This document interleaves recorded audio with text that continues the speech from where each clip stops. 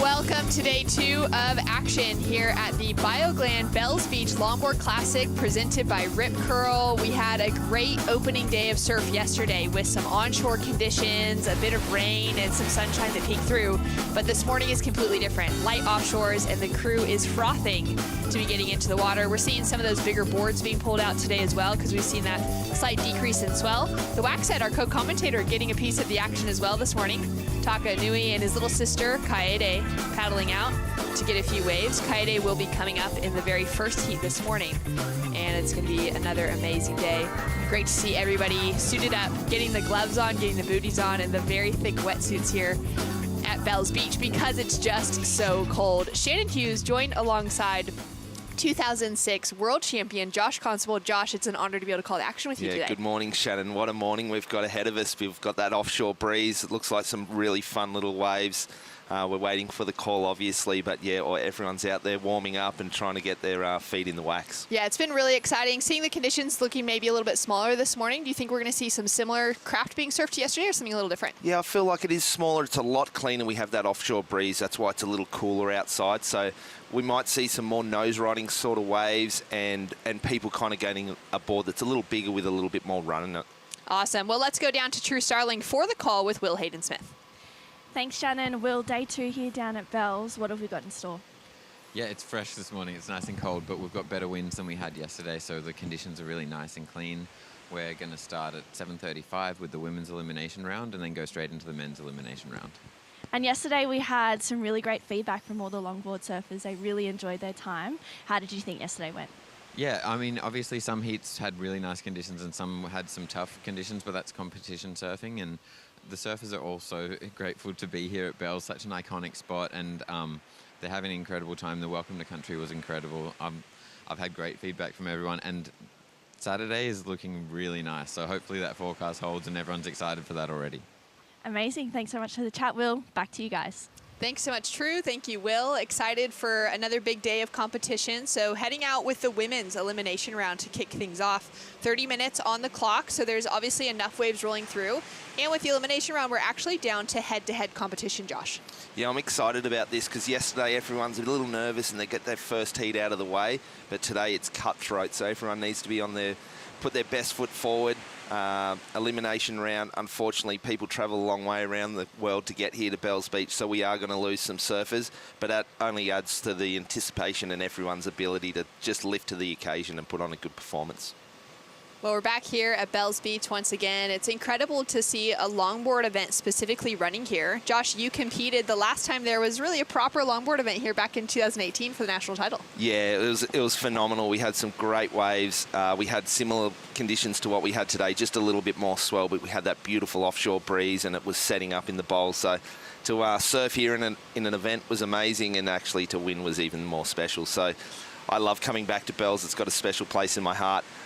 Excited to see the action today and really excited to see this first heat with Sophia yesterday, who's a real threat, and to see her today put on a good performance, I'm really looking forward to it. Yeah, this is going to be a really exciting one. Both women in the same age range, those late teen years. Kaede Inui up against Sophia Culhane. Now, Sophia's had a number of years on the Longboard World Tour for the last little while, which has been exciting to see her kind of grow into that space as a real good competitive surfer, being an incredible free surfer. But she really started kind of turning heads back in 2020 at Noosa.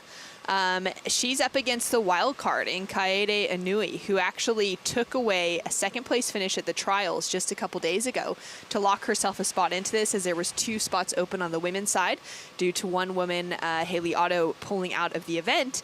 And so that opened up the opportunity for the first and second place in the trials. And Kaede's older brother, Taka, is competing on the men's side. So it's been great to see her roll through with this. Their younger sister, Sakura, is here as well, and for her to actually get a spot through. Declan White in there walking up the beach. He got out bright and early to get a few waves. I had a chat with him in the parking lot on the way down this morning, and he was saying it was really slow, but he's looking forward to the afternoon because that swell is meant to be increasing, and his feeling is that with that tide, the surf is just going to be epic later on. Yeah, we're going to see. We've got high tide just around 11 o'clock, so it's going to move in and probably move across to the Bells Bowl. With this offshore breeze, we're going to see, to Rincon, but with this lower tide right now and this offshore breeze, we're going to see the ladies sitting in the Bells Bowl, and they're going to be really excited to get this one underway, which we've just started. But Kieti, she surfed really well in the trials. It was really impressive surfing. In similar ways, we were down at Torquay Point, but it was smaller, it was offshore breeze and really clean. So she put on a great performance. Her nose work is unbelievable. So it will be interesting to see both these ladies go at it today because they're both similar age, similar surfers, similar ability.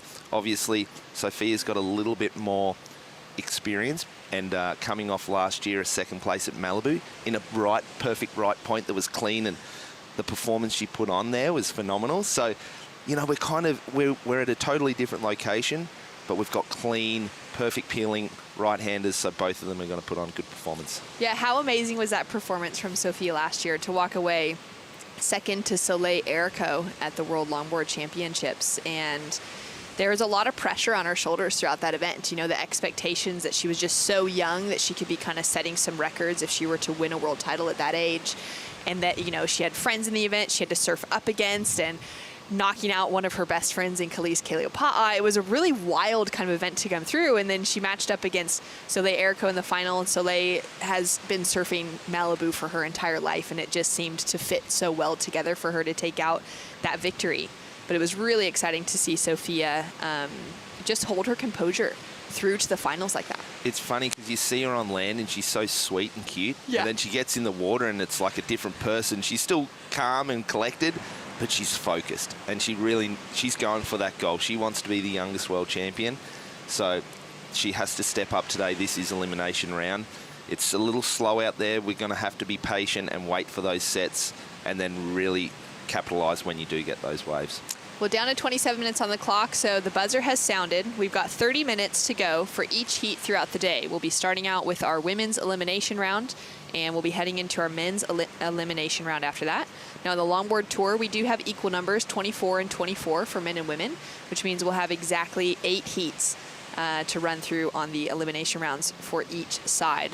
And it's going to be another good day of surfing. We should see those conditions start to improve with that consistency as the tide pushes through today as well. And with that offshore breeze, we should have it a little bit nicer than what we saw through yesterday afternoon. This drone shot just looks amazing from above. You can really see the little reef and the little holes in it and where the sand's lining up. And as the tide comes in on the top right of our screen, we're going to move over probably onto the Rincon section. And it's a really great little right point. So we've just got to hang in there, surf the bowl for right now. Tide pushes in, we'll move over and we'll see some really good longboarding on display today. We did see some of the better scores from yesterday, though, coming in the afternoon session when the women's division had to move down to the bowl because the tide was too low for Rincon, and we saw that 8.33 from Natsume Teoka come through on the Bells Bowl. We saw Rachel Tilley getting a 7, a couple of 7s, I believe, on the board. So it was really quite good. And I think we could be seeing some scores like that this morning as well. Oh, totally. And that wave of Natsume's, I was on the call for that one yesterday, and it was fantastic. She just charged it, took off on a really big section, and then just did beautiful nose work and some big rail carves. And I think she was really excited. I saw her post-heat interview, and she was buzzing. So good. She's staying with Chloe Calmon, who's in that heat as well, and she often hasn't been able to, kind of get the better of Chloe within those matchups. So I think she was really excited for that as well. It's fun to see those little kind of rivalries and friendships develop on tour with surfers that are looking to just, have that element of community, traveling together, making sure, a lot of them that are staying together in the same locations or the same houses even, but they're going to end up matching up against in heats, and you're going to end up with those stats as the tour is developing, and we're getting more events year after year, which is exciting to see. We are, of course, here in Bells Beach, Victoria, just outside of Melbourne, an amazing destination worldwide, one of the absolute best cities when it comes to culture, food, and sports, and to be about an hour and a half outside of a major city like that, and to have a location like this with the Golden Cliffs at Bells Beach is pretty amazing. Yeah, Melbourne CBD is really special, and it's a cultural hub, and they're sporting.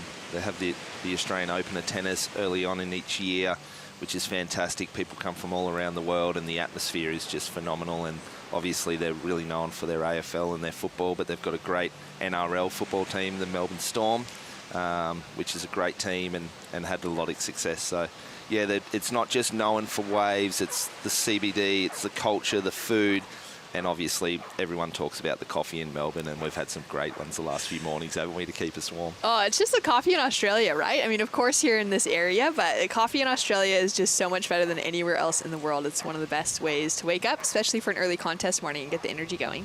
So we got a paddle now. So Sophia Culhane takes the inside position. This will be the very first wave ridden of the morning. When it counts, Sophia did get a couple of waves I saw when she was already in the jersey before the buzzer sounded. So she's feeling comfortable out here on the Bells Bowl.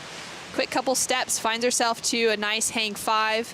Cross steps back off the nose, readjusts that board, finds a beautiful line here, keeping those arms so steady, up and out in a graceful position next to her. Goes for that quick tap to the 10 after a long 5 through the inside section, and nails the finish. What a great performance to start things off. 23 minutes on the clock, and now priority will sit with Kaede.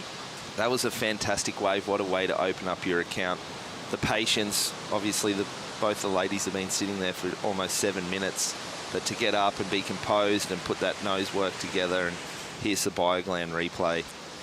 Just the patience here, trimming, just knowing that she's going to get to the Bells Bowl. Great 5 there, setting it up, letting the board just keep running. And again, here's really nice. I think the judges will like the flow, and this one was nice, 5, and then this one a little bit more in the pocket, the board sort of elevated, finishing with a nice little re-entry. In a perfect world, we would have loved to see it get a little higher up on the lip line, but it's the first wave of the heat. Obviously, it's more important to finish the wave like she did, so that was great.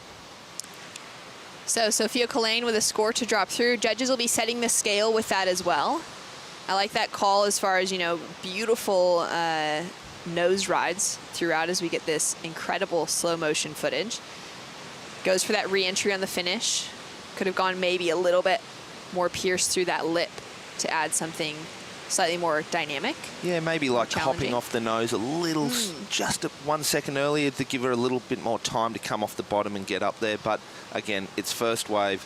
You've got to complete it. You've got to put pressure on it. It is a slow heat, so we do not want to fall. If we fall, we're going to really put ourselves under pressure because there's not much time and not many sets. So here we go, checking out a little old school stand up and see what's coming. Love that. So Kaede's going to let this wave go because she can see that there's a few more lines rolling through. Sophia as well, just going to paddle over this as she waits for that first score to drop in. Plenty of time still on the clock. And Kaede's been here bright and early. We saw in, you know, just kind of our morning preview as we were getting the show started that she had a paddle early on with her older brother Taka. Kaede is 18 years old. 15-year-old Sakura is traveling here alongside their mom. Taka Mama movies. She's always filming down on the beach. And Sophia's going to pull the trigger on this one. Take another wave, get that second score on the board, and just lock it in early. Has a little check back over her shoulder, too, as she drives through that first S-turn. Sets herself up here now. Hasn't quite gotten to the nose, but beautiful bit of rail work. Adding in that variety as well. The judge will be paying close attention to as she goes for a long 5, multiple 10s thrown in together, and holds on to that hang 5 through for the finish. Kaede now up and riding as Sophia kicks out. Kaede straight into a hang 5 to start things off. Nice steps back off the nose. Redirects that board. Now coming through to a section that's she's hoping will stand up a little bit more. This wave's seeming to be a slight bit flat, which means she's unable to make that connection on the inside. She might be able to get the paddle, though, for priority on the way back out. Yeah, she's a smart competitor, so she did see that. She was looked over to see where Sophia was on the paddle back out, and she's going to race back out and get priority.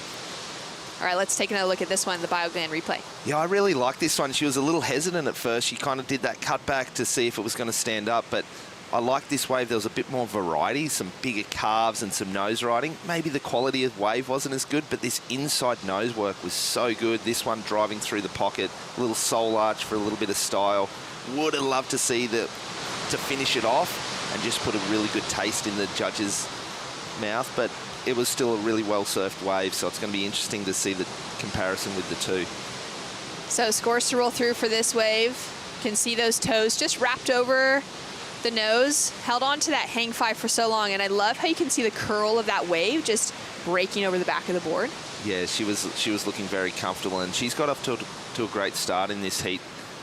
Two waves putting a lot of pressure on now on K80, and here's her Bioglan replay. Nice patience, great five.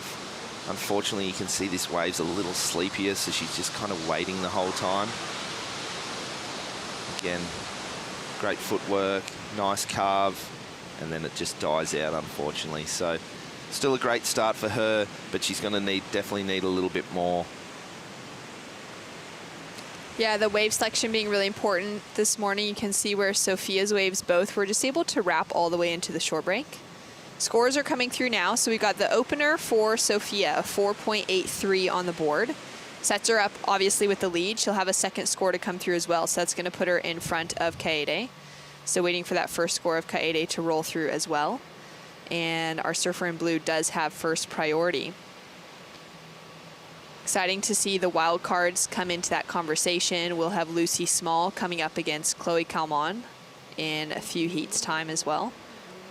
On the men's side, we saw Jack Tyro get the win in the men's trial, so he'll be coming up later on today in the men's elimination round, as he unfortunately fell out in a really tight heat between Connie Ellis-Stewart and Kai Ellis-Flint yesterday.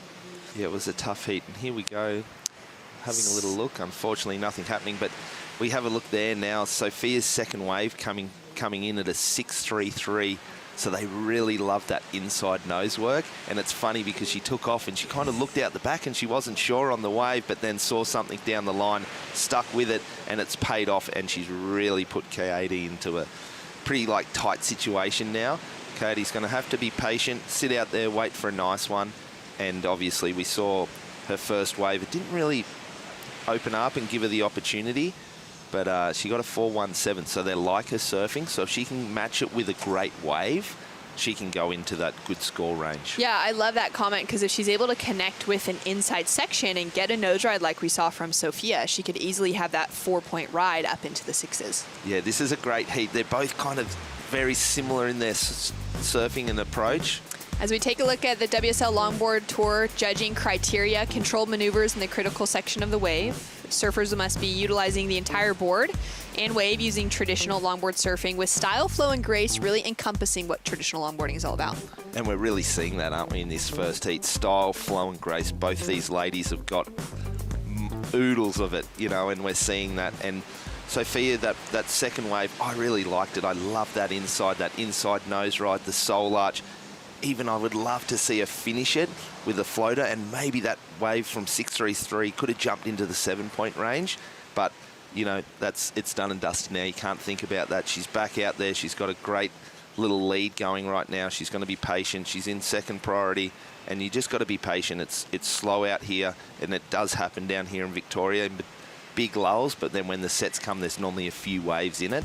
So she's just got to be patient and be ready. And look at that view, isn't it? The drone, it's just so pretty down here at Bells Beach. So beautiful with the contest set up here off the cliff. We got the judges sitting right there in that white tent with an athlete zone just behind for everyone to duck into and stay a little warmer through the windy afternoons.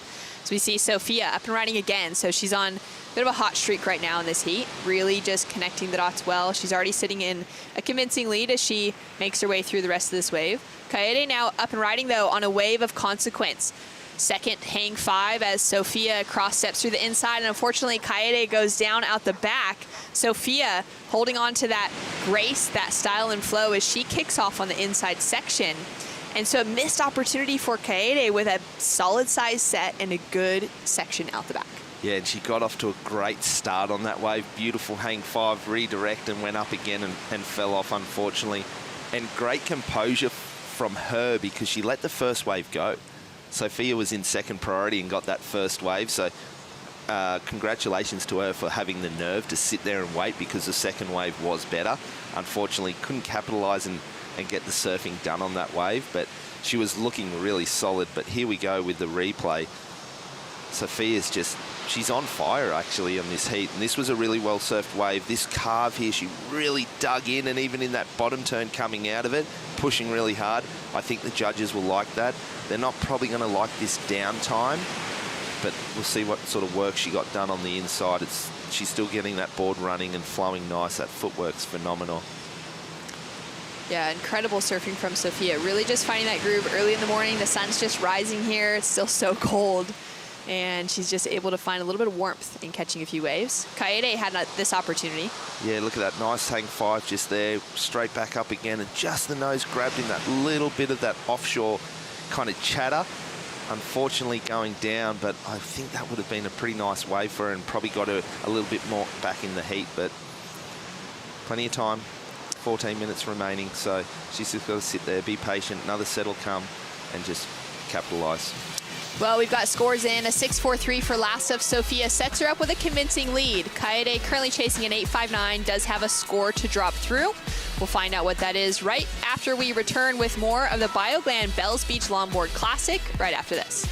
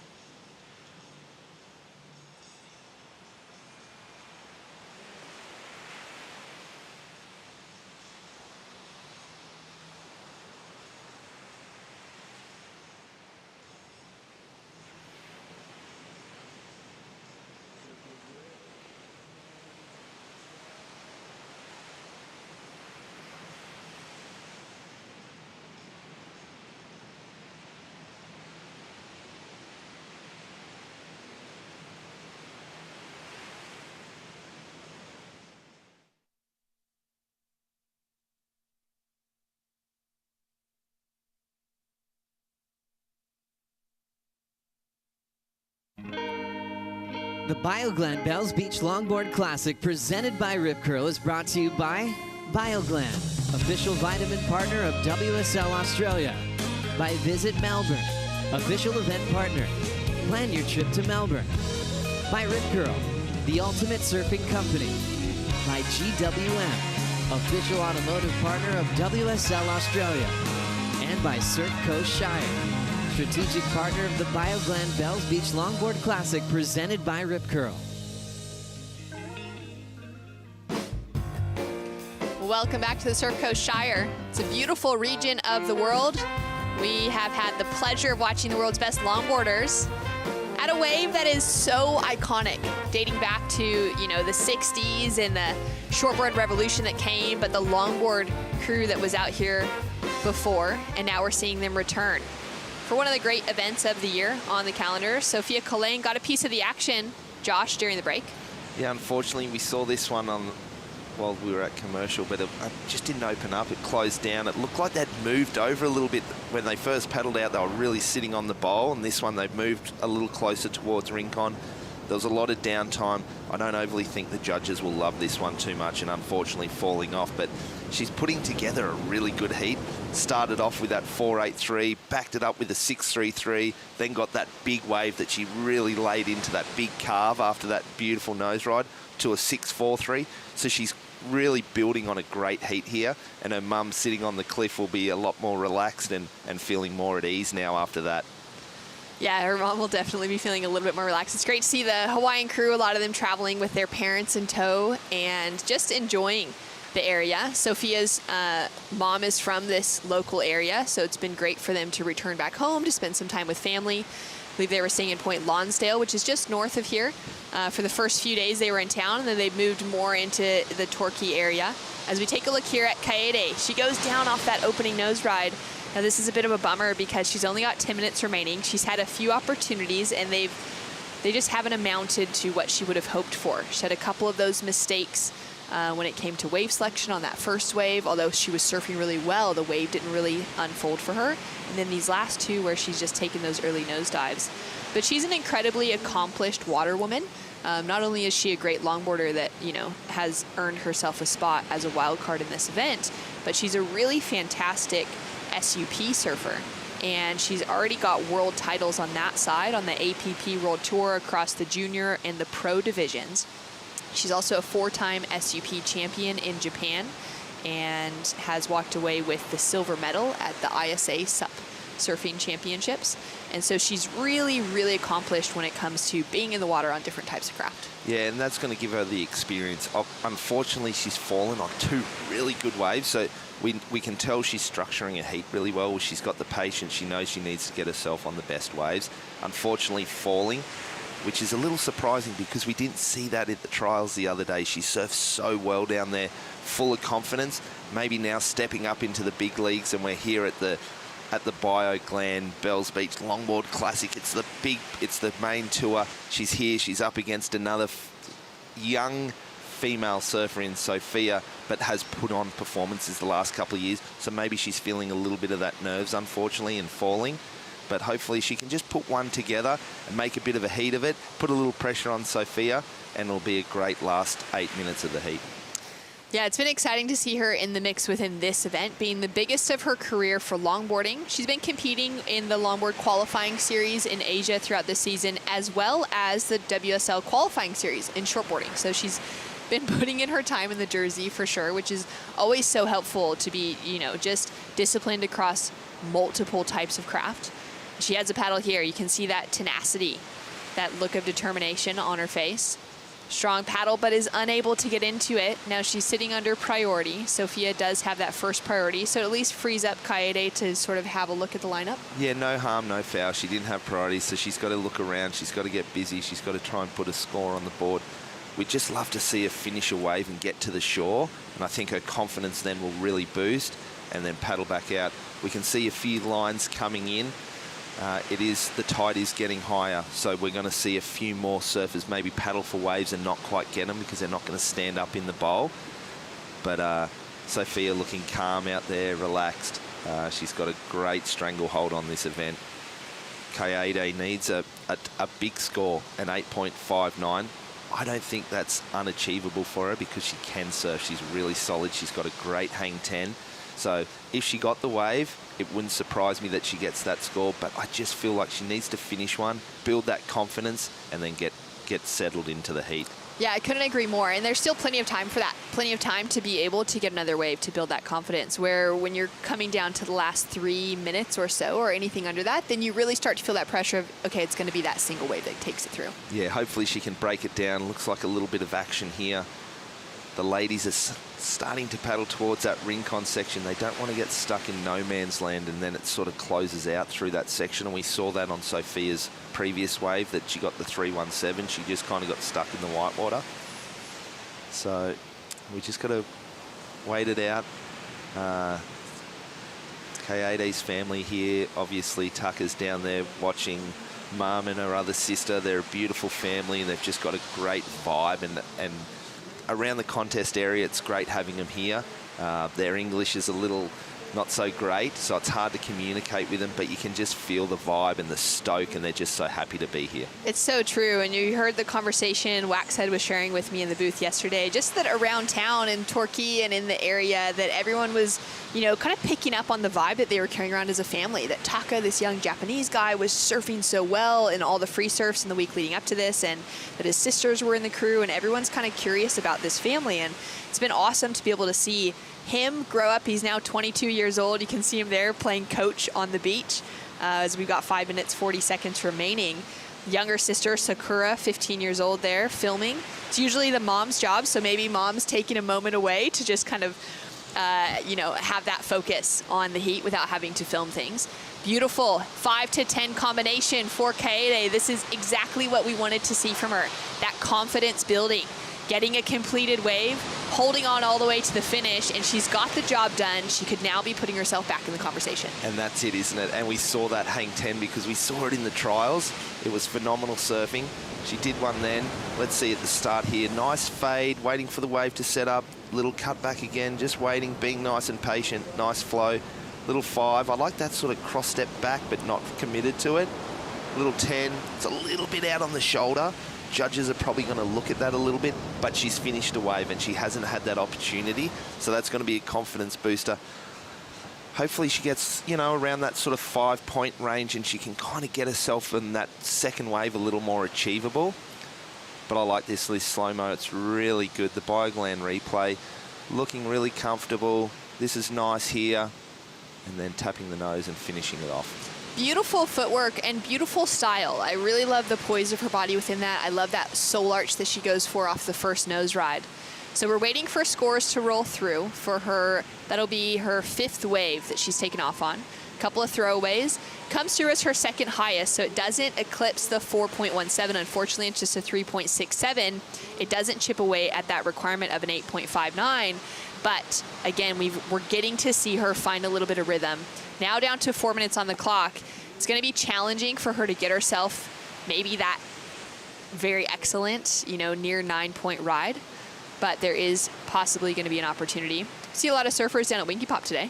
Yeah, it looks fun. I had a little look past when we drove in this morning. There's some really nice ones. It's only small, but it's perfect little runners, and here we go. Here we go, Sophia Collane, beautiful S-turns as she starts things off, just gets that rail working, passes the boil after she gets up to the nose, really engaging the entire board, and that's what we were talking about in the criteria at the start of this heat, was really using all the way from the tail, all the way to the nose, beautiful footwork in between, putting that board exactly where it needs to be in the pocket, and the display of surfing that Sophia is putting together for us for the first heat of the morning, figuring out the lineup here at Bell's Bowl has been incredible. I love that wave. I love that midsection where she's just weaving, standing on the tail, just rolling rail to rail.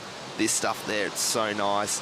Great footwork, nice hang 5. And this stuff, just really using that roll in the bottom of the board. Throwing spray, just getting nice flow, little bit of acceleration out of each turn, setting her up for this inside. Great 5, little soul arch again. And I like this one, finishing it up on the inside. And right there, it's dry sand. So she's completed that wave and looking good. What a great heat Sophia Culhane is structuring together. She found herself in the semifinals at the Huntington Beach Longboard Classic just a couple weeks ago. Nearly, you know, made it into that final conversation. She went down to the eventual winner in Khalees Kaleopa'a, who's one of her close friends from at home in Waikiki. And a great way to start things off. Would have been a bit of a shocker for her to find herself into the elimination round, coming off of such a great result in Huntington Beach. But she's showing why she's going to be a real threat for the rest of this event. I do remember in Huntington Beach, I think she lost in her first heat as well and went into the elimination. So I think for her, it's maybe a little confidence booster. She comes in here, she puts on a couple of really good scores, builds momentum, puts all her competitors on a bit of notice. They're down here, the people that made it through yesterday, they're still here this morning. They're having a coffee, they're watching their opponents surfing, and she's putting on some scores, and people are starting to see that she's really finding her feet. So unfortunately, that score, it didn't improve, but I still think it was a beautifully surfed wave, and she's building confidence, isn't she? Yeah, that's right. And it just was, I love the way you describe that weaving back and forth from rail to rail, really getting to see that whole board kind of generate speed and find its way through that sort of softer pocket section, and then to be able to link together a couple of great nose rides. So we're down to the final 1 minute, 15 seconds on the clock. Second heat of the morning is already in the water with Maria Fernando Reyes, longtime competitor on the WSL Longboard Tour, up against a newer name in Maya Glasenap, who's been, looking to just kind of put herself into that conversation as one of the world's best. So I'm excited to see these two match up as we're down to the final minute. Sophia, like you said, her last wave was just that 5.93. Still a fantastic wave, but doesn't factor in because she's already got a couple sixes on the board. So really structuring an incredibly consistent heat out there this morning.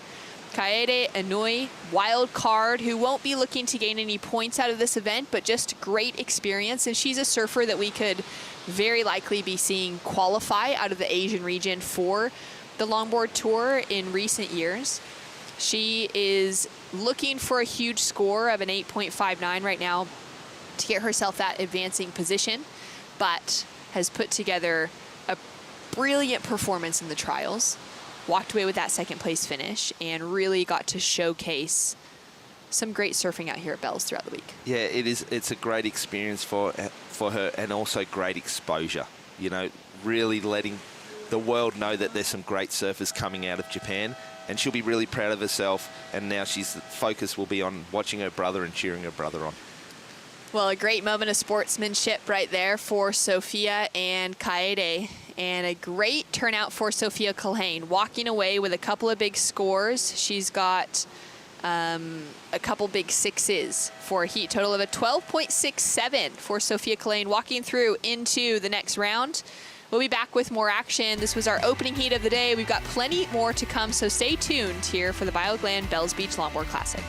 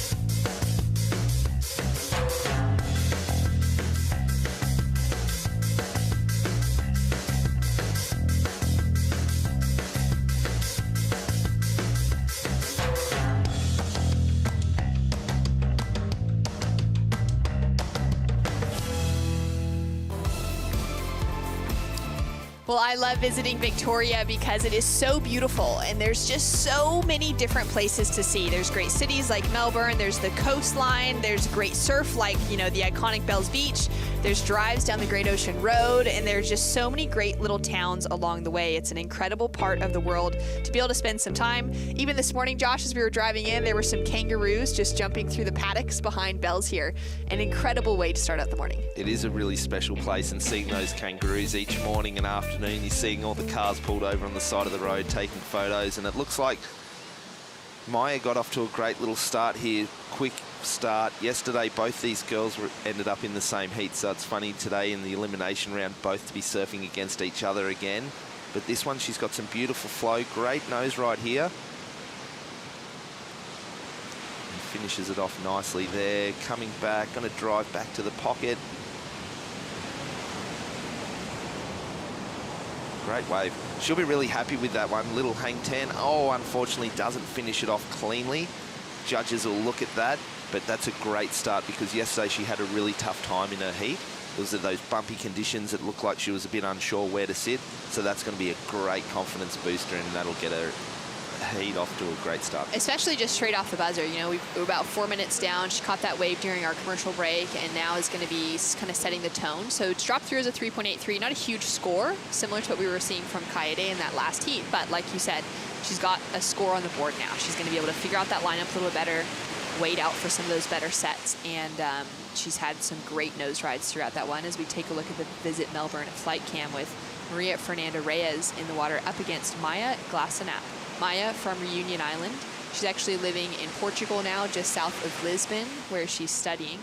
Great part of the world. It's quite similar to this with the cliffs, a little bit of a wild coastline feeling.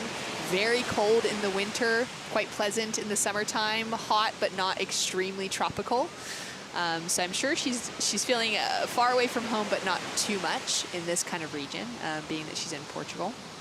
And Maria Fernanda Reyes has been competing on the Longboard Tour for so many years. It's been great to see her with some solid success. The first time that she graduated to this level of competition was back in 2016 for the World Longboard Championships in China at the time. And it's been really fun to see her with a good run of consistent waves throughout her career. Yeah, and she was, yesterday she was getting herself on some really nice waves on the outside, starting strong with some great footwork and nose riding, and unfortunately her waves didn't link up. She came up against a red-hot Rachel Tilley yesterday afternoon that was on fire and got herself on the best waves and surfed all the way to the shore. So she'll try and roll reversal today, hopefully get those good waves on the outside that link up and give her the opportunity on the inside. But just look at this area, it's so spectacular.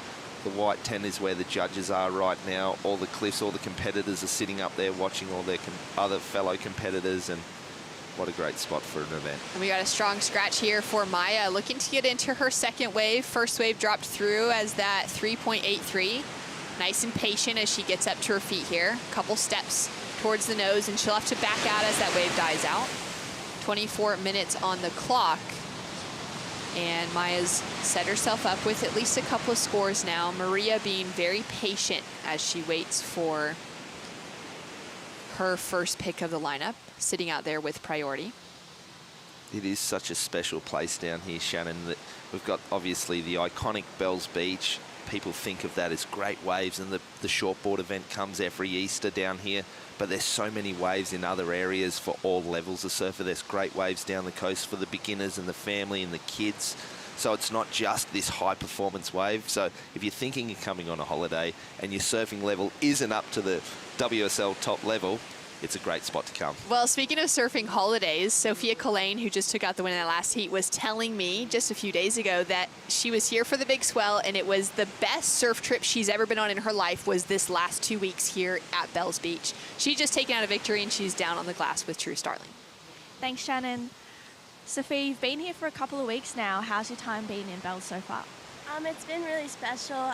My mom's family's from here, so getting to spend time with them, but also getting used to the water and the waves. It's been really nice. And coming off a heat win, the conditions were really different to yesterday. Yesterday was a little bit trickier, but today it looks really clean out there. How are the waves? They're fun. It was definitely tricky yesterday. It was good to wake up to some clean waves this morning, but definitely hard to read this morning. There's some fat parts in the waves, but it's okay. Had fun. And did you speak to your mum before your heat? I know she grew up here, so was there any words of wisdom from her? She always just says have fun, but, you know, try and win. Did you want to say hi or a special mention to some family members? I would like to say hi to my nan who's in surgery this morning. Hope you heal well, and yeah. Awesome. Thanks, Sophia. Thank you. Back to you guys. Thanks so much, True, and all the best to Sophia's nan. We do hope that you're healing up well and recovering and getting to watch your granddaughter out here shredding at a beautiful location in the world. Great to see her score some of those, you know, really iconic waves that rolled through over the last couple of weeks. I think there was quite a few people around the world that were hoping that they could have jumped on a plane just to be here to experience it. As we see Maya now up and riding, so staying really active. Beautiful locked in hang five right in the pocket, but gets stuck as that wave just bottoms out. Yeah, and have a look at that, Shannon, how shallow it is in there. The wave was really hollow over that little reef and sucked out, and bottom dropped out of it, but that was a nice nose ride. I like that she's getting busy. She's really trying to put some pressure on Maria, who's sitting out there being patient at the moment. So here we go. It's a small wave. She's moved over onto that little inside Rincon bowl. But yeah, unfortunately, just didn't complete the wave. But she's getting busy. She's trying her hardest, and it's great to see. And you can see there Maria outside sitting in the bowl waiting, isn't she? Now we're seeing two very different tactics here.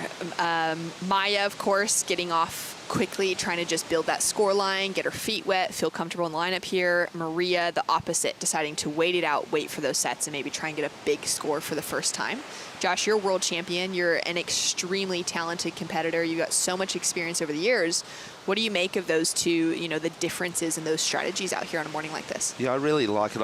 Maria's got priority, so she needs to sit out there and be patient. And she knows her ability. She can back herself. She knows if she gets herself on a great wave, she's going to get a great score. She's got beautiful footwork, and she can really hang tense. So she's going to put a score on once she gets that opportunity. But I like Maya's approach. She's got the wave. She doesn't have priority. She's put a nice first wave on the board. She's trying to build pressure. If she can back it up and put another 3 or 4 on the board, all of a sudden, Maria's going to need an 8-point ride, and then all of a sudden the nerves start to kick in like, whoa, I need an 8-point ride. She doesn't. She's still got 2 waves to put on the board, but that psyche will start to play in that psyche. So I like both approaches. They're both getting waves. Obviously, it's a slow lineup at the moment. When the waves come, they are really good. So I like both approaches, and I just love Maya just to finish one, get one more good one, and then she can go out, sit out there and wait for a set wave, do the same surfing that she's doing but on a set wave, and those sort of 3.8, 4-point rides might turn into 5s or 6s and then really put some pressure on. I love that breakdown, especially considering that we've got Maria with priority. Now, Maria's going to be on tour for this entire year, as well as Maya, which is so exciting for the 2023 WSL Longboard Tour. Started out in Huntington Beach. We're now here at Bells Beach, heading to Surf City, El Salvador for late September. And then the Malibu Longboard Championships will be a one-day event, just like the WSL Finals coming up at Trestles next week or in a couple of weeks here. We'll have a one-day contest with the top 8 longboarders for men and women. That'll be having an opportunity for anyone on that day to walk away the world champion. So that's really exciting. But talking about that third stop on the tour, Josh, at Sunzal in El Salvador, Maria had an incredibly good run there this year, just a few months ago at the ISA Longboard World Championships, where she walked away, I believe, with the silver medal. She was my pick to take out the win for that entire event. She was so incredibly consistent. She knew that wave so well, and it's a bit of a complicated wave. It's got a few wally sections, but it's got a lot of shoulders, and you have to be really creative with your approach to surfing that kind of space. It's kind of feels a little bit like wild open ocean, something like a sunset beach a little bit. And Maria really had it dialed, so I'm really excited to see her performance there coming up at the end of next month. Yeah, I got to watch it on the webcast, and she surfed phenomenally, and it kind of reminds me a little bit of her waves back home. It's kind of got that raw ocean and a lot of water moving. Yes, they're right-hand points, but there's a lot of water moving. A little bit like a Bells Beach when there's a bit more size and it's just open ocean and it's raw. So she looks comfortable in those waves. She's going to hopefully put on a good performance here, get some good points, and then head to El Salvador and put on another great performance and try and get that final 8 spot or top 8 spot and get there to Malibu. But that schedule this year, it's fantastic. Like, we're seeing great locations. We saw Huntington Beach, the buzz around a big event, a lot of eyes, a lot of people on the beach watching.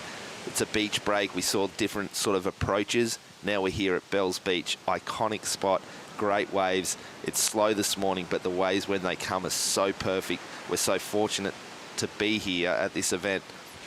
The schedule looks unreal, and I think all the surfers are really appreciated. Yeah, there's definitely a buzz going about the longboard community, knowing that that's the schedule coming up.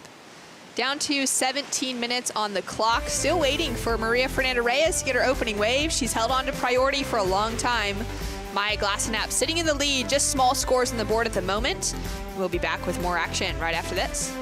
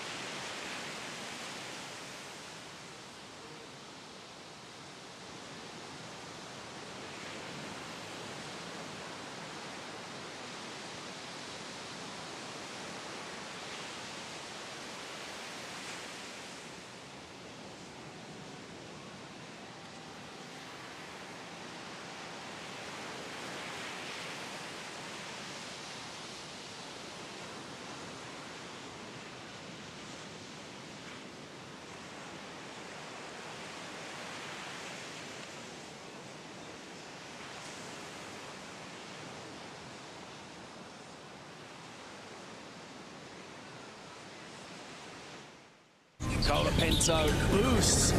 Yes, that time again. Leveling up, doing my thing. Yes, that time again. Defending the title, king of the ring. It's that time again. Don't wanna win, I'm cutting you off, cause it's that time again. Yeah, it's that time again. Yeah, it's that time again. Leveling up, doing my thing. Yes, that time again. Defending the title, king of the ring. It's that time again. Felipe Toledo just unleashing.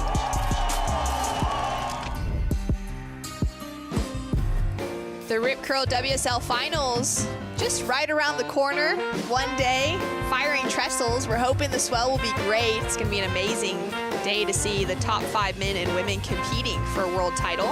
How unreal was it last year to see Steph Gilmore clean sweep from that 5th position? Yeah, she did so well, didn't she? She just scraped into that final 5 and then on the day just caught fire and just really put on a display of beautiful surfing. Big power turns, beautiful style. She is one of the most stylish surfers in the game. And speaking of style, check this one out. All right, so Mafa finally getting a piece of the action during the break. She did. She has been super patient. She's been nice flow on this wave so far. Oh, unfortunately falls off because it was looking quite good, but maybe that's a little bit of sitting around, getting cold, waiting for that wave. Maya with an opportunity as well to build on her score line. So we're waiting for both of these scores to drop through. Some nice little tip time here, hanging on. It's a little bit on the shoulder, but still a really nice, clean nose ride. Unfortunately, not much else on offer. So this is going to be really interesting to see the difference here. Here we go again. Is this a second wave that she's got? A little tighter, great nose ride, getting back, and then the wave just closing down. Beautiful footwork coming through from Maya.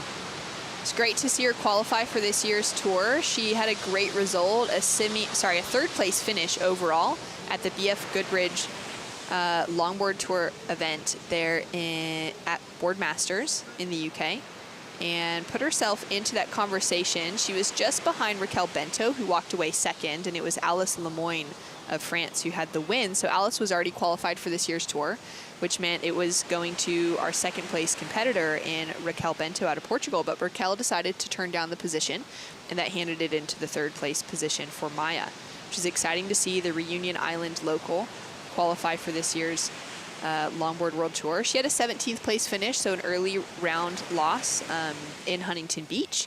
And at the moment, she's sitting in the lead, though, over Maria Fernanda Reyes, so she could be booking herself 1 spot further. And I'm sure that every moment that she's getting just in the jersey, competing at this level, her 1st year on tour, she'd be learning so much moment by moment. Yeah, she will be. And she's moved to Portugal, so she's probably surfing with Rahil over there and living in Costa da Caparica with Luffy, the legendary surfer that's been on tour for many years and now shaping beautiful boards over there. So she's in good hands. She's going to keep training. She's going to work really hard on her craft, and she's putting in a good performance right now. She just, that last wave, that beautiful hang 5 that we saw, stepped up. She dropped her 1.07 and added a 2.87 to the mix. But like Maria, she was patient. She waited for that good wave. She surfed it really well. She got a great score even though she fell. So if she can tidy that up, finish the wave a little cleaner, she's going to get some really good scores and jump back into the lead. Now, Maria's dropped in a 4.27 for her opening ride, which she waited about halfway through the heat to catch, around that 16-minute mark. And she's now got a solid score on the board, the highest of the waves that we've seen roll through so far, chasing just a 2.43 to put herself into the advancing position. Now, yesterday we didn't have any elimination heats. It was the top surfer that jumped straight through to the round of 16, bottom 2 surfers that had to meet up in this elimination round. But we will be sending surfers home throughout the day. We'll be roughly halving the field, maybe taking a 1/3 of the surfers out of contention as we whittle our way down towards finals day on Saturday here for the Bioglan Bells Beach Longboard Classic. Shannon, with the surfers getting eliminated and knocked out, are they sticking around, you think, and exploring Victoria because it's such a beautiful country? Or are they starting to think about El Salvador? What's my next spot? What am I doing? What boards am I going to be riding? and are they moving on and getting to that location, you think? Yeah, I think there's going to be both sides of it. There's quite a few surfers that planned, they had the budget, they had the space in their schedules to be able to fly out here a week or two ahead of time to be able to enjoy the area, to get to know the wave here specifically, but also to be a bit of a tourist and really just enjoy this local area. But there's a few that I know have booked themselves at least an extra week to be able to head up or down the coast. As we take a look here at Maya Glassenap. Now quick steps up to the nose, finds that hang 5, just recovers with that deep bottom turn, finds the line here for another nose ride. This is going to be an important moment for Maya to be able to hold on to the finish, to put on that little good taste into the judge's mouth as she rolls out onto the sand and puts together a completed wave, a little bit longer, a little bit more dynamic. Yeah, that was dynamic. She took off and faded and came back to the left. Lost a little bit of balance. The judges are going to look at that sort of surfing and just hold the score back a little bit. But she's patient here. She knows she's fading back to the pocket. Nice little turn, but just here, kind of wobbles a little bit, drives out of it, gets composure again. Nice little nose ride. This one, they'll like it. It was a little steeper. The wave stood up. It dropped out, and she ran back quickly, setting it up again. Great little nose ride, and then dry docks it. So that's a pretty good wave for her. I think she's going to be really happy, and that was under priority too. So Maria's playing that patient game, but she was out of position. Unfortunately, missed out on this wave, and Maya has really capitalized on it.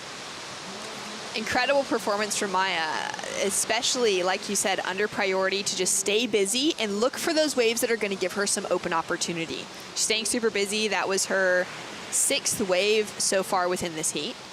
And look at that score come through. Almost sits there with her first wave of a 3.67 to match the 3.83. Now she's put herself in that lead again, putting a little bit more pressure on Maria, who's going to have to get busy. We've got 8 minutes to go. There's still plenty of time, but we are seeing big lulls, and she did sit for about 15 minutes at the start of the heat without getting her first wave, so she can't repeat that. Obviously, she's going to run out of time. So this is getting exciting. We're coming down to the crunch time.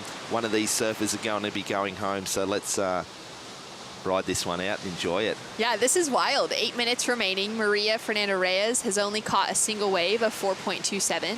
She just recently got engaged just a few weeks ago to her partner, Raffo, so congratulations to the two of them. He's traveling with her on the road now and just celebrating that time in their life. And now she's got, she's got some work to do coming down to the last few minutes. Small score, just 3.23. So I would say she's still sitting in that driving seat, being that she's got the highest single score of the heat. She's also been holding on to priority. So she's clearly decided that she knows exactly the type of wave she wants to go for. And she's probably somewhat mapped out what she wants to do on that wave as well. And we saw this happen a little bit yesterday.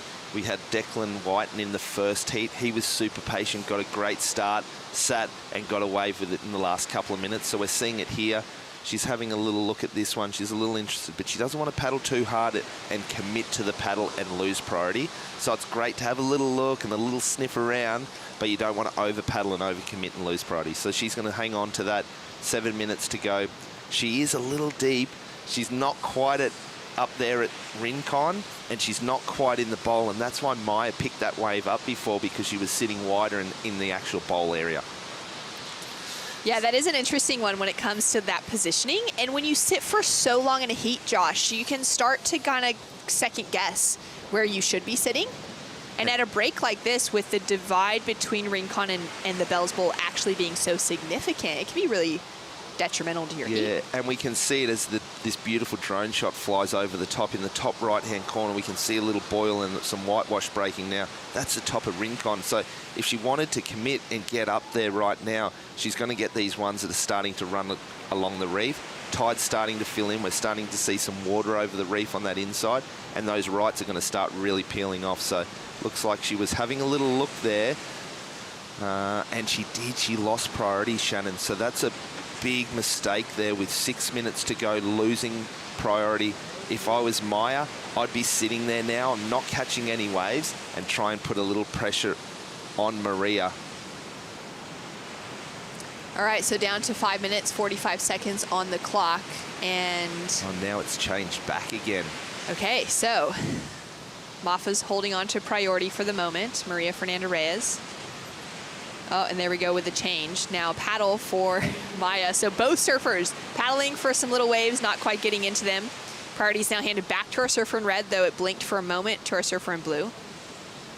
So these are those little mistakes that at this level the surfers have to work on and tidy up. Obviously it's Maya's first year, so you know she's still learning her craft and learning the trade, but these are the little mistakes that you got to tidy up, and these can win or cost you in the heat. And unfortunately she's just handed it back. Maria's going to sit back, cruise a little bit, and just wait. You do see her high up there at the top of the right hand side of the screen. She's moved a little bit more towards Rincon. So down to 5 minutes on the clock. This has been quite a stressful heat. Not a lot of waves ridden. It's Maria Fernanda Reyes on the heat recap that's sitting with the single highest score of the 4.27. Josh, off of this one. Yeah, this wave was really well surfed. Just nice flow, nice nose ride at the start, some nice big carves, and just playing with it. Unfortunately, coming unstuck. I feel like if she finished that wave and linked it up, it would have really gone up and taken the pressure off. Now, totally different approach to this heat from Maya Glasenap, who has been super consistent. She's caught so many waves, small scores, but she's holding on to the lead. Yeah, she's been busy. She's trying to really build each wave's kind of getting better. This was some great surfing here on this wave. Finishing this one, we saw this one, she nose rode right up onto the dry sand. She milked it for everything that it had.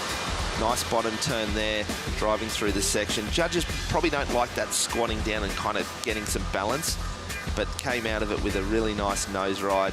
She's surfing great. It's good to see her bounce back after yesterday, because both the girls had a tough heat yesterday, and just showing the world, hey, I've got this, I'm surfing great. Here we go. This is another exciting heat. This is going to be a great one. Elimination round, heat number 3 with Chloe Calmon paddling out against Lucy Small. Chloe, longtime competitor on the WSL Championship Tour, multiple runner-up to the world title, has been so close, about 3 different years, to winning that inaugural world title for herself. She's up against the wild card in Lucy Small, who took out the win at the trials at Torquay Point a couple of days ago. Now Maria Reyes up and riding. This is a very important moment. 3 minutes on the clock. She's chasing a 3.23. Great footwork, quick, tight nose riding. Up and riding behind her is Maya. So Maria goes down on that inside section. Maya now up and riding, looking to increase. If she can increase on the 3.67 as her low score, she's going to build that requirement. This is looking to be a really good wave. Is she going to be, oh, can't hold on to the finish. That would have been really exciting if she'd been able to. Wow, what a wave. She surfed that so well under pressure at the end of the heat. If we saw that wave completed, that was going to be maybe the best wave of the heat, and she would have really put some pressure on. Let's re-watch this here on the Bioglan replay. Just great patience, didn't she, Shannon? She just had that patience waiting, a little bit of loss of balance there. Beautiful nose ride here. Great 4 steps back to the nose. The judges are going to like that. Up again, little tap through that section, getting back, giving herself time to get up to the top, and unfortunately her back foot slipped off and fell down. But look at this one. Now this is an important moment for Maria Reyes. She's chasing down a 3.23. Cross steps up. She gets that quick tap to the nose, but that's really the only work that's done. And the scores have dropped through, Josh. It's a 2.60. And it's not enough to take her into the leading position over Maya. As you can see, she's surfing so well. Unfortunately, she just didn't get herself on a great wave. And it was fast and grindy. She just couldn't get going. Water spraying up in the face, wiping that off. So this is going to be a really intense finish right now. Minute 30 to go. Maria, the only positive, she's got priority. She can back her surfing because her surfing is so good. We've seen that at the ISA earlier on in the year. She knows she can get scores. Yeah, exactly. I just feel quite surprised at how this heat's actually unfolding. Because in those first 10 minutes, you're thinking, all right, Maria's going to wait with priority, and she's going to end up on the set of the heat, and she's going to get herself a 6 to 7 point ride because she's being so patient with that wave selection. But it just hasn't turned out to be that way. And now she's kind of in that position where she's still only chasing that 3.23. She probably thought she would have been able to have that with even just that smaller wave selection on the way before, but it just didn't open up for enough maneuvers to warrant the score. Unfortunately, if we go back and recap the heat, that 4.27, that first wave, she surfed it so well and fell. If she didn't fall, maybe that wave goes into the 5.5 range, and then that 2.6, it's almost there, and she's almost got the score, and she'd be in the lead. So here we go. She needs to make some good choices here. Now she's held on to priority at the moment. She's on the inside position. Maya's going to take off, and she's going to pull out quickly, knowing that Maria's got priority on the inside from her, but Maria's just not in the right spot. She's in that sort of dead zone between Rincon and Bell's Bowl. We're down to 10 seconds on the clock. Is she going to be able to get into this one? She's not going to, and in an amazing performance from Maya Glassenap out of Reunion Island, currently residing just south of Lisbon in Portugal, the newest member to the World Longboard Tour, has taken out an absolute favorite in Maria Fernanda Reyes. And we're going to see Maya Glassenap advancing through to the round of 16. What a fantastic heat, putting pressure on the whole time and building through that performance. Good on her, and after yesterday's performance, she'll be so happy to come through with the win. Wow, what a way to see things play out. Small scores, but the tension was absolutely tight. Sam Bleakley and Matt Chinaki will be coming into the booth to call the action. Right after this, we'll have Chloe Come On and Lucy Small hitting the water.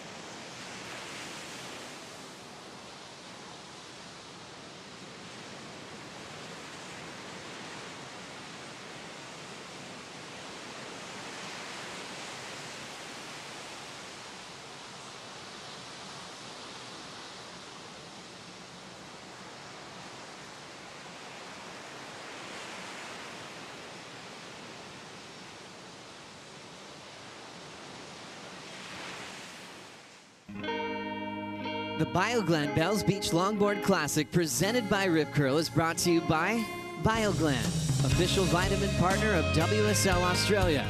By Visit Melbourne, official event partner. Plan your trip to Melbourne. By Rip Curl, the ultimate surfing company. By GWM, official automotive partner of WSL Australia. And by Surf Coast Shire, strategic partner of the Bioglan Bells Beach Longboard Classic presented by Rip Curl. Welcome back, surf fans. Thanks for tuning in. A pleasure to have your company here in Wadawurrung country at Jirac, also known to surfers around the world as Bells Beach, the spiritual home of Australian surfing and one of the most iconic waves in the world. I'm Sam Bleakley. Thanks for tuning in, joined by the mighty Waxhead, and you're fresh from a surf this morning. Tell us about those conditions. The mighty Waxhead. I haven't had that intro before, Sam, but you know, I'm feeling kind of warm, then I went cold again, so it's a lot. One interesting factor is that it's a lot colder today than yesterday. So a lot of the surfers coming in from their free surf saying I should have worn booties because it's just the air temp is just that much chillier. So that's why we've got the coat on in here and a great heat. We've got Chloe Come On and Lucy Small out in the water. Absolute beauty, of course, from Rio de Janeiro, Macumba Beach, Chloe Come On, the silky smooth surfing goofy footer, surfing against Lucy Small. Hails from Denmark, of course, will be used to these cooler conditions, now based in Sydney, kicks off with this wave. Let's catch up on this replay, Matt. What do you think of this? So transitioning up to Rincon, these two surfers on a nice, clean wall. So Beautiful hang 5 there, really getting the toes over the side of the nose there. Interesting style of nose ride from Lucy, driving through the section in the middle, and you can see the look of anticipation on her face, and goes down on her opening wave. She just got the wobbles there, a little bit of nerves, but you know, a good start. How about this from Chloe Calmont? Chloe, so she made her intentions outright going to Rincon. Nice high 5 there, speedy. And there's a little ledge there that she steps up and over and almost catches a nose too. It's really important to be patient at Rincon, Sam, because there's always an inside bowl. If you try and do too many maneuvers, you won't make it to Chloe. Nice patience, clean footwork, beautiful. Pocket 5, close 5, and carving that one back around. So a lot of variety from Chloe on a great opening wave there for the surfer in red. And super experienced now, finishing off on the shallow inside section. So these surfers transitioning all the way, another bonus nose ride. So that was the best wave we've seen of the morning, Sam, and looked beautiful. Looked like it was one that you'd free surf as well. Absolute fantastic start for Chloe. Drops a 6-1-7, looking smooth and silky and dynamic as always. She'll like these clean conditions, Matt. And that's where the majority of those points would come from, into this turn here. So judging criteria, use of the rail, and committed nose rides. Although it was a smaller wave, that was the section judges want to see, with the board way back in the pocket. And just great use of footwork there, as you can see the feet crossing over, and that's something unique to longboard surfing, Sam. And talking of unique, fresh from reunion, now based in Portugal, Maya Glasenap. She has just had a fantastic result, and she is with True Starling. Thanks, Sam. Maya, you had tough conditions yesterday, and we've woken up this morning to something completely different, but it was really slow out there and you applied the pressure early. Yeah, it was not a lot of waves. I didn't have priority the whole time, so I stayed further down. And yeah, I got some waves, but not a lot. But yeah. And Maria had the best wave of the heat and just needed like a small score to back it up. And towards the end, there was a couple of waves that came through. Unfortunately, she missed that. That would have been pretty nerve-wracking for you. Yeah, I was really stressed because I knew she needed a really low score and just one wave would have been enough. Luckily for me, she didn't get that wave, and yeah, happy to make it through. And moving on through to the round of 16, you had an equal 17th at the Huntington Beach. So how important is you to move through that next round? Yeah, I got eliminated on the elimination round in Huntington, so I really wanted to make it through to at least win one heat. So now I'm happy, I have less pressure, and we'll see. Awesome. Well, good luck for the rest of the event. Thank you very much. Have a nice day. Thank you. Back to you guys. Congratulations, Maya. Incredible result, eliminating Maria Fernandez. But she talked about the lack of waves. You expressed on your free surf, Matt, that that's not actually the case if you stay busy. In that last heat, Sam, I counted over 45 waves coming in through Rincon. All of them had scoring potential, actually almost better than Chloe and Lucy's waves as well. That was the standard, so they left a lot out there, but the issue is they're surfing in the Bells Bowl, which is in line with Rincon. As you can see, these surfs are way up the reef at Rincon, which is more of a high tide break. The surfs in the previous heat were about 350 metres to the left of screen, straight out the front of the contest site, and it's a big, dark, deep hole. Live action, Chloe Calmont from Macumba Beach, Rio de Janeiro. She takes a low stance there, keeps that trim speed. 2 steps, 4 to the 5. Nice wrap of the toes over the nose, 4 steps back to the tail. Uses one of her trademark cross-step turns. Again, back up 6 steps into a 5, pulls up for a tight 5, little touch of the 10. Holds that rail as the foam just chandeliers across her back, but stands up and just stools it on the shallow water there to add to that 617. And that was a great second wave, a back up there for Chloe. She looked a little bit upset as that wave closed out, and we'll see that on the replay shortly. But see these little ones, Sam, coming through. They're all scoring waves. That one a little flat, but there's a little bowl section you can connect with, and here she goes over the ledge. That's a tricky spot there, Sam. That one breaking really nicely. You can see the hesitation grabbing the rail, and then here she is, high nose ride. Really nice judgment as it ledges up again. She carves it, cross-step bottom turn, showing a bit of variety, and up on the nose again. Now, it actually gets a little 10. It's important to show the judges you finish when you want to finish. Rincon will run away from you, and you will see that throughout the day. So the competitors need to be careful to show the judges they're not disappointed with their wave. So when I spoke to you after your free surf this morning, Matt, I said, nice for nose riding, and your thoughts on the role of the nose ride in these types of conditions? Yeah, so the nose ride will be there when it's on. You can't look for it. The second that the surfer's anticipating that nose ride at Rincon, the wave will run away. It's a high speed, high nose ride, very critical. A lot of people likening the wave to Malibu on the inside section, where if you do a turn, you can get stuck behind, but if you do a nose ride, you'll race through the section. But it's on when it's on. If the surfer's looking for it, chances are that the wave will peter away from it. It's just after a turn, as the surfer's walking up at that projected speed and that high line, that's when you've got to get to the nose. And we'll see a couple of variations in the next few heats. Look at that, the Melbourne flight cam there. Absolutely stunning with the sandstone cliffs as Chloe Calmon backs up that 617 with a 483. But let's talk about Lucy Small. She comes off the back of winning the trials event at Torquay Point. Incredible result for Lucy, and deservedly so. She's a fantastic logger. She told me about when she was a Grom, she used to study videos of Alex Noss down there in Denmark, now based up in Sydney. Very much a core part of the Australian longboard community. Absolutely, and there she's up. Now having a look at this wave, so see that little ledge, that one she was on the other side, so at high tide it breaks on the inside, so that one will actually be a good wave. It'd be a wave that you pick up on the way back out, Sam. So that ledge, see this on the inside section, that's a very nice looking wave, and that'll go all the way through. You can see the inside track on it, so that's inside the surfers. A tremendous wave for traditional longboard surfing.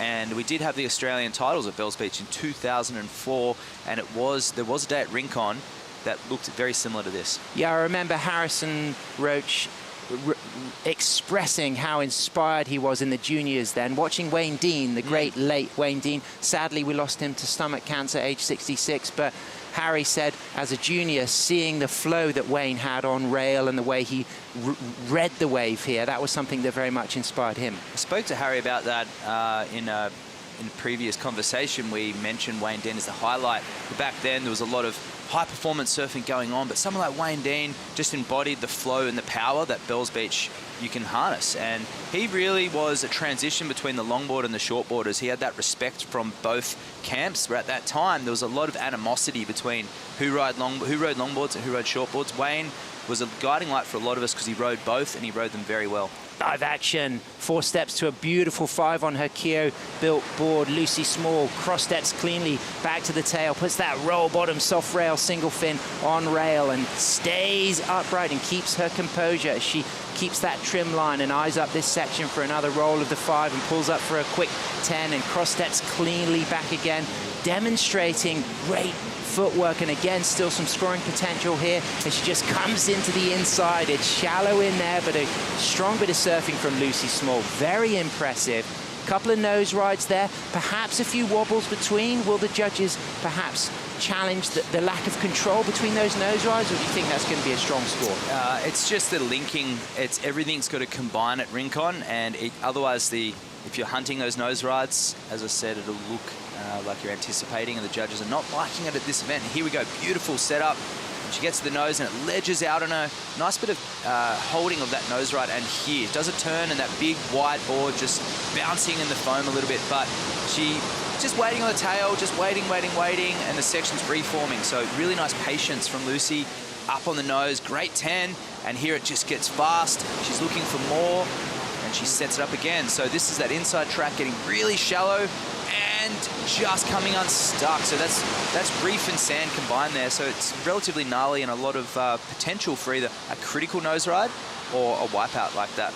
And so much more to Lucy beyond her surfing, her political role with the Green Party. Of course, she has been the founder of the Equal Pay for Equal Play movement. She just made a fantastic film about women skateboarding and surfing in Ghana called Yama. She's a master's graduate in peace and conflict studies, but right now up and riding, it's Chloe Calmon. Late takeoff there, almost airdrop from that takeoff. That was impressive that she held on, but she recognizes the opportunity to kick out and stay with priority. Yeah, that was a wild takeoff, and I'm feeling she saw Lucy there. She didn't like the beginning of that wave. Although it may have offered something towards the end, it's always hard to tell.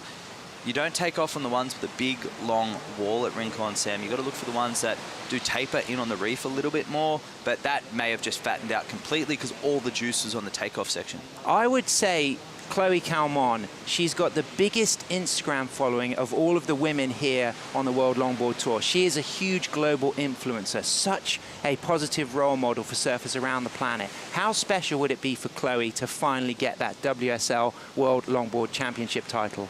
I think it'd mean more to her than it would her followers, because she's inspirational already, Sam. It's a label that she wants to achieve. It's something she wants to achieve for herself now, and people don't define her through her accomplishments anymore. We know she's won just about every single contest in the world, including invitationals, WSL Tour events, and she's even taken out the Pan American Games.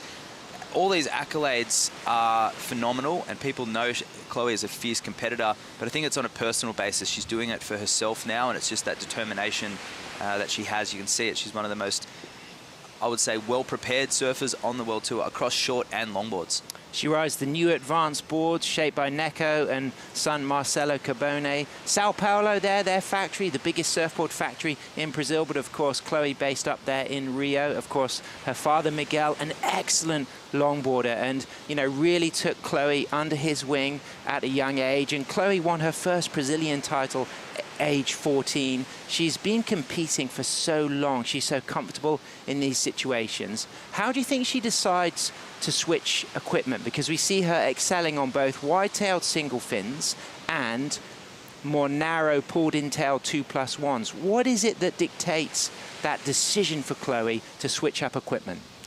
She surfs pretty similar across both performance equipment and single fins, showing her diversity. Sam, she can surf literally anything in any waves. So for her, it just comes down to the judging criteria and seeing what they're awarding. If it's going to be power carves, she might opt for the 2+1, but in recent years, it's just been down to those single fins with a lot of tail flip, which both helps them nose ride, but loosens up the tail as well. All to play for, just under 15 minutes remaining. Join us very soon for the conclusion of this fantastic heat between Chloe Calmon and Lucy Small.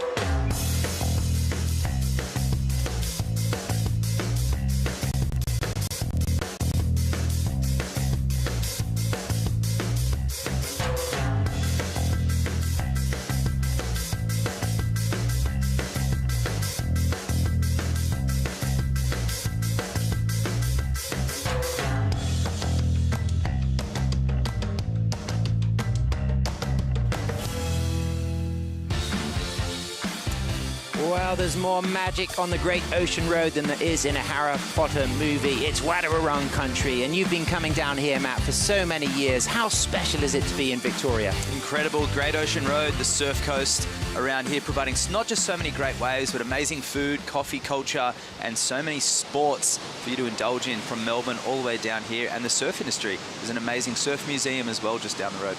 Kangaroos, koalas, incredible food, and iconic point breaks. Of course, so much heritage to this longest running location for a professional event, consistently being part of the World Shortboard Tour, and so special for longboarding to be back here at center stage. And it's amazing, this was the location of one of the last longboard events ever held in 1967. We saw Nat Young, Midget Farah, the likes of Wayne Lynch, Ted Spencer, Robert Keneally, all competing and vying for that the bell. But I tell you what, Sam, after that, boards were sub 8 feet. We didn't see longboards back until 2023.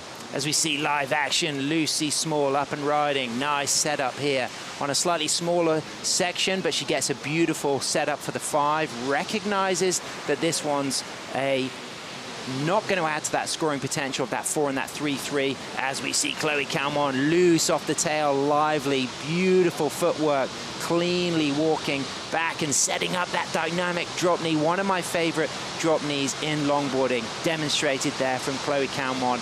Again, variety with that rail engagement, but using the footwork cleanly, anticipating the opportunity for more nose ride scores as she just eyes up this last inside section and wraps those toes around the tip and might well replace that 4-8-3. I think so, Sam, and still she wasn't looking overly pleased with that wave. Just I saw the look in her face, but there is something that we didn't have to encounter yesterday, and that's the sunrise that comes into the valley, Sam. As you're driving down the line on that wave, sometimes you have to squint because the sun's in your eyes. And here goes Lucy. So a nice reverse fade takeoff, setting up this inside. That's one of the smaller, better shaped waves. And that unique nose ride style from Lucy, and she's out of there, sees not much potential down the line, but to turn around and see Chloe behind her. This is the side angle of that one, so that reverse fade. So as I said, under priority, you can get these little ones that have great walls. And that one, yeah, she thought, you know what, I need a pretty considerable score right now. That was not going to give it to me, to see Chloe behind her on an absolutely beautiful wave. So amazing style. And this carve, Sam, really dropping that knee and turning the upper body, driving through that ledgy section. And then she sets up this inside track and gets very critical through here. Your choice of maneuvers is super important. And it just gets nice and shallow. So this one, not at that gnarly shore break as we've seen before, and slightly incomplete, but she's very much so on the reef. So, and here we go. Here's that ledge. So there's a lot going on here. The sun in your eyes, the ledges popping up the rocks. Goes high on the wave. She's very high, steps down to the bottom of the wave and drives off the bottom with a drop knee, steps forward again, a little safety grab at the rail. Judge is taking note of that, so it probably won't go excellent, but an amazing use of the whole nose, tail, middle of the board, the rail, everything. So that ledge dictated by the bathymetry, just a little shallower section? Yeah, and also just in general that we're coming in on the inside ledge, so that's almost where the surfers are walking on in low tide. So there we go. Beautiful nose ride there. But the use of her footwork is one of her trademark features, and I love the way that Chloe uses the drop knee out and into that section there. Again, this was just a little bit unfortunate that she had to grab the whale. Sometimes the judges don't like that use of grabbing the whale because it's more of an appearance of having to kind of rely on a bit of safety to keep that flow going. Well, with a 7.5 logged in for that, Sam, I did say I think it would have gone excellent without the grab rail, because that was speed, that was power, that was flow, there was style, and the whole use of the criteria right there. The critical nature of everything was combined. She didn't stop moving. So although there was not one moment where your jaw was dropped, my jaw was dropped the whole wave. I could almost hear the Brazilian fans cheering that score there. 7.50, near excellent score drop for Chloe Calmon. That seemed to really celebrate using all of the board and all of the wave. Absolutely, and see those rocks that we have our surfer Roisin Carolan walking out between for the next heat. So there is some of those rocks in the water. Some of them have made the inside section, so it does get a little shallower than you think. So you've got to watch your fin out there too, Sam. Live action, Lucy Small deeper on this section. She's got a beautiful velvet blue wall ahead, azure colors as she touches that 5 from the 4 steps up to the nose and keeps on the front third of the board, keeping that trim speed and being beautifully patient there, and then readjusting with a walk back and a down carve, but decides to either kick out or recognizes that she couldn't quite continue on that ride. Yeah, that's exactly. There's something unique to longboarding as well. Sam standing up and looking for for the waves. You don't see that in a shortboard contest. I love it when I see that from Chloe as well. I love that hunger. For me, Chloe, she is always committed to give it everything. And this replay now, look at the way she just let that board keep the trim speed going, Matt. That's right, that Walker model, nice and stable. And stepping back, and she sees a section. She ramps up, looks, and just can't get it back down again with that offshore wind. Starting to plague the surface a little bit. We saw Chloe just very cautious on her surfing, a little lower down, no upright nose rides. Look at that. This is one of the world's best waves, Sam. We have Rincon at the Bells Beach. Well, Wadawurrung country, I mean, this is just a special place to our Indigenous people, but for our surfers as well, this is incredible. This is some of the best waves we've ever had on the Longboard World Tour. I'm so stoked to have longboarding here, Sam. Absolutely, and what's so special for Dirac here, of course, as well, is all of the history of all of those iconic surfers who have walked up and down these steps, from Simon Anderson unveiling the thruster in 1981 to Jeff Hackman to first four times winner Mark Richards, to know that all of us longboarders can now kind of walk in the footsteps of those greats. And of course, if we enjoy watching Endless Summer, there's a fantastic feature about wintertime bells with Rodney Sumpter and a young Nat Young surfing here. So the longboard heritage is solidified at this break, and it's so great that the WSL has had the opportunity, with the support of Vic Tourism and all of the partners, Bioglan, Rip Curl, to bring us back here and showcase how good a longboard spot this is. Incredible, and there's been so many times I've seen in the Easter Classic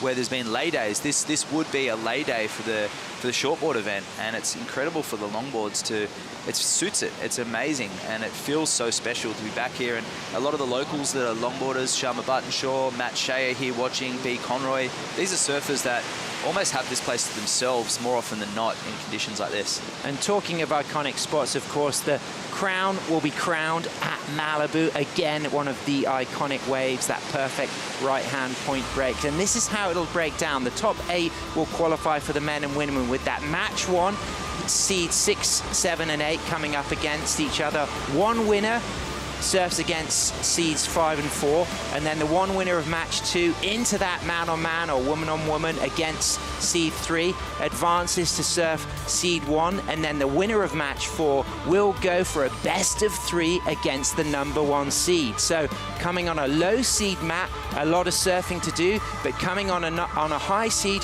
you might be meeting someone with a lot of momentum. I think that's a terrific format for Malibu, a lot of momentum. And it's such a perfect wave. I think the person who goes in as the high seed, it may actually be a disadvantage, because Malibu is such a perfect wave. It's a momentum wave, I feel. It's nice to get your feet in the wax and feel it. It'll be a one-day event in that waiting period between October 3rd, October 13th. You can tune in live on worldsurfleague.com. We'll be there covering the action. It'll be an absolute showcase. And this woman on the left of your screen, Chloe Calmon, is currently in the lead, meaning that Lucy Small needs a 9.67. What goes through Lucy's mind right now with just 3 minutes, 30 seconds remaining? She didn't seem too bothered on the way out. She knew she was up against a powerhouse in Chloe Calmon, but she was smiling and stoked to be here, and she just wanted to hang 10. So I think she'll go back to that, scoring an 8-point ride in the trials event just the other day at Torquay Point. Waves are quite similar, although a little slower and not as fast as this. Lucy did get a set wave, hung 10, and she knows that it was the same judging panel that are in the booth today. And she beat Coyote Inui from Japan. She beat B. Conroy. She beat also Mia, a fantastic surfer as well. That was a really good final to be at Torquay Point to win the trials 2 days ago. Solid. And in the lead up, there was a lot of hard heats and a lot of locals that were coming through the draw that Lucy had to overcome. So definitely earned her spot there, and that surfboard she's surfing looks really good under her feet. And I said to her, if it was at Rincon, that thing's going to go very, very well. So she knows she's got 2 minutes 43.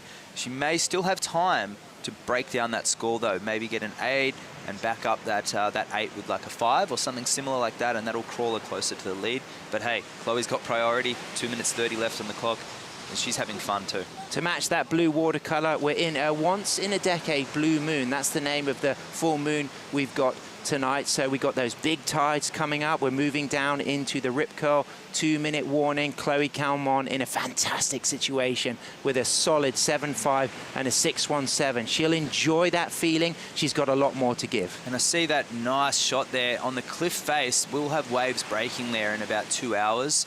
It'll be up against that cliff. So for the surfers out of leash, a lot of consequence. And it's a place that you can't quickly get your board either.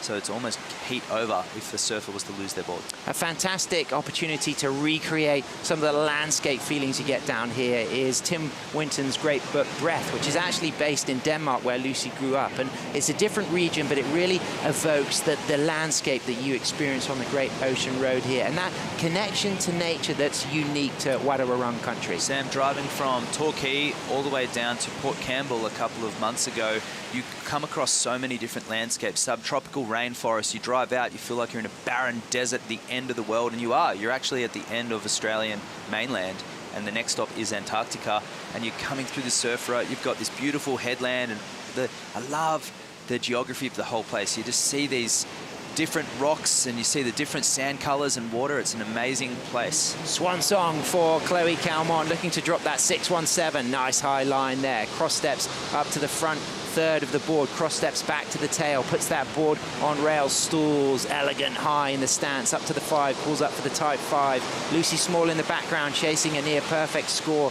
as Chloe Calmon, silky samba surfing from Rio de Janeiro, Macomba Beach, the home of Brazilian longboarding. But watch out for Lucy there, pulls a beautiful 10 on that middle section again, back up for another 5, demonstrating that she thoroughly deserves to be mixing it up with the women's longboarders here on the world stage, also demonstrating that she is an elite logger who deserves to be showing her skills off. Terrific wave from Lucy there. It's a shame there's only 20 seconds left.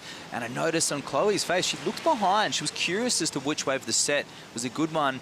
And I think she was well on her way to maybe eclipsing that 6.17, but the judges can actually see a lot here. They're watching the same screen and replays, Sam. And they've been really fastidious on those little intricacies. And here we go, carving it around. Nice judgment of that ledge, carving it all the way through the rail and tapping that one off her old favorite. This is the board she rode in Taiwan 2019, and she's up again. A little 5, a click of the 10, carving it around. Another drop knee. Beautiful looking wave from Lucy behind her as well. So Lucy on the pick of the waves, although I wouldn't call Chloe's wave a mistake by any means. And then Lucy, that was her best wave yet. I love these nose rides. And her composure here, setting it up for the next section. Really relaxed from Lucy, just having some fun. Probably knowing it's not going to be an excellent range score. But what a proud finishing maneuver there. I mean, she's going to love that ride. You know, there's a lot of good positivity out of Lucy's presence here. She's doing so much beyond surfing, and she really is also demonstrating that she's one of the finest loggers on the planet.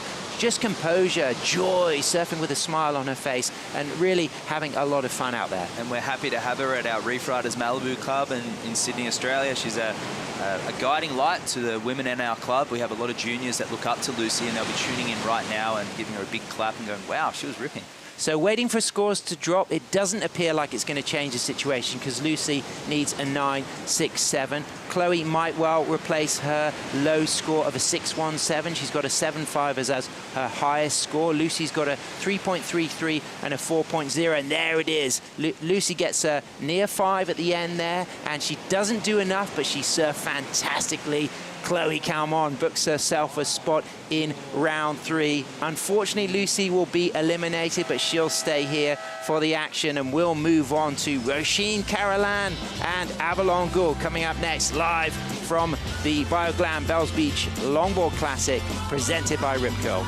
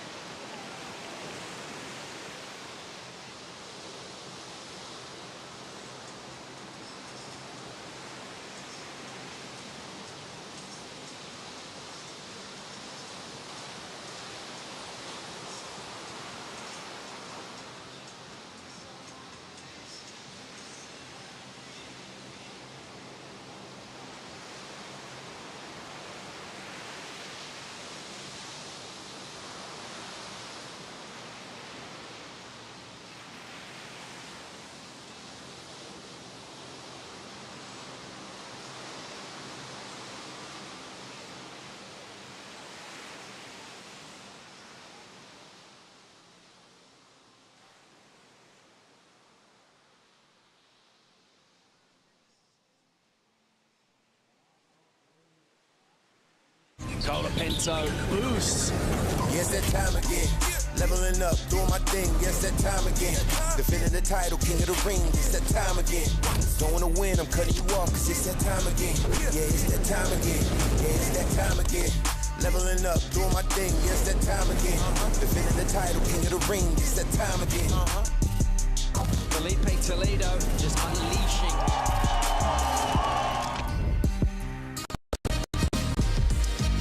Well, this is everything that we've been looking forward to all season. The world title will be decided in a one-day winner-takes-all event. Top 5 men and women will battle it out at Trestles very soon this month. That waiting period between the 8th and the 16th September. You can tune in live on worldssurfleague.com to watch the best in the world. But right now, we've got the best longboarders on the planet in Wadawurrung country, Dirac, Bells Beach, those iconic steps. There's the judges' tower, that white building. There's the car park.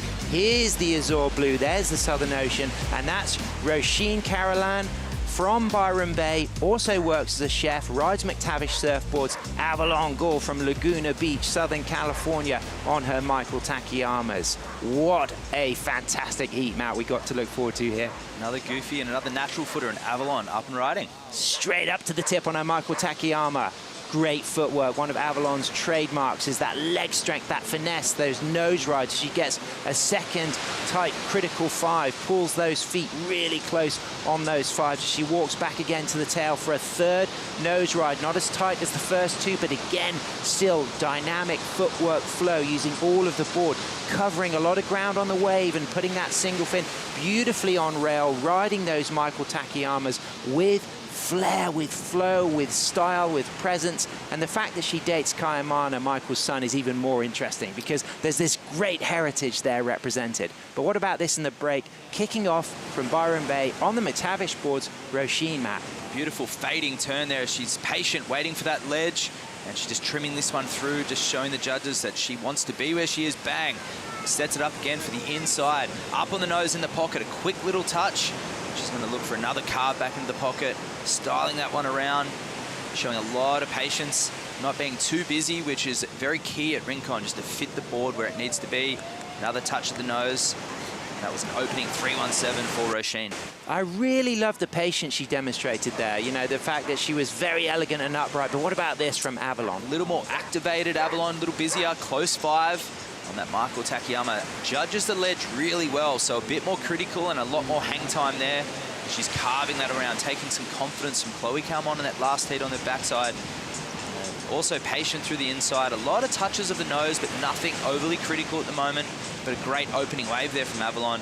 And this wave just looked like amazing to surf, just kept giving to her and styling out at the end. So a great opener for our surfer in red, Avalon. Often rides the 9.6 Annihilator model. Do you think that's an Annihilator Michael Takiyama, or perhaps a tweak of an Annihilator? That one looks a little softer and a little less aggressive. So I would say it's modified for her, as most of the Michaels are. And Roisin on a bigger one. And a tight nose ride, just very upright stance, waiting for the section here. Very critical nose ride there. She's trimming this one through in the middle of the board. We'll see if this one has the inside replay, or inside reform. And then a little drop knee pivot stall there. Fading that one back around for the inside, so see this inside. And she a little sit down there, so the judges will not appreciate that kick out, Sam. Perhaps a better option just to finish it before the closeout. But dynamic surfing from Roisin, so she kicks off that 317, waiting for that score to drop from Avalon, and they'll now have a nice comparison that will really be able to put those scores next to each other. If you have a look at Roisin on the bottom of the screen and look where Avalon is, so that's the inside track we talk about. The wave breaks out, comes in, and then hits the reef on the inside again. So it almost zigzags. So you can see how far these big ones are breaking out, but it's really important that the surfer gets the one that hits the inside reef and doesn't try to connect with the bowl where the jet ski is on the left. Live action.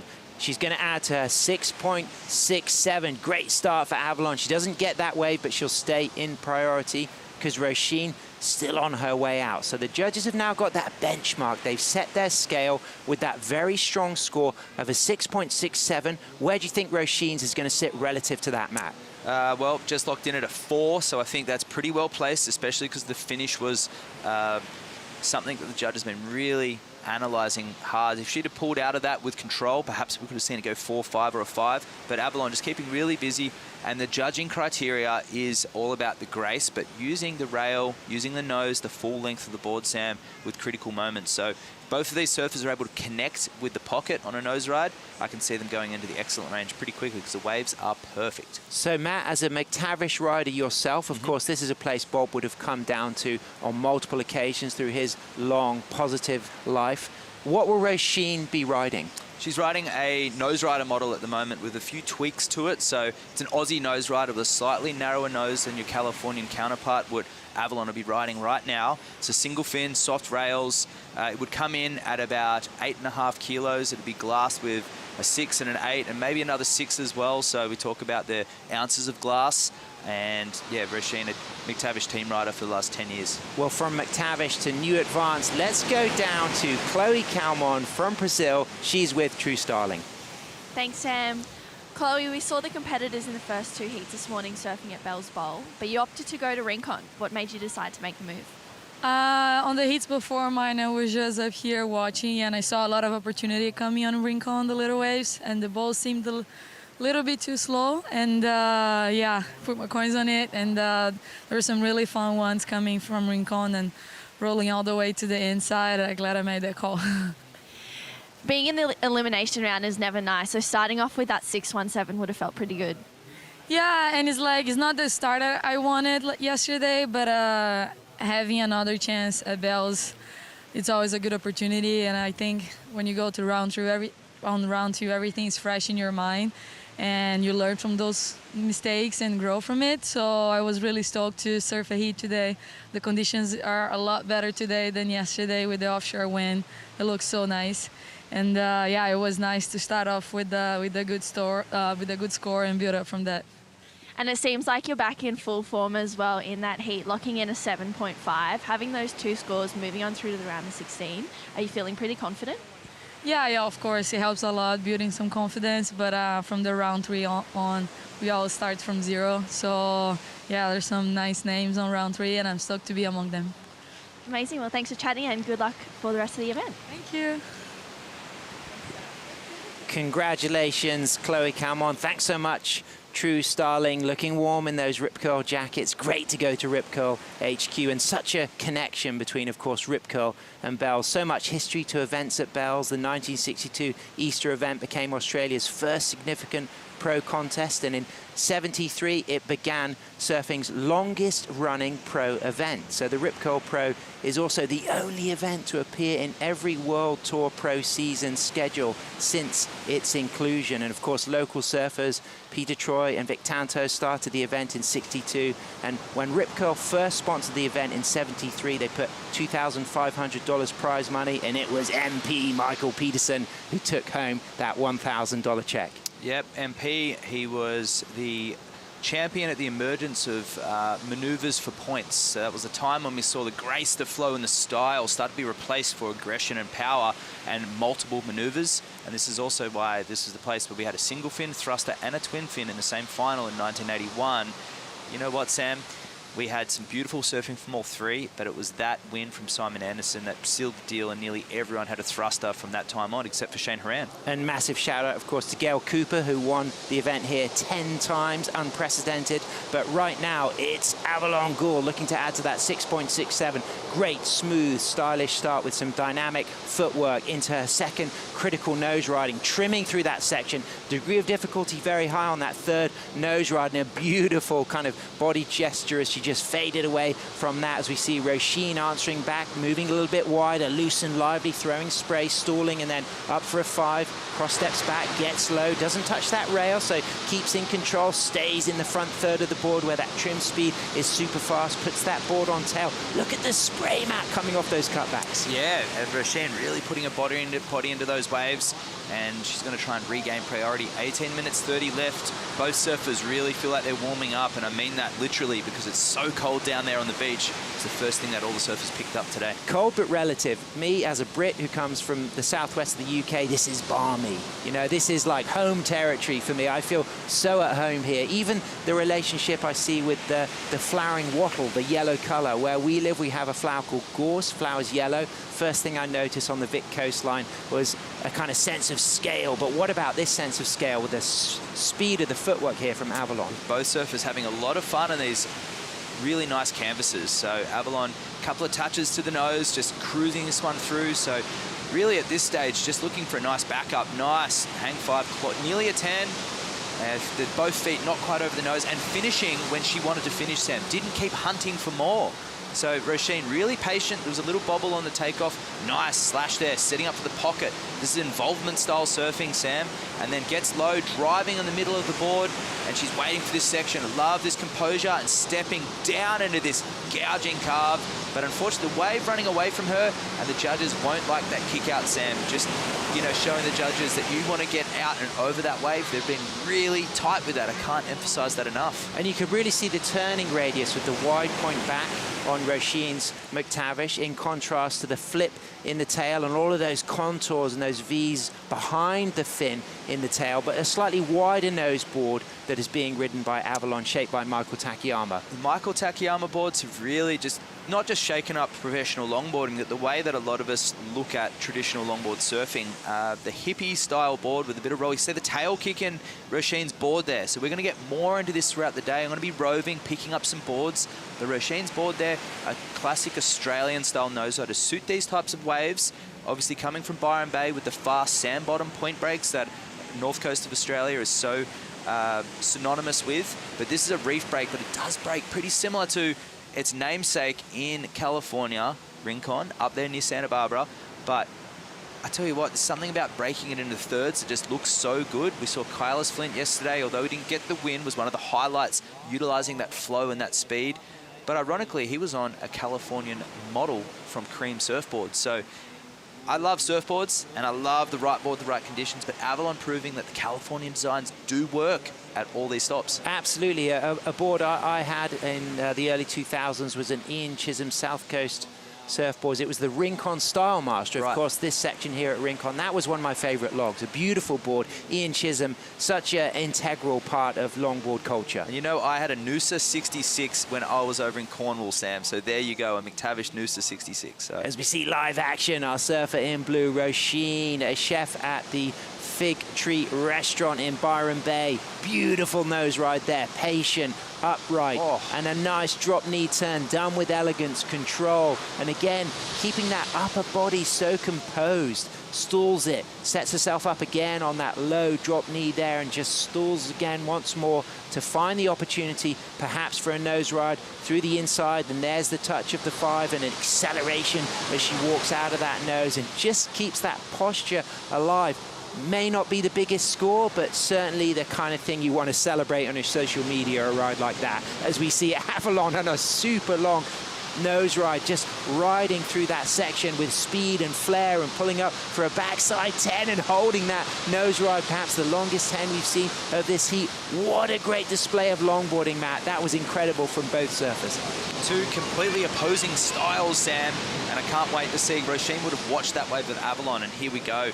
So gliding onto this one is Avalon, fading before the ledge, up on the nose, over the ledge. So although the board facing the beach, that was relatively critical in the context of where she was on the break. Back up again. This one a little more locked in. She holds it, knowing that she's in a critical spot. So really nice timing there from Avalon, carving it back around and really ripping it back into the top of the wave. Absolutely. Sam, and gets the 10. So that was insane, Matt. That, for me, that was a hungry, active surfer just putting everything on the line. I think that's going to be a really big very score. Experienced surfing from Avalon. And here we go. This is Roisin's wave. So a little cruisy on the setup and timing it well. And she's just waiting patiently, gets the nose. So not in the pocket, but carving it, that little drop knee there into the bowl, using the hips of that board and carving it again. So just nice style of the hips, and I love the patience. And carving it back, just doing what the wave's asking. And she's looking for the nose ride here, but not in too much of a rush. Stays with it, stays patient, and it pays off because she gets the nose. Driving the midsection here, another little carve. So Meanwhile, Avalon was on that outside section, so this end section not really going to play into it. Nothing too dynamic. But of course, Roisin, she got that 17th in Huntington earlier in the season, but she got 4th at the Noosa Longboard Pro, won by Mason Schremer, and she got 4th at the Manly Classic, won by Tully White. But can she still have a shot at that round 3? Currently, it's Avalon Gore waiting for that score. We'll wait to see what that's going to be. Stay with us, ladies and gentlemen. We'll be right back.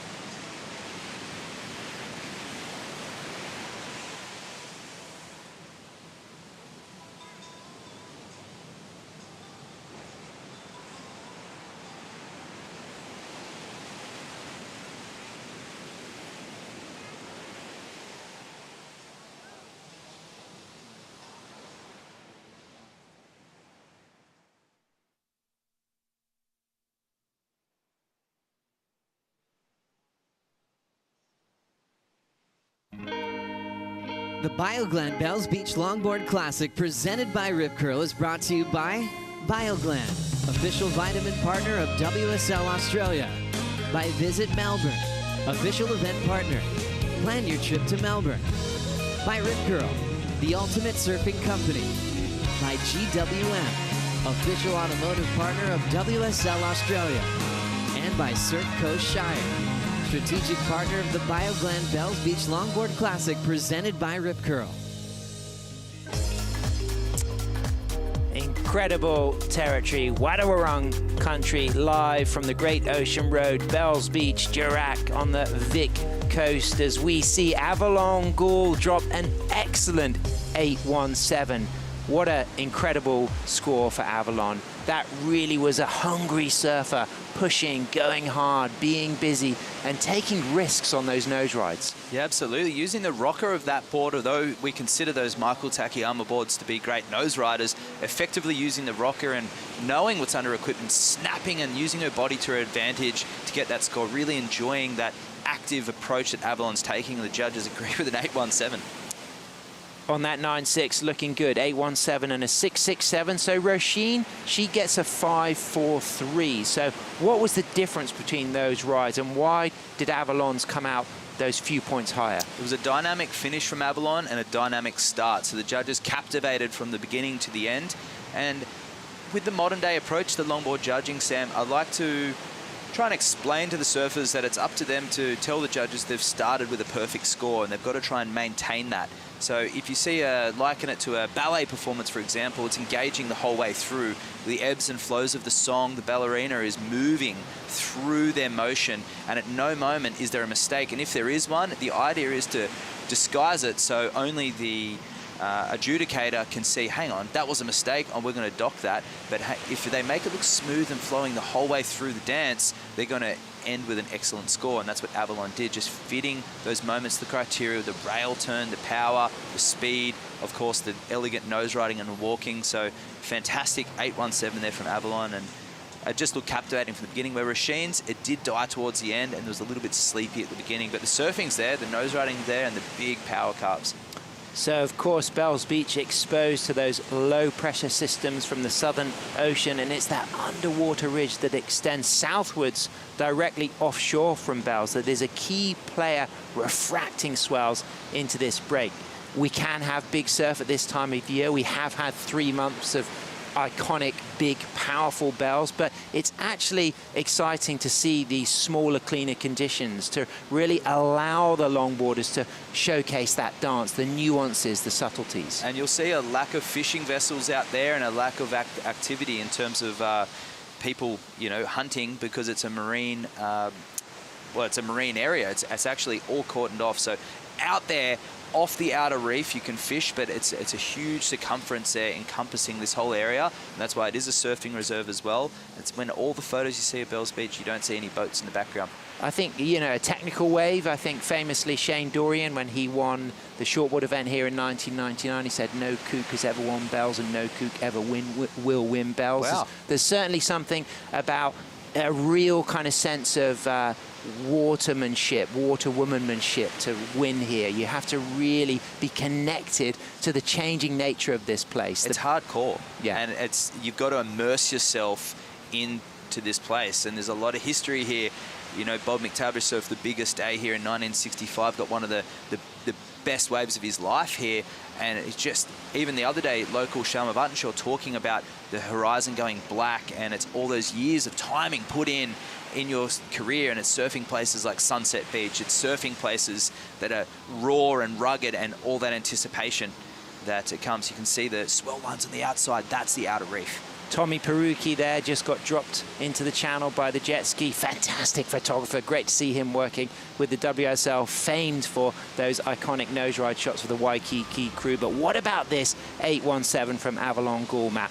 What is the excellent range qualities of this surfing? Fast, quick surfing and utilising the whole board, Sam, but it was moments of excellence in between the flow. So here, setting it up quick feet, activated surfing, and gets a little 5, holds it. So the longest nose ride we've seen all morning, and stepping back into a snappy turn, and here, bang, straight into the next one, and really timing it well. Gets a long 10 there, and it's just the whole wave was just put together really well, and everything looked connected and placed where it needed to be, and she finished with control. I like the middle nose ride. There was the 2 10s, but it was the 5 where she connected through. That was exciting. But coming up, we've got Tully White, and we've got Molly Powell, of course, the local surfer from Anglesey, a park ranger. How special is it for her as Vic State champion to be here in the World Longboard Championship? Special. She's looking very calm and relaxed. You see Tully on the left there doing some stretching. She's on a locally shaped Matt Shea Pale Horse surfboard.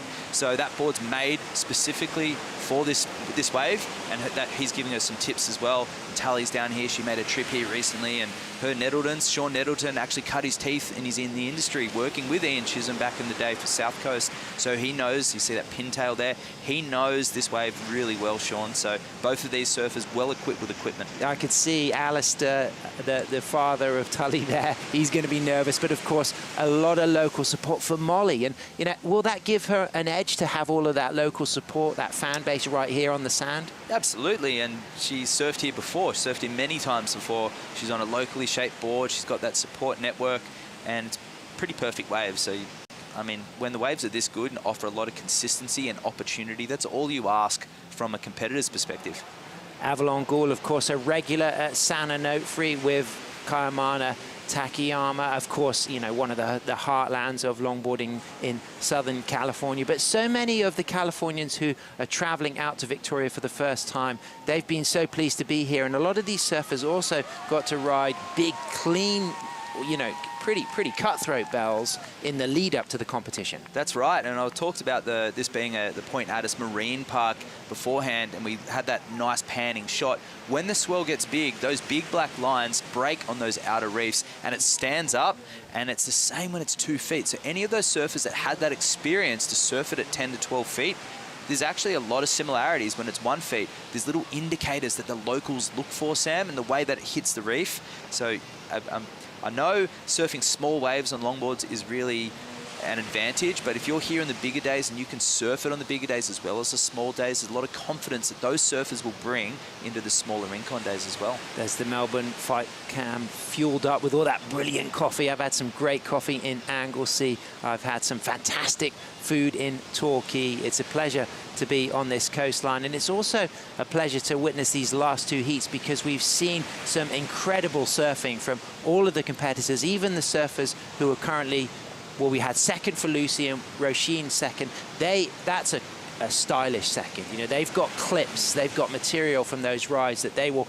happily showcase for the rest of the year on their social media platforms. Yeah, Mick Tavish is down here getting some content as well. They brought the whole team down, and they got Clementine there filming, getting some content. And this, you're right, Sam, no one out at Rincon. They've got a little show reel going there, so we're likely to get some content, and these surfers will be stoked as well. But I tell you what, Roisin, 9:41, 3 minutes to go. She still has a chance. She's got second priority though, so if she was able to sneak one and get something in the 6.5 range, which is very possible, that'll lessen that requirement. But it is coming down to it with 3 minutes left. Well, this reminds me of the kind of surfing I saw from Avalon in 2019 when Justin Quintel won the World Tour. And Avalon was surfing at an event we had in Galicia in Spain, and she was surfing with hunger, with determination. And I feel as if when that comes out of Avalon surfing in the jersey, that really is exciting because she's just got such elegance in and dance-like qualities through the footwork, but such great leg strength, and she's very good in big waves. So I do feel as if the surf gets bigger. We saw her win a duct tape in Brazil recently in huge surf. We know she's a big threat to win here at Bells. Absolutely, and that was one of the surfers I thought about when it was bigger, who could really impress the judges with unpredictability and a new line, and that would be Avalon. She doesn't put too much thought into the process, and we see down there the continue. We've got Naomi Waite down there on the right. She puts the N in Noosa. She's one of the community. Mia's mum? Mia's mum, that's yep. right. Yeah, one of the up-and-comers. And I believe... Twiz is there, Jack Entwistle. Of course, Stuart, the great Stuart Entwistle would have been coming down here a lot. You know, he's a former world longboard champion. Well, the Longboard Tour did follow the Shortboard Tour in the late 80s and early 90s, so there would have definitely been moments when Twiz was surfing Bells for sure. And here we go. This is Avalon. Live action, Avalon looking to drop that 6.67. Sets herself up through the midsection here. There's the touch of a 5, pulls up for a really beautiful type 5 and just walks out cleanly. Again, back up for another 5 and just decides to do a nice cross-step turn, kick out. All of the different ways you can kick out. You could do the standing island on the nose, but that's a really fun one to try, the cross-step turn, kick out. Absolutely. The classic Phil Edwards pivot off the back is also another. And here we go. This is Avalon. Just a bit of a straight nose right there. The judges prefer those ones locked in with the tail and the whitewash, but here she goes, setting this one up. So just taking the wave off Roisin, using her priority. So nothing of critical note there. Gets the 10, and you see here just this kick out, just a reverse footwork there to kick it out. So we move down into the rip curl 2-minute warning, but reflecting on that 817, for me it was the way she nose rode in the middle of the wave through a section. And that's something we haven't seen from so many of the surfers. We've seen touch of the nose, touch of the 10, but actually staying true on the nose through a section. For me, that was what took that score into the excellent range. And that's what I said about Rincon and the free surfs.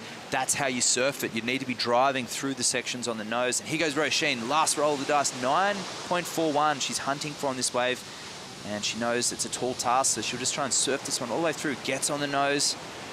Beautiful, though, touch of the nose. Again, wrapping that foot right over the tip, and she's just got that stylish upright stance, and she must be a joy to watch at the pass at Byron, but she's putting on an incredible display down here at Bells Beach. I've really enjoyed watching her surf. She's not going to get through this heat. She will be eliminated, but she's had a fantastic performance. She'll move on to surf at the event in El Salvador, the next event on the tour. But Avalon Gouls, she's on a roll, and she could be a hot favorite for the win here. Absolutely, looking very fresh, and between her and Chloe Calmon, that'd be a really good battle because they had a lot of similarities in that heat. Fantastic performance, Avalon Goul, waiting for that last score to drop from Roisin, needing a 9.41. It was a smaller wave. It might well replace one of her scores, but it comes in at a 3.37. So Avalon takes the win. Roisin eliminated. Coming up next, we got Tully White and the local Molly Powell. Shannon Hughes will be coming back into the booth to host the action with our 206 World Longboard Champion, Josh Constable. Stay with us, surf fans. We'll be right back.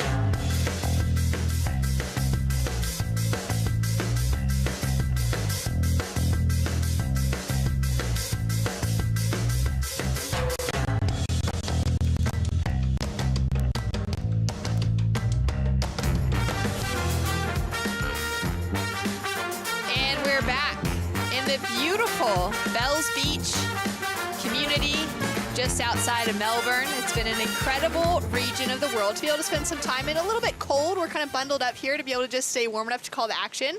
The surfers would be a whole lot more cold out there, Josh. Yeah, but we love that as surfers and especially surf fans. This offshore breeze, it's bitterly cold outside, but it's bringing that offshore breeze. The waves are pumping, the tide's coming in. It's moved over to Rincon. That last heat, we saw some phenomenal waves, and it's only going to get better this heat. Really exciting to see Avalon Gull reach her way into the excellent range with an 8. As we're taking a look at some replays, heat in the water, Tolly White up against Molly Powell, and Tolly found some action during the break. Yeah, straight off to a great start, and you can just see that board just looks so good under her feet. Perfect for these little runners at Rincon and just surfing and matching the wave right now. So her surfing's looking really good. That was a beautiful turn, driving out of it into a nice cross step. This is what we came to see. We really wanted to see great waves. After yesterday, it was tough trying conditions, but that's a great opening wave for Tully, and her surfing looked really on point. So this is going to be a great heat. 2 Australian female surfers going head to head. Molly Powell, a little older and more experienced and been around a long time, against Tully White, who's just starting to find her feet on the tour the last couple of years, and she's very exciting to watch. A few dogs down on the beach this morning, getting a piece of the action. It's been fun to be able to see the family dynamics down there, to see coaches with their cameras, filming, recording, some parents as well. And just the entire environment down here. It's a smaller scale event to what we see over Easter weekend with the Rip Curl Pro. And it's been a really fun time to be a part of things and to be able to see the longboard community have an opportunity to surf a world-class wave like this. Having conversations with Adam Robbo from Surfing Vic over the last couple of years, he's been really keen to bring the Longboard Tour specifically here to Bells with the idea of the tour getting to surf Rincon as the break, knowing that it is world-class, and when we get it on the right tides and right swells, we could be seeing some of the best surfing that we can witness within professional longboarding. And I'm so excited that that dream from that team at Surfing Victoria has finally come true, and we're actually here this week. Yeah, and I was just having a coffee with him just now when we were speaking Nice. about that, how different it is for the CT shortboard guys at Easter. They'd be looking at this and it's a lay day. They're off playing golf, Yeah. or having coffee and doing other activities. Where us longboard community, we're looking at it and going, how perfect is this? So it's so different, the conditions that we need and like. But today it is all time. This is perfect longboard conditions. It's moved into Rincon. The high tide's coming in. We're going to have some great heats over the next sort of hour and a half as the tide tops out. And we're in for a real treat, Shannon. It's exciting too to see that, you know, different types of craft can really make use of different kinds of conditions out there. And we're such big fans of riding boards and whatever the conditions call for. And the conditions today are so perfect for traditional longboarding, to be able to see that style, flow, and grace displayed, which is exactly what we saw from Tolly in her first wave. Dropped through a 6.83. You can see her out there just waving her hand, wanting to get that situation update from the tower. I know yesterday a lot of the surfers were coming in and just communicating that it was literally impossible to hear anything if they were out at backline. They could hear if they were right on the shore break, they'd kicked out of a wave, then they could hear the audio from the beach announcers coming down to them. So they were really trying to communicate those scores, times, situation updates when the surfers were right on the inside to let them know what was happening. But often if the scores took a little while to drop through from the panel, the surfers couldn't even hear what their score was that dropped through because they'd already be at backline and that onshore wind was so hectic. But today it's a very different story. We've got wildly different conditions, and we've got surfers that have been really enjoying it, like that of Avalon Gull, who took away a huge victory with an 8.17 as the high mark of the morning. She's down with True Starling now. Thanks, Shannon. Avalon, you were just saying that this is your first time ever surfing Rincon in a heat. That's pretty nerve-wracking. Yeah, every time I've surfed like Bells, like I've surfed like the middle section on like I feel like a lower tide. And this is my first time surfing at high tide and at Rincon, so and I can't believe how good it was. It was so good. It seemed like you were having heaps of fun, and that 817 was pretty excellent. Talk me through it. Yeah, that was like one of the most fun surfs I've had here by far, and I didn't even really know I got an 8 until I got to the beach because I couldn't hear anything. But yeah, it was just a really fun wave, and like it lined up all the way through. The elimination rounds are always tricky, so moving on through to the round of 16, which could be on tomorrow, what are you going to do to prepare for that? Just have fun, I guess, not take it too seriously. But I don't know, trying to just relax and enjoy everything. Awesome. Well, thanks for having a chat, and good luck for the rest of the event. Thank you. Back to you, Shannon. Thanks so much, True. Great to hear from Avalon. And I eat my words. I was thinking that it would be a lot easier to hear the beach announcers today because that offshore wind would maybe carry it, but it's still just not quite getting to them. What's it like, Josh, when you're in a heat like this that's one of consequence, there's live scores, you want to know those situation updates. What's it like to really have to just kind of tap out of that space and surf based off of feeling? Yeah, a lot of these surfers will kind of have a gut feeling when they finish a wave. Yes, that was a good one, that was poor, that was great. They'll have in their mind what they feel they should get. So she would have known it was a great wave. Maybe not an 8, she might think it's a mid-7 or a high 8. So she knows that she's in the heat, she knows she's dominating. Most surfers are watching their opponent, kind of keeping track, and in your mind you're keeping track. Yes, it's so good being able to hear, but if you can't, this Rincon section, it's a long way out. We are sort of really up the point and far out to sea, so it is a little harder maybe for them to hear. But Avalon, just what a fantastic surfer, great personality, so bubbly. She's just so excited to be here and have her around the contest zone. She's a real treasure. Yeah, it's been great to have her dad Ray on the road with her for so many events around the world, often, you know, running into them at different places without realizing they're going to be around, just kind of bumping into them on the beach sometimes. And her partner, Kaimana Takayama, has been competing on the men's side of the draw as well. They've been a pretty dynamic duo now on the World Tour over the last couple of years, really getting some great success, working together, swapping boards sometimes within even their heats, you know, deciding which of the quiver they're going to paddle out on as they're both surfing the Michael Takayamas. Yeah, what a power couple. It's pretty cool to see, and the vibe that they bring is great. Kaimana, he's a great kid, and obviously that's a product of his environment, and his father is a great shaper and just a great man. So they'll be definitely watching and very proud to see Avalon move through that heat and progress through. Well, here we go. Molly Powell, the local from Anglesea, up and riding, took out a win at the Victorian State Titles, which locked her a spot into this event. So she's known for a little while that she'd be having the opportunity to surf with the world's best at a wave that she loves so much. Nice bit of footwork here, just finding that easy trim line, love that redirection, sets it once again, couple steps forward, not rushing anything on this wave. Smile on her face as well. She's got her family down here supporting. She's got a daughter named Honey that's about 18 months old that she's been toting around behind the scenes, which is really fun. And you can hear the cheers from the family right now. Yeah, how good's that? Local support there coming in behind her, cheering really loud. So this was a great opening wave for her. She had a tough heat yesterday. I know she was really battling some nerves, but today she looks a lot calmer. The waves are a lot more probably what she's used to or when she would come surfing. So this wave, she just had nice flow. Obviously, just the timing was a little bit out on that nose ride there, but she's just looking calm. She's looking pretty casual and getting some nice work done on this wave. Great finishing moment there to just get one more tap to the nose. The sections do seem to be still closing out quite a lot. We'll see how much that changes as the tide pushes through as we take a look at the reef here. You can really see it with these drone angles, how shallow some of those pockets are. Yeah, what a great angle just to see that line that it's zipping down that inside part, and this is where it kind of gets fast. We still don't have a total top of the high tide yet, so we're not getting much backwash off, which is really nice. It's some great section and really clean for nose riding. As we saw in that first wave at Tully's, she just locked in and got some really nice tip time. So this is going to be a great heat to watch, and here we go. Totally with a paddle. So she opened up with a 6.83. Nice fade in for the start. Driving back towards the left, setting it up in the pocket. Quick tap to the nose. Nice little bowling section on this wave.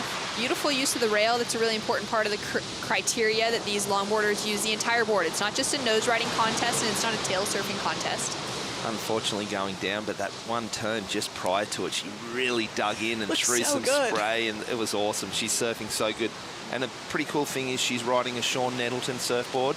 Sean's now living up the coast, up northern New South Wales, but he grew up here. He's born and bred down here, so he knows these conditions, and he really would have put a lot of work in this quiver for the whole season, but this board here for Bells and Rincon because he surfed here so much. And great board builder, and it's looking great under Tully's feet. Yeah, I love that bit of insight. Surfers that are really tapping into equipment from a shaper that knows this wave specifically. And that's where we just see that little stumble, unfortunately, getting away from her. So we're going to have a second score. I mean, it drops through as a 5-point ride, so judges loving everything that happened before that. You can see that quick raise of the hand to try and get the situation update while she's still closer on the inside, knowing that that audio is really struggling to carry all the way out to where the crew is.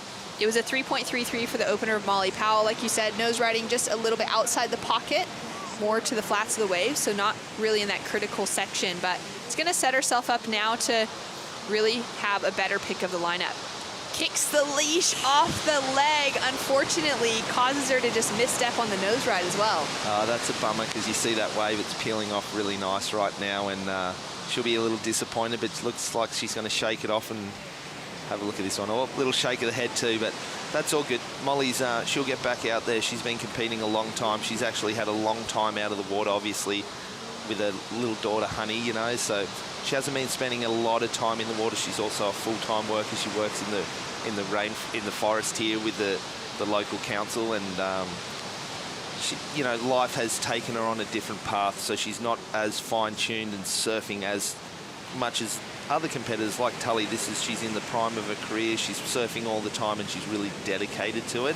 So it's just great for Molly to get out here, be able to compete with the world's best, put on a performance in front of her local fans. Her mum and dad are probably down here and really enjoying it. It's pretty amazing that these two are actually matched up against each other with that love for the environment. Tully White's studying environmental science. She's, you know, very strongly involved with Surfers for Climate. And to know that Molly's also working, you know, spending her livelihood now working just to protect and preserve the land in this area is really incredible.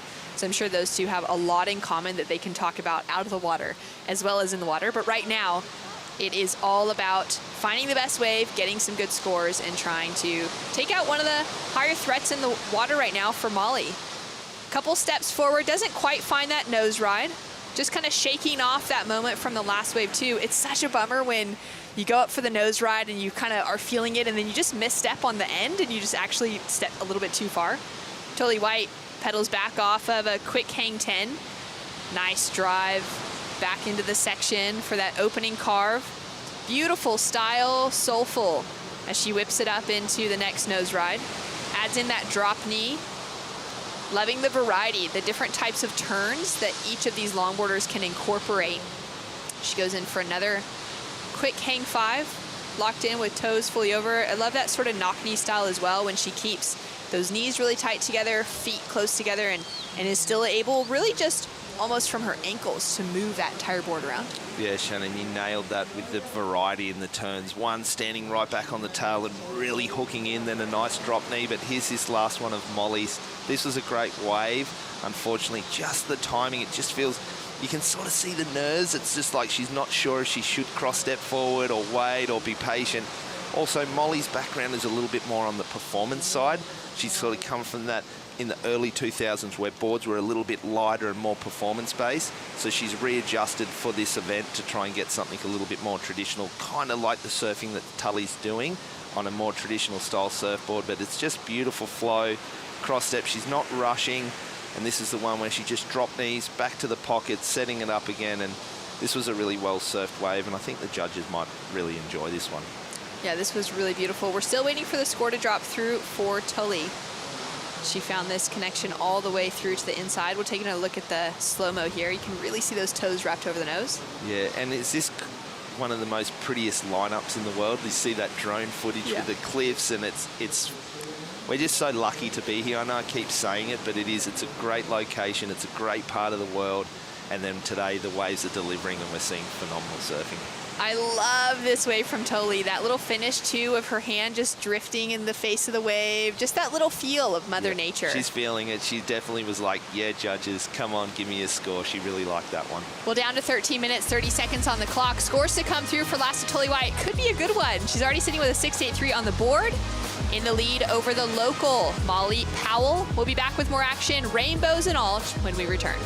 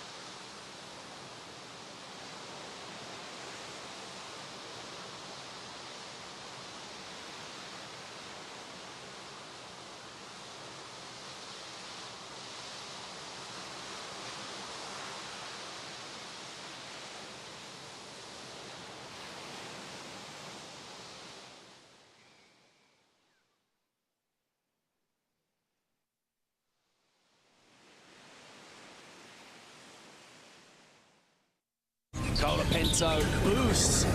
Yes, that time again. Leveling up, doing my thing, yes, that time again. Defending the title, king of the ring, it's that time again. Don't wanna win, I'm cutting you off, cause it's that time again. Yeah, it's that time again. Yeah, it's that time again. Leveling up, doing my thing, yes, that time again. Defending the title, king of the ring, it's that time again. Felipe Toledo just unleashing.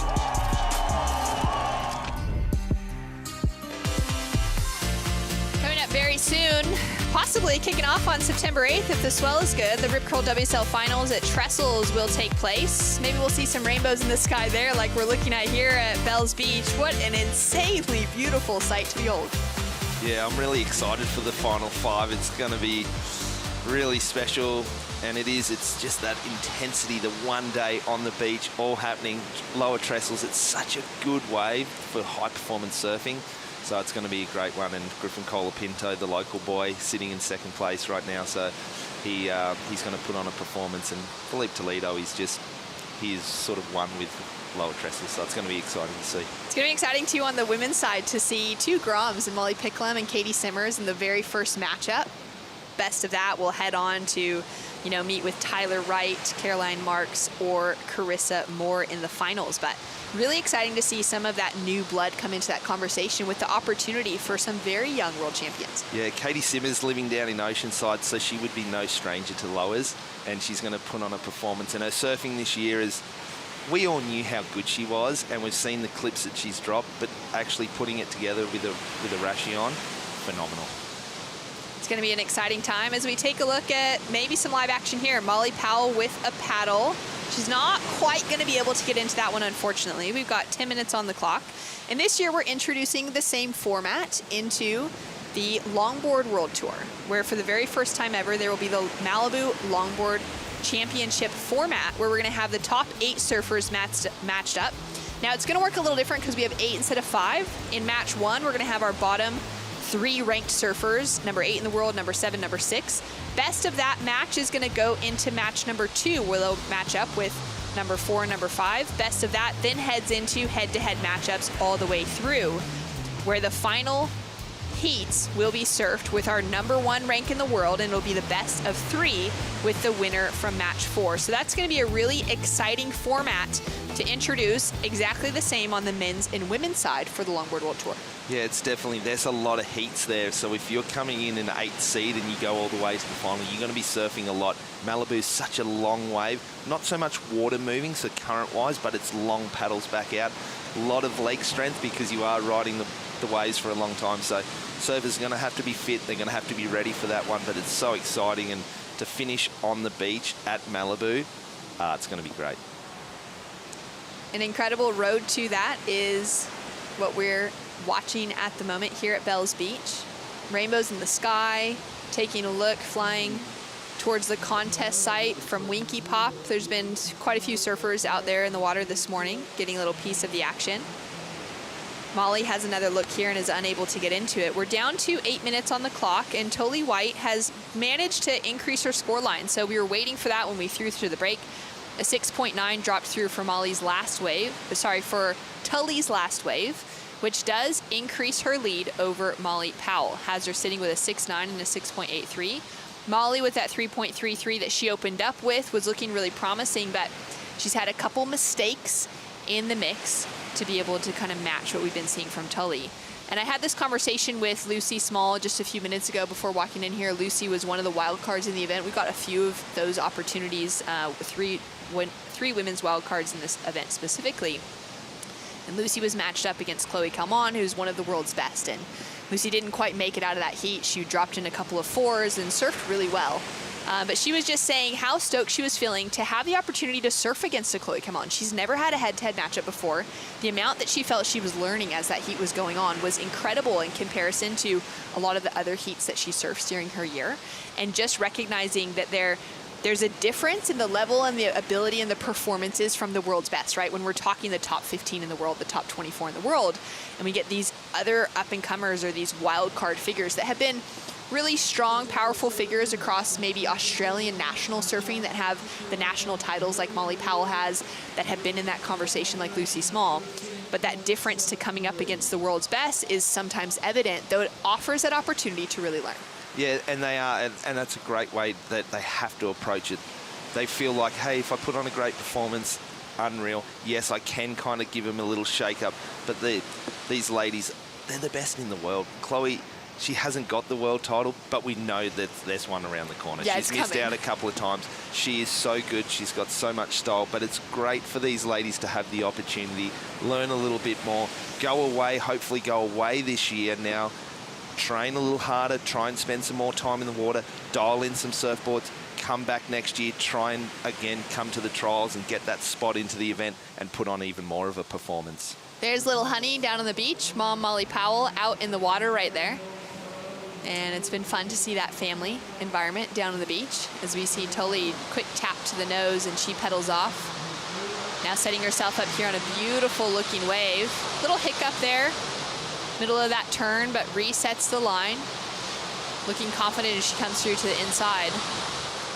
I love that she's always moving. There's not a lot of downtime in Tully's surfing. It's nothing that's forced, but it's just that fluidity that keeps her connected with the movement of the wave on the surface of her board. Setting that little jive as she walks back to the nose. Quick cheater 5, throwing in a little element of style there as well. Catches her balance as she pedals off on the inside. Yeah, finishing up on a really nice one there. That was a really nice, well-surfed wave. Like you said, there was a little hiccup in that first opening turn. She really sort of was feeling it and drove really hard through it. That was a really nice surfed wave.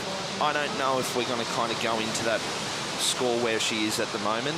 It started off well as a little bit bigger wave. She had beautiful patience here, but just backpedaling, driving hard and bring it right around. It was pretty sick. It was a really nice turn.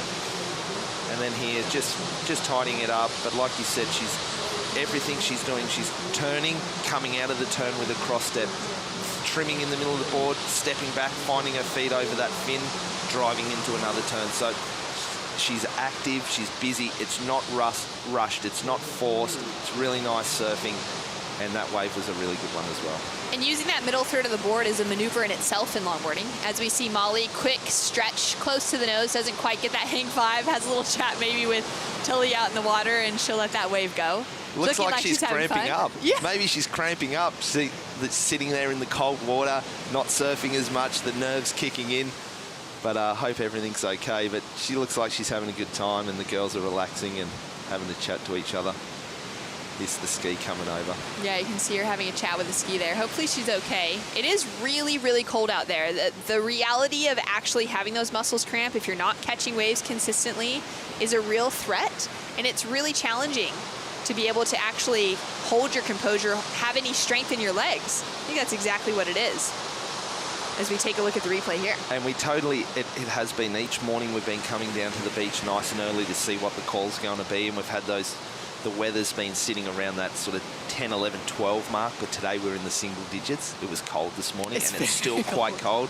So maybe she's cramping up a little bit, might come in, get a little sip of water, but we don't have much time left in the heat here. Our water security guys looking after her, and we're so lucky to have all these guys down here having the water security and making sure the doctors and the physios and everyone's around looking after our athletes. She'll come in, she'll get checked out, she'll be good. She'll just wants a little cuddle from Honey, and everything will be good. Yeah, she put together a great performance. I really enjoyed her style and her approach to the wave here. I've been loving that surfboard under her feet from one of the local shapers. Yeah, Matty Shea's a great guy and a great shaper. He's making some beautiful boards, and he's matching it up with a local fin company called Glide Fins by Johnny Ayton. Johnny Ayton's been surfing here for many, many years. So Matty Shea and Johnny are working on these combinations, beautiful fins with beautiful boards, and Molly's the recipient of that. You know, it's really cool. It's great to see her in the heat today, and she's had a fun couple of days surfing with everyone, catching up with everyone, and she'll be really happy with it. And awesome to see another mom in the draw. Of course, we have Caitlin Mickelson on the women's side that's out here competing. Her, little son and husband are back at home in California right now. They'd be tuning in throughout this week to be able to see Caitlin surfing. And that's been a journey for her, also returning from, motherhood, having a young child, just the toddlers. And so it's been really cool to see that group of women still part of this conversation, where traditionally we'd see a lot of women retiring once they start to have children, and to see that kind of push in global sport for women to be able to continue competing at the most elite levels after having children, I think is a really important part of where we're at within women's sport. It's fantastic because it is hard to come back from that and then climb back to the top level, and that performance that Caitlin put in yesterday was it was amazing. Unreal. So good. So I was stoked to see her do that, and here she is, Molly, getting the cheer up from everyone. Everyone's stoked. She's cramping up, the poor thing. Yeah, you can really feel there's something going on with her hip there. So Molly, we really hope that you've got the right help there on the beach, that you're able to get up, check in with the medical crew here, and just get some warmth back into that. We're down to a minute on the clock, and we got the crew down there straight away to assist her, give her a little hand walking up. She's got the stairs in front of her as well, which is just too many things to think brutal about. thing. The sand's like quicksand. Yeah. You're walking up the beach going, man, this is pretty tiring, and then you look up these stairs. There's 100 stairs that you've got to go up, but she'll be right.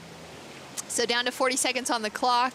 Tully White will inevitably take the win, but she put together an incredible heat regardless. It was going to be extremely challenging in the last 5 minutes for Molly Powell to get herself out of that combination situation that Tully White had locked her into. Tully with that 6.9 and that 6.83. Exciting to see how well she goes on this year's World Longboard Tour, if she keeps herself in the conversation heading towards our finals at Malibu.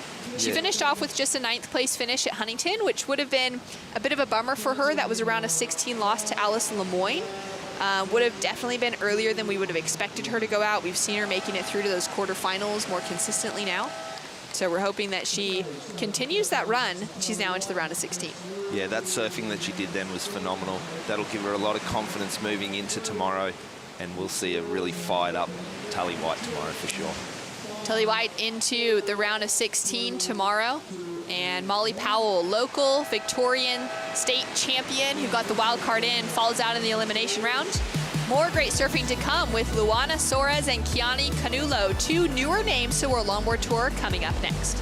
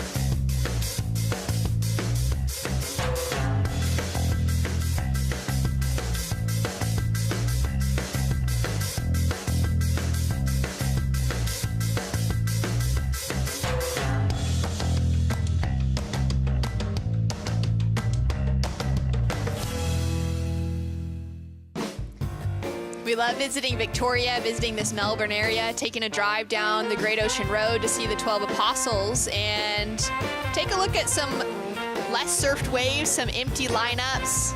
It's an incredible region of the world to be able to spend some time in, and especially to be able to celebrate professional longboarding once again, to be able to see the world's best out here for the Bioglan Bells Beach Longboard Classic. We're in the elimination round on the women's side of the draw, currently in heat number 6 out of 8 heats in total. Luana Soares of Brazil up against Kiani Canulo of Hawaii.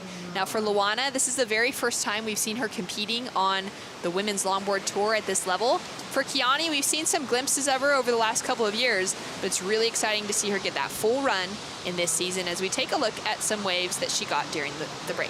Yeah, Shannon, her surfing is exciting me so much. I've seen her the last few days, and that beautiful bottom turn, like her rail surfing's on point, beautiful style, cross-stepping, nose riding. She's a complete package, and it's so exciting to see her get a full run this year. And I feel like, unfortunately, just coming undone there, but I feel like she's going to put in a good performance at all these events, and the tour stops really suit her surfing. Lua got a piece of the action as well on a decent-sized set. Yeah, this is a great-looking wave, and she put in a great performance at Huntington for her first event on the tour, and she's got some really nice, smooth surfing, great turns here, and she can actually hang 10 really well. So the judges really liking her surfing. This is a great starting wave. Nice little tab. Just tidying it up now. We don't want to rush. Like when there's not much opportunity, you've got to just surf it nice and smooth, let the board flow, let it trim, and then just get through and wait for that next section. So kicking off there, you can just start to see now the tide's coming in. We've got high tide about 11:45, just starting to hit the cliffs, and we could see a little bit of backwash then. Yeah, backwash is going to be tricky as that tide continues to push through, but the waves have been incredible throughout the morning, especially as it's moved over to this Rincon section. Taking another look from the drone angle, just as Lua comes underneath the cliffs here, and a great wave for her to kick things off. So we've got scores to drop through. Kiani opened up with a solid 5.17 to put herself on the board, as we see Tommy out there taking some photos. He is very bundled, gloves, booties, hood, and everything to keep him warm because the water is ice cold. And scores starting to come through now for Luana. It's a 3.5 for her opening wave, sets her up just a little bit shy of where we saw Kiani drop into the 5s. So that first advantage going to Kiani, and that was a great start for her. That'll settle the nerves a little bit. Back out there with priority and the best score of the heat so far. So she's going to be sitting out there with a lot of confidence. She's going to be patient. She's going to wait for one more good one and really try and then squeeze and put that pressure on Luana. Sitting with priority, she's got that pick of the lineup. It's nice to see that consistency rolling through. Now, you mentioned a moment ago, you know, as that tide continues to push, we're going to see the backwash come into play. Do you think that's going to really mess with the lineup and how clean it looks? I don't think so, but it's going to, that inside, it's going to be a little, you're just going to have to time your footwork and your nose riding. But the more the tide comes in, it's just going to sit on that reef, and it's just, it's so dreamy out there. I just kind of want to go surfing myself. And in the breaks, I'm looking at it going, man, that looks so fun. But it's great conditions for these surfers, and it's so good to see longboarding displayed in great longboard waves. And that's why we're seeing the performances we're seeing, Shannon. Lua has a look at this one, decides not to go. That's exactly it. Getting to showcase the best surfers in the best waves for that type of surfing. We want to see the best longboarders surfing good longboarding waves. Totally. And we saw last week the huge swell that we had down here, and everyone was ripping and taking it on and charging and pushing themselves out of their comfort zone. But I feel like we're seeing a better display of longboard surfing right now for both the females and the males. We're going to see the males come up this afternoon. They're going to sort of get the top of the tide and then it running back out. We've got an incoming, the swell's sort of building all afternoon, so we're going to see as the tide runs out, we probably will move back to the bowl with a bit more size than this morning. Looking a little gray out there. We have had some little rain squalls roll through, nothing like we had yesterday, thankfully, but with those offshore winds just blowing any bit of weather that's been kind of cruising around this far south coast of Australia. Offshores this morning, which was a really nice change considering that yesterday when we woke up, before first light even, that onshore had already hit it, which was surprising because we were expecting to have still some kind of clean conditions through the morning with that onshore building through the afternoon. It definitely kicked in, didn't it? And it was a bit of a rude shock for everyone. We weren't expecting that, but today we've got the total opposite and everyone's buzzing. Well, that last heat, we saw Tully White get a couple of really solid waves walking through in the 6-point range. As we can see a paddle here from our surfer in red, and she's into it. Nice fade in for the takeoff, and she'll kick quickly out. So with that, let's go down to the beach to catch up with True Starling and Tully White. Thanks, Shannon. Tully, you said before that was a bit of redemption. Yeah, yesterday didn't quite go to plan, but it was beautiful out there today. Yeah, just awesome to be out there, and it's like water on country. And Karina said yesterday there'll be rainbows, and that was the most beautiful rainbow I've ever seen out there, and it was clean. And yeah, it was great surfing with Molly. And you're riding a really good board at the moment. Your shaper, Sean Nettleton, is originally from this area. Did he give you some little inside tips, especially for surfing Rincon? Yeah, so riding Sean Nettleton's boards made at Rhino in Brookvale at home. And yeah, Sean definitely made my boards with this spot in mind. I've been really enjoying his boards and the pintails. They're super fun, and yeah, felt good out there. And moving on through to the round of 16, there's some pretty solid heats coming through. How are you feeling? Yeah, everyone's been surfing so well, so there's never an easy heat at this level. I'm just excited to get back out there and surf again. It's such a beautiful spot to surf. Yeah. And you've got your family down here as well, but I know that you also have a solid support crew at home. Did you want to say hi to anyone? Yeah, big shout out to Manly Mal Club for watching, and all my family as well. It's awesome to have such a strong support network here at the beach as well. Traveling around the world, often we don't get that, but I've got such a lovely group of people around me here, and it's really special. Thanks so much, Tully. Back to you guys. Thanks so much, True. And a huge support network for Tully and for Declan Whiten, both coming out of that Manly area. I remember having the Manly event last year on the Longboard World Tour, and the beach was just all for Declan and Tully. There was no one cheering for anybody else out there. It's pretty cool to see, and to have that longboard community and their local longboard club to get behind them.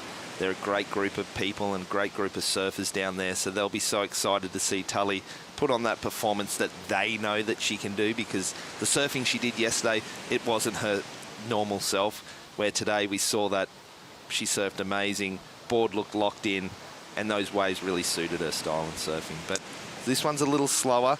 We want to see a few more sets so these ladies get the opportunity to really display their style of surfing. Yeah, you mentioned before that they both had good results. Well, they finished out in those 9th place finishes, which is a round of 16 at the U.S. Open for the Huntington Beach Longboard Classic. For Lua, it was really exciting to be able to see her make it through into that round, to be able to put together a performance for her very first event at that level. She surfed at the Saquarema Pro for the last couple of years and took out the win this year, which gained her that qualification. It was a huge moment within her life. She was really, really proud of that victory, and just said, you know, it was one of those surprising things that she's worked really hard towards, but finally actually took out a win at a really prestigious event back at home in Brazil for her. So that was really exciting, especially when you consider the names like a Chloe Camon that has come before her, or even just out of that region, a lot of the South Americans that are surfing in that event, like Maria Fernanda Reyes that we saw knocked out earlier today. On the men's side, like a Phil Rajman in the past, who was a longtime competitor on the World Tour, Piccolo Clemente as well. For her to be able to put her name onto a list of winners for the Saquarema Pro alongside those was a really proud moment. And what a great area for a longboard event too. There's so much history there. We talk about the history at Bells Beach, but Saquarema, that's one of the birthplaces of surfing over there in Brazil. So many great surfers have surfed in those events and put on the performances. There's so much atmosphere and it's alive. Like when you're over there, I was fortunate enough to compete over there, and the buzz on the beach, it really lifts everyone's performances. And for her to go out, put on a display, take down some big names. Chloe was in that event, take her down. It's great for Chloe to have someone younger pushing her and taking her to the next level. And here we go, she's having a little look here, but I was really impressed with her surfing in Huntington Beach. She was surfing really sort of strong and committed and charging and finishing those end sections and really going for it. That kind of Brazilian style that we know. They're energetic, but they're committed to all their surfing, and Phil Rasman was a perfect example of that. Committed to all his surfing, big manoeuvres, and it's great to see it's coming down in the younger generations now, and they're carrying that on. Yeah, so exciting. It was specifically her elimination round heat at Huntington Beach that was really her moment to kind of explode and to showcase that surfing. She walked away with a couple of sixes, a 6.93 and a 6.33 to the scoreboard, and took out Kira Molnar, who's one of the stronger surfers coming out of Australia, and that's been, you know, very consistent for so many years now on from the Aussie pack that's represented on the World Tour. So that was a really big moment for her. She then went down to Sophia Culhane in the round of 16, where Sophia just got scores, you know, kind of narrowly higher than what we saw from Lua, but she put together some great heats there. So we'll see how we go in the last 17 minutes of this heat. It's pretty wide open at the moment, although Kiani is sitting with that front-running position of a single 5.17 on the board. We'll see how it tunes out in the rest of the heat. We'll be right back after this.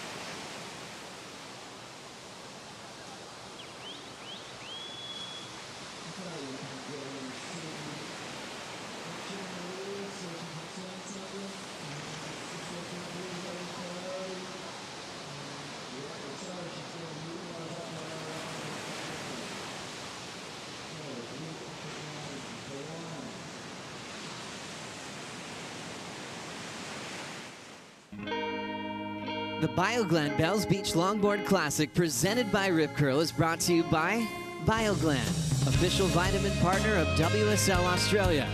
By Visit Melbourne, official event partner. Plan your trip to Melbourne. By Rip Curl, the ultimate surfing company. By GWM, official automotive partner of WSL Australia. And by Surf Coast Shire, strategic partner of the Bioglan Bells Beach Longboard Classic presented by Rip Curl. Welcome back to the action here for the Bioglan Bells Beach Longboard Classic presented by Rip Curl. We are in the elimination round. We opened up the day with the women's elimination round. We've got 2 more heats to run through after this one, and then we'll be into our men's elimination round, and that will finish out competition for this afternoon. As we take a look at Lua Soares, quick steps up to the nose to get that opening hang 5. Sets her line here as she goes in for a second, but just stumbles off the nose. She's got a similar style to an early Alice Lemoyne. Alice has sort of changed her style a little bit in the last couple of seasons, but really Lua's got so much of what a young Alice brought into the World Tour. Yeah, that's a great comparison. I can see that in her surfing for sure, and that's not a bad thing because Elise is ripping and she's improved so much over the seasons and looking really good. But look at this replay right now. Just nice patience. Just hanging with it, waiting for it to stand up a little bit. Look at this hang 5, so good. She's going to drive it back to the pocket right now. So her surfing's looking really good. She's been patient. She's waited for that wave.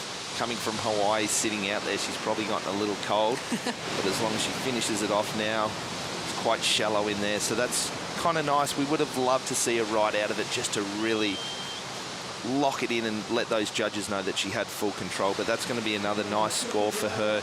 Probably not going to match her first score just because it wasn't as tidy, but it was a great wave. Scores in, it's a 4.9, so it's enough to really put an impact on the requirement for Luana Soares now. Luana chasing a 6.57 to get herself out of that knockout position. This is an elimination round, so unfortunately our bottom surfer will be falling out of competition. And Lua puts herself in position here. She's going to decide not to go for it. She's sitting with priority, but let's take a look at the replay here. Her last wave drop through is just a 2.33. Let's talk about a little bit of this wave. Yeah, she got into it nicely. She was just waiting for it to step up. She stood to the nose, got a little wobbly there, which threw off her tempo and balance a little bit, and then just kind of forcing it a little bit, racing to the nose because she made that little mistake. She thought she needed to catch up on it, and unfortunately kind of enforcing a mistake after a mistake, and then cost her the wave. So she'll go back out there. Looks like she got priority, so she's sitting okay. Obviously, Kiani, it was a great move. She got that first wave, backed it up with another good score. I don't think we've seen the best surfing from her because she's got so much more to offer. The free surfing that she's been doing has been phenomenal, but she's put the squeeze on Luana. She needs a 6.57, so she's doing the right things in the heat. She needs to sit there now, wait for a nice wave, and then she'll put some good surfing. But they're so lucky, Kiani and Kani, and they've got Kai Salas as their surfboard shaper, who's shaping them some fantastic boards, and this board looks phenomenal under her feet. But also, he's traveling on tour, so he knows the location, so he's building boards for himself and his surfers, as well as being at the events then to give them some feedback, because Kai's been on tour for so long and putting in performance after performance year after year. They're really lucky to have a role model like him, and they're such a tight-knit group, aren't they? Yeah, it's amazing to see that crew that's come out of Waikiki, to see Khalees Kaleopa'a as part of it, Connie Stewart and Kiani Canulo, of course. And like you said, all of them working together with Kai Salas on surfboards. It's been cool to see Kai walk into that space as well, because when, at least when I came into the Longboard World Tour about 8 years ago, Kai was still surfing for Takayama, and he was shaping there a little bit and hadn't quite started to experiment with getting his own craft out there. And now to see him go full-fledged into the business, to really start putting out some incredible surfboards into that Waikiki community, and to see so many young surfers like his own daughter Coral starting to really shred out there at Queens is very exciting to see what the future, they're already an absolute global threat. We're seeing world champions like Kalia Muniz from the past, and now the next generation that are really just right there knocking on the door of winning world titles. That's going to be a region of the world that's going to continue to be some of the most, I think, competitive and the most stylish surfers on the Longboard Tour. And Kai's had such a great upbringing on those Takayamas, spending so much time, obviously, with Donald, who's no longer with us, Tommy, who's been a great shaper there and sort of paved the way for what Kai's doing, and Noah Shimabukura, who's over there. So he's had this great sort of tutorage through his surfing career, and then stepping into it. I was so fortunate to spend a little bit of time with Donald as well before he passed away, and for me as well, just learning and sitting over there, and he was so good to everyone and really showed the way. And you can see it in these boards that Kai's building. They're just fantastic. The surfing that everyone's doing is so smooth and flowing and graceful, and it's really suiting the criteria that we want to see. Yeah, that's exactly it, is creating the boards that will suit the criteria to really celebrate traditional longboarding. Kind of went through those years of it being a very high performance focus, and there's been a shift over the last 5 to 7 years where that criteria has just slowly sort of come into play. And then over the last 4 years where we've really seen it take its dominance, seeing the surfers on tour adapt to that, and the level of surfing. And I think the celebration specifically of the uniqueness that longboarding brings, of riding longboards in the traditional style, has been a really amazing thing to bring into the surfing world, to showcase its differences and really celebrate longboarding as a sport, not in a comparison to shortboarding, but just as something very different. Yeah, and we're seeing a different approach, aren't we, to what we're known for the early 2000s. But it's looking great, and everyone's adapting, and we're surfing the correct waves, and being here right now at Rincon is phenomenal. And check this wave out. Wow, what a beautiful wave from Lua. Incredible rail work on those opening turns. She's now looking to just use that footwork a little bit more as she rolls through here to the inside, just relying on that rail work for the majority of this wave. Quick taps to the nose here as she'll finish off on the inside. You can really sense that urgency in her surfing now. Yeah, she feels like the squeeze that Kiani has put on has really started to, we can see it in the surfing, the urgency. This is a great wave, great hang five. little bit out on the shoulder. I think the judges are going to take note of that. But she's carving back to the pocket now. Another great 5. Would love to see her set it up, maybe come back towards the whitewash a little bit more, jam the turn, stall, and then get to the nose, and that will lock it in a little bit more and be a little more crucial, and then the score will come. So scores to drop through for this wave of Luana. Found those couple nose rides on the inside, but the consequence in comparison to, like you're saying, really locking in a nose ride on the outside is quite different. Yeah, and we've seen the difference with that surfing there to what we saw with Tully earlier. Tully was really driving back to the pocket, getting close to that power source, the white water, then driving out of it, cross-stepping and locking in the nose rides a little bit more. But in saying that, Luana, she's young. She's still learning her trade. She's the first year on tour. There's still probably a little bit of nerves, but that score's come in at a 407, and it's looking like a nice score for her.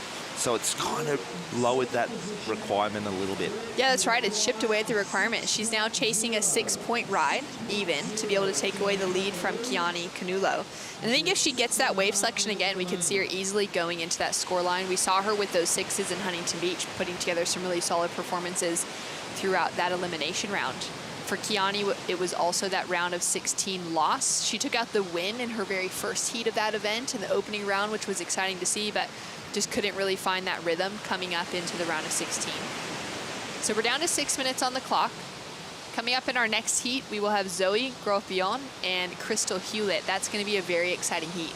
Zoe has had the most explosive performances that we could have probably seen, that kind of development coming through in her surfing over the last 2 seasons. She's really been that most improved surfer, I think, on the Women's World Tour. Fantastic before, but what she's been bringing to the conversation now is really at that top level. She's going to be a really challenging threat for Crystal Hewlett, who's a younger surfer coming out of South Africa. Crystal's been competing on a shortboard for a lot of her life, but she's taken to longboarding more over the last few years, but comes from a really historical family of longboarding out of Hewlett's in South Africa.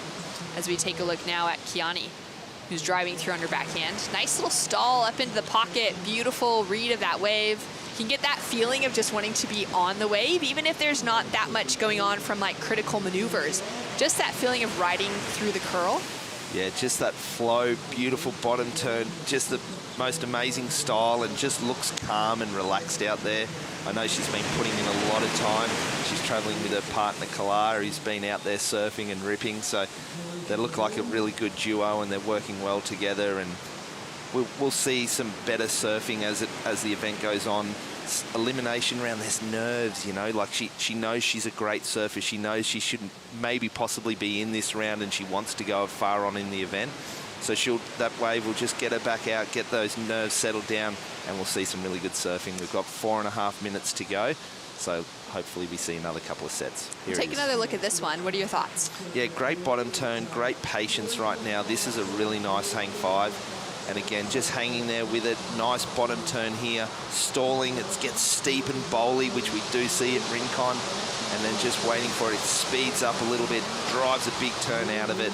And unfortunately, probably didn't link up like she was hoping and get further down the point.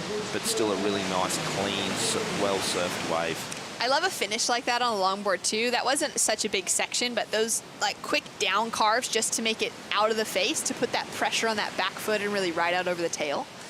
It's such a fun element of flair and power that a longboarder can add into the finish of a wave. And you can see the power in her surfing coming from Hawaii with the waves, even though surfing a lot of the time in Waikiki, still used to that power and that Hawaiian style that's always got great power. Surfers of the past, Bonga Perkins, Lance Acano, all those guys putting on great displays. And it's the same thing we were talking about Luana coming from Brazil with Phil Rasman. These younger surfers had such good icons to look to as they were growing up. It's been an exciting journey for longboarding, and now to see it reaching this stage of competition at an iconic location like Bells Beach. There we can see the full contest setup. You can see the priority boards 1 and 2 there up on the bluff. You got the judges tower. So in the front part of that white tent with the glass windows are where all the judges are sitting. Just behind, in the back half of that, is a competitors area where all the surfers are welcome to store their boards if they want to. They've got some couches, some snacks in there. They can hide away from the wind and everything as well. Take a look at the broadcast to be able to watch waves a little bit more closely, because it is actually really hard to kind of pick apart what's happening on a wave from being kind of farther away from it, from that bird's eye view. As we take a look now at Lua Soares, nice quick 5 to 10 combination. That's the sort of moment that we've been waiting for her to capitalize on that opening section. Now, if she can continue to string this wave together, it's going to be looking good to chip away at that requirement. Goes in for that third nose ride. Great footwork, sets herself up here. She comes through to the inside, and the pressure is mounting for her to finish off well. This is a great way to continue through this heat. Only 2 minutes to go, and she's just found that board right in the curl. She's gonna look to ride out cleanly. Doesn't quite get that projection to finish off onto the sand, but what an incredible way as we hit the rip curl 2-minute warning. That's the surfing that we saw in Huntington. That's the confidence, the cross-stepping, the nose riding. She was doing some beautiful hang tens. There it is again. So this is a really well-surfed wave. Nice little carve there. Just redirecting, setting it up, waiting for the wave to give her the opportunity. Great 5. This is going to really put some pressure on the judges to see where they are going to sit. It will have to be the best scoring wave of the heat, but it was a well-surfed wave. Nose rides put in the right spot. A little bit of like style just there. There's the backwash coming off with that high tide, and then a big roller coaster right here. Kind of doesn't ride out, but she is really close to the cliff there in the rocks. So that was a really well-surfed wave, Shannon. Yeah, very committed, and there are a lot of consequence on those ending sections, especially where you can see her paddling out right there. She would have been right rushing into the rocks had she rolled all the way through that one. So she's chasing a 6. Great point out the fact that it would have to be the highest wave of the heat by a bit, almost a full point over the 5.17 that we see from Kiani sitting in as the leading score. We're down to 50 seconds on the clock. Blue sitting with priority, and she's in position. She's gonna pull the trigger on this wave. It looks really nice from this angle. Now taking a look at a really good front on, we can really get to pick apart what's happening with that footwork and the positioning where that wave is standing up to bowl. Beautiful footwork back to the tail as she pedals off the nose, sets herself up through here to the inside, looking for that next section to really stand up to hit that shallow part of the reef.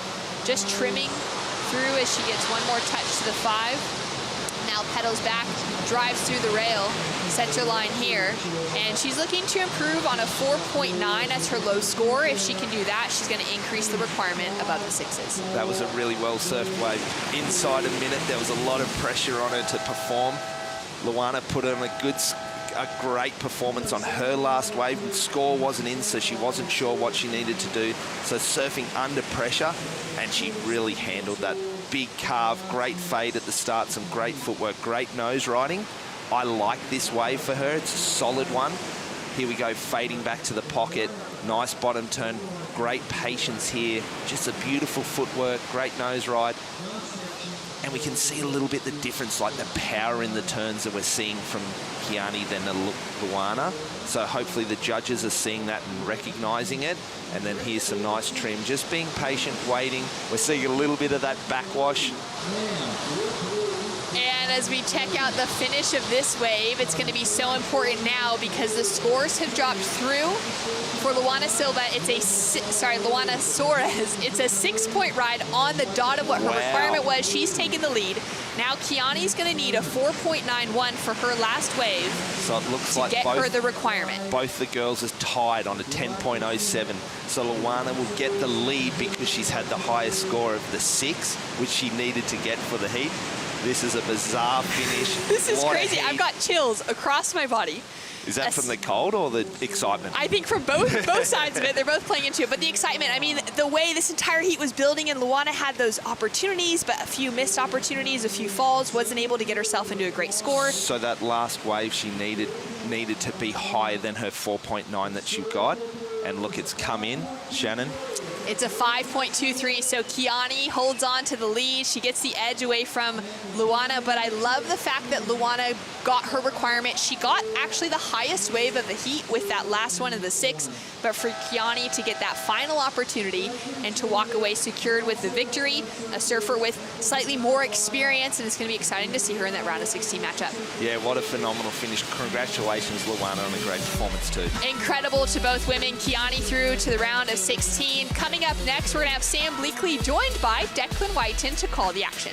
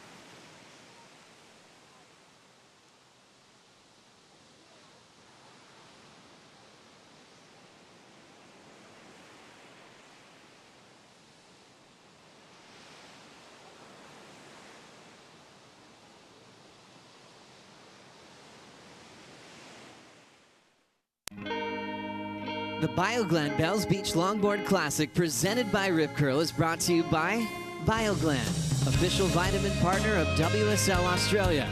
By Visit Melbourne, official event partner. Plan your trip to Melbourne. By Rip Curl, the ultimate surfing company. By GWM, official automotive partner of WSL Australia.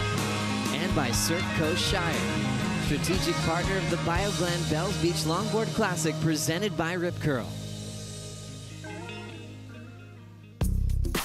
Welcome back, ladies and gentlemen. Thanks for tuning in. A pleasure to have your company here in Wadawurrung Country, Bells Beach, Victoria. I'm Sam Bleakley, bringing you the action as we move on to Zoe Gropignon and Crystal Hewlett. And I'm joined by world title contender for 2023, Manly lifeguard, former Australian champion, Declan Whiten. Hey, good to be here. Thanks for having me in. Declan, you've just seen your teammate Tully get the win. I know that you coached Tully. How did you feel to see Tully have such a good performance in that previous heat? Yeah, don't actually coach Tully. We say it's been going around that rumour, but no, we just help each other out, same as she does to me, where we just bounce off each other and trade ideas. But she absolutely killed that heat. It was good that she got the opportunity to showcase her surfing. I feel as though Huntington, and then even before that last year in Malibu, she had a few heats where the waves weren't great. So I'm stoked she got a chance to showcase them. And it's great to have an athlete, the energy of the athletes in the booth, and how special it is for you to all be competing here at Bells. Yeah, it's amazing. The wave's incredible. Like right now, we just saw a set, like the back end of that last heat, I think was super tight. And it just looks like it's getting better, so stoked to be here. And of course, as we switch with the tides between Rincon and the Bells Bowl, you know, how will positioning change with this tide still coming in? Yeah, Rincon's much more of a loggable kind of wave. I feel as though the bowl, it suits more the pintails that everyone got made for this event. But Rincon, it's kind of, everyone was comparing it yesterday a bit like Malibu, if you can get those ones that run on the inside, and they're a little bit bowlier and good nose riding kind of capabilities out there. So we got Zoe Gropignon from France surfing against Crystal Hewlett. Zoe, based in Anglet in the Basque Country, originally from Annecy in the French Alps, rides Phil Grace surfboards built at Euroglass. Crystal Hewlett grew up surfing the perfect right point breaks of Seal Point, Jeffreys Bay, Bruce's Beauties in the St. Francis Bay area on the eastern cape of South Africa. You would have surfed against, you would have participated in events with these women. Declan, who do you think the favourite is coming into this heat between Zoe and Crystal? It's going to be close for sure. I haven't seen Crystal surf in a number of years. I think last time I saw her was in China in the ISAs back in 2018, I think. I've got a great story about that. Rachel Tilley will be coming in the booth later with Shannon. I heard that Rachel, she had a boiled egg that she didn't eat on the plane journey. She hid it in your room, and you were wondering what that smell was in the room, and then you found out that there was a rotten boiled egg under the bed. So you got some chicken feet and tied them to the door of Rachel's room. That's brilliant. Tell us about that story. Yeah, there was a bit of back and forth between the Aussie and the American team. But we were a bit younger then, and the pranks came out. There wasn't too much to do when we were over in China and in the same hotel. It just drove each other. I always love that brilliant banter and rivalry between the Aussies and the Americans in the events. There's a long, great history of that. But before this next set comes through, let's go down with the Waxhead, because he is with the winner of the last heat from Hawaii, Keani Canulo. So we talk about the rivalries between Americans and Australians. There's a Hawaiian and Brazilian rivalry that's been raging across all WSL tours. In the last dying seconds, Keani, you took the win in that heat. Did you know what was going on? Did you know that you'd just gone a second and you needed a score? From what I could see, from the back of the wave, I kind of assumed she got the score. So I know I needed a pretty nice size wave. So I got super lucky and one came in just in time. That board's looking really smooth on your feet, really smooth transitions and that delicate footwork. Tell us about it and who made it and how's it feeling out here at Bells? Yeah, Kai Salas, he's my shaper he's from Waikiki as well, and this is one of his newest models. It's the Lava Flow. It is a 2+1, but I enjoy riding it with a single fin. It's super fast, and I just rode it for the first time a few days ago, so I'm really happy that it's going good. Yeah. Well, I'm imagining you're going to surf this board throughout the rest of the year. Now, what are your goals for this contest moving forward into the next round? Are you just going to practice and try and get more reps in here, or are you just going to risk it and just go out in the heat and try and smash it again? No, I definitely want to get a few more free surfs in and just get a little more comfortable out here. It's a little fast on the backside, so, just trying to lock in the hang 10s and go a little faster. Yeah. And anyone back home watching, you want to give a shout out to? Yeah, I want to say hi to my mom and my siblings back at home. I love you guys, and thank you. All right, we'll see you in the next round. Back to you guys in the booth. Oh, congratulations, Keani. Fantastic cutback. One of the most exciting cutbacks. Great to see her on tour. But whilst that post-heat interview was happening, we saw this from Zoe Gropignon. Dynamic start for Zoe. What do you think of this ride, Declan? Yeah, it was great. It was good cut back to the pocket there. You can kind of end up chasing it the whole time because it does have a little bit of a peak off towards the bowl. But she's just staying right in that pocket and just taking it easy. It is her first wave of the heat, so you just want to make sure you finish it off nice. And, what's that kind of relationship of needing to kind of surf what's ahead of you in Bells? How much is it thought out before takeoff, and how much is it just instinctively reacting to the sections ahead of you? I think definitely it's good to get your reps in out here. Just because it changes every single day. Like yesterday we had a mixed bag of conditions, and today it's a lot more groomed, a little bit easier to surf, but there are random boils, particularly out at this Rincon part, that can be a bit tricky. So it's important to just get a lot of free surfs like Keani touched on in her post-heat as well, and just get out there, get the reps in. Have you been coming down to Bells growing up? Is this a spot that you've got a lot of familiarity with? Not really, no. Tully and I came down, I think, in back end of June, and then I came down about a week ago, and not that really good swell that everyone saw, but there was a little swell before that I came down and got a few. But other than that, I hadn't been here at all. It's been very interesting because, of course, we had pretty much 3 months of pumping big surf, and we had that week of very powerful surf just before the event window began. I know you were on the phone to Ben Skindog Skinner when you were last down here, and a lot of surfer shapers had to pretty much invent new boards in case we did have to deal with those big conditions. Yeah, well, I can't imagine, coming from overseas, it would have been so hard to pack boards because there's such a range of equipment.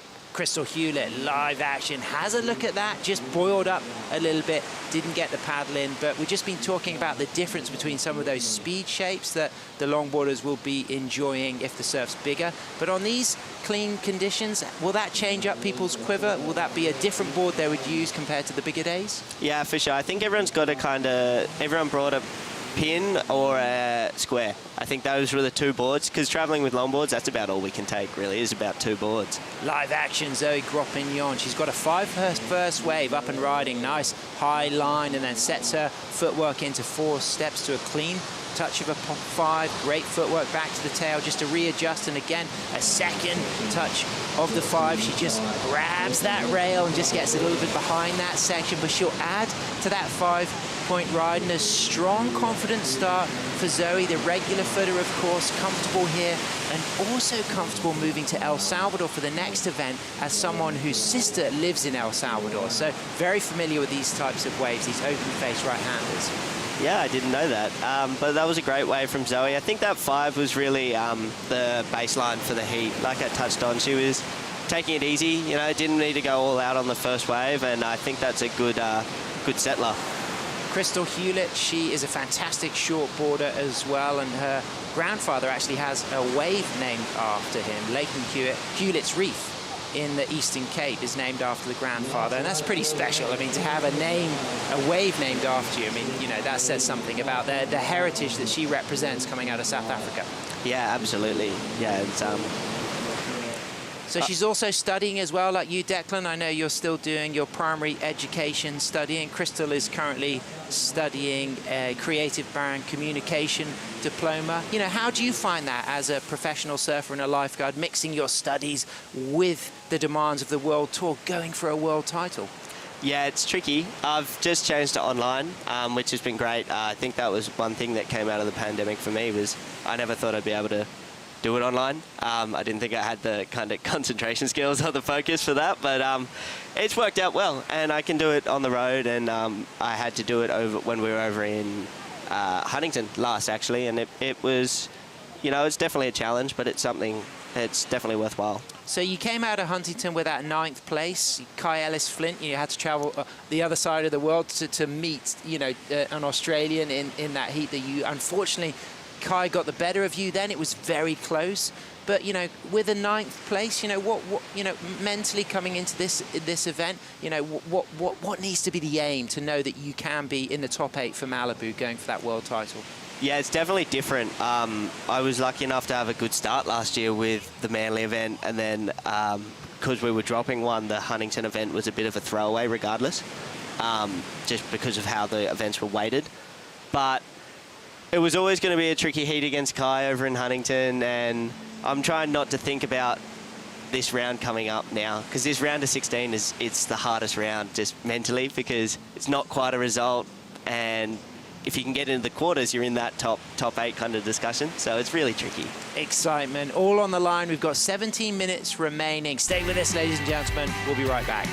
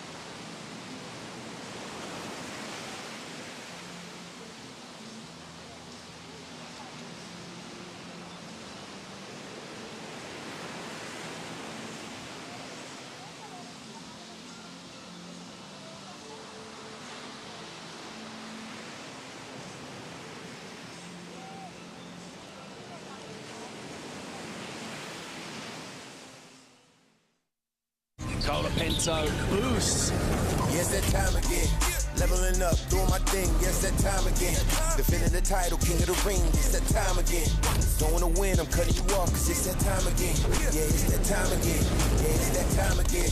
Leveling up, doing my thing. Yes, that time again. Defending the title, king of the ring. It's that time again. Felipe Toledo just unleashing.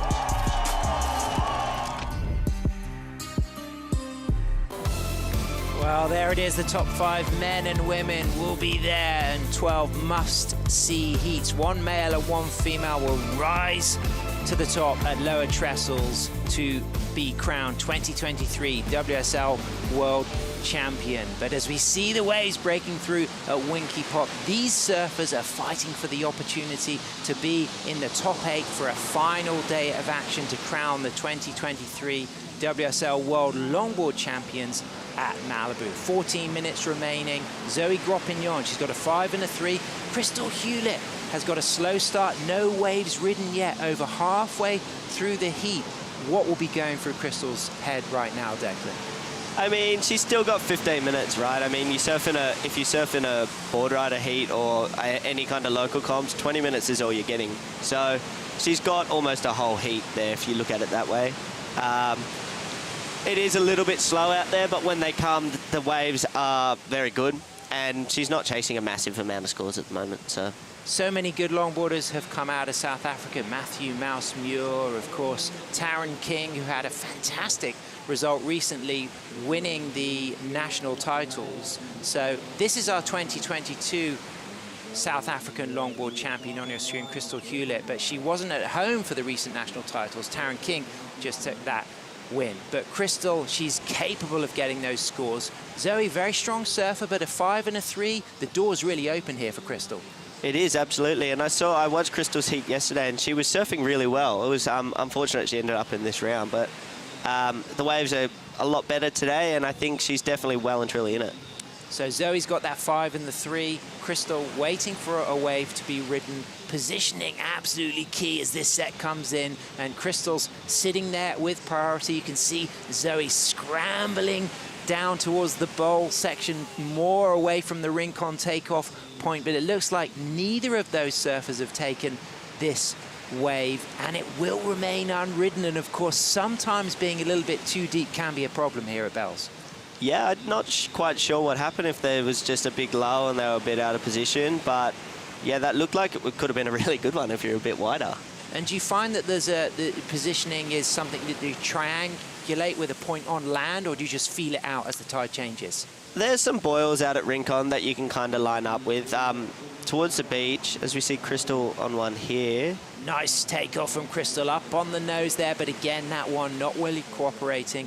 Will be a score for Crystal, but she'll be now sitting out of priority. So Zoe is going to be in that confident position with 2 okay scores, a 3 and a 5. That 5, she might well carry that towards the end of her heat. So she'll want to replace that 3, and she has that nice feeling of sitting in priority. How much does it mean to kind of have that priority situation? Yeah, it depends on the person for sure. Like, I think Crystal now, she can just sit underneath and try and find some more waves and get those reps in that we were talking about before. And possibly she hasn't spent as much time out here as other people, and she can sit on the inside. And there were some inside runners out at Rincon that I was actually talking to Cole Robbins about just before we came in here, and it looks really fun. So, of course, Cole Robbins surfs at Rincon in Santa Barbara. We have the Rincon here. We got Winky Pop in the corner there. We see the judges in that white tower. We see the wattle. Some of it's been flowering.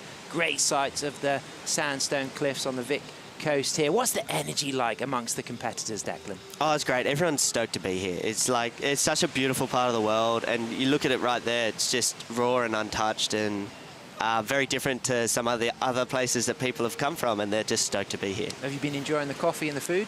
Oh, always. Yeah, 100%. It's been great down here. I've been having some great meals with Josh Constable in Torquay and Anglesey as well. We had the opportunity to explore the coastline, do a bit of mountain biking a few days ago. That was really fun. But there's a set there on the horizon. Again, that feeling of positioning. Both of these women won't have had much experience surfing here at Bells, but both of them very familiar with right-hand point breaks. Crystal Hewlett, of course, the likes of Jeffreys Bay, Bruce's Beauties, you know, similar water temperature, but it's Zoe Gropignon looking to drop that 3. Kicks off with 6 steps up for a nice roll of the 5. Another nice quick touch of the 5. Good footwork, nice, clean, controlled walking in and out, and hoping to roller coaster out of that floater, but doesn't quite trim out of it. So might replace that 3, but certainly building on that 5. Yeah, it's it can be really tricky out there because it's quite fat. As you see at the takeoff here, she had to fade to get up to the nose. She got a really nice opening nose ride. but then when she cuts back here, it does start to run off. And if you're not wide of, there's a bit of a second peak down the line. If you can't get round that, then you see she gets caught behind and has to do the floater at the end. And, you know, when it comes to the footwork, and how does Zoe know that she needs to walk out of that nose ride rather than stay on it? It's so tricky. It's very instinctive, just from, again, getting your reps in and surfing so much. But just you can feel that you're not quite back in the pocket anymore, and that the nose is going to start to bury under. So she'll come off and make sure that she can get a weight towards the back of the board to keep the front of the board out of the water. And we saw a lot of the bigger scores coming through yesterday benefited from those finishing maneuvers, and not necessarily just finishing with a float, but sometimes a clean kick out was often really celebrated as that, you know, kind of real icing on the cake for a decent score. Yeah, absolutely. You got to leave the judges with, we call it a good taste in their mouth, right? When you finish the wave and it's all wrapped up in a nice package, it's the last thing that they see when you kick out of a wave. So it's important. Great cut there. That was brilliant. See the Melbourne flight cam cut towards this fourth wave to be ridden by Zoe Gropignon. Real nice fade in. A second touch of the nose. Holds the nose ride for longer here, and then cleanly walks back to the tail. Elegant upright stance, good controlled surfing from Zoe, being very patient with this scoring opportunity. She strikes the nose through the inside and walks out and kicks out cleanly and looks to be very poised and strong, and she'll be excited to hear that score. Yeah, absolutely. And that was one of those inside runners I was talking about before. You can get those when you don't have the priority and you can sit on the inside, and that one just hugged the reef beautifully and gave her lots of nose riding opportunities. And really nice to see the use of the fade. You know, how important is that kind of fade in to get deep in the section for the nose ride? Yeah, very important out here, because you can end up really wide. Like I said, there's that section down the line and you feel as though you're caught behind the whole time, but really you could be way out of the pocket. So very important to set up your nose riding. Great surfing from Zoe. A little bit wide of the pocket for some of those nose rides. Do you think that will maybe damage the scoring potential when the judges study these video replays? For sure, yeah, she was a touch wide, but it's going to be a good backup anyway. She's got that 5. She just wants to put a bit more pressure on Crystal, and she didn't have priority, so there's no harm in taking that wave at all. And so composed, you know, real kind of nice body language, arms not moving around too much, very good with the footwork, and again, just cleanly kicking out. But look at that toe curler there, Declan. Looks nice. Yeah, for sure. And you could see she just stepped back in time there just before the nose started going under, what we touched on before. And so she could feel that, and that's what made her come back off the nose and get towards the tail of the board. Some surfers opting for the leash, as we see from Zoe, others going leashless. What would your decision be on these kind of wave sizes today if you were having a heat? The board that I would ride out there actually doesn't have a leash plug in it, so the decision's made for me there. Here's the replay of Crystal Hewlett. So she's going to add to that 0.93. And Declan, this looks like a really dynamic double nose ride on takeoff. Yeah, that was great. That was a really nice section to start off with. And then she's just fading through that fat bit. She looks like she's got another steep section there too. Nearly lost it on that final nose ride. This is going to be a really strong score. Do you think this could go higher than Zoe's 5.0? Yeah, see how she finishes off. But I think that was just a lot more critical.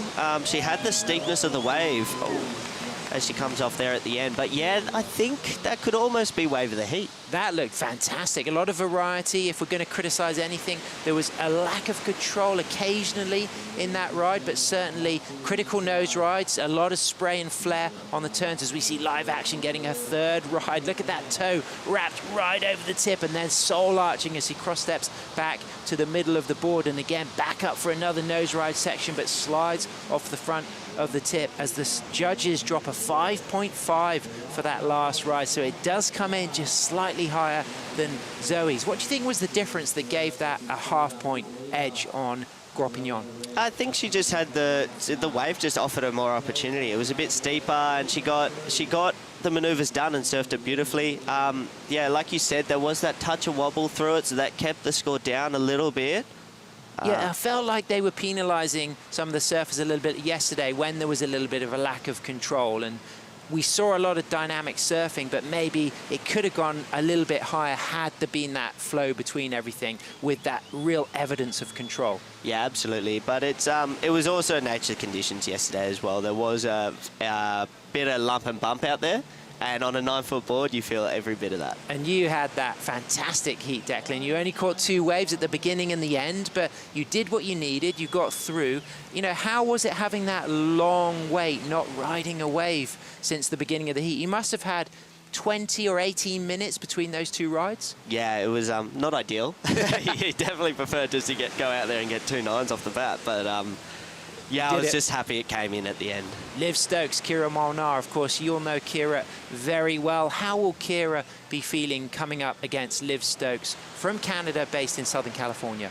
Yeah, Kira feeling pretty good. I think she's been out there, I think first out most mornings, to be honest. She's been frothing and she's got all the gear. She's got the hood, the boots, the gloves. So. Well, talking of first out, I was talking to her mum, Kim, and her mum's partner, Ian. And because we've had this big blue moon, this full moon, he said he woke up at like 1:30 thinking it was morning because it was so bright. And Kim was like, what are you doing up? And he was like, well, it's bright. And he's like, oh, I've got 4 hours more of sleep. But this is the recap of Crystal Hewlett's 5.50. So she got off to a slow start without getting any waves, but then she got the highest score of the heat, a 5.5, half a point higher than Zoe. But Zoe's been looking extremely composed throughout the heat, so you feel she could easily get a big score on the board. She's still in first position, but Crystal doesn't need much to change that situation with 3 minutes, 30 seconds remaining. Yeah, and I think that was a new wave from Crystal just then, and I think she could better her 2.8. She got a couple nice nose rides and right in the pocket there, so it'd be interesting to see what they do with that. So she needs a 3.33, so let's analyze this replay and see what we think, Declan. Is it going to be enough? That opening nose ride was great, just right in the pocket there, and you could see the whitewater come up over a board. Even there, you saw the tail pop out the back of the wave. So great little directional setup there. Be nice if she could have finished a little bit cleaner, but it's going to be close for sure. Super deep in the pocket, critical nose rides, that foot right over the tip of the board, as we can see from this slow motion action. See how she just curls it right over the very tip, really in the pocket, strong. You kind of feel like this is going to be the score that she needs, and it's going to really put the pressure on Zoe. Yeah, I mean, Zoe's still out there with priority, and there's still enough time for a set for sure, but yeah, I think that's going to be pretty close to the score. So this is a replay of Zoe's last wave. Nice rail work action, good footwork, walking back to the tail and then setting herself up. No nose rides yet, but 4 clean, smooth steps up to a hold of the 5, and a lot of variety off the tail, a lot of different types of cutbacks, but only 1 touch of the nose. Will that damage the scoring potential, Declan? Yeah, she's been really strong off the tail, and again, she just didn't really get the opportunity on that wave to get up to the nose, but she surfed it the best she could, I think. Great flow, and really covering a lot of ground on the wave, going to the top and the bottom of the wave, and then coming back into the cutback section, and just really using a lot of the board, but not able to nose ride through any sections. Yeah, it was just really tricky. It was one of those ones that didn't have too much wall, so she had to keep cutting back and just stay in that pocket and hope that she could get an opportunity to get up on the nose. But she did touch that nose twice, so it could be a strong score. She's got a 3.83 to replace, so it's going to be very interesting. Crystal's wave was smaller and more nose ride based, but certainly very much in the pocket. Zoe's wave was bigger, probably slightly longer, but more rail turn based. So the judges have really got to look at both of those scores, and there's only 1 minute 15 seconds remaining. We're well into the Rip Curl 2-minute warning, so it really could swing the heat when these 2 scores are dropped. Looks like Crystal gets a 3.9, so it was enough to put her into first position, but Zoe there, she now needs just a 4.41, and you feel it's going to be oh so close. Yeah, it is. It comes down to how much emphasis is going to be on the wave size there, because Zoe's was a bigger wave. Live action, Declan. Zoe up on the nose. There's the 5. Nice touch. As we see, Crystal's also on a wave behind her. Zoe grabbing the rail, standing tall. Crystal on an opportunity for a 5. She stretches and stays loyal to that nose ride and walks back to the tail and puts some spray and just takes a fall and has to pop back up. So the judges will recognize that she has fallen on this ride and stood back up, but she certainly would have dropped some scores up to that point. So it now means we've got 3 rides to score as we move down into the last 13 seconds. Super exciting, Declan. Yeah, absolutely. This looked like it was going to be a great wave from Zoe at the start. She got a real nice nose ride, but then it was just a bit caught behind and couldn't get round the section. So that's the end of the heat as we hear that horn, and the judges have got 3 scores to drop. So it looks like Crystal Hewlett's last wave was super exciting, but it was the fact that she fell on that cutback there really limited the scoring potential. Yeah, that's kind of it. When she falls there, it's so hard to get a good score after that. So here's the replay of Zoe's previous ride. So composed, such great footwork. I really like the elegance, the composure in the upper body, the control, and this was a really strong bit of surfing. Yeah, it was, and I think there was another one before that too that was on a bit of a bigger wave as well, and that's, yeah, it's going to be so tight for the judges. So that was her last wave, so that really could matter. You get the feeling that you know, Zoe's got a lot of opportunities here with 3 scores to drop. Crystal's just got 1 score to drop. She's got a 5.5 as her strongest score. It's backed up by a 3.9, but we have to remember that she fell on the cutback midway through that last wave. So is that really going to allow her to replace that 3.9 having fallen on that cutback turn? I would say no. I think that her 3.9 was just a great series of nose rides on a similar sized wave. I think she was well on her way on that last wave for sure. Well, Zoe's now dropped to 4.57, so that puts her back up into the lead, and now Crystal needs a 4.07 on the last wave. We're waiting for the judges to tabulate, but we have to respect that there are still 2 more waves of Zoe's that may well go into her top 2 and increase that need for Crystal to get the score. And it just starts to now feel like this is going to be Zoe's win. Yeah, look, it's going to be really close. It might just come down to Crystal falling on that last one because she was well on her way to, she only needed, what, 0.2 better than her 3.9, so it's going to be really close.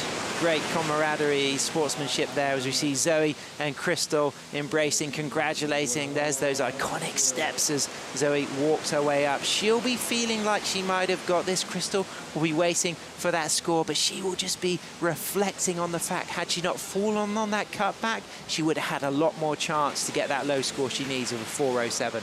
Yeah, look at her waiting on the beach. It's either the best or worst moment coming right now. Absolute nerve-wracking moments for Crystal. She's just hoping and praying that she gets the score that she needs. It comes in not enough. There's an interference being called. Perhaps the fact that she may well have been out of priority and caught one of the waves that Zoe was also up and riding on. So Zoe will take the heat. I'm not 100% sure why that interference has been called, but it's certainly affected the situation because she's now only carrying that 5.50. Yeah, it's here. It's up on the replay. It's So that was the body language we saw from Zoe. I remember seeing that body language from Zoe, wondering why that was, and there it is.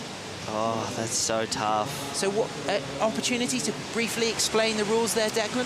Yeah, well, as I understand it, I mean, Zoe was in priority there. She had first priority and she was going along the wave, and Crystal in second priority has taken off further out on the shoulder and has pushed down the section, which has interfered with Zoe, and that's why she gets called an interference. Heartbreak for Crystal Hewlett, but she's been surfing fantastic. Congratulations on a brilliant performance.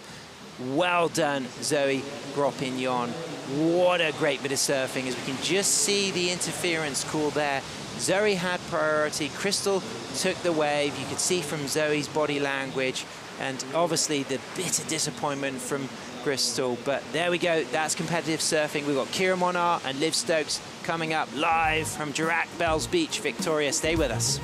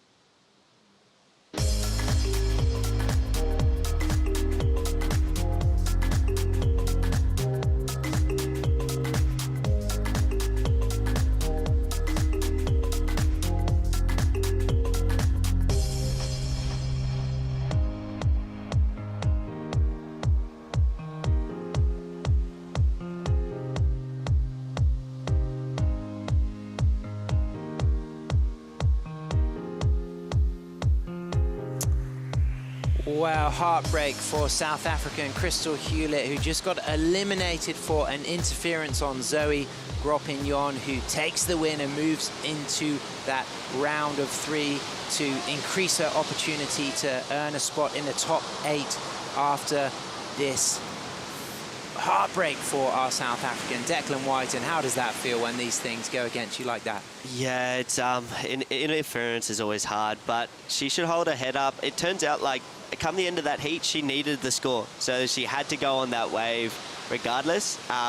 Had she been in the lead and had the interference, different story. But she, with Zoe getting that 4 in the dying stage of that heat, Crystal actually needed to go on that wave anyway. So no harm, no foul, really. Moving on, it's Kira Molnar in red, surfing against Liv Stokes in blue. Of course, Liv has dual citizenship, and she is from a Canadian family, but has been born and raised in Southern California. But this happened in the break. A great start for Kira Molnar from Queensland, based in Noosa. Second nose ride, and then on her classic Malibu Peter White built surfboards, looking super crisp and lively and fast. A strong start for Kira.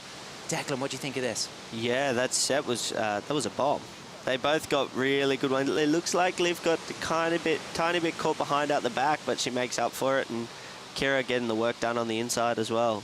Of course, Liv riding the Michael Takayama built surfboards, her family from Toronto, but she grew up in Southern California. You know, some of the Californians have been comparing these waves to Swamis, to Cardiff. You know, they feel at home here, used to wearing the neoprene, but of course, I imagine that Kira would have had experience coming down here to the Vic Coast in the past. Yeah, I'm not sure if she has been down here. I think she probably would have leading up to this event, but she, like we said before, she's been out there for first thing every morning, and she's been loving this bit of the Rincon up here, so she'll be stoked that the waves moved up here for this afternoon. So scores coming in. Kira Molnar kicks off with a 5.17. Do you think Liv Stokes' ride will rival that 5.17? It's going to be close. She did get a little bit caught behind at the start, but it wouldn't surprise me if the girls can get rid of these scores by the end of this heat anyway. That was a good set.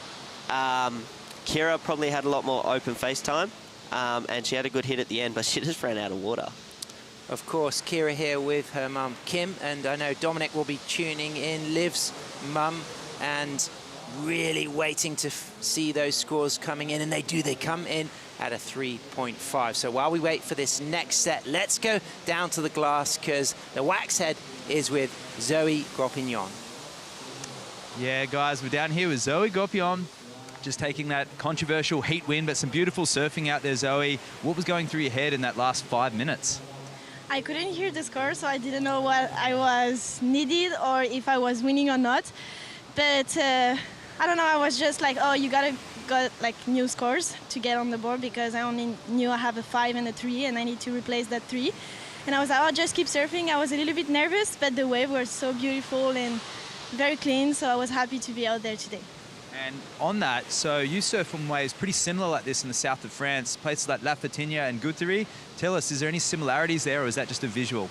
No, it's very similar, like the right reef break, the bay, I mean, there is some parapets. I don't know how to say in English, but it was very similar from home, and it makes this place special for me. And yeah, there is some rainbow as well in the water. Different from home, but I was super happy to got some. And your surfboard, although shaped in France, is shaped by a shaper surfer who has a lot of experience. Tell us a bit about your single fin. Yeah, this is a board from Phil Grace. He's from around this area in Australia. He shapes also at Euroglass. And this is a single fin. We walk on this for this kind of waves, like glassy point right. And yeah, it works really good. I'm using your fin, Matt, the FCS one, and I really like it. Right. Looking good, Zoe. We'll see you in the next round. Back to you guys for the action. Congratulations, Zoe. And great point, of course, the southwest coast of France, around the Basque Country, the likes of La Fatigne, Guitry, they have similar quality to the right-handers like Bells, but of course there's nothing quite like being here on the Vic Coast and then performing under pressure. And that was a very evenly poised heat, but she looked very composed. I like the you know, the upper body language, the use of the footwork. She didn't look too flustered, and I feel Zoe's got more in the tank and she can build on this. Yeah, absolutely. I think maybe just her wave choice let her down slightly. She didn't get any of those waves that had the real critical section that Crystal had on that 5-5. So she'll go away and she'll know that, and she'll prepare for the next heat. There's those steps leading down to the Winky Pop side of the beach. We're here on the southern coast of Victoria, 100 kilometres southwest of Melbourne and 10 kilometres from Torquay, as Kirill Menard drops a 5.17 and Liv Stokes answers back on that opening set with a 3.5. Both two extremely well-educated women. Of course, Kira studied sports management and physiology, and Liv Stokes studied a master's degree in teaching at UCL in Southern California. So a lot of horizons for these women. They already work in a number of realms. Of course, Kira is a Pilates teacher and a surf teacher, but she's riding the Peter White Classic Malibu surfboards, and Peter's been part of the Australian longboard community for many generations. Yeah, and if you remember Nick Jones, he was on Classic Mal forever, right? He was amazing surfer in his own right, and yeah, Peter's been shaping for people on tour for ages. Yeah, big shout out to Nick Jones if he's tuning in. Fantastic surfer. So Kira there with a 5.17, Liv Stokes with a 3.50. So second set waiting to be ridden for both of these surfers. 20 minutes remaining. It looks like we've got Kira out there in priority, so she's going to have a scramble for this, but she's probably going to lose the priority there. Yeah, bit of a mistake there. You can kind of jack up on those boils you see just out past the girls there, and then back off. There's a bit of a hole in the reef there, so kind of caught Kira off guard a little bit, but that's all right. They'll be, they seem like they're coming in two-wave sets, so the girls will get plenty more opportunities. Liv Stokes took first place at the Coastal Edge Steel Pier Classic in Virginia Beach earlier this season, beating Avalon Gall, Chloe Coleman and Luella Pace in a really stacked final. We saw Avalon on fire earlier this morning. Chloe Coleman, you know, not Chloe Calmon from Brazil, but a really good young Californian from Long Island. As we see Kira Menard with a 5 with a 10, back up for a 5, holds that 5 and just readjusts and then gets back on the tip and then back to the tail. Nice, strong cut back and takes a fall as we see Liv Stokes out back on a 5, on a second 5 on her Michael Takayama surfboards. A third nose ride for Liv Stokes and gets a 10. Pedals back and keeps that trim speed going, and now has an opportunity for 2 more steps in a really beautiful arcing turn. And we saw a lot of those turns on display in her campaign in Huntington. Great down carve, you know, opens up the body and throws a lot of spray. Yeah, that was great, and that's the first tank 10 we've seen in a little while from the girls' heat. So we'll have another look at Kira here. She got another one of those little inside runners that does give you this critical nose ride section. She did really well to hang on through there. And then nice cut back, but she just comes unstuck here, coming back off the nose. Super unlucky because there was still a nice nose ride section, but what about this from Liv? Yeah, Liv, this is going to be best wave of the heat in my eyes. She got a great opening nose ride. She ends up a little bit wide here, but that's all setting up for this big 10 through the inside, and nice turn to finish off as well. So that's a great wave. Yeah, and then this turn here, like you said, Declan, fantastic. So the taking the risk, high degree of difficulty going for that 10, but that down carve for me, that was my favorite part of the ride. Yeah, it was real strong tail surfing there, and like we touched on before, just finishing off the wave well. And variety, using all of the board, and also, you know, using all of the wave. And it's really important to kind of see those surfers who get to the bottom of the wave, get to the top of the wave, and that can make a big difference when the judges see that you're covering a lot of ground on that face.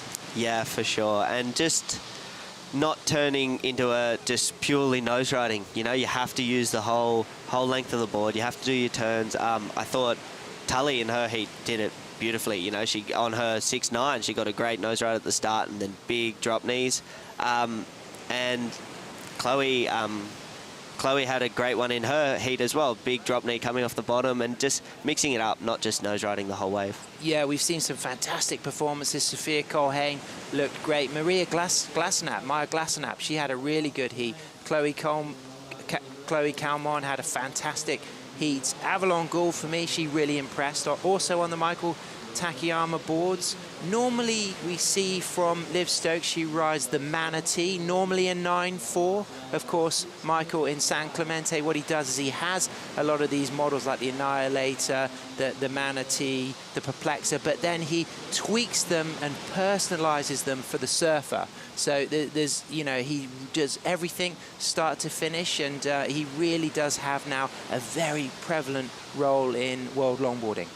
Yeah, and everyone's ripping on his boards, right? They obviously go really well. So I had a chance to try beads over at Seno one day, and yeah, I had a bunch of fun on it. They go real fun. They absolutely do. And of course, they allowed Liv to win that Coastal Edge Steel Pier Classic, but Kira Molnar has also had a great season. Second in the Manly Classic, beaten by Tully White. 9th in the Noosa Longboard Pro, and she recently won the national titles, and so she really has had a great year. She won a Queen of the Point contest in La Union in the Philippines, which is where Rogelio J.R. Esquivel is from. So she just needs to you know, use that mental strength to trust that she can win these big heats. As we see live action, Kira Molnar looking to replace a 3.77. Liv Stokes drops a 6.50. As you said, it was the highest scoring wave of the heat. But look at this from Kira, perched up on the tip with a beautiful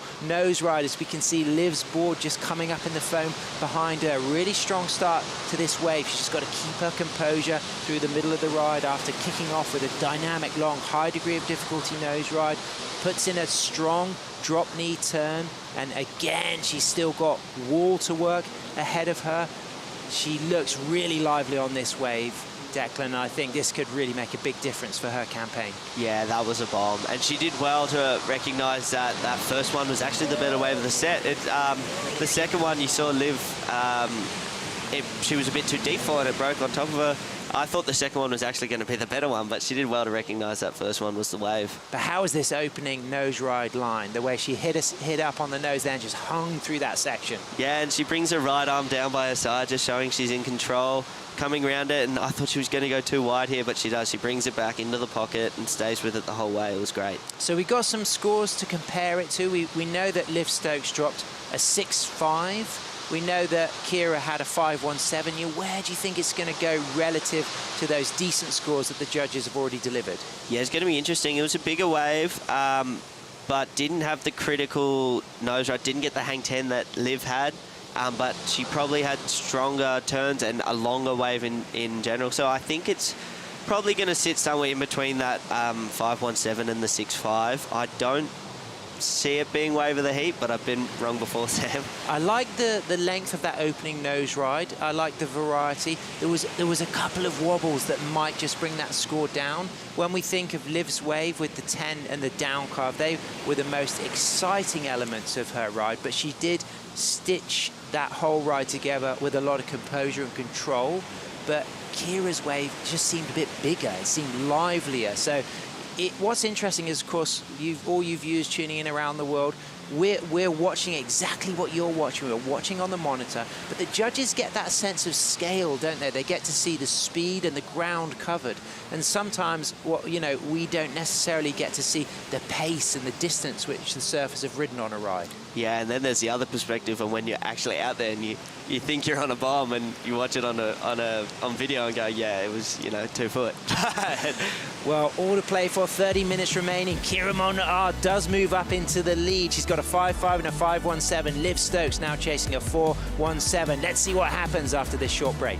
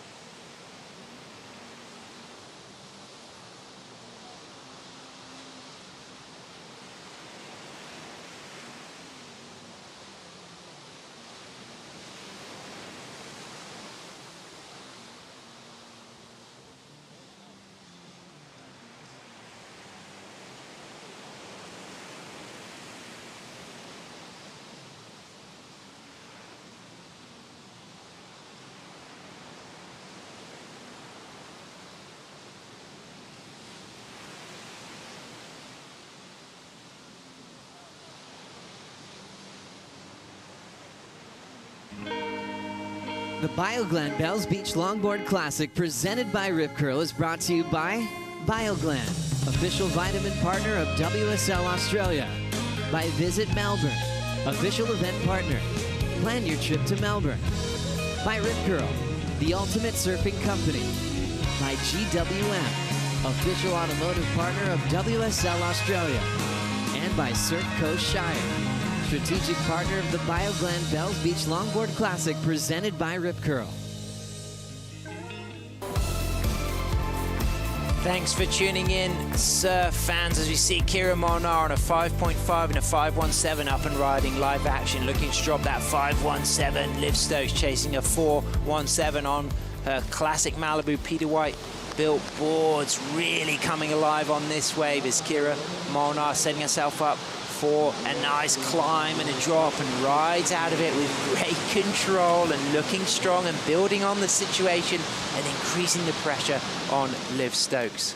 Yeah, that was great. Under priority, get one of those insiders that we were talking about before that just hug the reef and, yeah, chipping away, trying to build some pressure. How good are those conditions, Declan White? And it's dreamy out there. It's velvet smooth, azure blue, everything you could ask for. Yeah, it's really fun and good size to it for Rincon too. Kind of, once it gets a bit bigger, it moves onto the bowl and gets a bit sectiony, but at this size, it's just one point break there. Tony Silvani, he'll be coming up. Had a great result in Huntington, but he's surfing against Jack Tyro, who won our trials out of New Zealand. You know, great opportunity for young Jack to be here on the world stage. Yeah, I can't wait to watch this heat. Jack's just an all-round great kid. Had the pleasure to meet him at the Manly LQS we had leading up to the start of this year, and his surfing has gone out of this world, so I'm really excited to watch this heat. You beat Clinton Guest in that final. You know, the likes of Jack Entwistle didn't get to the final. It was a stacked event. The trials at Torquay Point that allowed one surfer to qualify as a wild card, so a huge achievement to win that for young Jack. Yeah, and definitely a massive confidence boost. He's only 17, I'm pretty sure, so he's just killing it. Live action, Liv Stokes chasing a 4.17, 4 steps up to a quick touch of the 5. Walks back to the tail, nice down carve, some spray on that maneuver, staying nice and tall in the pocket there, just staying patient, eyeing up if it's going to be footwork or rail turns, the wave decreasing in size and then sucking up on this section as she walks and doesn't ride out of that float, but on very shallow water, only chasing a 4.17. She's got a 3.5 and a 6.5, the 6.5 the highest score of the heat. Was that enough for the 4.17? Oh, first impression, I don't think so. I think it might have been a bit of a mistake from Liv there, as we see Kira up out the back here. And that looks like a really nice set as she gets 6 steps up to a 5 and holds a 10 and walks back for a nice weaving cut back. Back up for another 5, pedals back, stays in trim speed on the front third of the board and then cross steps back and cleanly rides out of that last carve and then just jumps over the back of the foam, and you feel like that could possibly be a scorer for Kira. She's got a 5.5 and a 5.17. I like that surfing. That could well increase the need of Liv Stokes' 4.17. Yeah, I think that could even rival her 6.5. Just that big 10 out the back on a bigger wave on a critical section. And like you say, you felt like maybe Liv made a mistake going for that earlier wave. Had she been more patient, she could have been on that wave that we just saw Kira catch. Yeah, and just mainly, I don't think it's going to improve her situation, which was she's chasing a 4.17 and she needed that. We'll have another look at it here. Just a touch of the 5 to start. Nice tail turn there, bring it right back to the pocket. But then just a bit of downtime and the wave kind of loses its grunt through this section here, and not quite the finish she wanted. So yeah, I think she'll go back out the back. I'm not sure if she'll get priority over Kira here, but see how they go. Yeah, she does have priority because I saw her further out, but this was really strong for Kira Molnar. Yeah, that nose ride was great, and just linking through it. Shame this wave ran off in the end and she couldn't keep going for longer, but that was a great wave nonetheless, and that 10 out the back will be where the majority of the points come from. So Liv Stokes drops a 3.43. So relative to Liv's 6.5, do you think this is going to get pretty close or maybe even higher? I think we've just seen it drop in, and it's come in as a 4.43. So maybe just that length of ride, and didn't get anything more than that big 10 out the back. Maybe the judges deemed the rest as setup work, but I thought it was going to be a bit closer to that 6.5 of Liv's. So Liv really in a strong position here, but actually I was incorrect about priority. Kira did get out there quicker, so she's sitting there with priority unless there was just a bit of paddle movement that changed that situation. But Liv now out of priority, chasing a very attainable score of 4.17. She knows she can get these scores because she's got a 6.5, and I feel as if Liv's got a lot more to give, and out of priority she's going to have a look at this. A mistake to go for this one, Declan, or do you think a wise decision? I mean, with Kira having priority and Liv's on the inside, why not? You know, you can have some of these ones just give you a nice critical nose ride section. Found that 5, pedal back, just about hung on there. She's got a little bit more left in this wave, but kicks out, and it won't be the 4.17 with 5 minutes 40 seconds remaining. Kira Monar's got a nice set. She's going to drop into this beautiful section at Rincon as she gets 4 steps up for a nose ride and quickly pedals back to the tail, stays high in the wave and gets a more critical touch of the 5 on that second walk up to the tip, and then a nice snaking turn again for another 5. All 3 nose rides, a little touch of the 5, but a lot of footwork movement and climbs and drops, and just about keeps control as she kicks out of that wave. Looking to drop a 5.17. She's got that 5.5 as we see scores coming in for the surfers. They've got to study those video replays, those 5 judges dropping that score out of 10, and the highest and lowest eliminated to make that average. And this is that last ride of Liv that comes in at a 2.07, Declan. Yeah, she just got caught behind that little section there and kicks out at the end, knowing that probably wasn't going to go in her top 2 and she can get back out. Would have been hard for her paddling back out, watching Kira on that bomb on the way through. But I think Liv will get back out there, have priority now. Now she can wait and get one of those sets. So much to play for the women as we wait for that last score of Kira Monar. And I look at this replay here, and this was a really, really good wave. And you just felt like if Liv had the opportunity to get on these bigger waves, she might be able to get the score that she needs. Yeah, absolutely. And I think not Kim, sorry, that's her mother. Kira getting priority in that one shows that the length of ride from a previous ride. So she wasn't that far on the inside, so she was able to get out the back before Liv and get this wave here. A little bit wobbly through the inside, that's the only thing. And Declan, that goes into her top 2. It's a 5.37. Add to that 5.50. Now Liv needs a slightly higher 4, but still very attainable, just a 4.37. Yeah, it was great. She was able to get a lot more maneuvers done on that wave. And it was a bigger wave, so deservingly getting that 5.37. So Liv has got priority. She needs a very attainable 4.37, but with those 3 minutes 20 seconds remaining, she has to be a bit patient. She can't rush too much, but she needs to probably sit a little bit inside just so she doesn't get herself out of position. Yeah, it can be tricky out there when you have those lulls, just trying to find where to sit. Luckily there are those boils, so she'll know, she'll get herself in the right spot and hopefully get a wave like Kira did just then and give herself the opportunity. 3 minutes remaining, very close to the Rip Curl 2-minute warning. And just looking back on our former WSL Women's World Longboard Champions, I mean, since Tori Gilkison, who's our head judge, won in 2016, it's been dominated by just 2 women, Honolulu Bloomfield and Soleil Errico. Soleil's won 2 world titles, Honolulu Bloomfield has won 3. So will there be a new name for the list this year, Declan? It's going to be interesting. I mean, it comes down to Malibu in the end, doesn't it? And Soleil's so good there, her home break, and it's going to be pretty tight to beat her for sure. But any of the girls can do it. Absolutely. I'd love to see Tully making it into that top 8 because she is a fantastic surfer in in these types of clean point break conditions. Absolutely. I've seen her surf Malibu when it's 3 foot and she's right up there with the best. You had a great result at Malibu last year.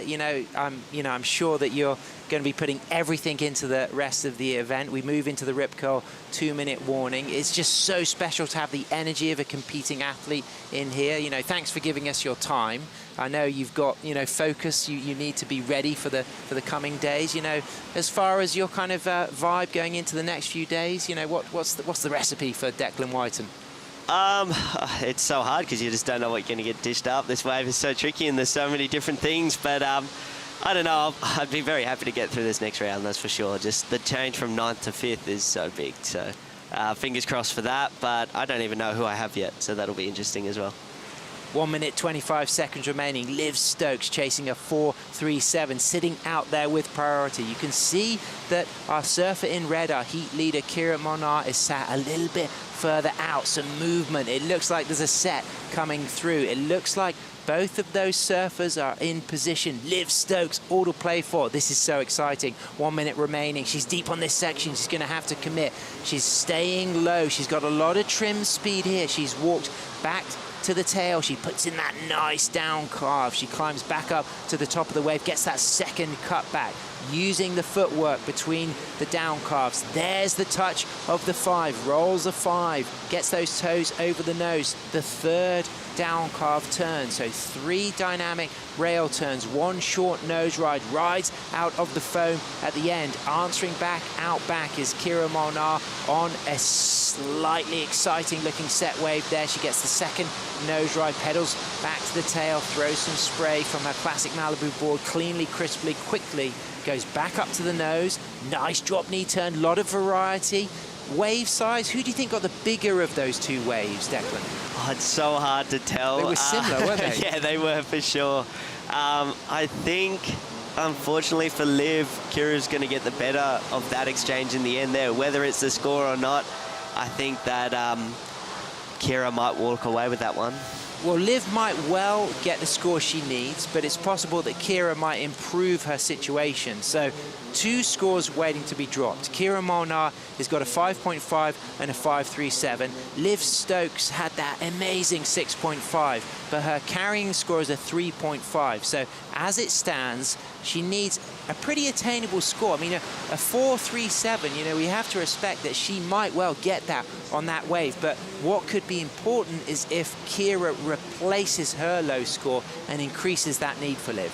I just feel with Liv's one, she got a little bit caught behind that outside section, which is a lot of the points, the scoring potential on the wave is in that outside section. It's where all the risk is if you get up on the nose or do a big turn in that section of the wave.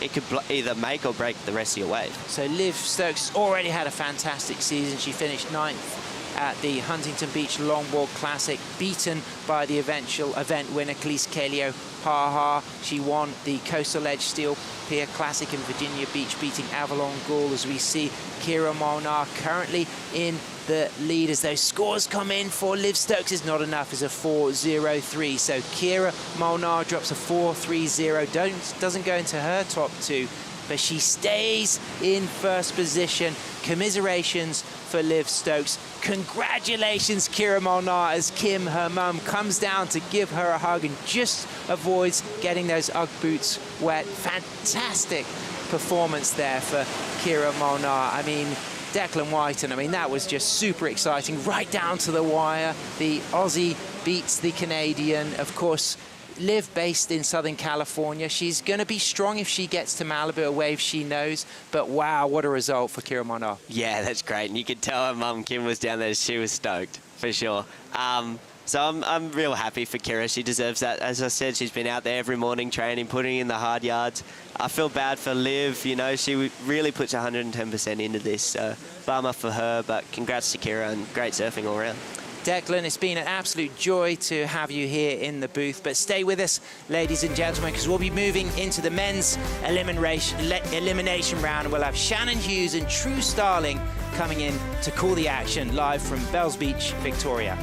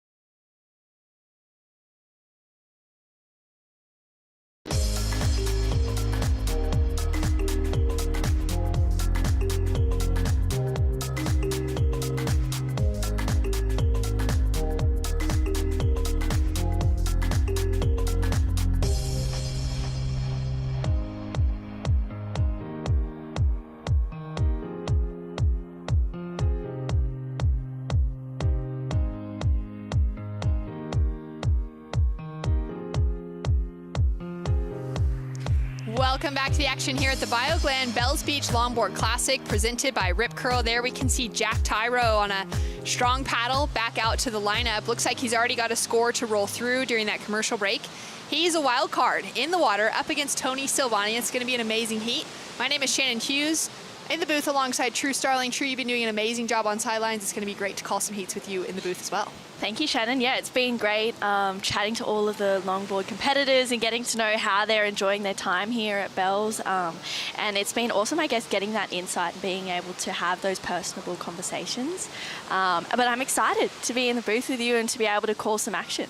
So fun. There's been such great waves that have been rolling through at RingCon specifically today. The first heat of the morning was down at Bells Bowl, and that had some kind of consistency, and then we had a few dead moments, but it's really started to turn on through the afternoon from the women's round, and we're now into our men's elimination round. And we got some split action here between Jack Tyro on the right-hand side in the blue jersey and Tony Silvani in the red, both finding those great nose rides right in the pocket for Jack. Tony just fighting his way through a slightly flatter section. You can see a lot of water pushing off the nose, but really staying locked in and committed to getting every point he possibly can out of this wave. We'll see how the finish turns out for Tony, as Jack had a really nice looking wave to start things off. That was amazing rail work, getting a lot of speed and power out of that turn as he finds himself for one last nose ride, kicks out in a very smart way, but in a very, very dry area. That was hectic.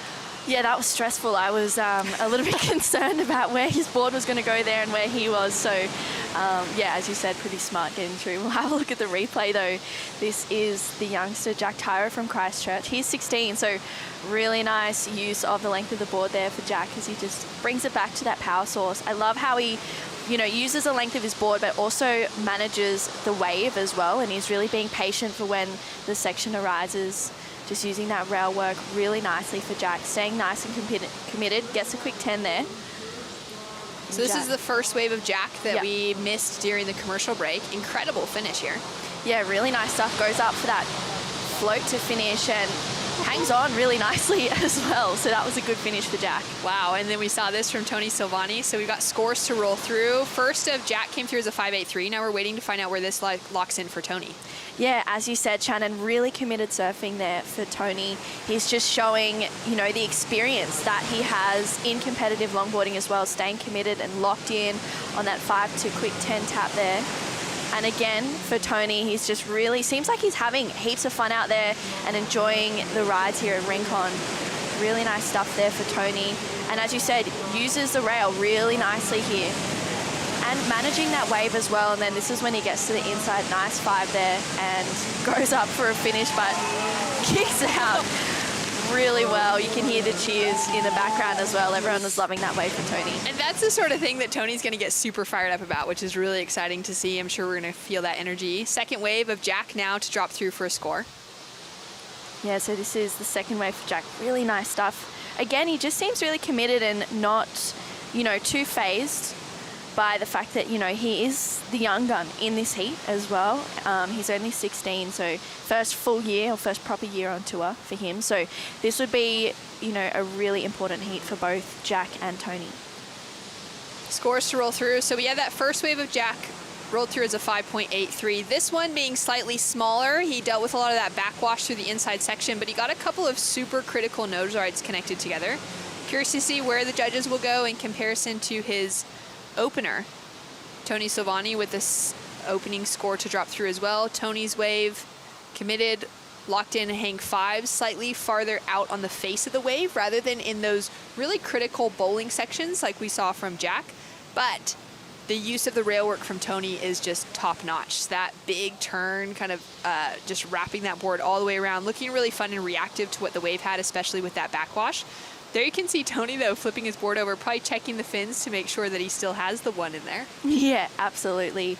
That was really close stuff there for Tony. It was pretty smart kicking out early, but still almost, a little bit of a mishap there, but I'm sure he's got another board on hand somewhere by the beach. But yeah, just really showing, how experienced he is out there on that rail game. Well, scores to drop through for those last 2 waves for both Jack and for Tony. Previous heat on the women's side, it was the final heat of the elimination round. Kira Molnar took out the win over Liv Stokes, and she's with Matt Chinaki now. Hi guys, a similar story to what's in the water now. We have a rookie in Jack Tyro up against Tony, but in that last heat, Liv Stokes unfortunately going down against the veteran, Kira Molnar. How was it out there, Kira, and you stoked to take the win? Yeah, super stoked. It was a pretty stressful heat out there, bit slow at the start, and I think now just the waves are starting to come through a little bit more, so it's getting super fun. And we just saw those sets rolling in before.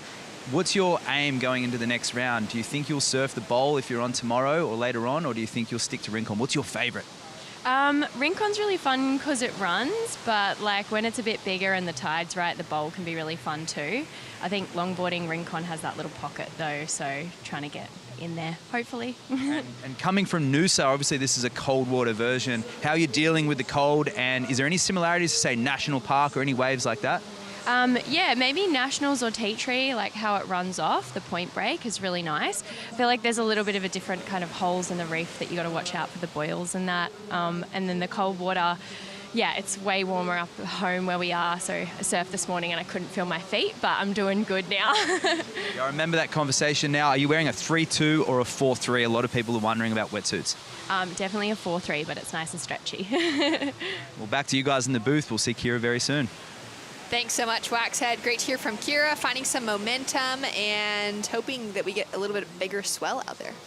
Yeah, absolutely. I feel like we've got, after today, 2 more days left of competition, and hopefully the conditions just keep getting better and better. This morning was amazing for the women. We saw Kira's friend Lucy, unfortunately, bowing out, but I'm sure Lucy gave Kira a couple of little pointers there. But a really solid first wave there for Tony Shannon. Incredible. Drops through as an 8-point ride. The variety within that surfing was really great. Nose riding as well as that rail work. And he's up and riding once again, locked into that 5 to 10 combination. He hasn't come off of the nose since he got there, and he opened up with that great turn as well. So bringing in some amazing surfing. Nice and dynamic as he sets up that second carve, whips around, now adds in that drop knee cut back, cross steps forward. Looking for that quick kick out, a lot safer than his previous wave. But that level of commitment, the size of that wave as well, really offering up the scoring potential for the 8-point ride. Yeah, absolutely. And I think that was a really smart decision there from Tony.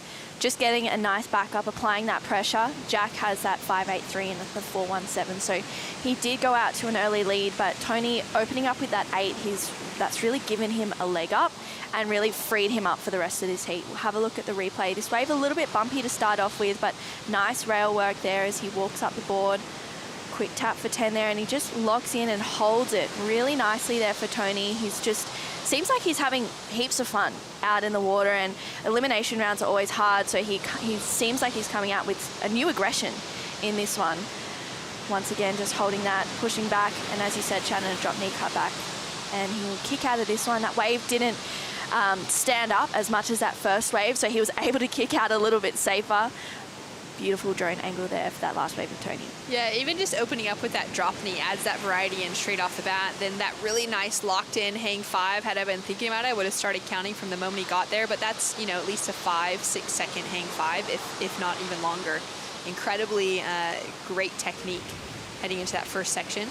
Tony's, like we've been saying, a longtime competitor. He had an earlier knockout at the US Open than we would have been hoping for, so he'll be really fired up, especially landing in the elimination round now. He wasn't feeling very satisfied after his heat yesterday. I had a chat this morning with his partner, Lena, who's traveling here with him, the two of them living in North Carolina, and she was saying that he was really not stoked with the way things went yesterday, and that it's really got him, you know, kind of has that fire inside of him today to really want to perform. And that's exactly what we're seeing. For him to open with an 8, he's just dropped in a 7.33 as well. Now Jack Tyro, who was looking really promising after those first 2 waves, great surfing, he's got a huge ask in front of him of a 9.5 at the moment to get that advancing position out of the elimination round. The Kiwi now, quick steps up to that hang 10, finding his way through the curl. Nice little cross step back. I love his style, his composure, riding the Keo surfboards. Jack took out the win at the trials at Torquay Point 2 days ago to lock himself a spot into the main event, which was really impressive for the 16-year-old. Flying over from Christchurch at home for him in New Zealand on the South Island, and just getting his 2nd or 3rd surf in here at Bells now. Yeah, it's pretty crazy how, you know, he's such a young gun, but he has so much promise. And being Bells and rincon is a really tricky wave to surf as well. You know, you've got to have a lot of knowledge. You've got to have some people around you to kind of point you in the right direction, because it is such an open water wave, you can get a little bit lost with where to sit, but he seems like he's holding his own. Really nice wave there. It's got a couple of little lumps in it at the start, but he manages that really well, just carving back to that power source, just really utilizing the length of his board as well as the waves. And you can see a couple of quick steps to that 10 there, and then walks back really nicely, negotiating that section as it stands up a little bit. Nice cross step back there for Jack. Being only 16 and really not having that much experience, this would be a really big heat for him with Tony, he's a tour veteran, you know, he's got so much experience, and I'm sure that Jack would want to kind of prove that he deserves to be in this event. He deserves to be here.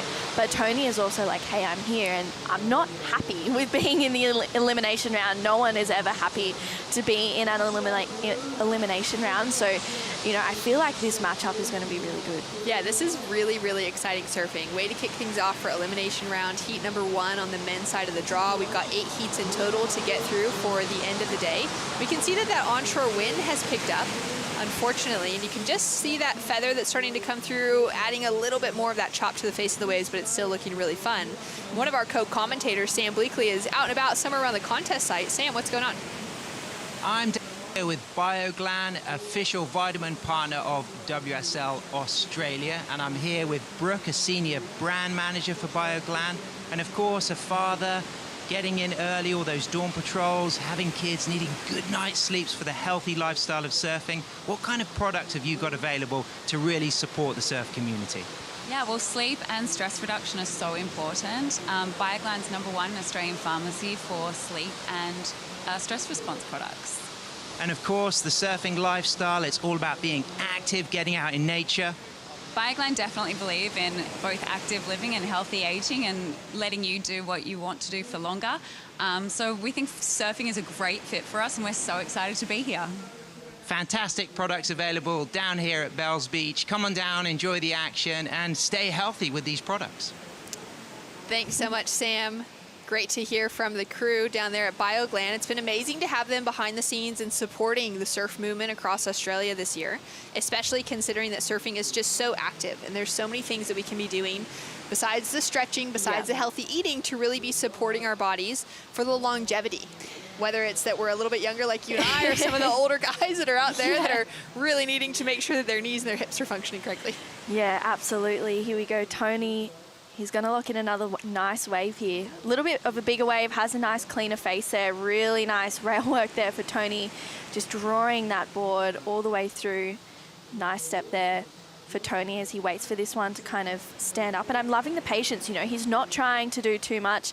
Locks in for the 10 and then goes back to the 5. Holds it, really locks in, so a nice solid connection there for Tony. And this one, once again, taking it all the way through. He's just showing that fire where, you know, as we said before, not happy to be in this elimination round. Locks in for a 10 and goes back again.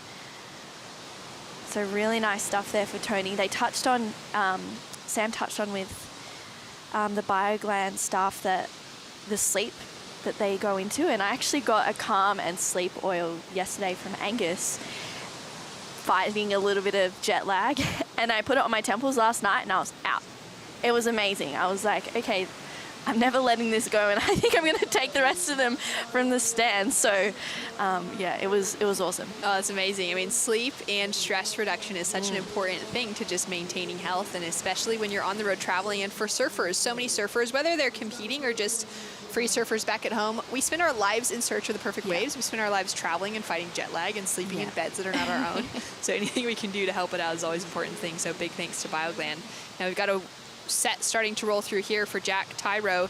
He's currently holding on to that second place position. A 3.70 was his last wave. And here he is up and riding again. You can really see those conditions just changing a bit, but the face of the wave is still staying really manageable in comparison to what we saw yesterday. Great 5 to 10, that was really committed. You could see that distance beneath the tip of the nose and the face of the wave, adding in that extra challenge. Nice little re-entry off the foam. And we'll see if he's able to connect back to that open face once again. Loving that style as well as he drops in with a drop knee cut back. Looking to finish up on the inside here. So some great surfing from the wild card out of New Zealand. He's up against a powerhouse in Tony Silvani, though, who's in the lead with a 15.33 heat total. We'll be back with more action and the results from that last wave right after this.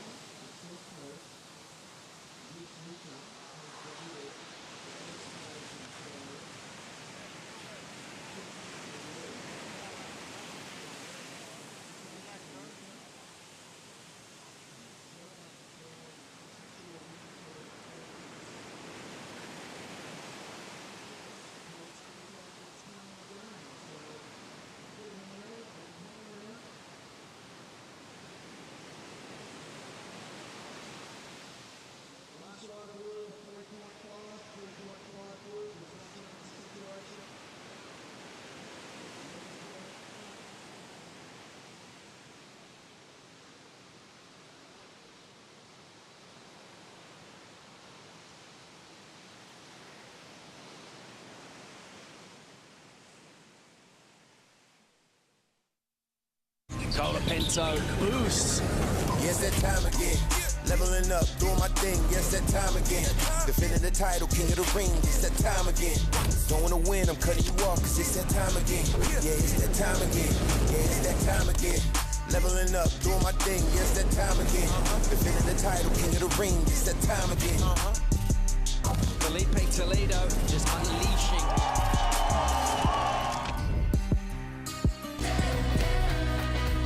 WSL finals are just around the corner. September 8th could be the potential kickoff date if the surf's looking good at Trestle. It's going to be an exciting single-day event somewhere in that week to crown some new or some returning world champions, which will be very exciting as we take a look at Jack Tyro. Just gets caught behind that section. He goes down. His last wave drop through is a 3.5, so similar, doesn't factor into his top two, and this last one won't either. So we're seeing Tony Silvani hold on to the lead in a very different rain con than what we were looking at about an hour ago. It was much cleaner than what we're currently looking at. As we take a look at blue, just before the break, this was that last wave that rolled through that came through true as the 3.5. Yeah, that was the 3.5, as you said. You can see that distance between the board and the lip there. He did really well to negotiate that, but this one just didn't really offer too much more. We saw him kind of getting a little bit caught in the whitewash here, and, you know, regardless, he's got a really beautiful style. You know, he seems really confident on his feet, but that wave just not really allowing him to show what he's capable of and drop a score in potentially the 6-point range to lower that requirement. He does need a 9.5, but Tony just seems to really be asserting his dominance in this one. Yeah, Tony took off on this wave during the break, so we'll get our first eyes on it now. Just a quick in and out, unfortunately, didn't amount to anything. He is dropping a 6.93 that dropped through for his fourth wave, which is better than a few of the other waves that have been rolling throughout the day. So Tony showing that consistency, opening up with a massive 8-point ride, and really encompassing, I think with that 8 specifically, the well-roundedness of what traditional longboarding is. So taking a look at the criteria specifically for longboarding, surfers must perform controlled maneuvers in the critical parts of the wave while utilizing the entire board, which means using the tail, using the nose, and everything in between. Not just a nose riding contest, not just a turning contest. They're also using the entire wave in a traditional longboard surfing style. Surfers who do this to the highest degree of difficulty with the most style, flow, and grace will receive the highest score for that ride. Now in longboarding, style, flow, and grace are the kind of 3 key words, where in shortboarding we see speed, power, and flow. Yeah, it's definitely a different kind of surfing, but I feel like, you know, longboarding brings a different kind of beautifulness, I guess, to the sport as well. You know, it's a different angle. And because there is so much board, you can utilize different parts of the wave that what you would in shortboarding, as we would see, you know, our top 5 surfers who will be competing in the WSL finals in the coming week. But I think, you know, here today at Rincon, we've had really amazing conditions. It's unfortunate, it's got a little bit tricky now. The wind's probably come up, we've seen a bit of bump on the face.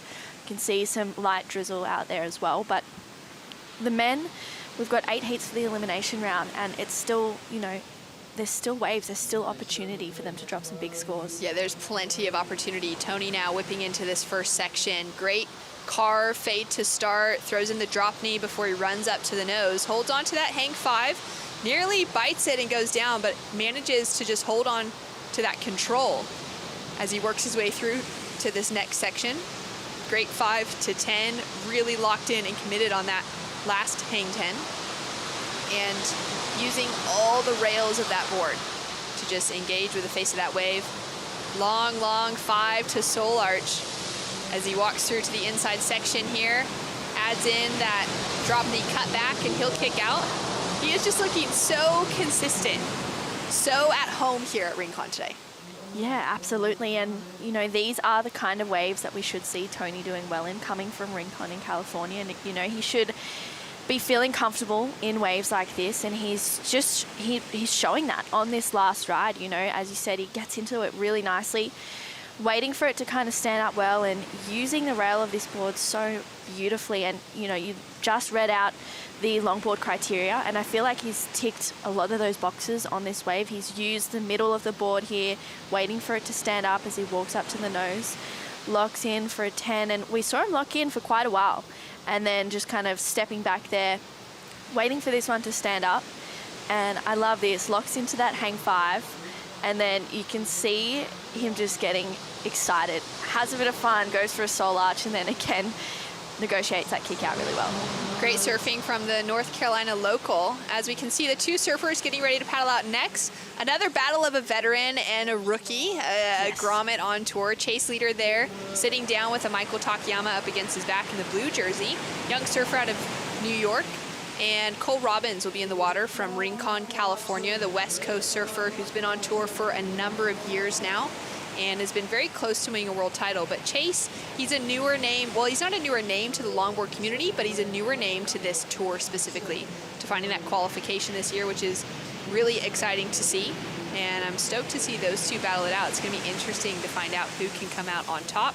Will we see Cole have a similar approach and sort of dominance that we're seeing of Tony in this heat, as those 2 really have the most experience, and they've kind of worked their way through that judging criteria over the last few years and really figured out the formula to getting some solid scores. Yeah, and I feel like, you know, veteran and rookie matchups are actually always really fun to watch, because the rookie is probably, you know, wanting to go, I deserve to be here, and, you know, I'm young, I'm fresh, have so much to learn, so they're probably soaking up everything that their competitor is doing in that heat, while also bringing their own approach, which is amazing. And then Tony, for example, in this heat is kind of going, yeah, I don't feel real cool about being knocked out by a rookie, so I want to start off with a bang like he did with that 8-point ride. And I think that it's really cool that, you know, he's not really giving Jack an inch, because he knows he'll take a mile. Yeah, I think that's so sharp, especially seeing the results that we've seen coming through from Jack just in some other longboarding events outside the World Tour stage, or even the longboard qualifying series throughout this year. Jack coming from Christchurch, there's a great event that runs there at Sumner Beach called the Single Fin Mingle, and it was great to see him walk through with some fun results this year there. We also saw him competing at Noosa Fest, which is really kind of the drawing, the kind of growth grounds, the draw card for longboarders globally for so many years is to head to Noosa Fest in March every year, just, you know, end of summer here in Australia, and to get to surf in that opportunity. There's pro divisions, logger divisions. Jack specifically made it into the finals this year of the Old Mal division, which is boards shaped pre-1967. Because after that, the shortboard revolution started to come into play. And after 67, there were no more blanks for longboards. And so Jack was competing in the Old Mal final earlier this year at Noosa on a board shaped in 1967. And just a different challenge to itself, although a lot of shapes that the guys are out on today, they come with some of those nuances to what we were seeing at that stage in time. Absolutely, and I think it's cool that, you know, Jack is able to pay respect to the earlier longboards, you know, that were emerging in that time. And I think that the fact that he's able to show the well-roundedness that he has on boards from the 1960s to boards now, they're very different. As you see in longboarding, you also see that in shortboarding as well. So to be able to, I guess, tap into that culture, tap into the difference there is really inspiring. Well, we're down to 1 minute 30 seconds past that 2-minute rip curl warning, and the rain has just started coming down so hard outside. We've seen flurries of that throughout the day. That wind has just kicked it up and brought those cloud covers over. Tony's still sitting in that commanding position, his 2 strong scores being the 2 waves that he started off on before the conditions and the wind really kicked up, so he was able to get those first couple waves when it was still a bit cleaner on the face. Yeah, definitely, and I think that worked well in Tony's favour. You know, he got that 8, backed it with a 7.33 straight away, and that was just showing his experience. He would have watched the women all morning. There were heats where it was slow, there were heats where it was getting a little bit more consistent, and I think, you know, he'd definitely have locals in his ear saying, hey, the wind's going to come up a little bit around this time. So if you can, try and get a wave or 2 nice and early and make it harder for Jack to kind of climb back in. And he does need a 9.5, which would be the best wave of the event so far. Well, down to 25 seconds on the clock, and a 9.5 would be a really solid score. Tony at the moment, sitting with a 15.33, is sitting on the current highest heat total of the event. Wow. We haven't seen anyone else eclipse that 15.33 mark, so well done to Tony on this heat, so stitching that up quite early. Jack now with the paddle, and he won't be able to get into that wave, and it's gonna go in favor of the North Carolina surf coach, Tony Silvani, for taking out a big win. He'll feel very confident heading into the round of 16, walking away with a big heat total like that, True. Yeah, definitely. You'd be feeling pretty happy, you know, a little bit of redemption there, you know, bowing out, unfortunately, in that first round, and then coming back in this elimination round. There's a little bit of pressure because it is the first knockout round, so to be able to come back nice and quickly in that would feel really good for Tony. Cole Robbins locking straight into an amazing 5 to wrap around, sets himself up here through the inside as well. Look how lightning fast his footwork is into that 5 to 10 combination. And he's going to be kicking off here on the inside if this wave doesn't offer more, and it does, so he's going to continue rolling with it. Looking so comfortable for the Rincon, California local, now surfing Rincon here at Bells Beach. So that's going to be the start of our next heat out in the lineup with an amazing wave. And we're going to go to a quick break. We'll be back with more action. We'll give you the results of that first wave. Scores in for Cole Robbins right after this.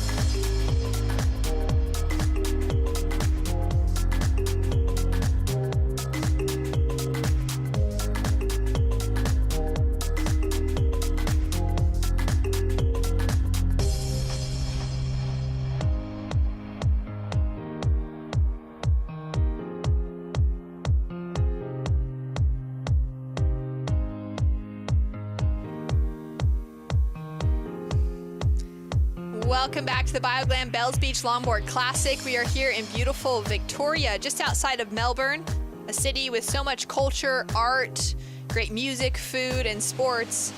And about an hour and a half from there is one of the most iconic waves in the world with some of the longest running events of all time here at Bells Beach. It's been great to be able to spend some time here and to see the world's best longboarders on the shoreline. Cole Robbins from the USA up against Chase Leader from the USA, Cole from the West Coast, Chase from the East Coast, Cole from Rincon in California, Santa Barbara specifically, Chase from New York. And it's been great to see these two battling out a few little events here and there, but for Chase now graduating to the World Tour, it's been exciting to see that rookie blood come into play. But Cole Robbins, he's been one of those veterans that we've seen with so much success through the years. You started out with a 6.17, true? Yeah, we saw that really nice 5 to 10 combination there for Cole and a beautiful use of the rail work there. Locks in for another combination 5 to 10 there, steps back. And you can see him just waiting for this one a little bit here as he brings it around again. Really nice use of the middle third of the board as he kicks out of that one. So a really nice way to start off with that 6.17. Maybe we're going to see, you know, a repeat from that last heat. But, you know, Chase, first I would say proper year on tour, and you know he's got so much to learn, but he also has so much to give as well, and it's really exciting to see, you know, these last two heats, how they match up. Yeah, it was really exciting to see Chase's performance in New York a few years back, in his very first kind of debut onto the World Longboard Tour at the New York Classic. He was only about 11 or 12 years old at that stage, and he didn't make it through his first round, but his surfing was really exceptional for such a young surfer, and kind of all had eyes on him and knew that he was going to be one of those names that was going to be popping into the tour in no time. And it's been really exciting to see him finally find that qualification this year and be able to have some time to pour into it now, start to put some pressure onto some of the older surfers on tour. He's sitting with priority at the moment, hasn't caught his first wave. That wave for Cole was caught probably as the buzzer sounded. Cole was already having a look at it and started paddling in, was up within a few seconds. Absolutely. I think with Chase, you know, like you've seen with someone like a Katie Simmers or a Molly Picklum, it's not if but when, you know, and with someone that is showing so much talent at a young age, it's great to see them on tour. Cole Robbins now up and riding. Big fade to start things off. Go straight for that rail work, throw some power and some spray, now straight into that 5 to 10 combination, pedals off easily, throws so much spray off those bottom turns as well. It's one of those exciting, powerful things that we love about traditional longboarding. Sets himself up through here to the inside, great bit of variety and great use of what the wave has in front of him, making use of those pocket sections, but as it starts to fade off and taper down, he's able to engage that rail and get some power. Goes for a little cover up on the inside. He won't pop out of it, but that was looking fun. Absolutely. It feels like Cole is just enjoying his time out there. Loses his board, so he has to make his way in, but not too far to go to reach it. Hopefully it just rolls back with him. Yeah, absolutely. We see him just wait for this one to stand up. I love how he waited and was patient with that one. Really nice carve there for Cole. Locks in for a 5 to 10 combination, brings it around again. This one looks like it's going to stand up in front of him as well, and that's when he locks in for that hang 10 as he walks back. Once again, using the length of his board really well, rebounding off the whitewash, comes through for a nice 5 to 10 combination there and bringing it through again. So just really using the whole wave face there, and then gets a cover up, but you know, almost was able to hold onto his board, but just has to let it go. But a nice wave there for Cole. Great start for Cole. So he's already got the 6.17. He's going to back it up now. Chase Leader still has yet to catch a wave. In that last heat, we saw Tony Silvani find some success right off the buzzer with an 8-point ride, a 7.33 to back it up. Let's go down to catch up with him and the Wax Head now.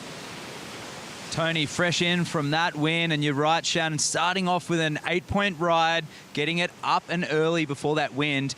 How did you progress through that, knowing that the conditions were changing? Did you have anything in mind, like a different game plan, or did the wind catch you off guard? The wind definitely caught me off guard out there, and I saw Jack's first wave, and we kind of pushed each other deep, and that set came through, and I just didn't go for it, and I was like, you know, I gotta be patient and just wait for the next set. I'm just so happy to make it through that heat. You surfed like a proper tour veteran, but you're so happy. I've never seen you so happy on tour, like you really belong here. Tell us going into this event what you're feeling, and I know you've been liking Bells Beach. Yeah, I guess the stars are aligning, and I've been enjoying my time and having so much fun with my girlfriend, and I have a huge support at home, and I dusted off the cobwebs last night, went for a free surf after I lost in my first heat, and knew that I could do it. I just stayed strong, and I'm just happy to make it through that heat. And this is an incredible, iconic break that we're so lucky to be surfing at. That we are. It's a world-class wave, and we got pumping waves. So let's get back to this heat, and I'm sure we'll see you soon in front of the glass.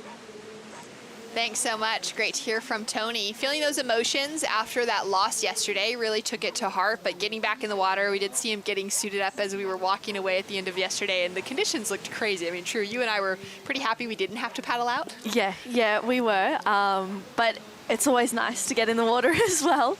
But I tell you what, sometimes those first round heats, they're great and you definitely want to win, but sometimes it can be a little bit of a blessing in disguise coming into the elimination rounds if you win, because you're able to get used to the break, you're able to get to know where the spot is. Chase on his first wave. All right, setting himself up here on the Michael Takayama. Quick steps up to the nose, perch for the goofy foot. Now slides through, nice drop knee. Love seeing the drop knees from a goofy foot surfer on a right-hander. It just looks a bit different. Oh, unfortunately, just mistimes that last nose ride, gets his weight just kind of caught off balance, and he'll go over. So that's going to hurt because Cole's already got a couple of sixes on the board. Yeah, that's not going to be feeling very good there for Chase. A 2-3-3 for that first one. Locks in nice and quickly. You can see the conditions changed tenfold within the last 2 minutes or so. Chase on his backhand here locks in for that quick 5, steps back. This one looks like a really nice wave as he comes through here.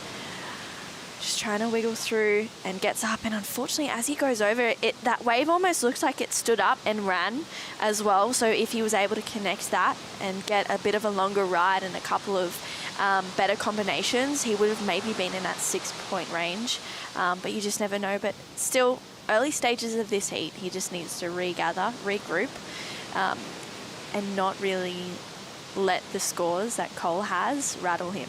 Yeah, what's it like? I mean, you're a longtime competitor, True, on the shortboard side of things, on the qualifying series. When your fellow competitor in the water gets a few good ones straight away, what do you do to reset? Yeah, it's definitely hard. Personally, I try and use the ocean as my tool, try and ground myself through that, whether it's splashing water on my face or using my breath in the same rhythm as the waves come through. It just really depends on, who you are and what calms you down. But I think for Chase, with someone who has so much experience, he just needs to, the only competitor in this heat that he needs to fight against is himself. He needs to switch off and just be really present on the wave and show what we all know he can do. It's also amazing to think about that with that. It's really stress management. And I love the way that you're describing, if you're out there, it can be so simple as just splashing a bit of water on your face, just getting a feeling of the elements of where you're sitting, taking your focus off of things for maybe a moment to just recenter. Yeah, I feel like a lot of people try to overcomplicate things, and it's actually really simple. If you need to calm down, take a couple breaths or splash the water a little bit. It just really depends on what works for you, but simple things can take your mind away from things that seem a lot bigger than what they actually are. You can see Chase maybe taking a couple of breaths, talking to himself here, just making a slow movements back out the back, maybe reiterating his game plan in this one. And I feel like, being the young gun, he probably does have something to prove, and the fact that he got an equal 17th at Huntington and Cole also getting an equal 17th, this heat is really important for them both. So whoever makes through, whoever gets it better in this one is going to be feeling pretty good. And then for the person that bows out, it's going to, they're going to have to really shine at the next event. I love that conversation around the 17th place finishes, because of course it's a bummer in that moment, but also it's a tour. This year there's 4 events in total. There's 3 events to qualify for then the WSL Longboard Championships finals sort of format. It'll be happening in October, and it's just going to be the top 8 surfers getting there. 17th place finishes aren't going to cut it. 9th place finishes are not going to cut it either. You're really needing to make it into those quarterfinals, those top 8 finishes consistently in order to be in that conversation to get into the finals or into the Malibu Championships, let alone if you've already got a 17th place like both of these surfers do from Huntington. They're going to be looking for semifinals or wins to try and secure themselves a spot into the top 8. As we take a look at some live action now, Chase Leader up and riding. Nice patient approach as that sun starts to shine. Goes down for that low crouch style on a bit of a cheater 5. Now readjusts into that proper hang 10. Great style, great technique as he comes through and just hits the lip on his backhand. Nice and dynamic, powerful finish for that re-entry as well. So this will really start to change the tone for him within the ski. Yeah, that's going to be his best wave by far. Looking at that 2-3-3 at the start, you know, it was nice of him to be able to finish that wave. We'll have a look at the replay as he walks up, and as you said, he was really patient there and, you know, crouching down, maybe waiting for this one to really stand up, slowing down the pace to get into that critical part of the wave, locks in for that 10. And you can see him really preparing for that dynamic finish. You know, maybe his approach was, okay, I just want to go and finish a wave. Feel like I can get myself back into the heat.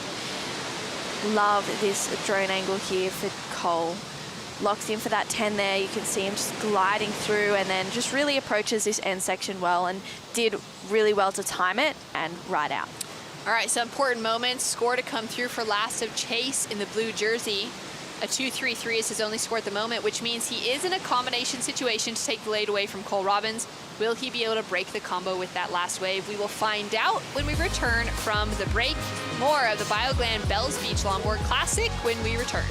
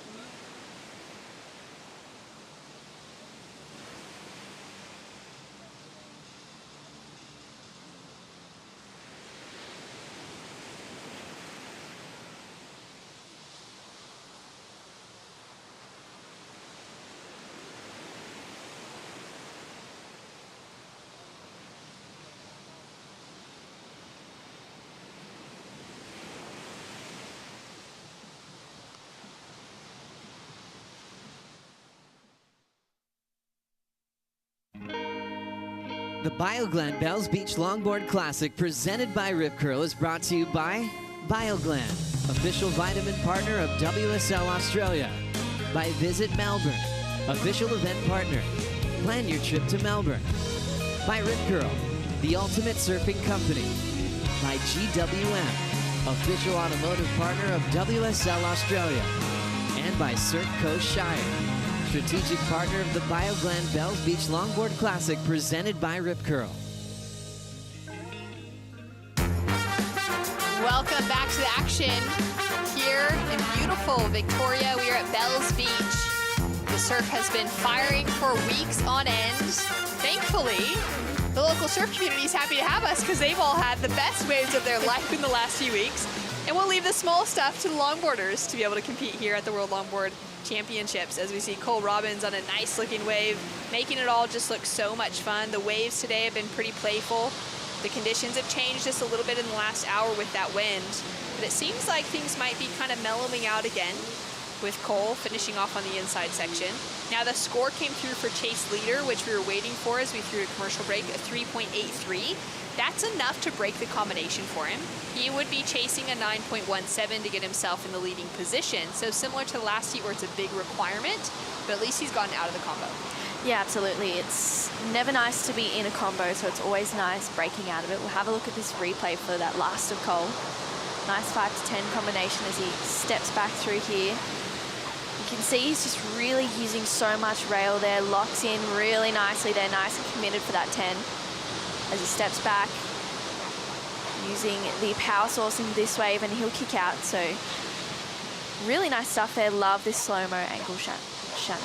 Yeah, really love picking things apart. You can see how locked his toes are over the nose. That's a very committed 5 to 10, where his feet are fully locked over. Sometimes you'll see surfers that are standing with their feet maybe a centimeter or an inch back from the nose. That's not a proper nose ride.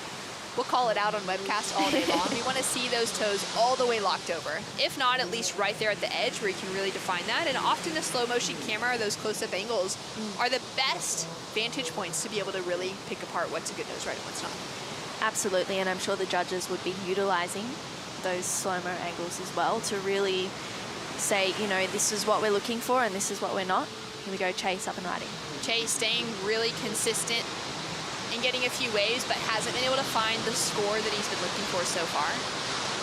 Love that approach to this wave so far. You can see the commitment to that nose riding as well. His shoulders placed deep over his ankles, showing that he's trusting where he's placed the board in that wave. He can feel that the water is breaking across the back of that board, and he can sustain all of his weight being put over that nose ride.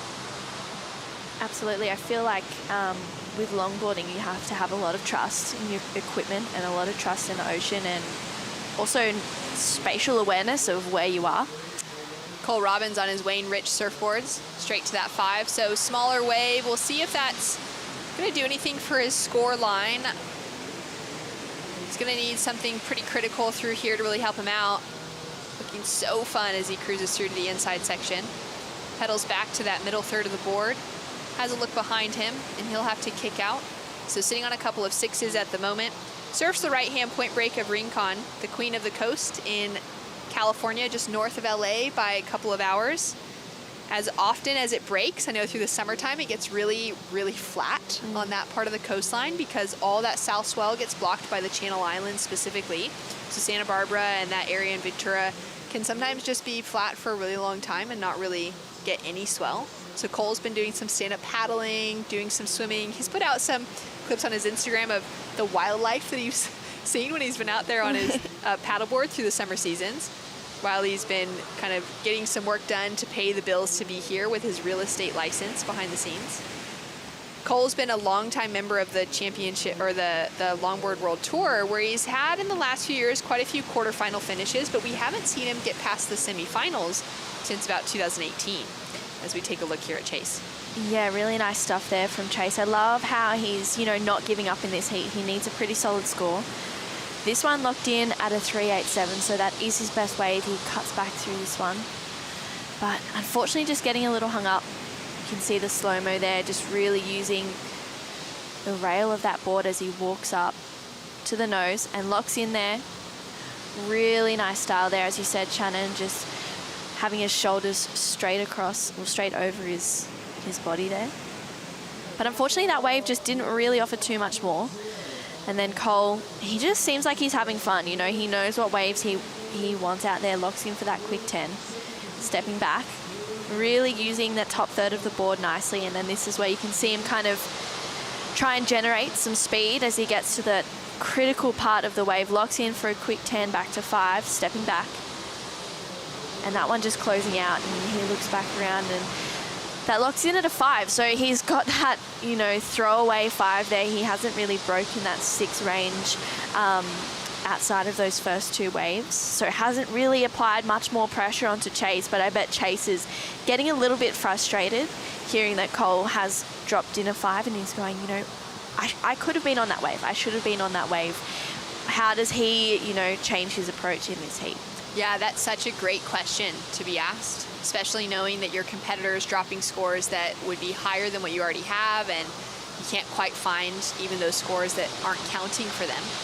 Chase is putting together, some really beautiful surfing. It's how he qualified himself for the World Tour for this year as well, was a third place finish in the finals at the Coastal Edge Steel Pier Classic earlier this year, where we saw surfing like this displayed, great nose riding, a little bit of style thrown in the mix that had him come through just behind Richie Crady, who's competing this week for, that sort of California contingency, and Saxon Wilson, who walked away with that second place position. So off the strength of that, Chase found his qualification. Cole Robbins has been really just holding it down out in the lineup right now, making it look super easy as he finds even more footwork on the inside. Yeah, really nice stuff there from Cole, just showing, his experience in heats, his maybe even experience out here, that last wave not factoring in. But we'll wait and see what that wave locks in for Chase, whether that makes that requirement a little bit smaller. It's great because he has so much time ahead of him. He's got so much to learn. And as we were saying before, it's not if, but when. And when it happens, when the penny drops, it'll be a moment of going, okay, yeah, this is what we're used to seeing from Chase. I love that comparison that you brought in earlier on, too, of a Molly Picklum or a Katie Simmers, where we're expecting them to do great things. Obviously, this year they've found all that success because they're going to be matching up in that first match of the WSL Finals. But for both of them, there's those little moments where you're like, okay, they're going to get there, but it's just going to take that time, and they finally found that moment. So someone like Chase Leader is going to be absolutely in that conversation. Cole Robbins now up and riding again. Loving how consistent the break is out here, showing that there's plenty of scoring potential. We're really lucked into just the forecast. Aside from the wind, it's been really fun and contestable for longboarding, and we're expecting to be rolling through for a great finals day on Saturday. Absolutely, Shannon. And I think that first matchup with Molly and Katie will be pretty interesting. I feel like it might be a little bit of a grudge match, to be honest, because when Molly first qualified on tour, it was, partly because Katie rejected that spot. So I feel like Molly maybe has something to prove, and so does Katie as well. But Molly is sitting at fourth, so she will have that upper hand of having priority at the start of the heat. So it's going to be a good one to watch. But so is this one as well. That last wave of Chase bettered his position. It's pretty exciting to see those dynamics in women's surfing, and we're seeing more of it, some of those younger surfers in men's surfing, but we tend to see on the men's side of the draw surfers a little bit older that are finding that qualification and that success, maybe already into their 20s. We're on the women's tour, both on the CT, where we saw Caroline Marks qualify so young as a 15 to 16-year-old, Katie Simmers in the conversation, Betty Lucicura Johnson, so many surfers that are full teenagers getting into that conversation. We've seen the same thing in longboarding for so many years, where Rachel Tilley won a world title as a young 17-year-old. We saw Soleil Erico, a bit older, winning her world title as well at a young age. We've seen names like Khalees Kaleopa'a and Sophia Culhane, who are both competing in the event this week. They actually had a matchup at Noosa at the start of 2020, which was the first event for that year's World Tour for longboarding. Had COVID not happened, Khalees would have been well on her way to winning a world title in that season, I believe. But those two were great friends from home, only 14 and 15 years old. Wow. And they were the final. The two of them walked away number 1 and number 2. Khalees took the win and Sophia took second, amongst the most stacked field of women's longboarders in the world at that stage. So it was really exciting to see that youth and that those performances coming through from a really young age on the women's side.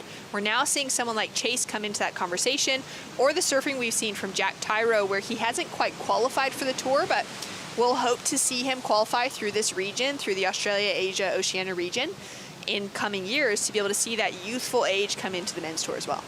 Absolutely, and I think, when there is new, younger competitors on tour, they obviously want to be there and they want to win, but there's no pressure. You're on tour and you want to do the best that you can, but they're kind of there soaking it all up, understanding how the tour works, getting to know what's going on as Chase is up and riding right now. So great footwork on his backhand. You can really see how he keeps his heels on that inside rail. Great tight 5, goes in for another tight 5. Has that little feel of the ocean, looking really cool and calm and collected. Back to another tight 5 as he comes through the inside section here. He'll kick out. So he's been able to put down a 5.07 on the board. He's chipping away at that requirement with a lot of strength. The 7.93 now being his score to advance over Cole. Cole's still sitting, having had multiple opportunities, but hasn't quite improved. We'll take another look at this one to see if he's able to get himself out of the 6s possibly. Yeah, really nice rail work there for Cole, just whipping it around nice and quickly. Locks in for that 5, and again here. But unfortunately that one, he just dug his nose in there, and here we go. This last wave of Chase, I really liked the footwork at the start. He was just able to kind of negotiate that section really well as he brings it around.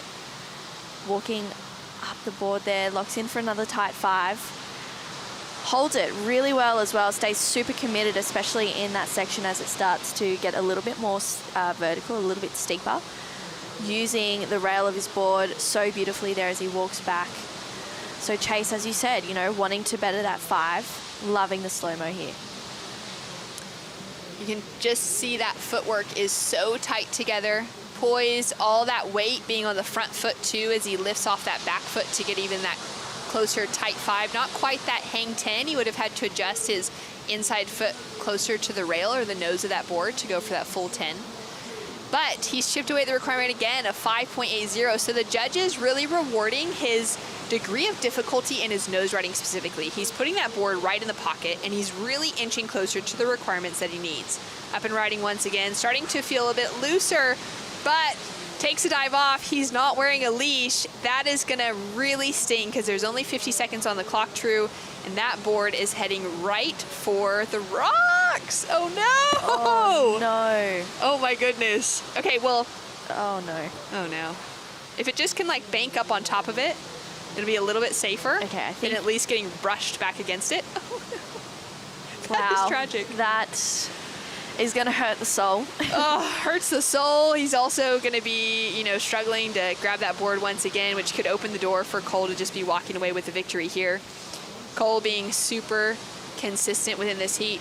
Both of the veterans getting the better of the youngsters in the lineup between the last 2 heats. Tony Silvani getting the win in elimination round 1. Cole Robbins in elimination round 2. What we would have expected having a look at the draw based off of the strength and their experience in competitive surfing over the years. Absolutely, but I love that Chase never gave up. You know, he was always chipping away at the requirement, getting those 5s, but, you know, unfortunately that last wave, losing his board and then it rushing, you know, washing up on the rocks. That's never a nice feeling. So he's just trying to get out of there as quick as he can. But Cole would be feeling pretty happy with that win. Cole will be feeling stoked. I like that Chase put it all on the line. That last wave, he just went straight. You know, he knew that he was going to have to go big. He was going to have to go full commitment. He went for it, ended up falling and lost his board, unfortunately. An excellent performance from Cole Robbins, 13-point heat total, and he's booked himself a spot into the round of 16. Some great surfing. We'll have more action to come with Rogelio J.R. Esquivel of the Philippines up against Sam Dunton of Australia, the local wild card in the water. Back with more action right after this.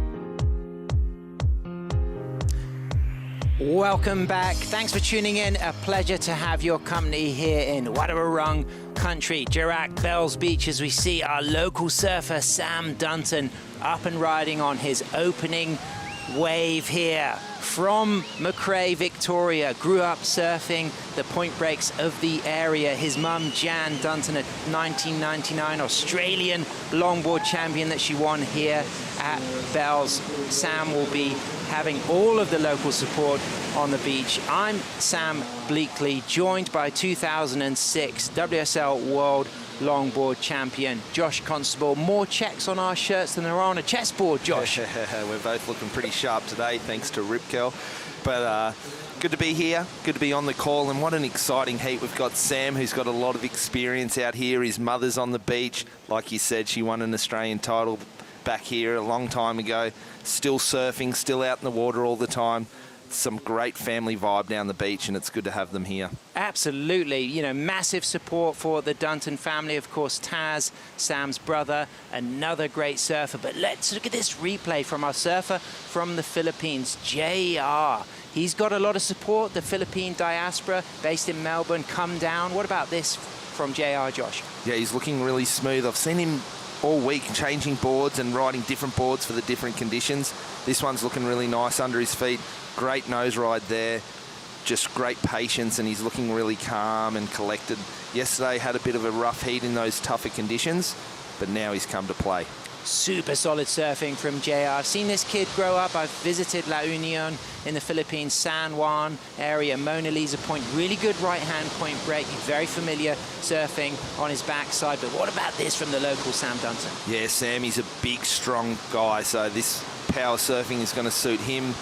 He's driving hard. He's riding a Tolhurst at the moment. Billy Tolhurst up there at Coffs Harbour on a single fin, driving really hard. Billy's known for his sort of more performance-based boards, but been tweaking boards with Harley and the team up there, and these boards are looking great under Sam's feet. So raised on the Mornington Peninsula, of course, you know, pretty close to this area, also in Victoria, but what a strong start for Sam. A lot of rail engagement, a lot of variety, and the judges are going to like that, mixing it up.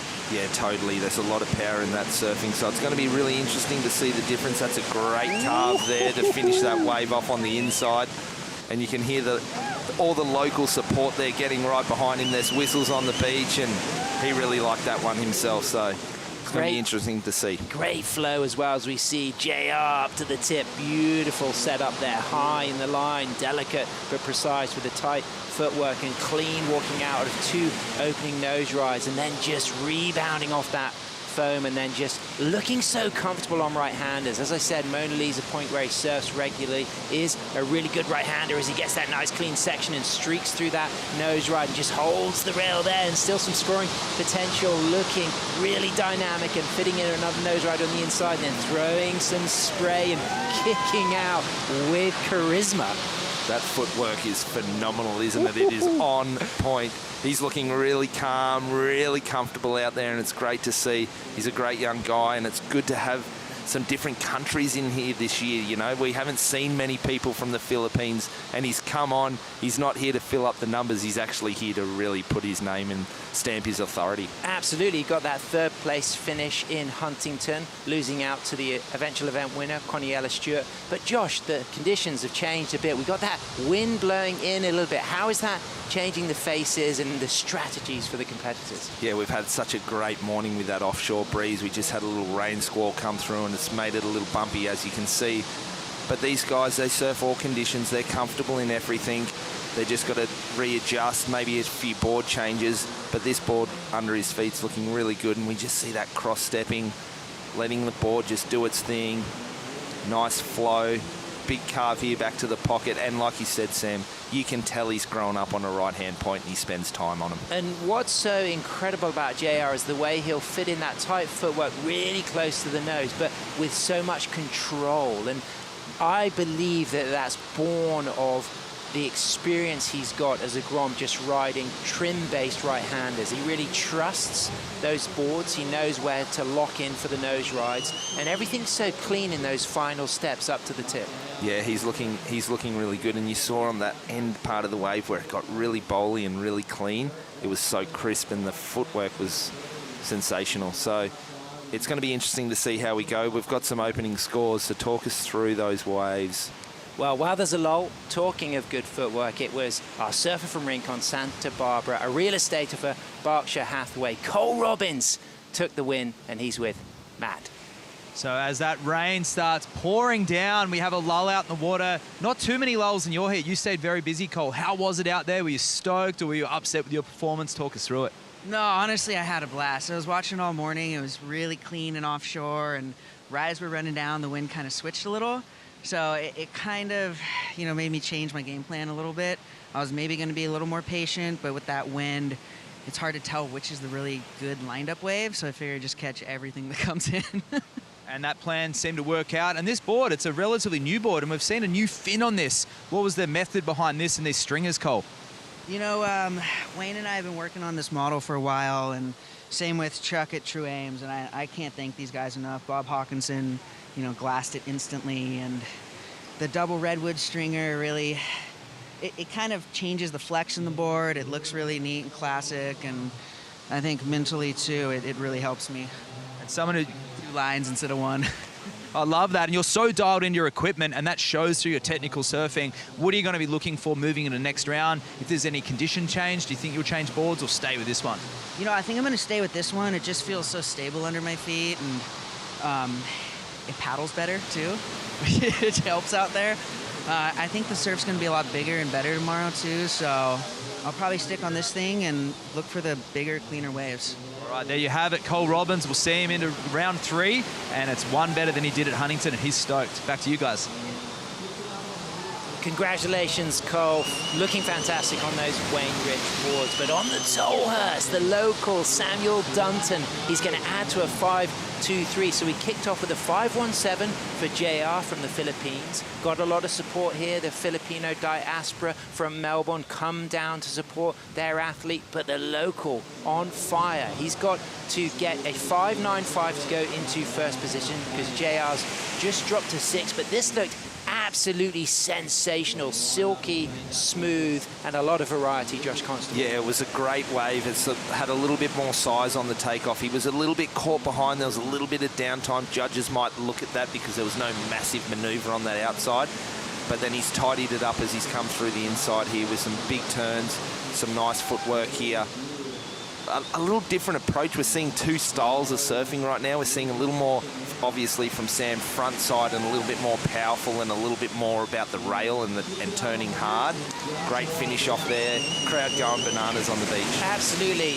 Miller 4, Cooper 2. Sam's children, his partner Zoe, they will be cheering. His mum Jan, his brother Taz. I mean, to have that family support, you could see he felt really positive. He's kicked off with a 5-2-3. Another score comes in, it's a 5. So he's right there, evenly poised with JR. But JR's got a 6 and a 5-1-7. So just slightly has the edge, but Sam just needs a 5-9-5, a few squalls of rain, a little bit of an increase in swell size as well as we move into the afternoon and that tide starts to drop. Yeah, we're definitely seeing that swell jump up. They did predict that through the day, and we've seen that as the tide's pushed in, the swell's sort of increased. Now the tide's running out, but that swell's filling in. So we're going to see some really nice waves still at Rincon.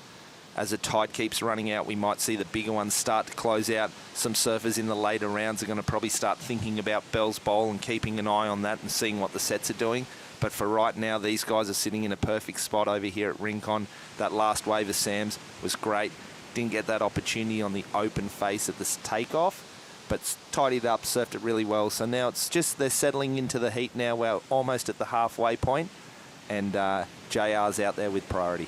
JR's had a fantastic season. He got 3rd in the first event of the World Longboard Tour in Huntington. He got 1st in both of the Asia Regional WSL qualifying events in La Union and Bali. But Samuel Dunton's also had an incredible season. He's the reigning Vic State champion, and he also represented the Irukandjis, the Australian national team, at the ISA World Longboard Championship in May in El Salvador with his brother Taz, and his mum Jan came out as team manager. As we see JR 6 steps up for a 5, holds the 10, incredible skills, just committing to that that opening nose ride without hesitation, trusting the wave will do the work, the board will lock, and he stays on for a second long hang 10, and he pedals back and stays high in the wave for a third opportunity to strike a clean 5 and pedals back to the tail and looks so dynamic in the footwork, fitting all of those tight, precise cross steps as he goes back to the tail,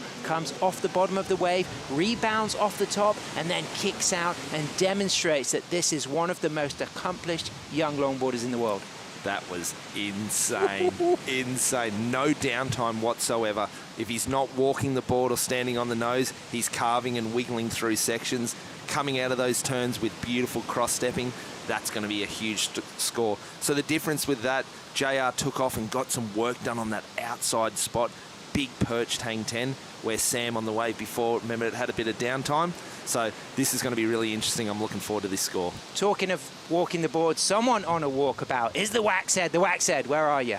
I'm down here on the sand with the Filipino surfing community that come down from Melbourne to support him all. And I've got his manager and coach here, Luke, who's very well respected in their surfing community. What's JR's strategy out there now? What's he feeling now he's locked in 2 good scores? Yeah, we came early and had a surf at around 5:30 a.m. just to have feel the wave now because it dropped a little bit. So he just wants to make sure he gets on the wave. Yesterday on his heat, he was like at the bowl and at rink, but he wasn't really feeling it. So now once he gets on the wave, for sure he'll get the score. And he's looking so smooth, and we've seen him qualify through the regional qualification process, and at Kuta in Bali he took that win, but I feel like he's improved since then, added more maneuvers and a slightly smoother approach. Have you guys been working hard at that? I think what made him realize that he can still improve was joining the first tour in Huntington, like surfing with all the best guys and surfing with his idols. And then he came home and realized, like, oh, I have to start doing those kind of stuff too. So yeah, it's all on him. He's such a natural surfer. We're just here to guide him on his travels and make sure he gets on the beach on time and stuff like that. And a big shout out to La Union surfing community. If he does well in this heat, I'm sure we're going to hear more. Back to you guys for live action. Great stuff. Of course, Luke Landrigan's father, an Australian, one of the pioneers of the first surf camp out there in La Union. As we see Samuel Dunton from the Mornington Peninsula answering back, chasing a score of a 7.77 because JR has dropped to 7-0, but looking incredible on his Tolhurst. Connected all the dots there, lively, active, knows this wave very well. Exciting surfing, comfortable, dynamic, all the way up onto the sand, Josh. Yeah, really nice wave, completed all the way to the shore. So it's going to be interesting to see how the judges like this one. It was a little smaller wave, not as dynamic, not as much nose work and that criticalness that we saw from JR, but still a really nice wave. And as we can see it's a little bumpy on that outside, but the inside's still really nice and clean. So that inside track is looking super fun. And those are the ones we've seen JR pick off and get that nice nose work done. And Sam has grown up coming to Bells with his mum, of course. Jan Dunton won the 1999 Australian titles here at Dirac, Wadawurrung country. But what about this on the replay from Dunton? Yeah, here it is. So it's just getting work done. Driving back to the pocket, it's a little bumpy out there. That outside area has the bump on it. And then as it comes on the inside, the cliff comes into play. It blocks a little bit of the wind, and now we're going to see it clean up a little bit. He's just waiting, being patient.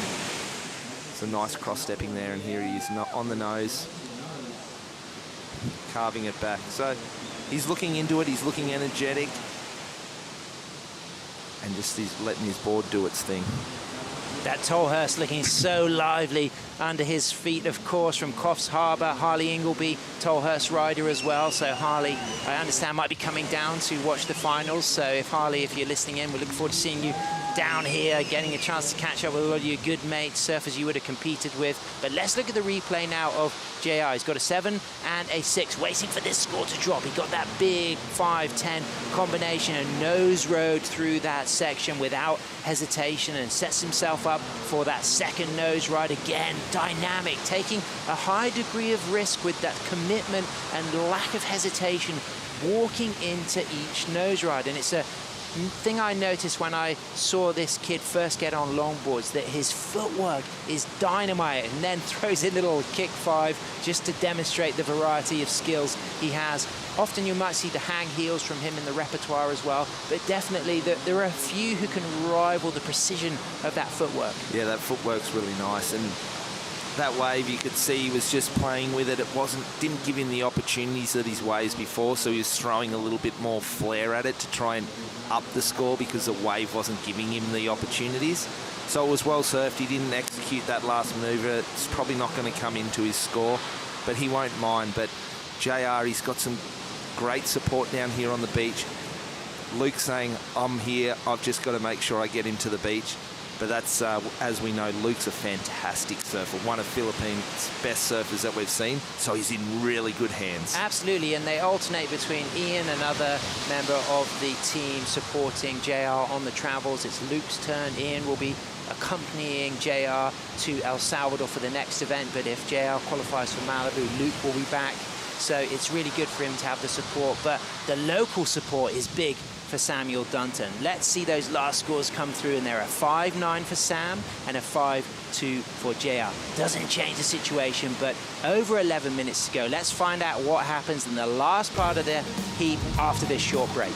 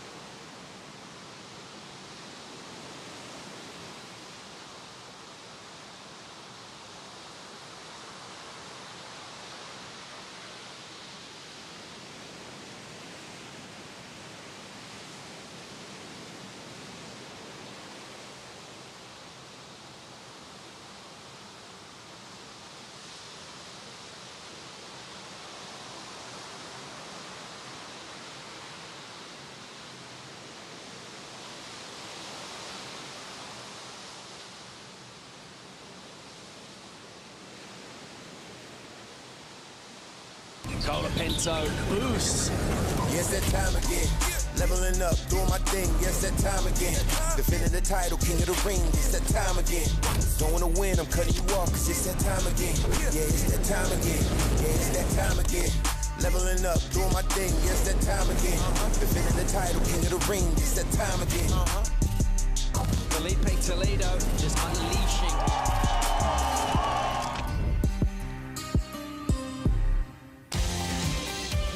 Coming up at the proving ground of Lower Trestle, Southern California, between the 8th and 16th of September, we will be crowning our men's and women's world champions. But right now, on the World Longboard Tour, it's JR Esquivel from La Union in the Philippines, looking to drop a 6.0, surfing against Samuel Dunton from McRae on the Mornington Peninsula. Samuel Dunton's already got a 5.23 and a 5.0. Really strong surfing from Sam, well in the game, needing a 7.77, but this footwork from JR is just giving him the edge. Precision, precise, in and out of those tight, critical 5s and 10s, and then demonstrating that he can turn that board dynamically off the tail. Takes a nosedive there, riding a single fin, but that's certainly going to potentially add to those scores. He's got a 6 and a 7, wants to replace that 6, but what about this replay from Sam in the break? Yeah, quickly to the nose, bit of a stretched out 5 there. I don't think the judges are going to like that too much. A little bit of pumping too, so he realised that this wave wasn't going to give him much opportunity and got out of there. But JR, like you said, Sam, the footwork is just insane. It's so smooth, precise, and just playing with it on this outside. It's not easy to surf that outside pit at the moment because it's so bumpy. the boils from the rocks. And he's making it look really effortless. And the interesting thing about JR is he's still exploring surfboard designs. He's had some Ian Zamora's that he had out in California, of course, Carla Roland Zamora's husband, also, you know, by heritage, Filipina, and then, of course, the Thomas surfboards he's been riding here in Australia, and he's had some Kai Salas longboards as well. So he's still at that stage where he just wants to explore all of the different options before he maybe commits to work with one particular shaper, but he looks so good on the board under his feet today. And I don't mind that, Sam. I always felt like my career I would always be trying in different things. I'd work with one main shaper but try different boards under my feet to make sure I was on the right path, or if I was finding feelings in someone else's, trying to incorporate it into what I was doing. So I like this for JR. Obviously, being in the Philippines, it's not easy to get boards over there. There's Dandoy Shapes over there who's making boards in the Philippines. Great shaper, great surfer himself, so he's probably working a little bit with JR, but all these other shapers are world-class, renowned shapers, so it's good for him to try and find it what he likes under his feet. And big shout out to Carla Roland Zamora, who's been running Queen of the Point competitions and took one out to La Union, but of course has been traveling out to the Philippines for a number of years and really inspiring the new generation of longboarders out there. There's a very strong movement and an incredible high level of female longboarders in the Philippines. They have different seasons on both coasts. He's based in the North Island of Luzon on the west coast that has a really great season between November and March, the northeast monsoon season, and it's surprisingly consistent. But when you travel to that area, it's a vibrant, thriving surf town with all of the support from Manila, in the same way that this coast has that support from Torquay as a vibrant, thriving surf area. But coming up, two goofy footers, Nicolas Niquidor Andrade from Salinas, Asturias. That's Roman, the head of the Spanish Surf Federation, is going to be surfing against Jeffreys Bay former world champion Stephen Sawyer. That's going to be an absolute beauty as we see Dunton kick out of another wave. That heat's going to be fire. I'm looking forward to calling that one, Josh. Two goofy footers battling out, but right now, two regular footers will just move into the last 6 minutes. Why do you think JR's just got the upper hand on the 7 and the 6 over Dunton's 2 5s? I just think a little bit it's the approach. Obviously, the judges really like to see that flow control, and we're seeing that in the cross-stepping, but when he's coming out of that cross-stepping, he's laying the board on a rail and doing some really nice flowing turns, where Sam's a little bit more aggressive, a little bit more bouncy, it's a little bit more unpredictable, or a little bit sort of wild. He just needs to slow down a little bit. He's excited. He's got his family on the beach, his brother's on the beach, so he's getting excited. He just needs to calm down, get himself on a good wave, because he's a fantastic surfer, and we just need to see him dial one in, and here he goes on a great looking wave. High line, 4 steps to the touch of the 5, cross steps, and then readjusts those feet and widens the stance and puts that Tolhurst on rail and sweeps back into this section, but recognizes that wave not quite running away from him to allow more scoring potential, so he kicks out, but he knows he's got 4 minutes 30 seconds, still time for maybe 2 more sets to come through.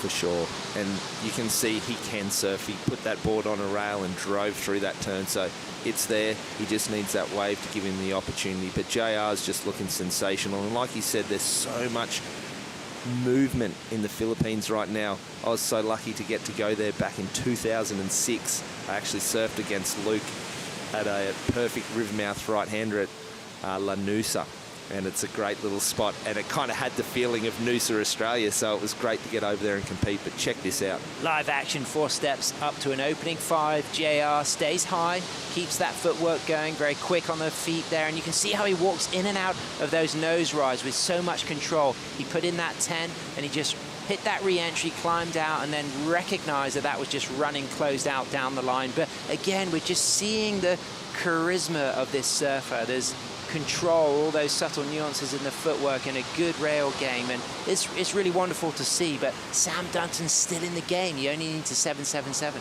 It's a shame that wave didn't open up and let him go through the inside, because this takeoff was so good. Nice 5 and the smooth cut back, sets it up again. Like this start was a really good, maybe the best start of any of his waves he's had so far. But unfortunately, he didn't get that inside bit to keep milking it and juice some more score out of it. And if we're really going to criticize JR's surfing, the one thing that could take his surfing more into the excellent range would be perhaps more opportunity to come off the bottom of the wave. A lot of the rides are in and out of the nose ride in the top part of the wave and then some down carves. But I feel as if he just introduces covering a little bit more ground on the wave between those critical nose rides, he could be unstoppable. Yeah, coming off the bottom with a beautiful drop knee, projecting down the line and then walking as he's trimming rather than taking off and sort of trimming and nose riding down the face.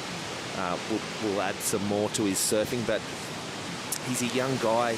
He's new to this game. He's been surfing a long time, but he'll keep fine-tuning. And like they said, he got to Huntington, realised what he was up against. He went home, he's practiced, and he's coming to put it to the test. Beautiful 5, touch of the 10, pedals back there, stays high, keeps that board trimming. He's going to just walk into this rail turn. There it is, sets himself up with a stall, but just such precision and commitment and no hesitation. It's very difficult to not hesitate up to the nose, and he's demonstrating incredible skills nose riding through this section, holding that long 5 and back into the 10, manufacturing a score on a wave that didn't look like it had much scoring potential, but maximizing every drop of water on this Bell's wall as he gets back up onto the nose again, and you can see that board lifting, and he grabs the rail and slides the fin and rides out, checks his watch, and it feels good. That was awesome. A little tribute to Herbie Fletcher, a little side slip boogie on the inside.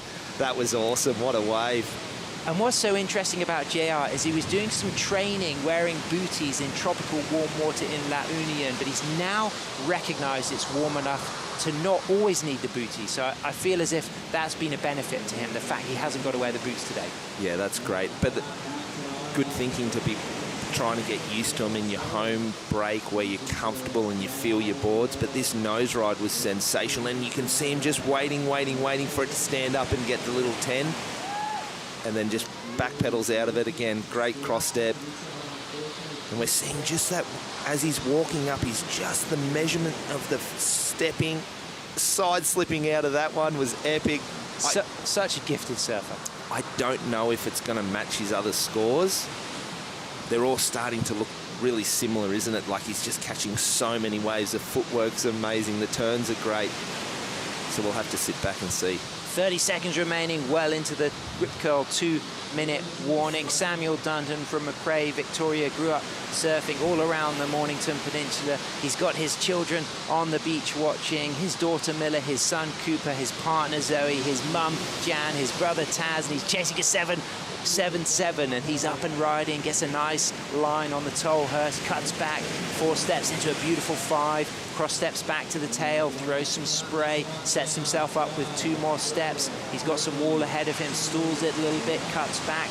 The heat is now finished, but this score will count. He's up and riding. It's a really good wave for Sam, and he's still got some open face ahead as he puts that board on rail and cuts back, stays nice and high, nice and loose and lively as he cross steps forward for the very last inside section, and he might get one little chance of a float, but just kicks out, and he's looking for a 7.77, Josh.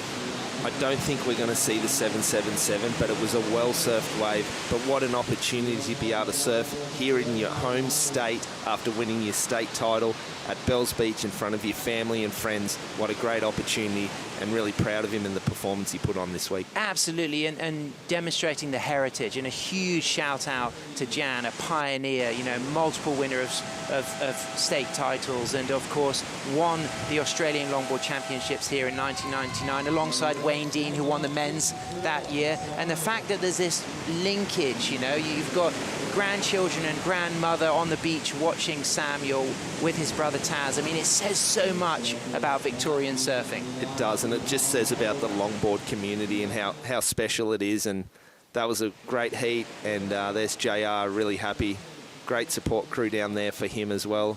And it's crazy to be this far away from home, but to have this community and everyone behind him, it's really cool. So it's great to see JR. Congratulations for the Philippines there. Well done, Samuel Dunter, but stay with us because we've got a brilliant battle of goofy footers. Stephen Sawyer against Nicholas Andrade coming up next.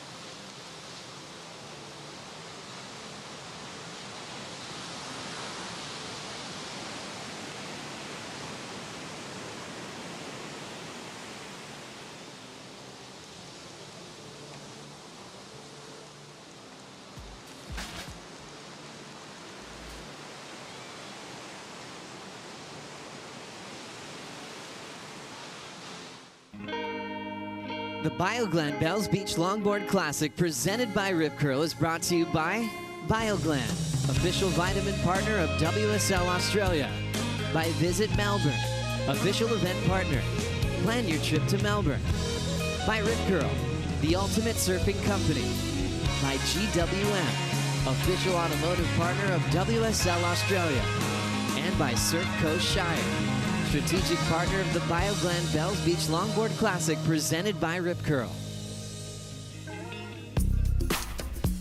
Welcome to all you South African and Spanish surf fans tuning in to this Battle of the Goofy Footers. Steven Sawyer and Nicolas Andrade from Spain and South Africa going for gold here at Bells Beach. Andrade from the great, dynamic, vibrant longboard community of Salinas. I know his father Fernando and his brother Martin will be tuning in, but up and riding right now, it's our 2018 WSL World Longboard Champion from Jeffreys Bay, Steven Sawyer, son of the great shaper Des Sawyer. Steven, a great musician and shaper himself, on the nose, holding that 5, pulling up for that 10, nice and lively, and then sweeps back dynamically to set up with a drop knee to go high in the line, using all of the wave, recognizing the possibility to project off the bottom of the wave to generate speed and power, and kind of separating himself from the lines we saw from JR, which were exquisite. But the difference from Steven there is he just used the ramp off the bottom of the wave to project in and out of some of those nose rise and turns. That was insane. Energetic, nice and calm. Nothing's rushed, but he's driving in the body English and he's getting amongst it on this wave. This was a really nice wave. I like this. I like to see when he's feeling it. Yeah. And it looks like he's feeling it right now, Sam. Hungry. Yeah, hungry, into it. He feels comfortable. It's a right-hand point. The water's cold. It feels like J-Bay, but that turning out of the bottom turn, there was so much spray off that bottom turn. That bottom turn was insane. It got and even that, just bam. Great end to it. It got a little bit difficult in the middle of the wave. The wave was quite hard to ride, but those last 2 rail maneuvers were absolutely sizzling. Yeah, that was insane. That was a really, really good wave, and we've just come off the finesse of JR. Footwork really clean and flowy and just placing things everywhere in a kind of a still body. And now we're getting the groove, you know. The musician is just feeling it out there right now. And that was a sick wave. And check it out.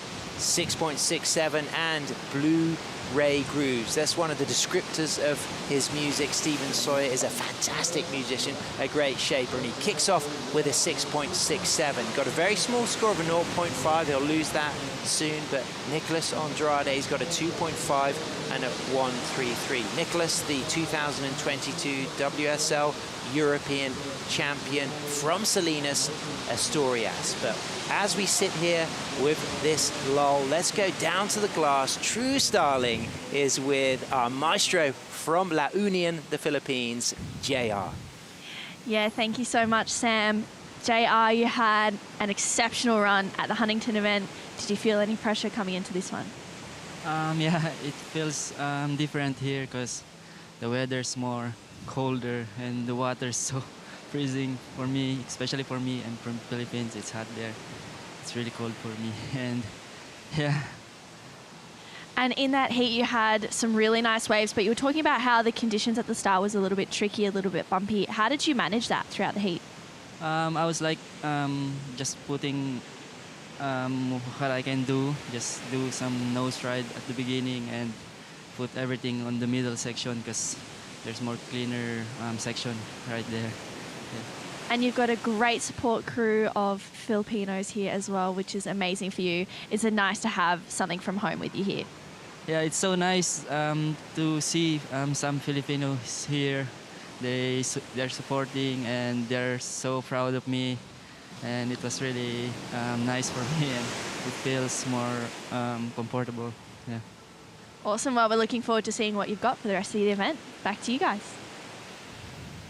Thanks very much, True, and great stuff, JR. And that support really does mean a lot for JR because sadly he lost both his parents when he was younger. So Gaming and Haddad, his mum and dad, they've both passed, and having that support from the diaspora from the Philippines here and having Luke here, it really makes a difference. And JR, as you can hear from that interview, he's such a grounded, humble human being, and his surfing does the talking, and it really is incredible. The talent coming out of that young man is just sensational. Yeah, he's a great guy and softly spoken, as you could see in that interview, and just a good guy. So he's well on his way to another good result.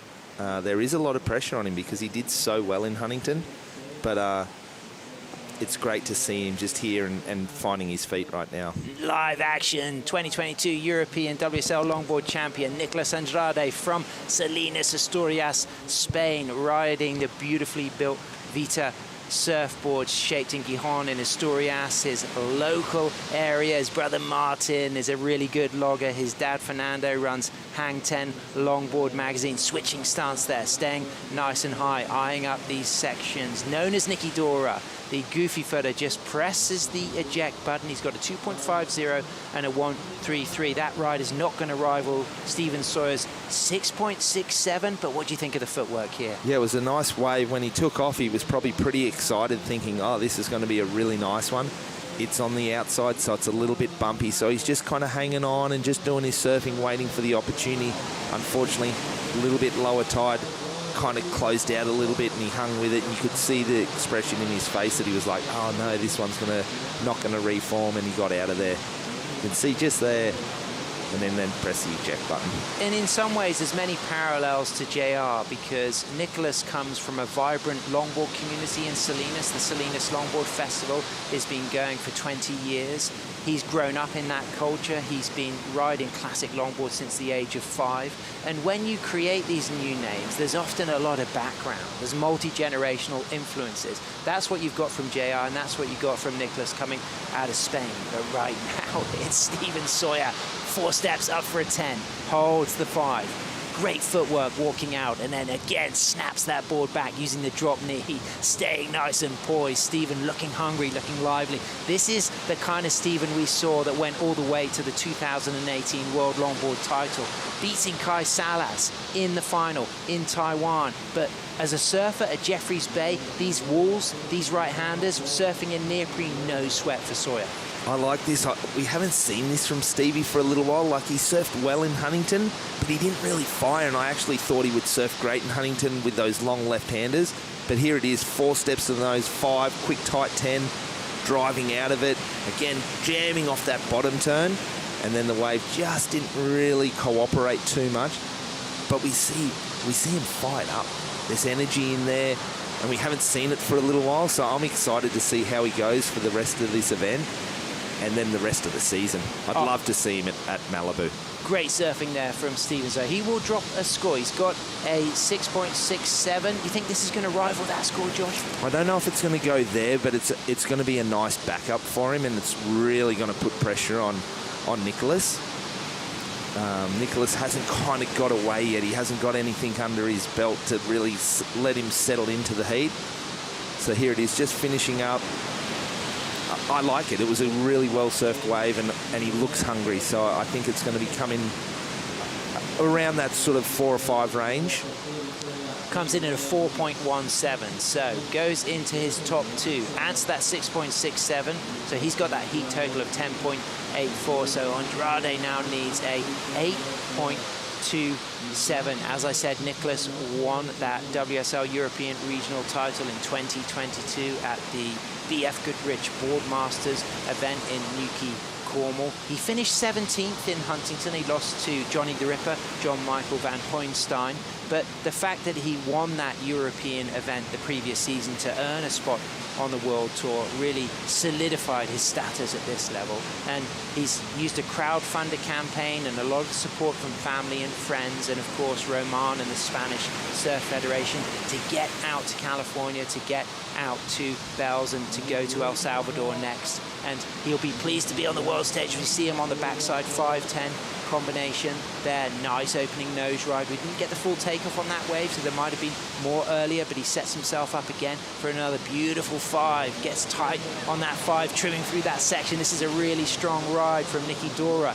Goes into a second 10, walks back to the tail with style and poise and elegance, upright again for another touch of the 5, and a little readjustment of the feet there as he uses the cross step turn to get some more footsteps up for a quick tight heels, twizzle round, has to get that leash untangled from around those tootsies, and then gets back up for another 5, holds it, comes back to the tail, looking super busy again here, using that cross-step turn, demonstrating a great deal of variety and the magic of the young Spaniard, Nicky Dora.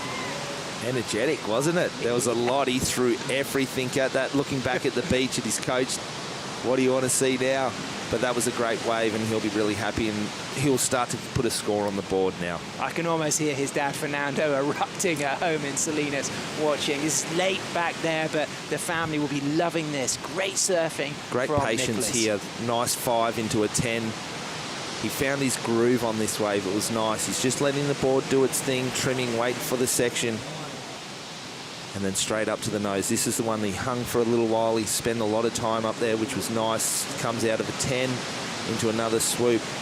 And he recognises, oh, this is a really nice wave. I've surfed it well so far, so he's just getting all the work done here. And then we see little switch foot turn there. Back up to the nose, little quick heels, getting tangled up into the leg rope, like he said. And that's the one thing with longboarders. It's the reason why you'll see a lot of people not wear a leash, for that reason. But great wave, he'll be stoked, and we'll sit back, and it's great to know that his family are back home in Spain supporting and watching. He got crowd-funded to get here. There's a lot of support and people that want to see him do well. And his younger brother, Martin, I tell you, that kid has got talent. I actually went to the Salinas Longboard Festival with my daughter, Lola, earlier this year, and was blown away at Martin, the younger brother of Nicholas. Okay, really maybe next year. Well, few more years yet. He's only 14, but you know he's a hot talent. So you know the heritage is there. Salinas is behind them. Nicholas is waiting to drop a score. He needs an 8.27, so it's a big task, but he's certainly going to build on those 2s. Waiting for that score, we can see it comes in at a 5.10. So Nicky Dora, Nicholas Andrade now needs a 5.75, a really attainable score. Puts him right back in the mix with 15 minutes remaining. He's definitely back in this heat, Sam. That was a great wave. He surfed it well. Didn't show everything because we've seen him in the free surfs and he's been putting on a display. So he's got more to give. He can do that. We know he can. He got himself on a good wave. He did some beautiful footwear, great nose ride. And here's Stevie on one. So Stephen Sawyer riding a 9.6. Self-shaped board, 23.5 wide, 18-inch nose, and he told me that the bottom contours are concave to roll V to flat to V. So he actually told me that. I wrote it down, and he's demonstrating that it works extremely well as he cross-steps his way through the inside and just rides out of that roller coaster and just has to put his feet down on the beach there. But Stephen Sawyer looking dynamic there. Yeah, and the cool thing is we don't really see it on the shortboard tour with surfers riding their own shapes, but here we see it a lot. We've got Stevie that's working with his dad and also shaping his own boards, and it's looking unreal right now, driving off that turn, that drop knee whip with a lot of spray off it. Little stumble there, but it's still, he's cleaning it up right now. Going to go into his top 2, do you think? It would need to replace a 4.17, Josh. I think it is. I like that outside bit. There's a lot of downtime here, getting tricky with a little bit of switch. But that's nice there, like only small, but just it had a little lift. Switch stance nose ride. Great footwork through the inside, put everything into it. And then finishes nice. Maybe not complete, but he's on the dry sand right there. So I do like that wave. I tell you what, I'd like to find out. I'd like to find out what the energy is like with the other athletes. The Waxhead is with them right now. Down here in the competitors area, we have Ben Considine, local hero and Rip Curl team rider. Heat 7 coming up, Benny. What's going through your mind? Yeah, I've just been watching it. It looks super fun out there. Looks like there might be a bit of a pulse coming through, a bit more energy in the water. So I'm just going to be looking for the ones that are, I guess, breaking all the way through. There's definitely some really nice critical sections for nose riding as well as hooking some good turns. So I'll be on the eye out for some of that and hopefully get some good ones. And he's had insight from Adam Robbo, one of the most clinical surfers ever here at Bells Beach. Benny, what sort of information has he passed on? Don't give out too much because your competitors are listening. No, absolutely. No, he's been a massive help. And yeah, he knows this wave better than anyone. Been really good to get some advice from him and just really talking about the heat strategy and plans and different areas that you can potentially capitalize on some of the waves that are out there. And what does it mean to you to have Rip Curl sponsoring this event and have an event in Victoria, let alone at Bells Beach? Yeah, Rip Curl's been a massive support of myself, and the way that they're supporting the longboard community by hosting this event is incredible. To have the competition here at Bells is next level. I think it's something that I've been wanting to see for a long time, and to be able to be here and watch the surfing on display today is just incredible. And from one goofy footer to another two in this heat, we'll see you guys soon. Fantastic to hear that energy. But while we have a little lull in the action, let's go to a short break, and then soon we'll be concluding this fantastic battle of two brilliant goofy footers live from the Bioglan Bells Beach Longboard Classic, presented by Rip Curl.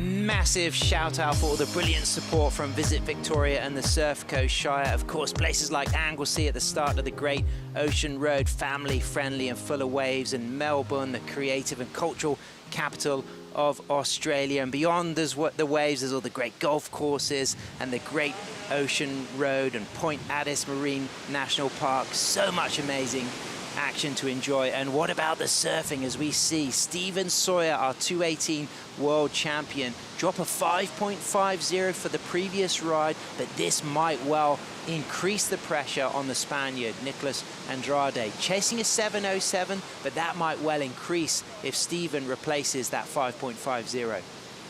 Yeah, unfortunately it just died out. It started off so strong on the outside, but just didn't really deliver. We'll have to see if it improves on that 5.5. We'll have to have another look at that recap once it comes in. But how beautiful is this spot? Like, we're so lucky to be down here at Bells Beach. The surfers are going bananas to be here. But you look at this back on this coastline, it's just so beautiful. And we're fortunate to be here. And like you said, Sam, we're not just here for the surf. We're here for the culture experience, the food, the coffee. And obviously I've been sneaking out and getting some golf in because the golf courses down here are just sensational. And of course it's Wadawurrung country, so big shout out on behalf of all of the surfers in the World Surf League to acknowledge that we are staging this epic event at Dirac on Wadawurrung country and acknowledging the Wadawurrung people as the traditional owners of the land and waterways we are on here today, as we move into the last 8 minutes with Nicolas Andrade chasing a 7.07. So as you forecast and predicted just then, Josh Constable, it didn't go into his top 2, Stephen's last ride. Comes in at a 4.27. So he sits on that 6.67 and that 5.5. Our Spaniard has got a 5.10 and a 2.67. So that 7.07, it's a big ask for our Spaniard, but certainly attainable, and he's sitting with priority. 7 minutes, 30 seconds remaining. I love that he's being patient. He knows he needs a big score now. He's got to get himself on a good wave, and he's out there. He's on the on the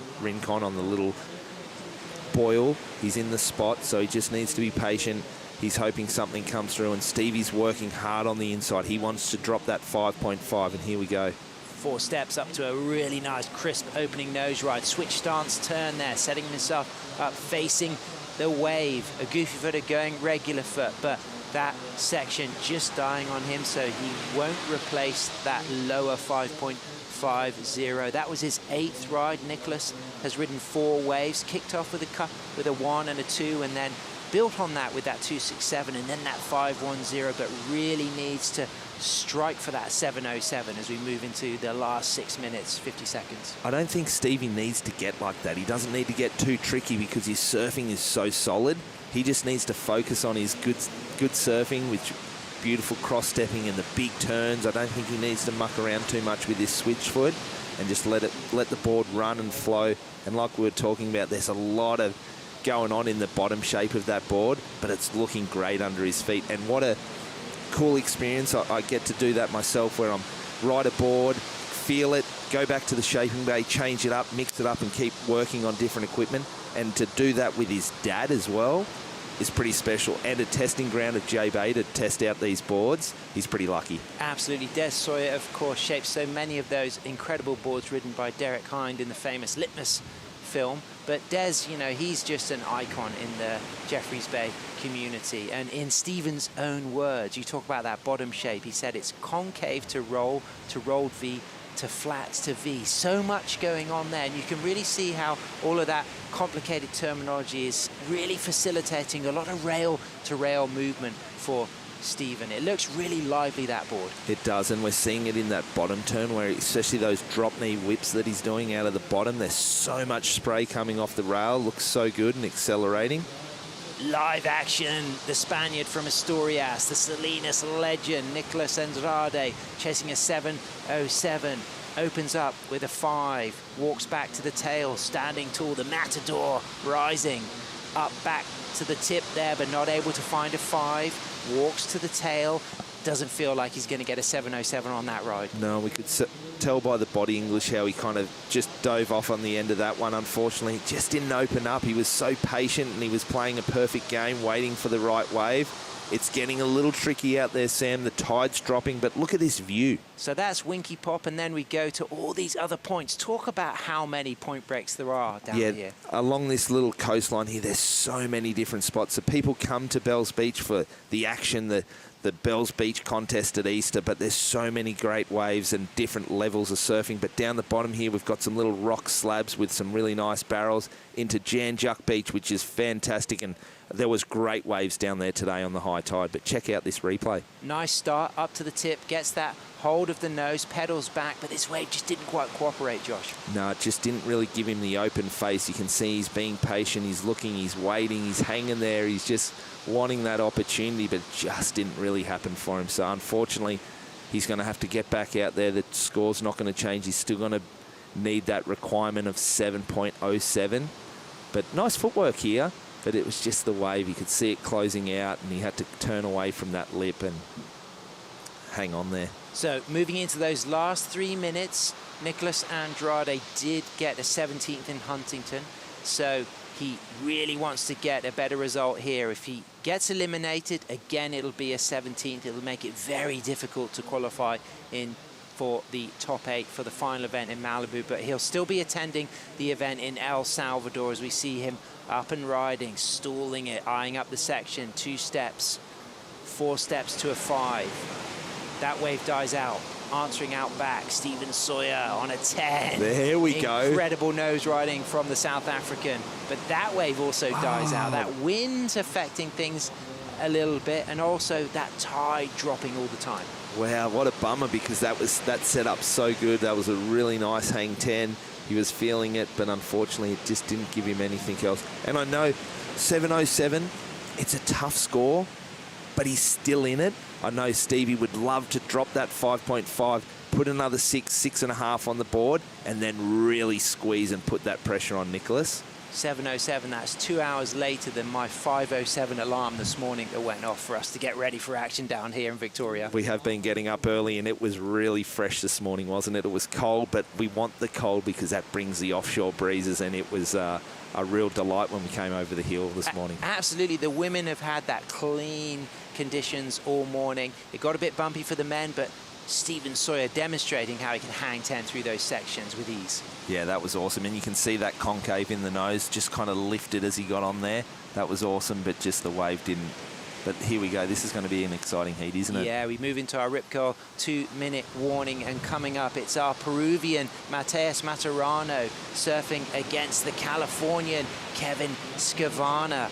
That's going to be a really great experience. We got the Infinity board rider Kevin Skavana, we got the Piccolo surfboards board rider Mateus from Peru, new on the scene. Kevin is a stalwart now of the WSL events, a classic longboarder with a great drop knee. It's going to be very evenly poised, Peru against USA, but right now South Africa have the edge against Spain. Yeah, and it's going to be similar. We got kind of in this heat with Stevie and Nicholas, it's kind of similar surfing, and in the next heat we've kind of got similar surfing. I think Kevin and Stevie have that sort of same body English and spend a lot of time hanging together. You can see them feeding off each other. But look at this one, Sam. Nice wall, loose and lively, active, jams that rail there. Just has to kind of balance himself, but now standing tall, looking behind him, see what else is there. You can see the wind affecting the face. It's getting bumpy, but look at the power and the drive. That's dynamic surfing, and we have to also remember how incredible a shortboarder Stephen Sawyer is. He won the J-Bay Trials one year to get him into the CT event at Jeffreys. This guy can ride a variety of boards, and what we see from Stephen is a very complete surfer, somebody who's able to put the board in all parts of the wave to generate power and speed. And do it in all conditions. So that's the good thing about him, and that's why he's a world champion, because he's a rock-solid surfer. He can do it in all. We saw him do that in Taiwan. It was big, it was wild, then it got small and clean. He had everything going on, and we saw that big carving rail roundhouse cutback. Here he is fading left, drives off it, another carve again. He's just feeling it, and I love this surfing of Stevie's. He's looking, unfortunately, that little bobble, it just kind of threw the tempo off. He's having a look to see if there's something better on the outside, but this is the turn we're talking about. Just driving back off the whitewash, nice and smooth rebound, looking good. Absolutely, I love what I've seen from Stephen Sawyer here. Great surfing, building momentum, takes the win. Nicholas Andrade eliminated. He'll be back for El Salvador. Commiserations to the Historias Salinas longboard community. Your man, unfortunately, knocked out, but he's put on a good show. But this man, the South African from Jeffreys Bay, Stephen Sawyer, has just booked himself a spot in round 3. But stay with us, ladies and gentlemen. Kevin Skavana and Mateus Maturano, and we've got Rachel Tilley coming into the booth with Shannon Hughes.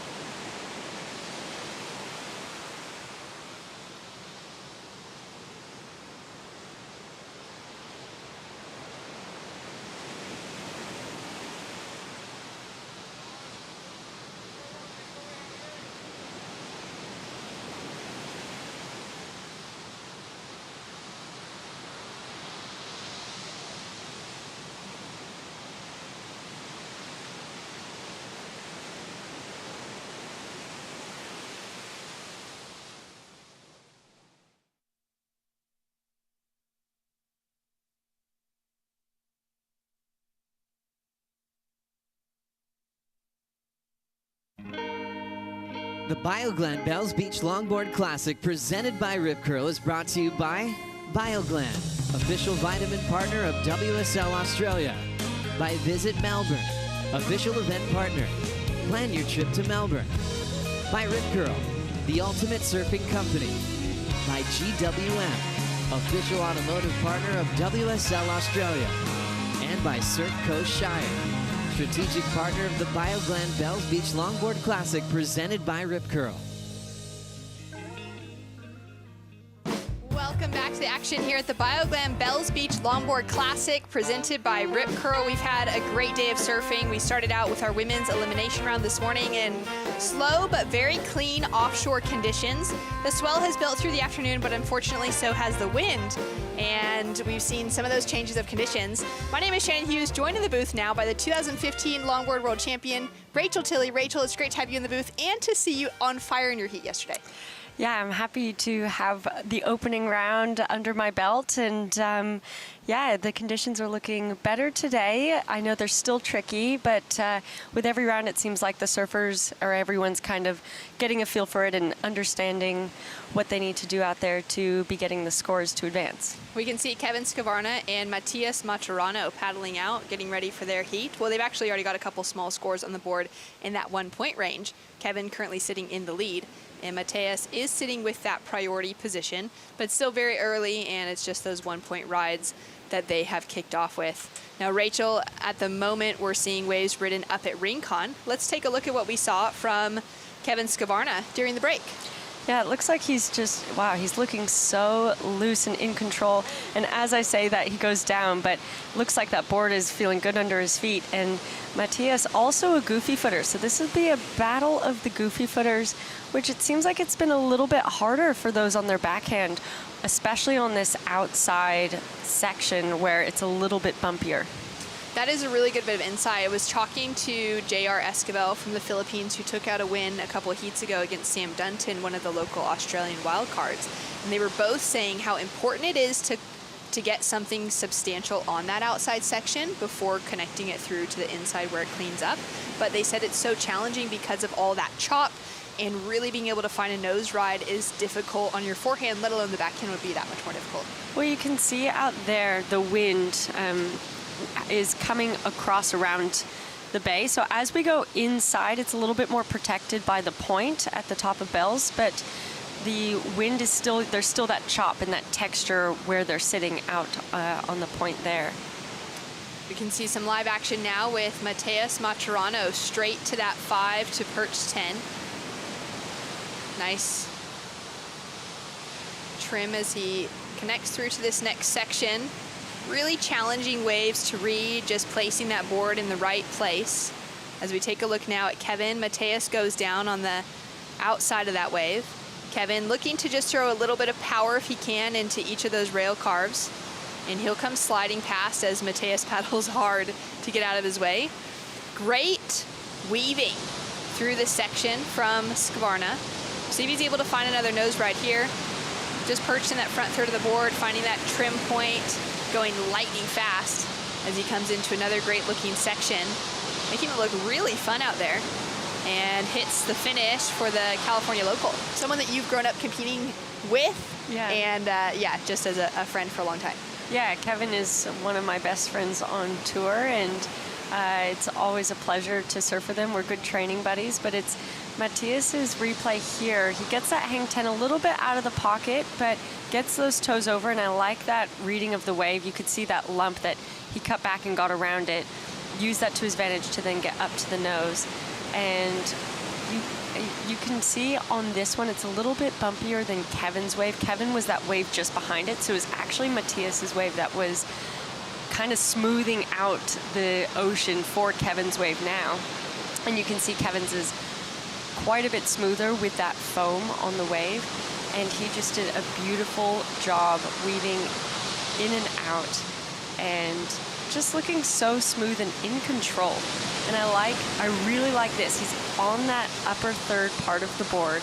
That board just carrying so much speed. That's his infinity model.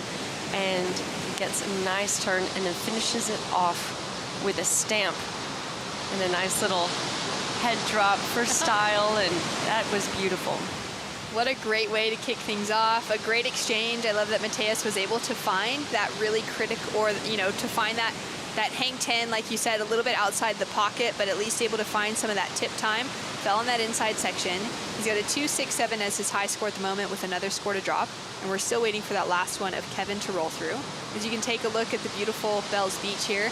How special is it for you as a longboarder? You've been involved behind the scenes at some other events that have been, you know, taking place here, like the Rip Curl Pro over the Easter weekend. How special has it been for you to be able to see the Longboard Tour get to surf an iconic location like this? It's been super special. I'm so excited to be here.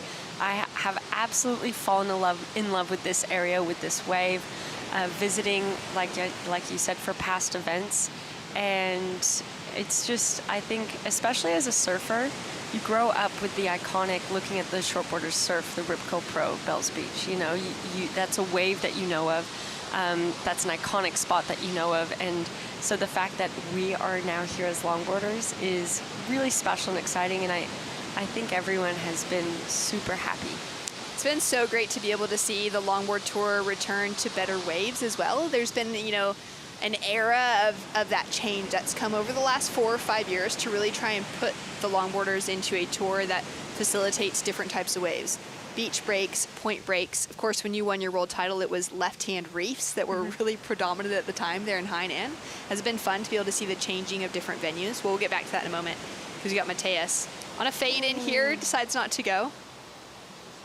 That, I imagine, will be the use of his priority, though, not knowing where Kevin's sitting at the moment, but I wonder if he'll lose priority with that. That was a really dedicated look at that wave. I mean, he caught it. He just hadn't stood up on his feet. So that would be pretty much the definition of how you would lose priority in that scenario. Yeah.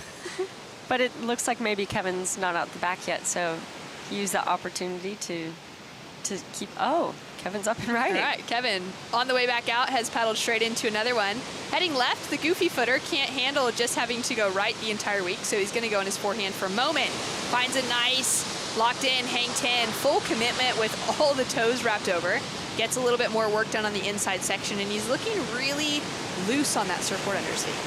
Yeah, he's looking really zesty, which I think is a side of Kevin that we haven't seen in competition in more recent years. And he's looking just fun and exciting, and I think it looks like he's just getting his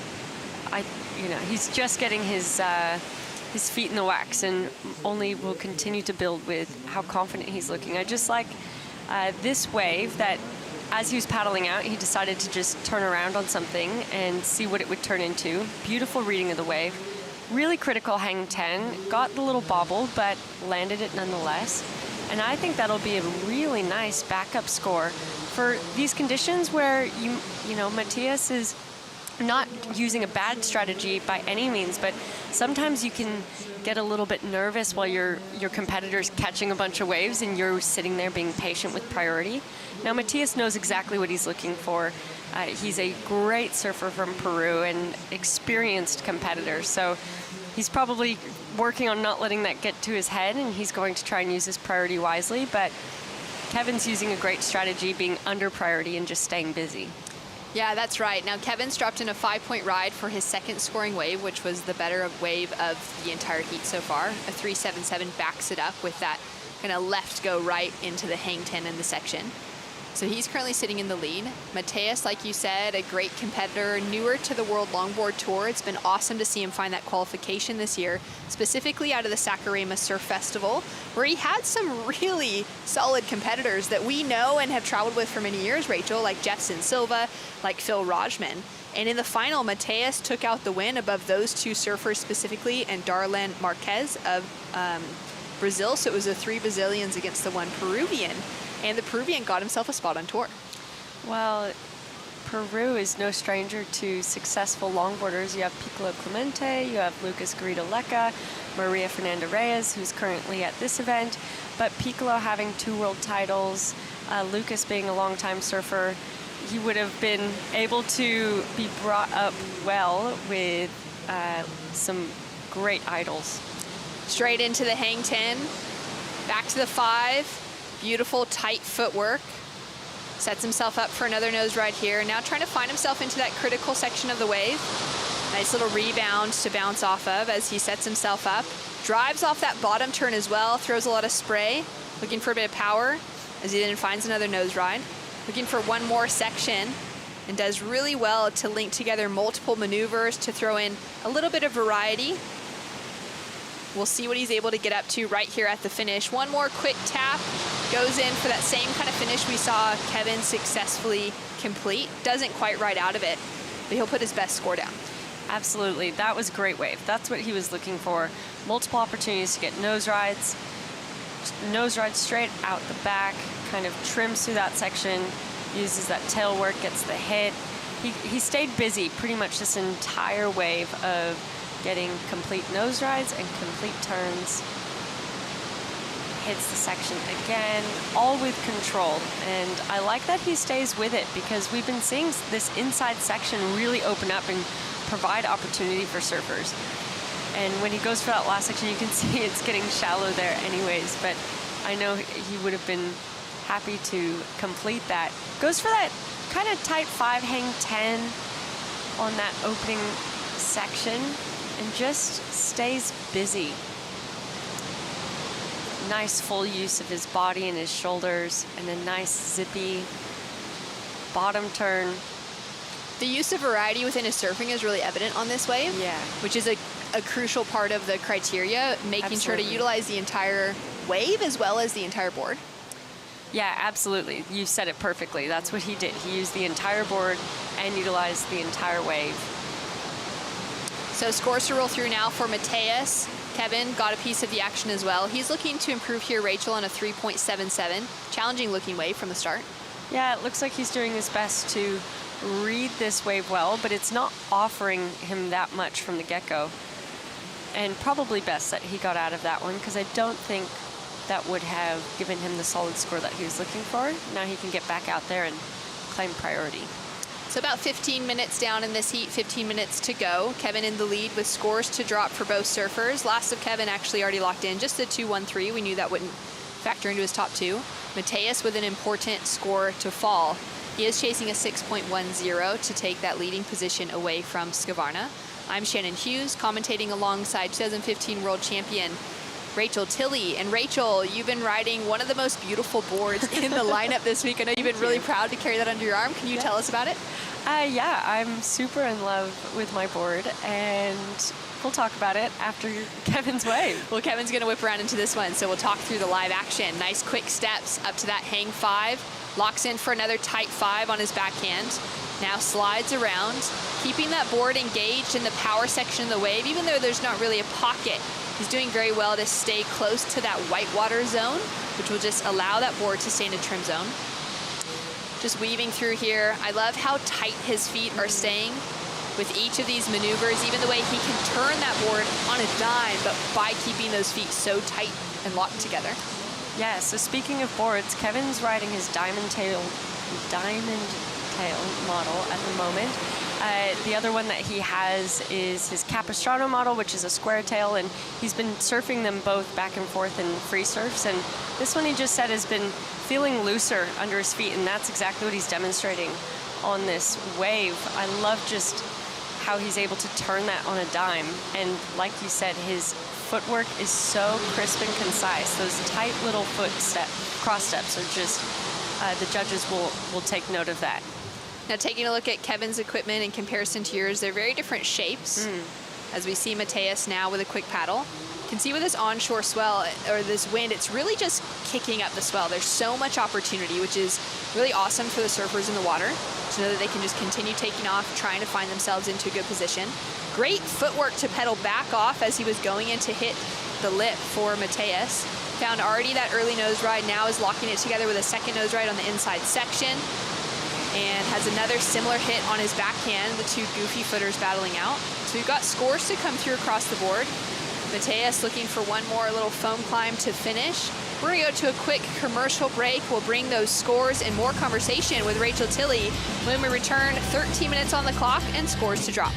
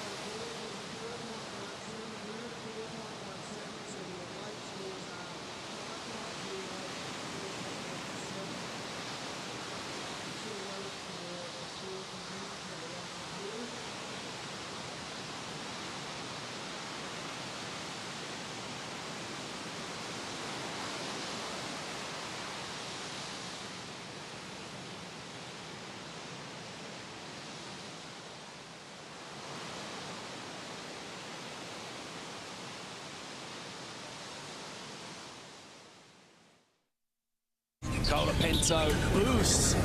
Yes, that time again. Leveling up, doing my thing, yes, that time again. Defending the title, king of the ring, it's that time again.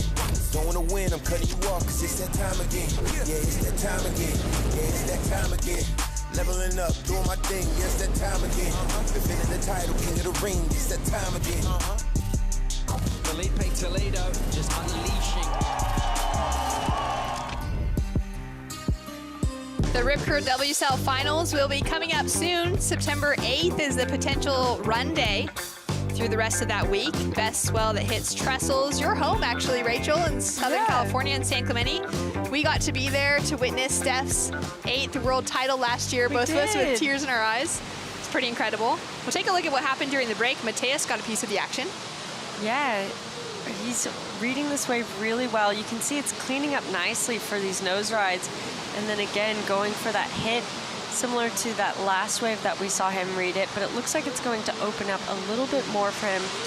Going to that hang 10 and hits it again, but this time he finishes that one with control and cuts out. Looking at that logo, I'll have to actually look it up, but looking at that logo, it looked like he might be riding a Piccolo Clemente, which would be no surprise.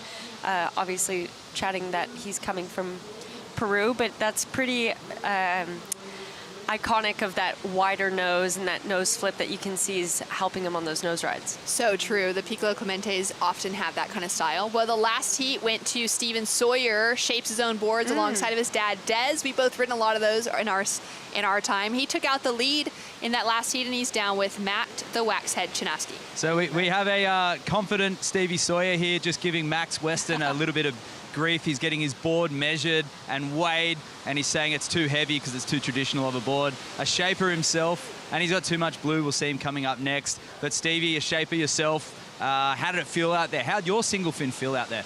Great. Thanks to Sawyer Surfboards for flipping and keeping me floated and having fun out there. My dad's been doing it for 56 years, so it's just, it's like his second nature and kind of something that he's passed down to me. So it's great to be able to be in the factory working with my dad, kind of back and forth with ideas, you know. So yeah, it's a great relationship that we have. And J-Bay, right-hand point, obviously a lot of surfers who have made their reputation at J-Bay also really enjoy Bells Beach. Guys like Derek Hine, just to name a few, Tom Curran. And what's it like coming here? Is there any similarities to J-Bay?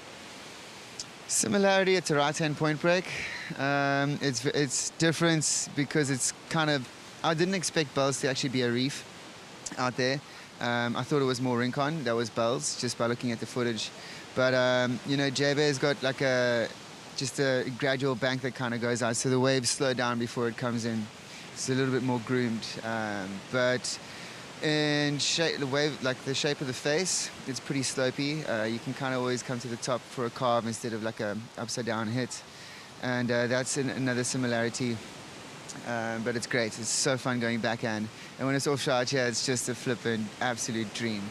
Well, let's hope it's offshore for your next heat, Stevie. We'll see you into the next round. Thanks very much. And I must say, most people have a routine before they surf, including going to the restroom. But Stevie... Oh, bro. Sorry you guys couldn't find me. I came out of my wetsuit and I just had to duck and dive real quick before you guys got hold of me. Otherwise, it would have been a shit show. Back to you guys. Well, insightful from Steven Sawyer. The likeliness to J-Bay and Bells specifically being that of interest to us. Rachel, we both surfed J-Bay many times in our life, where you did at least one decent trip there. Took out the win, the local J-Bay Loggers event there. Pretty incredible and fun to be able to see kind of similar waves here at Bells Beach. Yeah, well, as Stevie was explaining, he's super comfortable on his backhand, growing up with J-Bay being his backyard. So that obviously came into hand for him out there, being these conditions. And we're seeing these two guys out here now, Kevin and Matthias, navigate it really nicely. But it is tricky, I think, even more so on your backhand to be reading these waves and setting up for those opportunities right from the takeoff. Now we're down to 7 minutes on the clock. Kevin's in the lead. He dropped a 4.17 for his last wave, which solidifies himself above Matthias. Matthias chasing down a 4.61 now to take the lead. Kevin's going to have a scratch here, a little nose dive as that wave just kind of flattens out, so he won't be able to get into it. Let's go back to that board conversation. I'd love to know about the Josh Martin that you've been riding. Yeah, so we made this board. It's a similar outline to what I've been riding for the past few years. That's kind of been our all-around go-to, and especially with that pin, my board is a pintail, and we knew that if we just made it strong enough and heavy enough that it would go well in these conditions with that outline. So we added a bit more weight to it. We added a thick stringer made of spruce wood and balsa wood. Josh really craftsmanly, I don't think that's a word, but he used his craftsmanship to just build this beautiful stringer. It has a really strong core, and we added some Hoffman fabric on the top that's beautiful flowers. And this board, just when we were making it, we made it while I was home during the US Open, and it just really felt like a collection of team just coming together and making a board that is bright and happy when I look at it, but feels really poppy and zesty out in the water, especially with that spruce wood as the stringer. It kind of just gives it this extra zest, especially when you're taking off on the tail. Well, it certainly looked that way when you were surfing in your heat yesterday. Bells Bowl, late in the afternoon, challenging looking conditions, but you really made the most of it, and that board looked very zesty. Let's take a look at the heat recap, though, with Kevin Skavarna currently in the lead. Rachel, he's got that 5-point ride early on. He's backed it up with a 4.7, and his surfing's been really lively. Yeah, Kevin's been surfing so beautifully. It just looks like he's having fun out there. He's not surfing to a specific, honestly, it doesn't look like he's surfing for the judges. He's just going out there and surfing loose and happy. And oftentimes when you don't surf for the judges and you're surfing the way Kevin is, the judges actually respond to it more, if that makes sense. But Matthias, he has read the waves really beautifully. He's been on the bigger waves I'd say, out of the two of them. And I'd say the reason he's not in the lead right now, although that's so beautiful, those nose rides a little bit out of the pocket. And I think the judges are probably then not rewarding it as highly, although he is doing a beautiful demonstration of nose ride and tail work. Mateus currently sitting down in second. He's chasing that 4.61. Nice tight footwork. He's found a few sections like that to hit as well on his two better waves in the 4-point range. There has been something just a little bit different about Kevin's surfing so far that's gotten him into that leading position. We're down to 4 minutes on the clock. That wind is really cranking. It's been crazy to see how much rain has rolled through. Rachel, what have you been up to today, knowing that you didn't have to surf because you won your heat? We'll get back to that in a moment because we've got more live action, and Mateus gets stuck. What went wrong on that takeoff? It looked like it got really steep when he wasn't necessarily expecting it, and it just kind of, the tail dropped out from underneath him. And because it was kind of soft at the beginning and then just hit that ledge that you could see, it hit that pocket, and it dropped out under him. So unfortunately, that means for Mateus that priority goes to Kevin. It's exactly where Kevin would want to be sitting from a strategic standpoint. With only 3 minutes remaining, he's gonna go over to Mateus now, I bet, and try and use that priority, because it's only a 4.61 that Mateus needs. It's not a very big score at all. His 4.57 is just narrowly higher than that, and his surfing has been really good. If he can just find those more critical sections, we could easily be seeing him sit with a score similar to that 5 that Kevin's got on the board. 2 minutes, 45 seconds to go. Mateus having a look there, unable to get into it. Bit stormy out there. Did you get a surf in today? You won your heat yesterday, which meant you got a bye today. You only have to surf again tomorrow. What was the plan? Yeah, I decided that I wasn't going to try and surf before the contest started, and I was hoping it would kind of be a nicer day weather-wise, but it's ended up being quite rainy, and then I was getting really cooped up into the house. So I went right before this and did a little Pilates class at a studio nearby, which was nice to just get my body moving. And I'll go out for a surf once the guys finish, because it would just feel, I think, weird to go out into my heat tomorrow having just not surfed at all today. And just feels, you always go to bed feeling nicer when you kind of push through the cold and the wind to get a surf in. Yeah, just to feel a little bit more refreshed, get that energy out. I love that you went to a Pilates class just before coming in as well. And you just worked on nearly completing your Pilates training course, which is really cool. Different thing to add into your skill sets behind the scenes. Yeah, I got my teacher certification, or I'm about to do my final assessment for it. Just thought that would be something fun to do, as that's like my favorite type of cross training to do next to surfing. Down to 1 minute, 23 seconds on the clock. Pilates instructor, world champion in the booth with me, Rachel Tilley.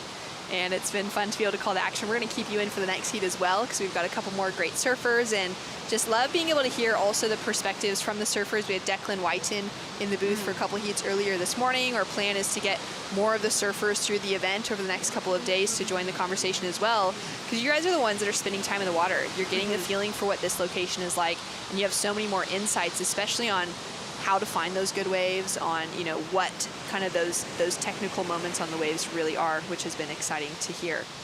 Down to 45 seconds on the clock though, and what do you think is going through Mateus's mind right now? He's having a paddle. See if this wave will stand up for him. A 4.61. Kevin is watching from behind as Mateus goes perched into that tight 5 near 10. He's now going to redirect off to the left, similar to what we saw from Kevin earlier today. Keeping that board lively under his feet, looking for another locked in hang 5. Is he going to redirect back onto his backhand? He'll stay on his forehand for the finish. Re-entry right in front of the rocks. Now Kevin, we still see priority next to his aim. He's scratching into this, but I don't know if he's going to get into it. Tries to, and he doesn't have the opportunity to try and secure himself in that leading position. Rachel, what are your thoughts on that last wave of Mateus? Oh my goodness. So that was a really great wave. Got that under priority, and then it just stood up. He gets up to the nose right away. I'd still call that more of a type 5 rather than a 10.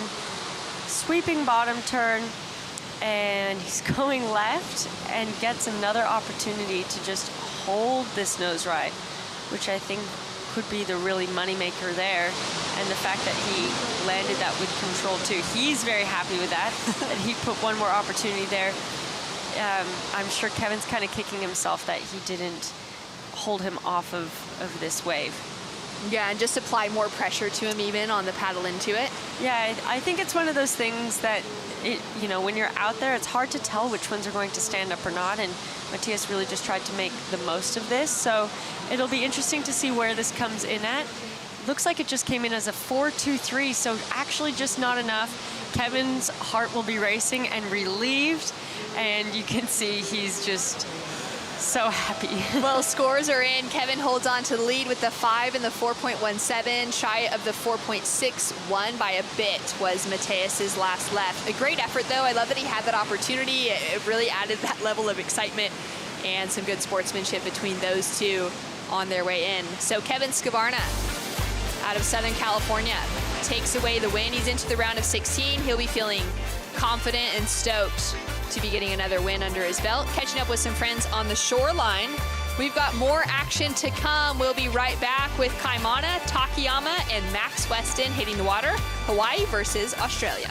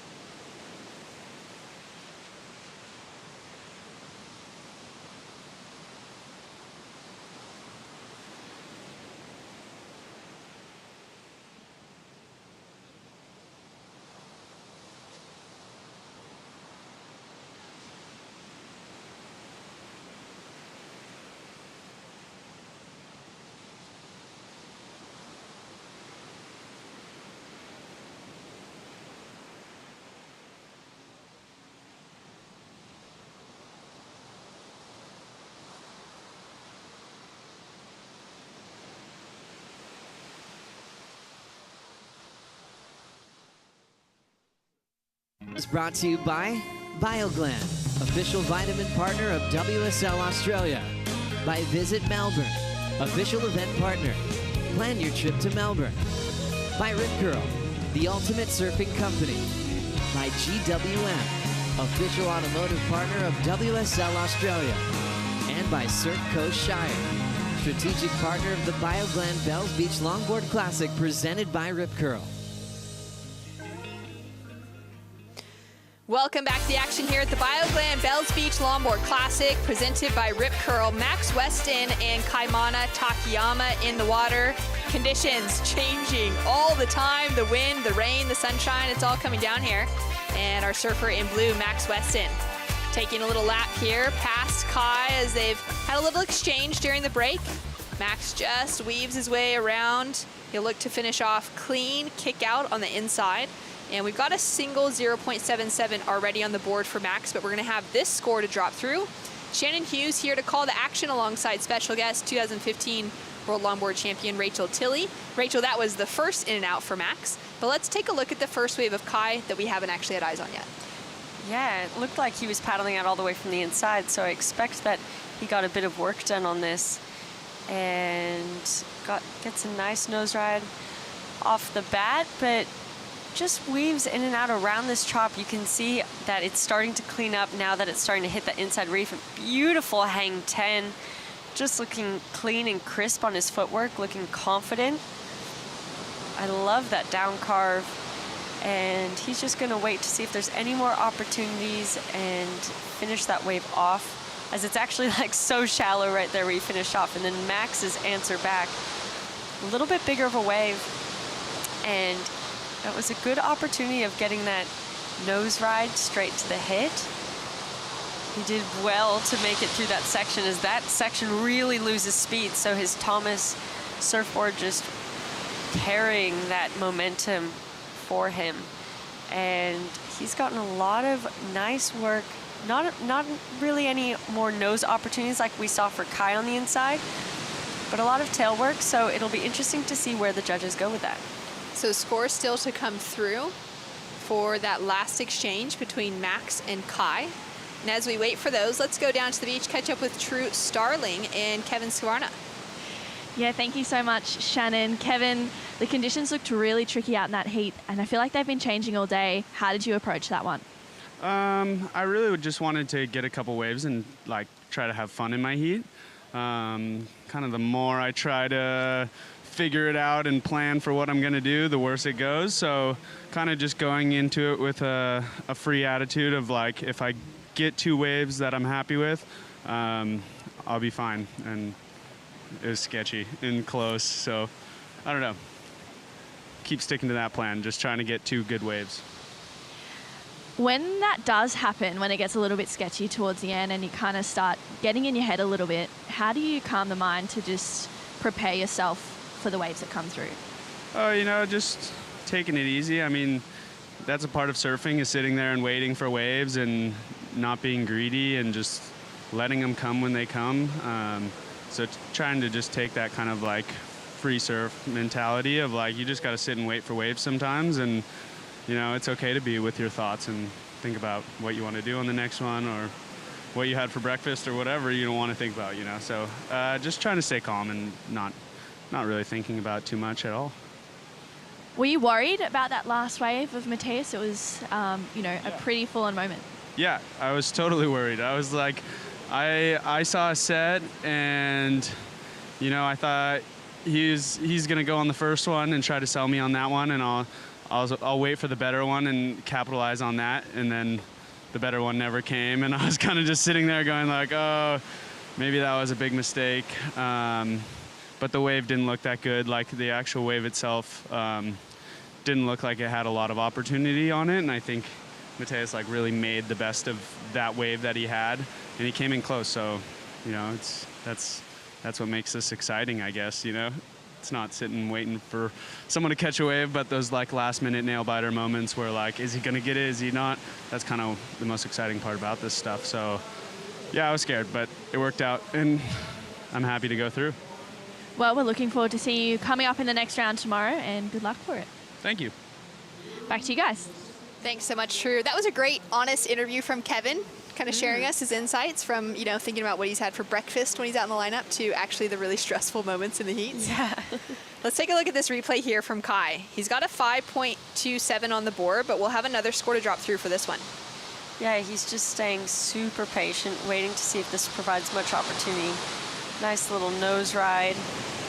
Really gets on the turn there and pushes through that. Looking nice, lively, and loose, and positions himself into the critical part for that nose ride. And straightens out. That was a really nice wave, and that will be a nice backup. So scores in, and Kai's got a 5.57 now on the board to improve on his 5.27. Second wave being the better. Max Weston now up and riding. Really engaging that back leg, getting some power to those first two turns. Quick tap to the nose, little kick off as he goes in for another drop knee. Max has been dealing with a bit of a knee injury, and so it's great to see him out here performing well. Could see that he was kind of struggling with that in yesterday's competition. But he's looking sharp right now. 5 to 10 combination on the inside, and he hits that rebound to finish. This wave is still opening up for him. What a pick, and one more opportunity to claim it on the inside section. Excellent surfing, and he's looking for a 6.01 to take the advancing position. Yeah, or at least just improving on that 4.83 with only 21 minutes remaining. I think as a competitor, you're not necessarily going, you know, Max only has 2 waves under his belt at the moment, so he's just going, okay, let me just get a few scores on the board and then see where that situation plays out and what I actually need to get once you kind of get through that halfway mark. But taking a look at this replay, I really like the read. He got that bobble, but made it through. Beautiful turn, gets a little kick for the nose ride very quick, and a little bit out of control on those turns, but then reads it well, goes super deep, bottom turns, and then this one just runs on that little Rincon reef that we've been seeing. And this is the section that you always hope lines up for you when you're out there on a wave, although you can never really tell when you're taking off on a wave whether it will give you these opportunities on the inside or not. But beautiful nose rides that he got in there, nice and critical, and finished it off so clean. So I think that will definitely improve upon his situation. Chasing down that 6.01, I like that call out from you of just those little bobbles, kind of mistakes on that first turn. Obviously on the takeoff, there was a bit of a tricky section, but even coming off after that kick off the nose into that next turn, you could see there was a bit of a stumble. That control and that flow part of the wave was not quite there, which is a really important part of the judging criteria. Absolutely, and it's not too much of a surprise on that takeoff section with it being so lumpy and bumpy. It makes sense of him trying to navigate that. He did a really good job to reclaim every single bobble and not let it get him the best of him to buck him off or anything. So I think we're going to have it's looking like it's going to line up to be a really competitive heat, this one. Yeah, extremely competitive. Down to, 19 minutes still on the clock. Still waiting for that last score to come through for Max Weston. And we'll see where it factors in. And then we'll get really that feeling for how tight it's going to be between him and between Kai. Kai having a whip around here. We'll take a look at it from a slightly better angle. Those drone angles are beautiful to be able to see the cliffs, but this is really where we get to kind of pick apart the surfing. Challenging out there. Difficult to figure out which wave is going to stand up, just like Kevin was sharing with us. Now, in your heat yesterday afternoon at Bell's Bowl, you were able to get a few really solid scores. Were you feeling confident right when you paddled out? Did it take that first wave to really get you to kind of settle into the rhythm? I think there's an element of the opening round being non-elimination that you can kind of paddle out with without too many nerves within you. And I was actually really excited to surf my heat. I was just waiting all day. My heat was at like 2 or 2:30 in the afternoon, around this time of day. I was heat 6 actually, so at this exact time of day. And I was really looking forward to just getting out there. And in the heat before me, Natsumi actually got an excellent score, an 8-something. And I didn't see it, but I knew then, okay, there's something out there. Let's go see if then I can try and find something like that. So that really encouraged me. And I ended up having, it was tricky, but had a lot of fun. Your result at the Huntington Beach Longboard Classic off the U.S. Open was a quarterfinal finish, which is a good result leading into the rest of the season to try and secure yourself for the Malibu World Championship event. Of course, a new format being introduced for the first time. What are your thoughts on the single-day opportunity for anybody to take away a world title? I don't know. I don't know my thoughts on it yet. I guess I feel like I'll be able to answer that more honestly after we actually participate in it. You know, part of it, and I suppose we've been seeing it happen on the shortboard side, and as a spectator, it was fun. Like you said earlier, we were both there on the beach to see Steph surf her way all the way up from the bottom to get that win. But it'll be interesting to see then, you know, how it actually feels for us. There we can see the format if you're tuning in at home and you're unaware of how that's going to work out. We'll have our bottom 3 ranked surfers, number 8 to number 6, in that first match. The winner from that match will advance to match 2 up against 4th and 5th in the world. Winner from that will then go into head-to-head matchups all the way through ranked number 3 up against ranked number 2, and then in a 3-heat surf-off best of 3 against the number 1 in the world. So again, it does favor that number 1 surfer coming into things. They'll have to take 2 wins. But anybody else on the day, number 8 in the world, could surf their way all the way through into that final matchup. That's the first, that hasn't been sent to any of us. That's the first time I just saw that. That's pretty intense that, you know, if you're in that bottom 3, you could potentially, if you make it all the way up, you're surfing 5 times in one day. It's a lot. It's a lot knowing then, especially when you make it to that final match, you could potentially be surfing 3 more heats. Yeah, oh my gosh, 5, 6, 7 potential, 8 potential heats in a day. That sounds near impossible. I mean, Steph surfing 5 heats that day was saying like her legs are dead at the end. So yeah, well, we'll check back in at the end of it. You know, at the end of the day, as competitors, that's what they're putting in front of us as what we have to do to win a world title. So we're just going to, for me, I'm just going to try and show up to every single event and try and follow that pathway to ultimately try and win. Get yourself into that top 8 to be able to have the shot. That'll be in October from the 3rd to the 13th, a single day for the Malibu World Championships for longboarding. We'll be right back with more action here at the Bioglan Bells Beach Longboard Classic. 15 minutes on the clock. Kaimana Takayama holding on to the lead. We'll see if he can keep it when we return.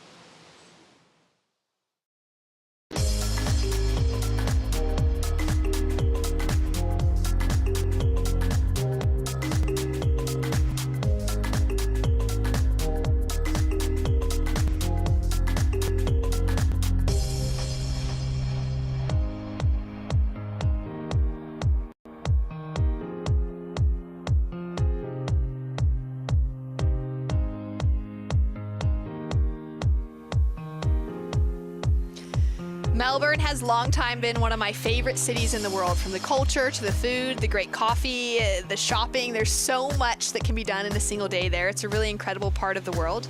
Rachel, you've been able to spend some time there because your partner Andy's from Melbourne. Yeah, we spent some time in Melbourne, and here in Torquay we're just like an hour and 20 minutes, I think, from the city. So I just love coming down here. I love spending time in Torquay. I feel like every time I come down here, I'm constantly saying, I think I could live down here. It's so beautiful. We've been having, all the surfers have been having the absolute best time in the water, out of the water. We've been all hanging out and going to all the restaurants here in Torquay. And then, you know, if we get a day off, we'd all go into the city. And with it being just so close, there's so much to do here. And yeah, it's beautiful. I love it. It's so true. I can definitely see Saturday night after the event's finished, or Sunday with the first free day, everyone heading into the city and just enjoying something different after being here at the cold beach for the entire weekend. Max Weston having a run up around the corner. We're not sure how he lost his board, but he did. He had to come all the way to the inside, pick it up off the beach. And now it's Kai sitting out the back alone. We'll see what he got up to on this wave. Kai is still sitting in the lead with those couple of fives, Rachel. Yeah, get some nice work done. This wave is just not standing up how I'm sure he'd hoped to. There it goes. It's starting to hit that inside reef, and looks like he's been trying to make the most of it. Really, like, you know, there's not much power where he is, so the power that he just pushed into his turn was all generated within himself. So those are really impressive, and this, I imagine, was that wave from Max that we'll see what happened. Nice nose ride off the back, and you could see he coddled that turn a little bit more, which kept it cleaner, kept it nice. And oh no, that's where we see it go, and that's the danger of not wearing a leash, is the board just went all the way in. Fortunately, it looked like it was perfectly on the sand, didn't hit any rocks, but then he waste some time, you know, swimming all the way to the beach. Yeah, it's a long time. Still 10.5 minutes on the clock, and he had the tactic yesterday before his heats as well to run around up the cliffs and paddle from that inside position that would put him into priority a little bit easier. Happy to deal with maybe having to punch through a few waves of those waves that were rolling through across the reef at Rincon, rather than paddling deeper around the Bell's Bowl section to kind of keep the hair dry, but also means it's a longer paddle to get back into position. Can't exactly tell who that is paddling with the backlight, but you can see that mist off the water really shows how cold the temperatures are here. I already know that's Kai. That's totally always how he paddles. Him and his girlfriend Avalon love knee paddling, and growing up with Kai, I've known Kai since we were maybe younger than 10 years old. We both surf Sano, we're both from the same area, so yeah, you start to learn those like posture those recognitions. Little moments, yeah. Even when it's just basically a sketch of the person. Yeah. Richie Cravey will be paddling out next. It was exciting to see Richie get his qualification for this event out of his victory in Pismo Beach last year.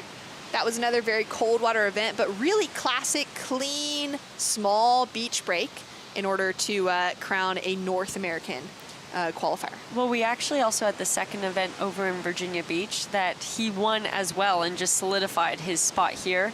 He's a beautiful surfer, as we see Kai now doing beautiful surfing. All right, straight to the nose for Kai. Pedals back off of it, lays into a lot of power on a board that his father shaped.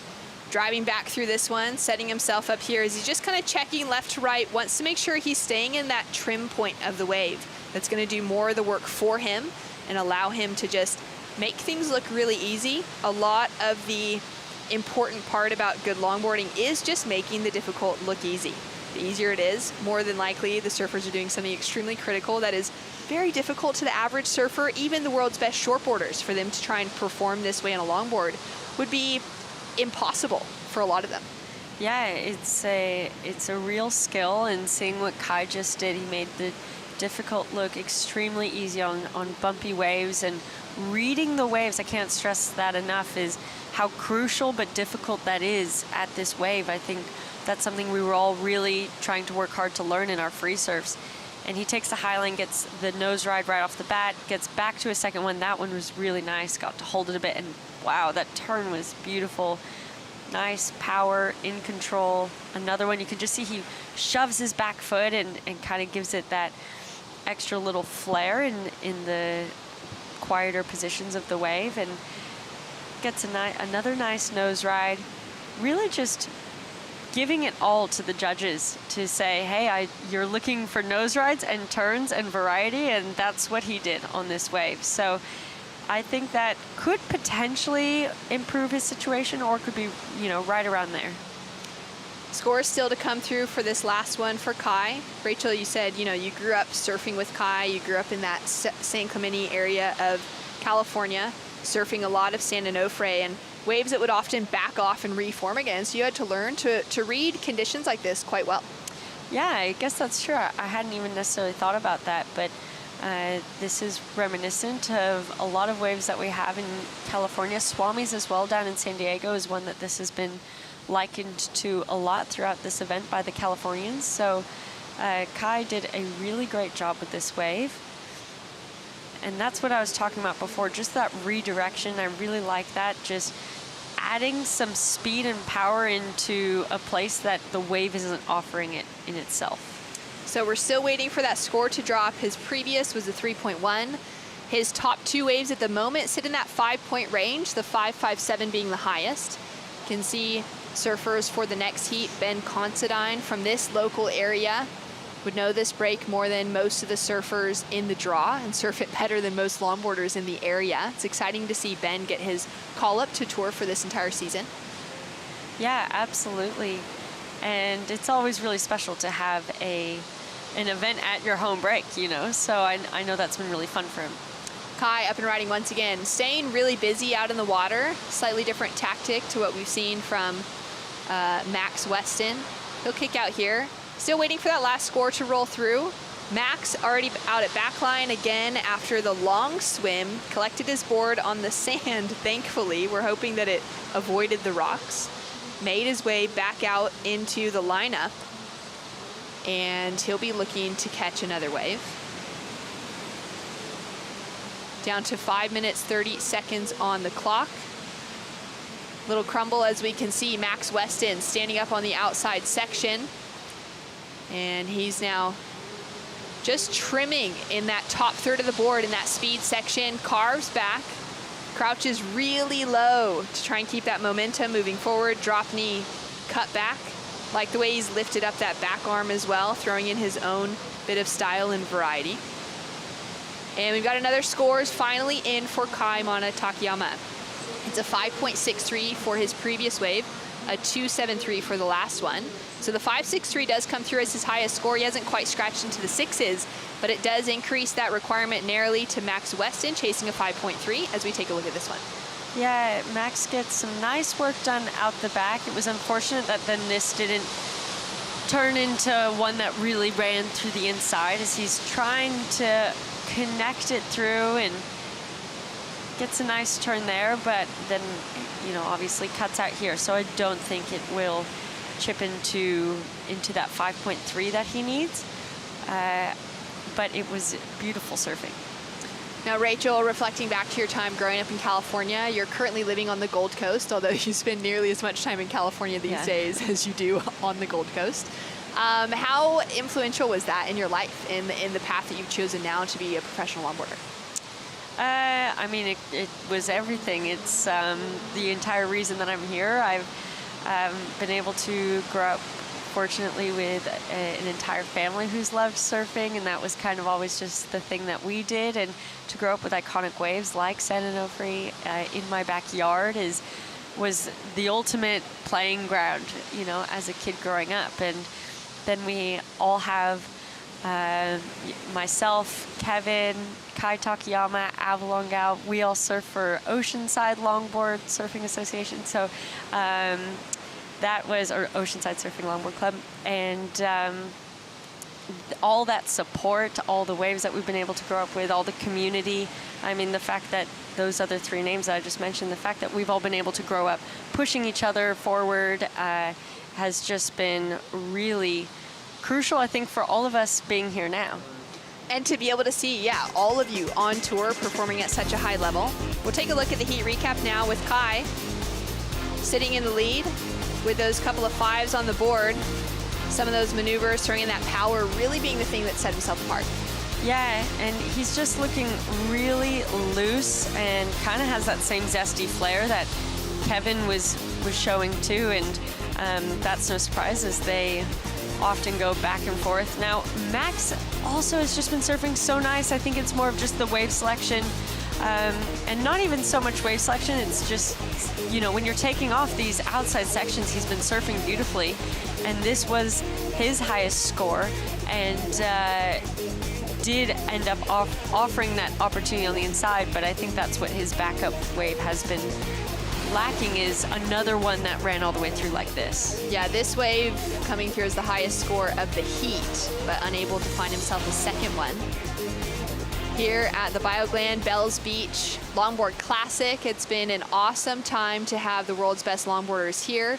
To see us set up like this, with so much that's been poured in behind the scenes, so much intention as well from Surfing Victoria, from Adam Robbo, to bring the longboard community here. Rachel, I know you've been part of that conversation for a while as well, and just wanting to see longboarding happening here at Bells Beach. As we take a look here at Max Weston, just stuck behind the section, he'll go down, unfortunately. Oh, that's always frustrating when you're in that position. You know you need a score, and you just kind of get bumped off there. I don't know how far in he is at the moment, but with a minute 30, he may have another opportunity to just scratch out there and get one that could run through. Just bumps over the top of that wave. 1 minute, 20 seconds on the clock. And we can see the surfers for the next heat, Richie, Cravey, and Ben Considine now out in the lineup. It's the guy with a PhD in biomechanical engineering, Max Weston, who is chasing a score to get his advancing position. And it's always a fun part of the conversation, I think, for those of us that are commentating often, to have around the longboard community, just to see the amount of education behind the scenes, you know, the bachelor's degrees, the master's degrees, the PhDs going down, as well as those that are running their own businesses, maybe even shaping their own boards. You've been doing a lot of that stuff behind the scenes. Yeah, I think with only 4 stops on the tour, and they've all been happening back to back, everyone, you know, finds ways to keep themselves busy in between that. And yeah, I am forever inspired by all the different types of people we have on tour and the amazing surfing that everyone does. Now, what's the plan post El Salvador? Will you just head to California? If you're qualified for the finals? That's the plan. The plan is to be in California after El Salvador, obviously with some work left to do and being in the top 8, but that's what I'm banking on at the moment. Well, we definitely hope to see you there, as we see Max Weston on the inside section. Drives through that turn, and he's looking for a 5.30 to get himself the advancing position over the Californian. Likely would have needed to finish off that in section, Rachel, in order to get himself the score. Yeah, I don't see that being the score, although it was surfed beautifully. You could see that he's really just trying to milk that nose ride for as much as it could, because he knew that he had to give it everything in order to get the 5.3. And I really love his surfing. It's nice and spontaneous and in control, and his board just looks really amazing under his feet, and then unfortunately gets knocked off there. But, you know, you could see him shuffle the, reposition the back foot back in order to hold that nose ride longer, but looks like it was Kai who is victorious for that heat. Kai Mana Takayama surfing the Michael Takayama surfboard. Walks through with an 11.20 heat total, and he'll be into the round of 16. Feeling stoked, straight back to the knee paddle as well. Rachel, always fun to talk surfing with you. It's one of my favorite things in the world to do, so thanks so much for jumping in the booth. And we look forward to seeing you put on a great performance on that Josh Martin throughout the week. Thank you. I will be working to do that. Hopefully we get some good waves tomorrow, but this was a lot of fun. I always enjoy coming in and getting to see both Kevin and Kai make it through. Coming from my home break is a pleasure. Yeah, that was really fun heats to call with you. Well, stay tuned. We'll be back with more action. Sam and Josh calling in on the last couple heats of the day.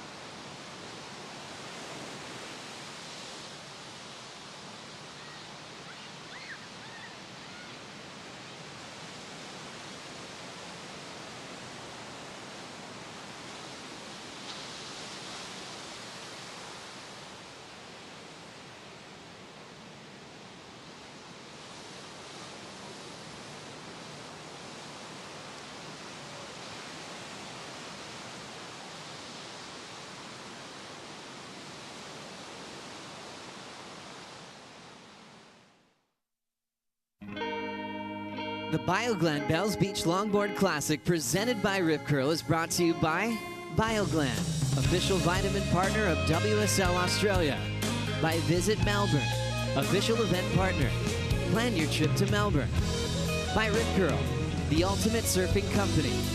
By GWM, official automotive partner of WSL Australia. And by Surf Coast Shire, strategic partner of the Bioglan Bells Beach Longboard Classic presented by Rip Curl. Welcome back to the continuation of Day 2 live from Victoria for the Bioglan Bells Beach Longboard Classic presented by Rip Curl. I'm Sam Bleakley, joined in the booth by 2006 WSL World Longboard Champion Josh Constable. 2 heats left in the day, but what a fantastic day it's been, and still a lot of action to come, Yeah, Josh. Sam, it's been fantastic. What a start to the day with those offshore breezes. Now we've got that wind coming onshore, the swell's increasing, tide's starting to drop. We're seeing surfers move to the bowl. It's been a great day, Day 2 of action. It's been unreal, and looking forward to seeing these last couple of heats. Local surfer, Rip Curl rider Ben Considine, he is up and riding on the replay right now as we see Richie Cravey from Southern California on the inside. Scores to drop comes in at a 6.0 for Richie Cravey and a 4.67 for our local goofy footer Ben Considine. Yeah, what a start. The boys have been busy straight away, and we've seen so many goofy footer heats today. Back-to-back wins for the goofies, so it's been great. Kaimana surfed great in the last heat, but I'm excited to see this heat. Ben's been surfing so good in the free surfs, and here's Richie. Nice cross step to the nose there, stretching out a little bit, but with nice explosions. Oh, that turn. Darren Ledingham, his good mate, will be tuning in and loving that turn. He really put that board on rail. Wasn't it? That was exciting, explosive, comes out of the gates with a lot of conviction. Straight back up for the tip. Nice and lively from Richie. Works as a marine and wildlife biologist and is traveling with his family, his 2 children and his partner Danny, and he's looking sensational on this first score. 6.0 it comes in. Yeah, that's a great start for him. I spoke to him earlier and he was disappointed in his performance yesterday, so he was ready to fire today, and it looks like he's doing that.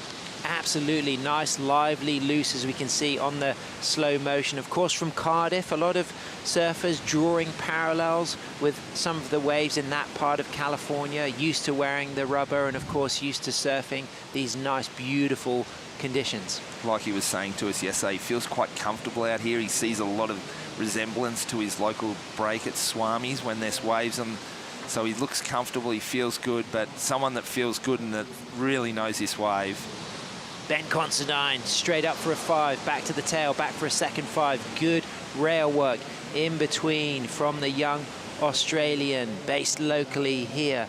Ben Considine, a Rip Curl rider, of course. Rip Curl, the ultimate surfing company, the Flash Bomb Fusion, seams that don't leak, one of the best, if not the best wetsuit you can buy. 50 years of innovation fused into that one wetsuit, and if you have an older wetsuit, you can recycle them, bring them into your local Rip Curl store. Of course, Rip Curl HQ down the coast here in Torquay, and Rip Curl recently became a certified B Corporation, which is recognition of their contribution to people, planet and community. So of course, such an iconic brand, our partner here, and it really is fantastic to see Ben putting some scores on the board. But someone who put on a great performance from Southern California, winning that last heat, Kaimana Takayama, is with True Starling. Sam, Kai, that was a pretty great heat, although the conditions were tricky. Yeah, that was the toughest heat ever, and I just feel like I'm a bad luck charm. So if I'm in your heat, it's just expect really bad waves.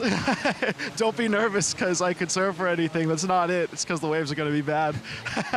Just make do with what I have, you know? It was tough. That last little section of that heat as well, Max got a wave. A little bit nerve-wracking for you there? Yes, I was watching it. I was just stuck in the wind trying to get back outside, and I couldn't catch my breath. I'm super hot right now in the suit. But I saw Max get a sick one. Love the way he surfs. I love surfing with him. But I didn't know where it would go because I thought it was a really sick wave, you know? But then he just, you know, got a little unlucky. I guess he lost his board or something, and it kind of maybe set him on a weird little path. But Max is a super sick surfer, and he had me on my toes. I was pretty stressed, not gonna lie. I had to keep telling myself, like, you're fine, just, you got this. Don't let yourself down, you know what I mean? So hopefully I'll get a glassy heat and actually showcase how I can surf one of these days. Yeah. We're looking forward to seeing that happen, and it's great to see you surfing with friends. Do you want to say hi to any friends and family back at home? Yeah, hi to mom and dad back in San Clemente, and shout out to all the friends and fam in Waikiki and home, and yeah, we're going. I'm happy. I got super lucky, so cool. Awesome. Well, I'm sure we'll see Kai coming up soon. Back to you guys.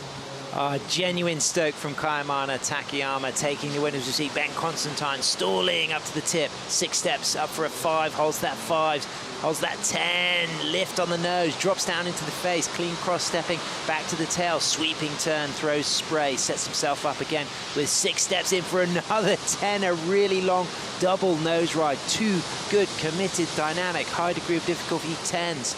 Throwing some spray, keeping the board trimming. We just saw Richie Cravey have a good ride. He's got a 6. Ben Considine has got a 4.67 and a 3.17. But Josh Constable, this looks like this could well be the highest ride so far for Ben.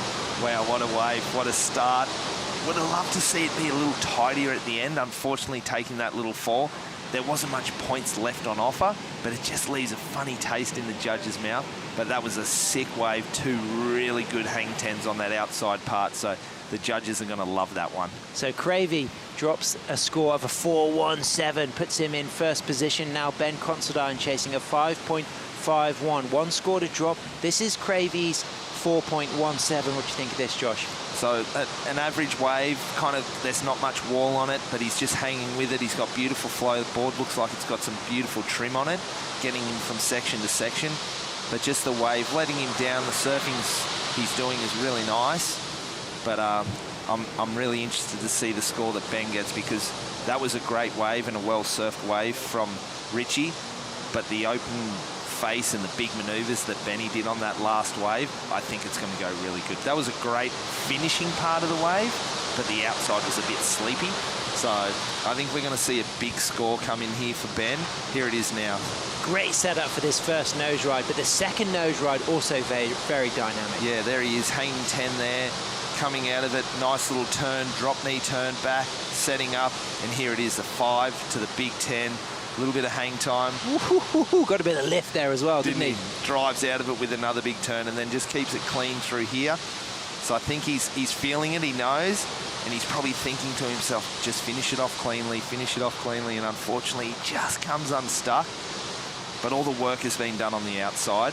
Drops a 6.17, Josh, so it just surpasses Richie Cravey's 6.0 as we see the Melbourne flight cam there. Of course, Visit Melbourne, official event partner. Plan your trip to Melbourne. It's a fantastic opportunity to head down the Great Ocean Road, renowned as one of the world's most breathtaking routes by car, by plane, or by foot. And of course, a big opportunity to say on behalf of all the surfers in the World Surf League that we would like to acknowledge that we are staging this event at Jarak on Wadawurrung country, and we acknowledge the Wadawurrung people as the traditional owners of the land and waterways we are on here today. So we pay our deepest respects to the Wadawurrung people, their elders past, present and emerging, and extend this acknowledgement to First Nations people here today as we see live action. Richie Cravey straight up to the middle of the board, back to the tail, big roundhouse as this wind really starts to affect the conditions. But Richie Cravey's had such a fantastic season, Josh, so far. He took the win at the Coastal Edge Steel Pier Classic in Virginia Beach. He got second in the 2002 qualifying event for the World Surf League North America in Pismo on the Central Coast of California, and he just comes off the back of a 5th place finish in Huntington at the first event of the World Longboard Tour, losing out to J.R. Regilio from the Philippines. But what about this wave? Yeah, another good wave. It's getting tricky out there now. That wind's really playing havoc with it, and it's sort of knocking the walls down a little bit. But it's he's hung with this one. He's trimming nicely. His surfing's looking really good. He's come to play, but unfortunately both Richie and Ben not finishing those waves, I think it's going to cost them in the scores. The judges want to see you finish it off and finish with a bang. So unfortunately, both of them falling, so they're going to have to tidy that up if they want to get some scores in that excellent range. There's some of the Aussies watching Ben, of course. He's out there in the lead with a 6.17 and a 4.67. Ben Considine, a great musician, good guitar player, also a physiotherapist and a surf coach, works with his dad, Lee. There's Landon Smales there. He's watching on. He's already booked himself a spot in round 3 as Considine has a look at this. It's bouncy, but he's got a nice hard edge turn there on his Ian Chisholm-built South Coast board as he pedals back to the tail and deals with the chop and just hangs on, goes low, grabs the rail, looking for the opportunity to get back on the open face, stands up tall. How much will it affect the score when you have to use that grab rail to control part of the middle of the ride? Yeah, unfortunately, I don't think the judges are going to love it too much. There's a lot of downtime, but that's the stuff that the judges want to see, hanging on that tip. He's got some really nice 10s, and this is just demonstrating the skills of this young goofy footer. Really incredible surfer, and of course this is his home patch. He knows this place better than anyone. Yeah, and we saw it all week. He was spending so much time out here, so much free surfing and looking really solid. Unfortunately, we're just not seeing those really clean lined up walls now. The tide's getting a little lower, the winds come on shore, but he's putting it together, and that hang 10 on the inside was pretty sick. So based in Barron Heads in Victoria, surfs Impossibles. Point Impossibles is his local log patch. I love the fact that it's called Impossibles, but it's a log wave. Yeah, it's super mellow. It's nice, cruisy. It's got a nice pace to it. It's a great wave, and it's only 20 minutes down the road. And Barwon Heads, it's a great spot, nice little community also. And they've got a nice little beach break over there, which is offshore and a little different wind than what they have over here. So it's a great little spot called Boyings, and all the longboard community surf that little car park. And it's a great spot, and obviously his dad Lee is a great surfer and surfs most days with Ben, so it's pretty cool that they've got this father-son bond, and Lee's down on the beach right now filming and cheering on his son. And of course they run the father-son longboard coaching, so you know, so much to give back to the longboard community. But it's Richie Cravey up and riding out back, straight into a quick 5, walks back to the middle again, up for a second 5. Incredible long nose ride to kick off this wave, and then puts that board on rail and throws a massive amount of spray on the turn, and again that spray slicing out the side of that board as he goes in for the 4th nose ride, in the 5th nose ride, keeping that toe curled over the tip. And that's a really strong opportunity to chip away, replacing that 4.17 for Richie Cravey as he gets a little frontside opportunity to nose ride. Back looking to the right-hander again. The goofy footer just stalling, being patient, setting himself up. This has been a really nice ride, Josh, and it might well go into his top 2 as he finishes cleanly with a critical type 5, arms up again, back on the nose. He's done a massive amount on this wave, perhaps the longest ride at heat so far. I'm going to throw it out there that that's the best wave of the heat. Obviously, Ben's 6.17, he got a lot of hang 10s on it, but this one he kept the board in really fast trim, nose riding, stretching out a little bit, brings his back foot forward there, drives that turn. He's pushing a little harder than Ben. You're seeing a little bit more spray come off the rail, especially that turn there, so he's looking really spicy and alive, keeping the board trimming, a lot of footwork. It's really nice, isn't it, Sam? Absolutely brilliant surfing from Richie Cravey. It's going to be a big score, and the fact that he got to face the front side here and get one sneaky nose ride going left and then reconnected through to the inside, and the way he added a little bit more, just cleaned up, he was patient, stalled it, and then he gets back on the nose right here with poise, with control, with a high degree of difficulty, pulls in tight, little close double 5 on the inside, and then just a really smooth turn and a clean cross step kick out. Big score waiting to come. Let's find out what it's going to be. We'll be right back after this short break.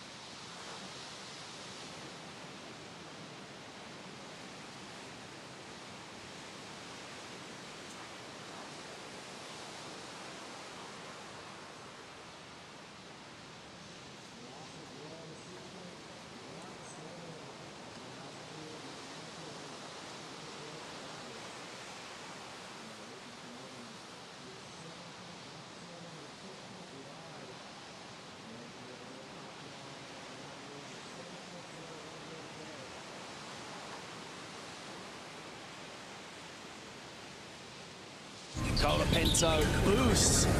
Yes, that time again. Leveling up, doing my thing, yes, that time again. Defending the title, king of the ring, it's that time again. Don't wanna win, I'm cutting you off, cause it's that time again.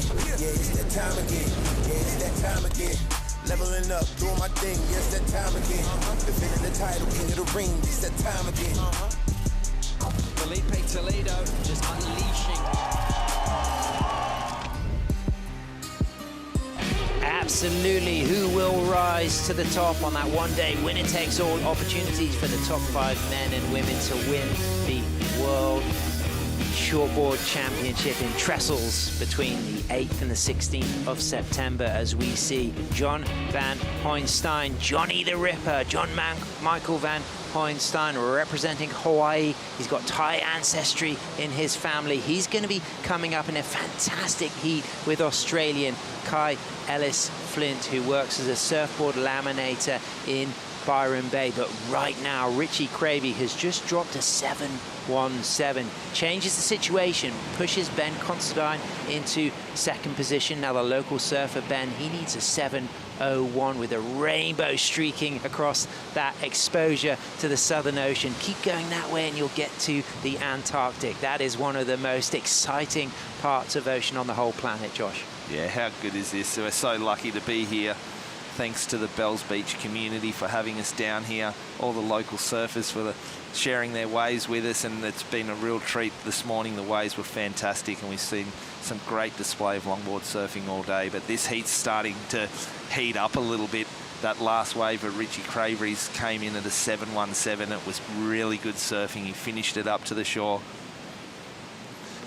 Absolutely, Josh. I mean, you know, to back up the Visit Melbourne Flycam Rainbow, what about this 7-1-7 from Richie? He put everything into this ride. He did it. It was unreal. And I'm thinking to myself, how does he get it into the excellent range? And if there's any criticism, I think it's a little bit, these hang fives are beautiful and he's doing them with a lot of speed, but the feet are stretched out. I'd love to see his back foot come closer to his front foot and get a little tighter. But besides that, the flow's great. The turns are explosive. He's pushing hard. But I think if he wanted to go into the excellent range, maybe the feet a little tighter, maybe throw in some hang 10s like we're seeing from Ben Considine, and it will lift that score even more. And I love the finish, this 5 and then the double 5. This is that tighter little footwork that we saw. It was great. And then he gets that down carve and then that cross step kick out. You know, the finishing touches to that ride were really dynamic. But on the replay, while we were showing that last ride, we got this big wave for Ben. He was deep on the section there, big roller coaster. Floater has to go low now, so he's already got some rail work, but what he needs is this wave to open out. He does get a couple of cross steps. Nice penguin stance there, classic traditional logging posture there, standing upright there into the more parallel stance. Once again, he's just setting himself up to get that trim speed, but he's having to stroke the kitty cat there as he gets back on for the clean face for a 5 and a 10, and a really nice read to get that opportunity to get that dynamic 5-10 into a float and rides out of it and really maximized a very difficult to ride wave there, Josh. Yeah, that was great. It was a great finish, but that's that downtime. It's funky. I don't think the judges are going to love it, but you can see the difference in the nose riding. So Ben's getting those really nice tight 5s and those hang 10s, but unfortunately he's not getting the opportunities to do it on the whole wave because he's getting this dead section through the middle where he's holding on, squatting down through the whitewash. The surfing's on point, so if he can match it with a wave choice, it's going to be really interesting. So he drops a 4.40. It's not enough to change the situation. He's carrying a 4.67 and a 6.17. Cravey's carrying a 6 and a 7.17. Considine needs a 7.01. Now, Josh, put yourself in the position of Ben. 7 minutes, 20 seconds to go. You've been a world champion. What does Ben need to do to turn this heat around? You have full belief in your ability. You know you can do it. 7-point ride, it's not that much. He's such a great surfer. So if it's me, I'm paddling out, I'm patient, I'm just going to get myself on a wave and I'm going to go crazy. Richie Cravey looking to replace a 6, back up on the nose, a second nose ride. Good start to this wave, already onto the 3rd nose ride. Great control through the cross-stepping, dealing with the bounce and the chop. Extreme change in conditions from the clean surf we had through the entire women's round 2. Literally, when we shifted into the men's, that wind swung, the tide dropped, and it got bouncy and bumpy. Much more challenging, but Richie now will still have priority. Kicked out of that wave sensibly a little bit early. He knew it wasn't a keeper. He drops a 2.93. 6 minutes, 28 seconds remaining. Ben still on his way out back. Yeah, it was really smart move from Richie. He just needs to control the heat now, sit out there with the priority, eliminate those opportunities for Ben. But here it is, a nice replay, nice turn. He's just, the wave's sleepy. He's doing all he can, but it just didn't give him the opportunities, and he did. It was smart to pull out of that one.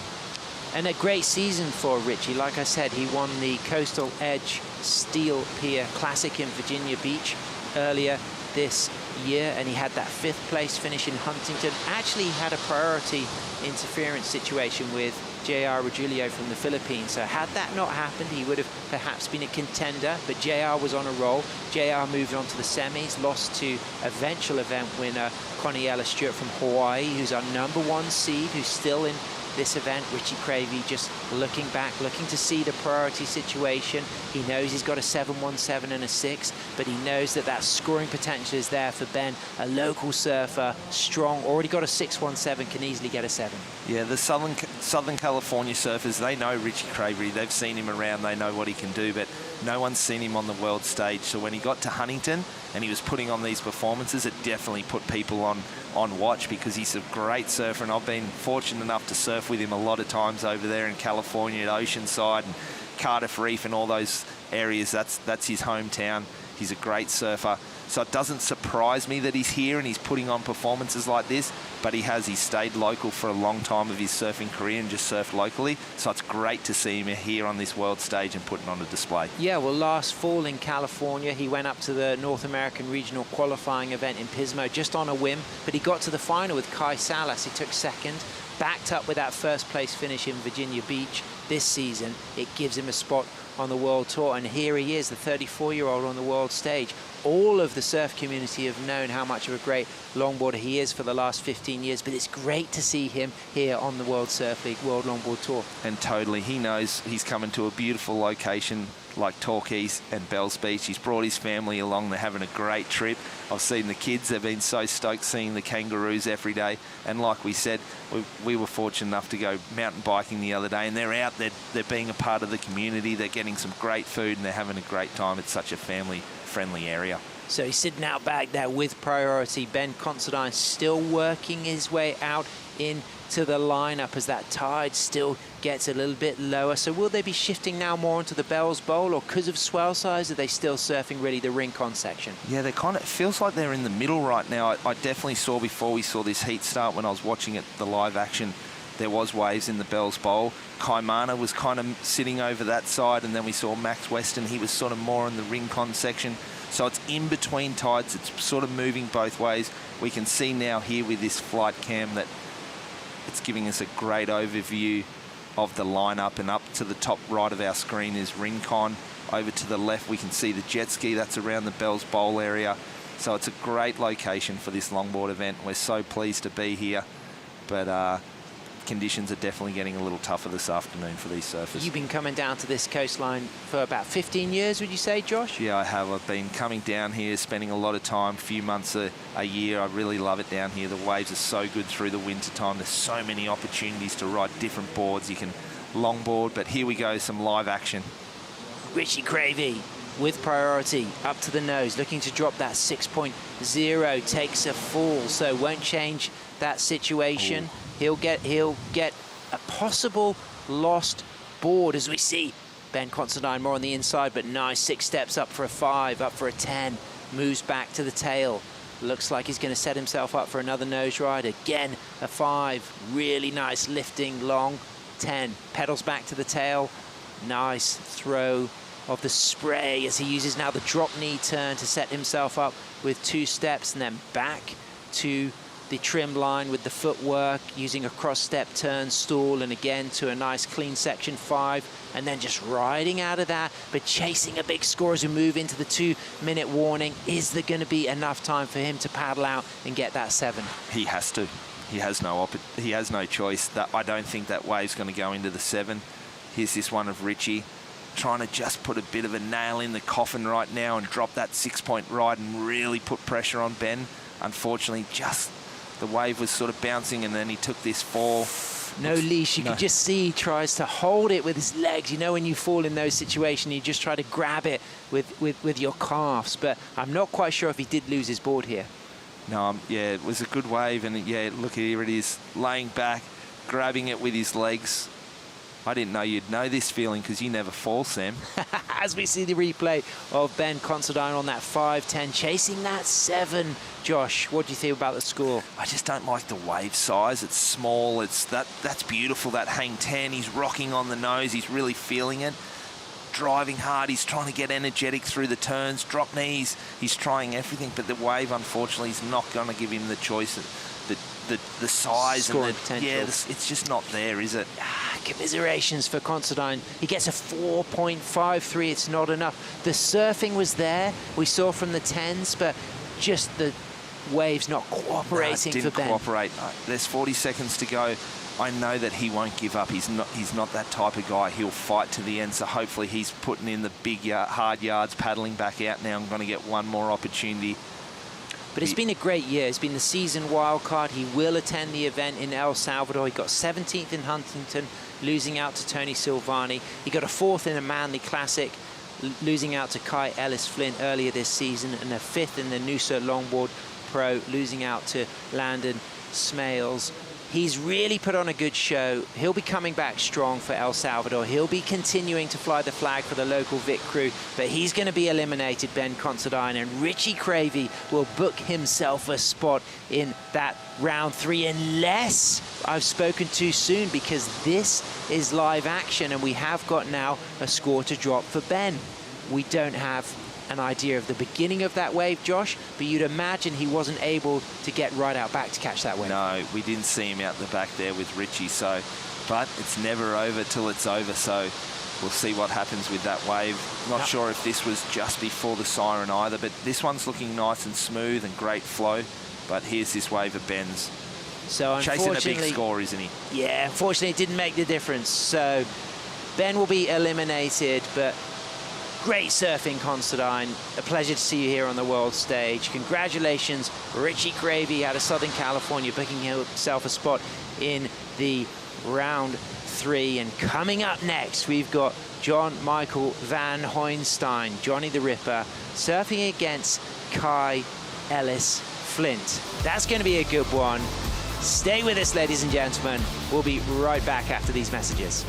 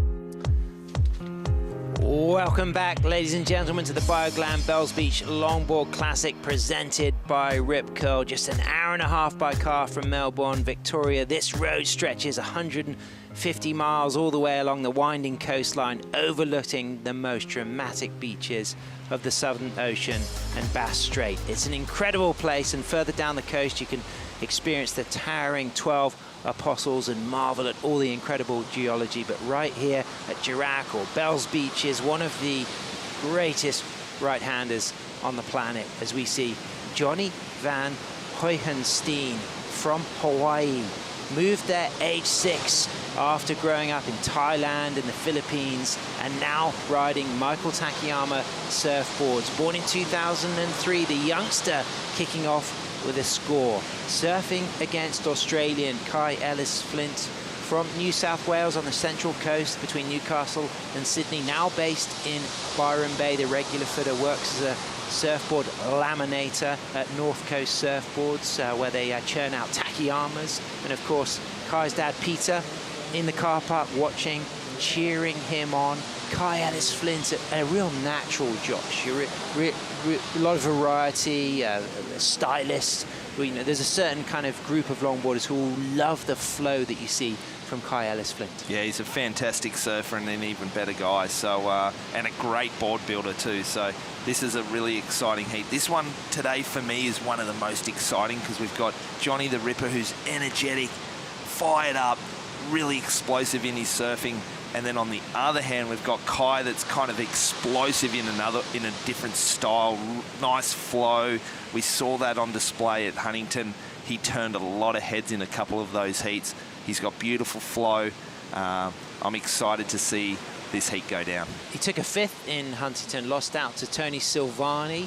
Tony got all the way to the semi-finals. So great start to the season for Kai Ellis-Flint, looking to book himself a spot in the top 8 that will be determined after the next event in El Salvador. And those top 8 men and those top 8 women will be competing in a one-day event in that waiting period in early October at Malibu. So Kai Ellis-Flint waiting to get his first wave.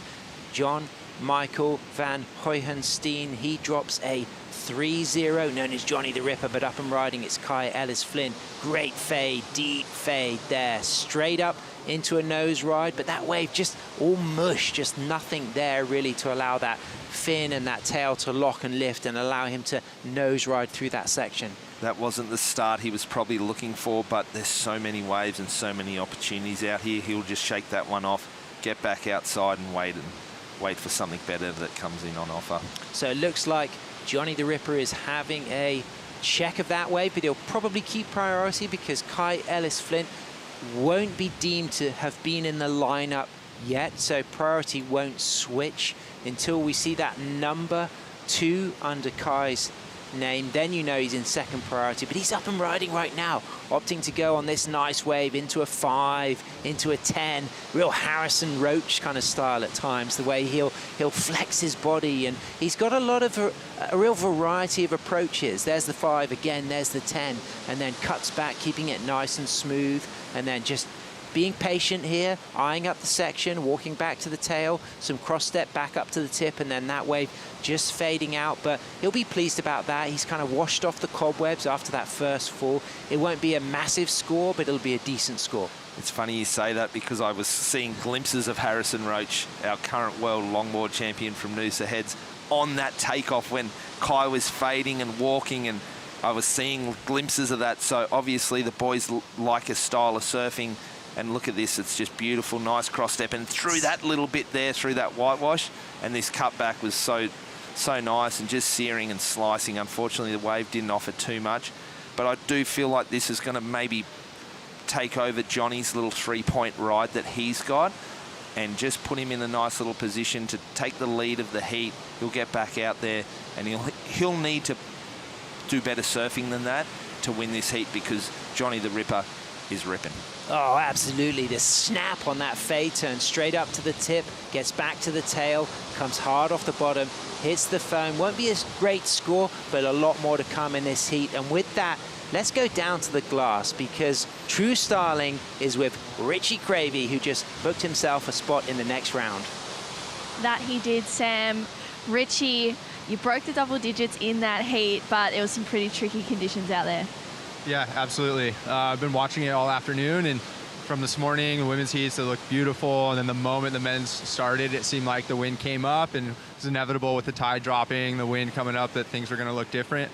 But honestly, that was far beyond what I thought it was going to be like. I didn't see any waves like that prior to our heat, and anyway, to walk away with a couple good waves felt good.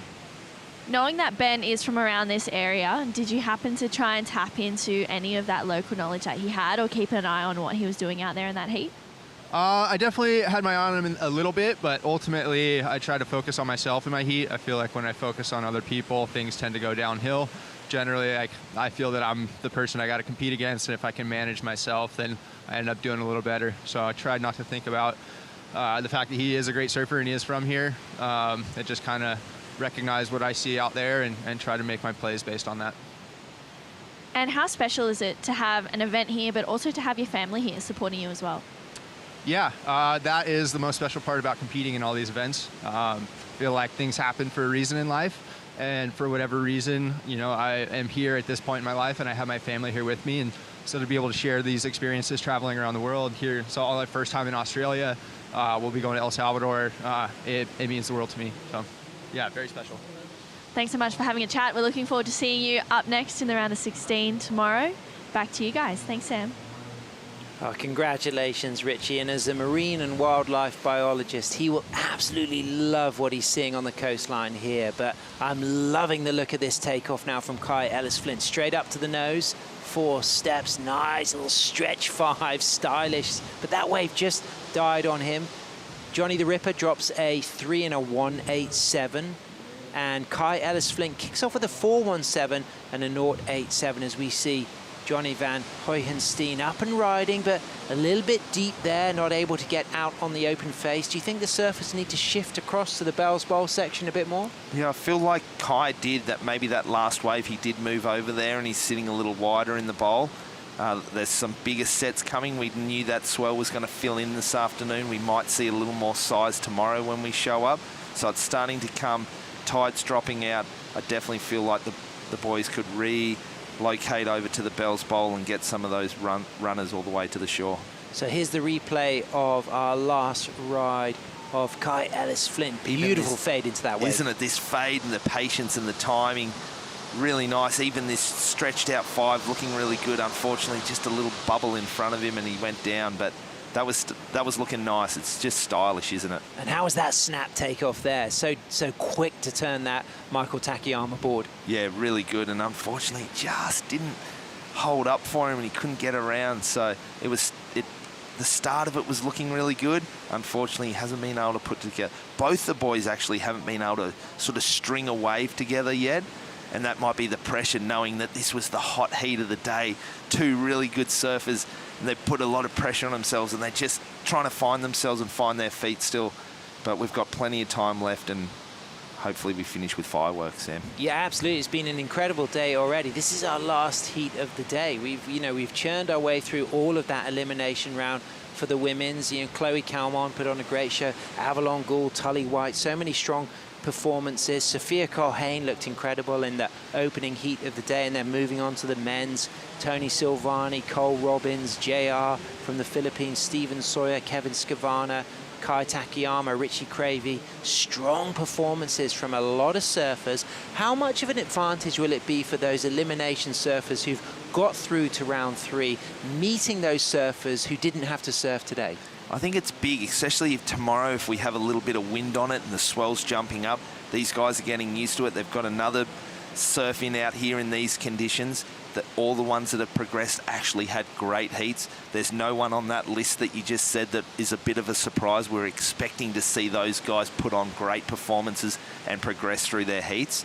So I feel like they're getting it, they're working, they're getting the momentum, and that hopefully they can carry that into tomorrow against the seeded surfers. You could really see how Johnny was just moving way up the point there. Kai Ellis-Flint with priority, sitting much closer to the Bells Bowl section. Johnny just going way up to low tide Rincon there. And waiting for an opportunity to strike with that score that he needs, chasing a small score. Let's have a break and find out what happens next. We've got 17 minutes remaining as we conclude the last heat of the day for the Bioglan Bells Beach Longboard Classic, presented by Rip Curl.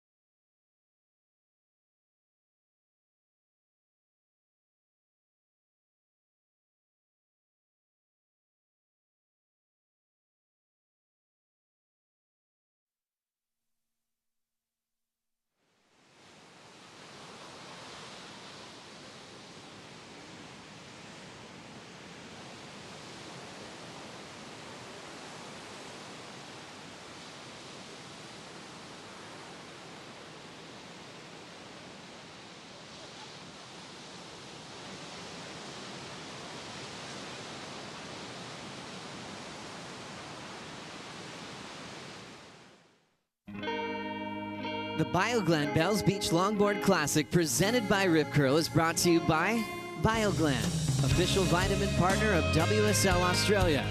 By Visit Melbourne, official event partner. Plan your trip to Melbourne. By Rip Curl, the ultimate surfing company. By GWM, official automotive partner of WSL Australia. And by Surf Coast Shire, strategic partner of the Bioglan Bells Beach Longboard Classic, presented by Rip Curl.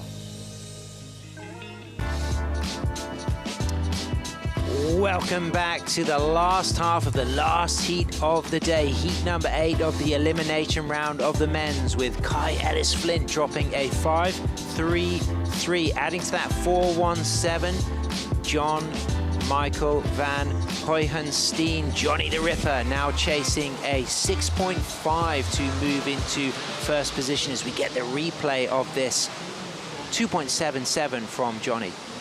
Yeah, so he's sitting right up the top there at Rincon, and you up there at the moment, you definitely have to be taking the smaller waves because the big ones are closing out. That one was so small it didn't give him the opportunities, but here we see Kai poised, big bottom turn. That was sweet. It really was, wasn't it, Josh? And using so much of the wave. Yep. So he's pushing really hard, but he's making it look so effortless, letting the board flow. He's really using those roll in the bottom. Beautiful drop knee turn there. Just patience, flowing along. I love that. I mean, that was a beautiful takeoff, but that was original. We haven't seen that line from other surfers, the way he just faded into that and used so much of the bottom of the wave as well. Are we seeing like Nat Young? Are we thinking sort of back in the day, Nat fading into those ones, or Bob McTavish at Honolulu Bay, remember driving off the bottom and just really low and taking his time to get up and fading and driving out of it? Well, it was a sick one. Yeah, it was interesting you mentioned that, because I was looking at the list of world longboard champions. You got your name on it in 2006. There's only 2 surfers here competing who have already won a world longboard title, and that's Stephen Sawyer and Taylor Jensen. Taylor would be going for his 4th world title that would equal his father-in-law, Nat Young, who won in the modern longboard era 4 world titles. But then you can add the 1966 world title he got in that transition period that makes it 5 world titles. So talking of Nat, talking of those 60s icons, but from one period to another, we're in 2023, and this is Johnny the Ripper, toes on the nose on his Michael Takayama, chasing a 6.5. And Josh, this looks really strong. This is a really nice looking wave, and he's just He's so energetic when he's walking to the front of the board. There's so much speed, and he locks in, and he's exciting, and the board's springing under his feet. This is a great wave coming back left. Another nose ride. Brilliant, brilliant, brilliant, Josh. That was exciting. He needed that opportunity. We saw that beautiful takeoff from Kai Ellis-Flint, but the rest of the wave didn't quite have much scoring potential. But then this wave from Johnny, it just had so much to offer. But what about this setup from Kai Ellis-Flint on this last ride? Nice nose ride, pushing through the section, sliding back, straight back up there again, stepping back on the tail and slicing through that turn. That was awesome. And this is a really nice wave. This one he's being patient with it now. He's sitting in the Bell's Bowl. He's realised that it's too low tide for Rincon. Nice little 5-10 combo on the inside, riding out of it, finishing up on the inside. What a wave. Drops a 6.33, but what about this from Johnny? This is really nice too, but it's a bit clunkier up there. It's not as lined up, it's not as nice, but he's working hard. Great footwork, great 5 driving, little sneaky 10. Would have been great if he got back off the nose and rolled up over that whitewash with a little roller coaster, then come through. Would have given him a little less downtime, but he hangs with it. He's looking, and this is where he's like waiting. Oh, come on, give me one more opportunity. Comes back to the left, nice little 5, and again. So that's a really good wave, and that's his first wave that he's been able to kind of complete and get a full ride. So that's going to build a little bit of confidence for him. It's going to get him a little closer back in the heat because it drops in there at a 4.67. He'll be really happy with that, now chasing a 7.09, and he's still back in the heat. Yeah, he can build on that. So Kai Ellis-Flint gets his highest score of the heat, that 6.33. The previous wave came in at a 5.33. It had that, I really enjoyed what I saw from the takeoff. It was a very innovative line. It was different than the type of surfing we have seen from a lot of the other longboarders here, but the wave didn't allow much more scoring potential to take it above that 5.33, but then answering back, doing a lot of good nose riding to earn that 6.33, but those turns. And I spoke to Kai Ellis-Flint yesterday about the conditions. It got a bit smaller in the last couple of days compared to the week before the event when it was big. And he did say, you know what, mate, I was looking forward to the big surf. He had his speed shape ready to charge. He wanted to bring on those bigger conditions. But we do have an increase in swell forecast, so he might well get a chance to bring out that speed shape. I think a lot of these surfers, they're just trying to hang in there. We know the swell's jumping tomorrow, and then we know for finals day, if the forecast stays true, it's offshore breezes and the swell's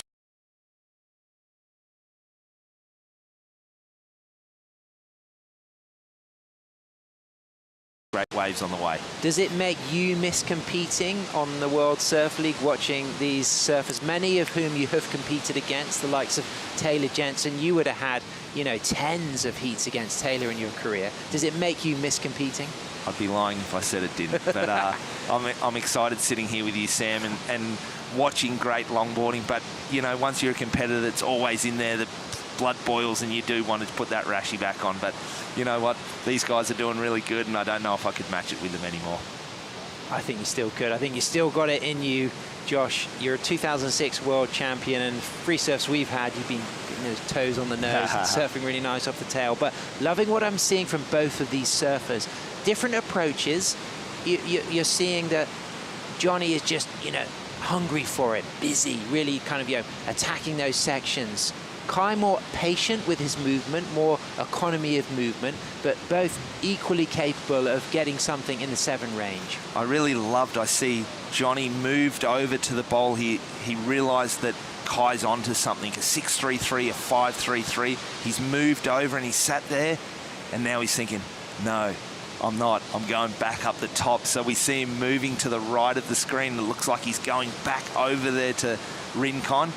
But the tide's getting lower, the swell's increasing. It seems to be closing out a little bit up there, and he's not getting opportunities. I'd love him to see him move back down again and come and sit there with Kai, even though he doesn't have priority. Let Kai get a wave, and then he might get an open face and a better opportunity to put some good surfing on the board. So Kai Ellis-Flint, a surfboard laminator glasser and a surfboard shaper, having a look at this wave, didn't give it a committed paddle. So the priority judge will not change priority. If he'd really scrambled for that and missed that wave, then they might have switched. But because he just had a look, didn't show much intent. It stays with first priority to Kai Ellis-Flint. Johnny moving deeper, deeper, higher, further up, looking busy. He's got 7 minutes to go, and it looks like he spotted something, Josh. And at the moment, I don't think it overly matters with priority because the surfers are both surfing different peaks at part of the reef. It's really important to have priority when you're both surfing in the same zone. But at the moment, even if Kai had a little paddle and he lost that priority, Johnny's at the top. I think Kai's still, if he ended up being in second priority, he's still going to have his own opportunities. We can see that now on the big screen here. Kai's just over here on our left. Johnny's moved up to the right to Rincon. He's sitting there. There's a lot of space between the two surfers. It's an interesting game plan because... Game of chess. Isn't it? And that's the fun thing about the competition surfing. And of course, what you can see from the Melbourne flight cam there, we got that wind blowing on it, but it's all reef under these surfers. You know, the beautiful thing about Bells is it offers a great deal of variety depending on tide and conditions. Of course, the shortboarders love to move down to Winky Pop, which is the hollower, faster part of this setup, but the longboarders have been loving the Rincon section today. It's been smaller. The conditions, if you get the opportunity to watch the heat replays, you should look at some of the women's action we enjoyed earlier today because it was so clean and smooth, and we saw some world-class longboard waves. Yes, we've got more challenging wind on it today, but we're still continuing to see world-class longboarding. We are, Sam, and that's the nice thing about it. Today we rocked up to the beach. If you were here for a shortboard event, we may be going on hold, but we saw knee to waist, chest high sets, clean, peeling down the point. That is what we came here for. Rincon, high tide, and we saw beautiful surfing, and we saw some great scores, and we're looking forward to seeing this last 5 minutes. Hopefully we get some sets and we get some really good action. And of course, it's not just the coastline here. You head inland to the Otway Ranges to see lush rainforest, waterfalls and wildlife such as koalas, and of course the duck-billed platypus that's pretty important in the inland area around here. But we're on Wadawurrung country, and we can also reference Bells as Dirac, which is the Wadawurrung name to acknowledge for this location, as we can see a little set poking up there. Priority with Kai Ellis-Flint on the Bells Bowl section. Look at the distance between these two surfers as Johnny the Ripper is going to have a look. He's up and riding, and actually Kai Ellis-Flint could get this wave, but the surfers don't look like they will cross paths. Johnny the Ripper there, toes on the nose, a little bit chandeliered. Kai Ellis-Flint has left that wave. Johnny's going to get a nice rebound off that section. Flicks the hair, radical tail attack there, stays in control. But do you think it's got the scoring potential compared to the takeoff sections on the Bells Bowl, or can he engineer a 709 out of this wave? It was very pulled back, but we could see some action, and it was a big, clean, committed re-entry at the end. But now he's getting the nose work done. If we can finish this off, that's going to be a really good wave. Maybe it's not the 7, but maybe it improves on his 4.57 and then lowers the number that he's going to need after this one. But let's check it out from behind with the drone, up to the nose, back again, and then we see him drive around this section, and then here it is, the big off the top. Boom! We can see that color in that board, the orange strip down the middle, nice and explosive. Looks like he's not going to get much here on offer, and then all of a sudden, on the nose, through the whitewash, reforms a little bit. He's hanging with it. This is actually a really nice wave for him, and he's kind of come to play, hasn't he? He started off a little funky, and there was some closeouts, and then again, one more finishing turn, really crisp and clean. That's a great wave. So they don't call him Johnny the Ripper for nothing. That was a demonstration of his skill. Incredible performance from Johnny, waiting for that score to drop. He's got a 4.67 for his last ride. He's still carrying that 3. Kai Ellis-Flint sitting there on the Bells Bowl section with a 5.33 and a 6.33. They were his last 2 scoring rides as we get very close to the Rip Curl 2-minute warning. Johnny will be paddling out. He's hungry. He wants to get one more opportunity to get a wave, as we can see a foiler there working his way through the Southern Ocean. And we actually saw him yesterday afternoon about the same time, enjoying these runners out here and really putting on display. It looks fun, doesn't it? Absolutely. Beautiful. As we can see, Kai Ellis-Flint taking a turn on this, on the bowls section. He's looking to drop that 5-3-3. He's got something behind him that looks peaky. It looks like it's got a lot of scoring potential. Comes in at a 5-9-3. Like you said, Josh, it reduces his requirement. He now needs a 5-7-4. He might just have time to get to the bowl section and snag something if he's lucky. Yeah, and that was a great wave, and beforehand he was chasing a 7.01. It's reduced it, 5.74. It's less than what he'd surfed on the wave just previous. So if he can get back out there, do similar surfing, we're going to see. However, Kai's got priority. And I noticed he didn't take that set. I think he did that on purpose. I think he was playing the sensible tactician, and he was making sure he was going to stay out there with priority. What do you think now? Do you think is he the type of surfer that's going to come inside and put a little more pressure on Johnny the Ripper, or is he going to... I don't think he's going to show it, but I don't think he's going to scramble for anything. I don't think he's going to get too near him, but I think he's going to confidently recognize that if there's a good one that comes through, he's gonna make sure if he knows Johnny can't get it, he's gonna leave it. But if he knows Johnny could get it, he'll take it. I'd love to see Johnny put a little bit more effort in there, paddle really hard and try and get out there into position and try and jag one with 1 minute to go. We can see now that he's sitting in the Bell's Bowl. He needs to keep his chin up, shoulders high, get some air into those lungs and be prepared if he has to go.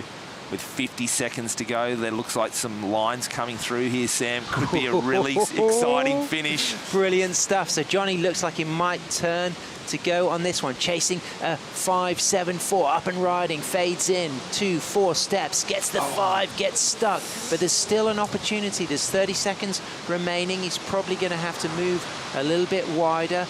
Notice how Kai didn't take any of those waves. Johnny's going to get this reform. Kai might well catch the wave in the background. Johnny up and riding. I get the feeling Kai might be up and riding behind. Bit of a foamy start for Johnny, but out in the open face, but big sweeping roundhouse turn for Kai Ellis-Flint, currently our heat leader. Chasing a 5-7-4. Johnny's not going to get it on that wave.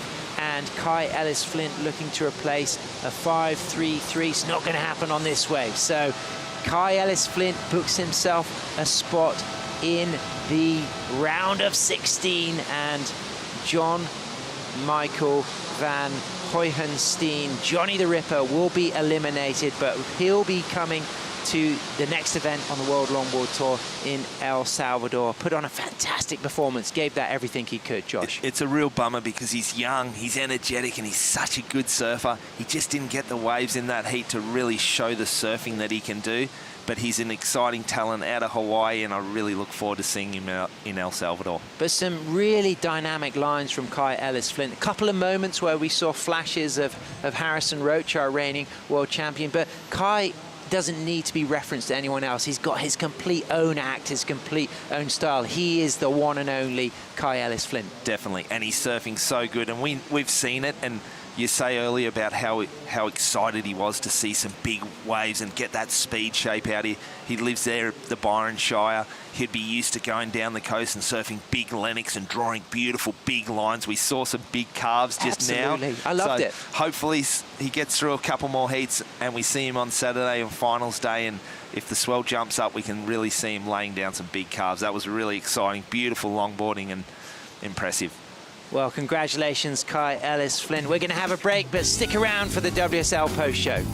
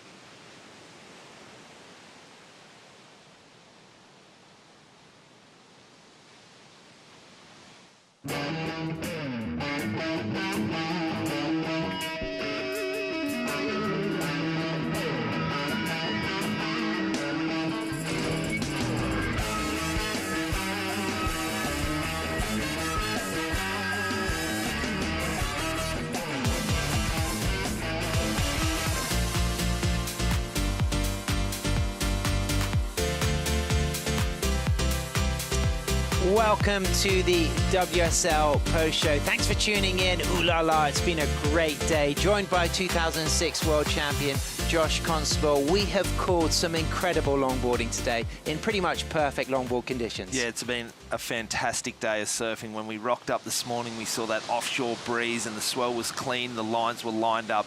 We knew we were in for a hot day, and those women this morning, they really got to put on a show, and it was great to watch. Absolutely, and we had that elimination round for the women and the men, but because the conditions were clean and the energy was positive, even those surfers who'd already advanced into round 3 were here early to watch the action. Everybody wanted to be part of it. Yeah, especially today because the waves were so good. People that won yesterday were almost thinking, man, would have been all right if I lost yesterday and got an opportunity to surf these great waves. And that's a big factor. The people who would have advanced through today's heats, you know, they've got that momentum going into tomorrow's round 3. They do, for sure. And we saw that with the surfing. We saw high scores today. Those surfers yesterday struggled a little bit, didn't quite get those scores. So now they're coming off tonight. They're going to bed. They've had some great waves, some high scores. Their confidence is booming, and they're going to come into tomorrow ready to fire. Somebody who is firing on all cylinders, Kai Ellis-Flint, has just won the last heat of the day. He's down on the glass with True Starling. Thanks so much, Sam. Kai, that was a pretty stacked heat with Johnny there. The conditions looked really tricky, but you made a pretty smart decision there moving down to the bowl. Yeah, I gave myself a little bit of time at the start of the heat, just to try and get a read on the waves, and it just looked way too difficult to try and link it all up in the end, and I knew there was a couple coming through on the inside of the bowl. It was a little bit cleaner, so just kind of went and sat there. But even then, you're out in the middle of the ocean, you know, can't really, there's wide ones and inside ones coming through, so it's still just as tricky.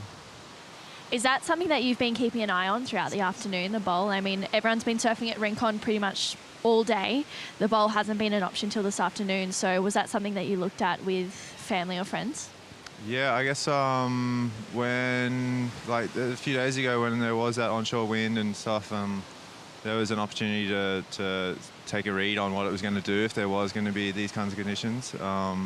And with a low tide kind of on its way, I was heading towards to surf the bowl. So yeah, I just saw a few opportunities like in the previous heat, and it was a no-brainer. Coming up to the round of 16, and you've had this elimination round, which is always pretty nerve-wracking, but moving on through, do you feel like you maybe have a leg up over the other competitors, seeing as you spent a bit more time in the lineup? Not at all. Not at all. I'm fresh to Bells. My first time down here, and it's good to surf and continue to surf, but you're also tiring yourself out a little bit. I mean, I spent all day at home just stretching and laying around, watching the surfing online and doing that thing, hanging out with family, which is nice. So yeah, it's a good day. Awesome. Well, thanks for having a chat. Good luck tomorrow. Back to you guys. Thanks so much, True. Humble and as cool as ever, Kai Ellis-Flint. You know, what does it take to get that excitement out of Kai Ellis-Flint, Josh? We saw it early in the week when the waves were good and there was a little more size, and we spoke about it in the live call then.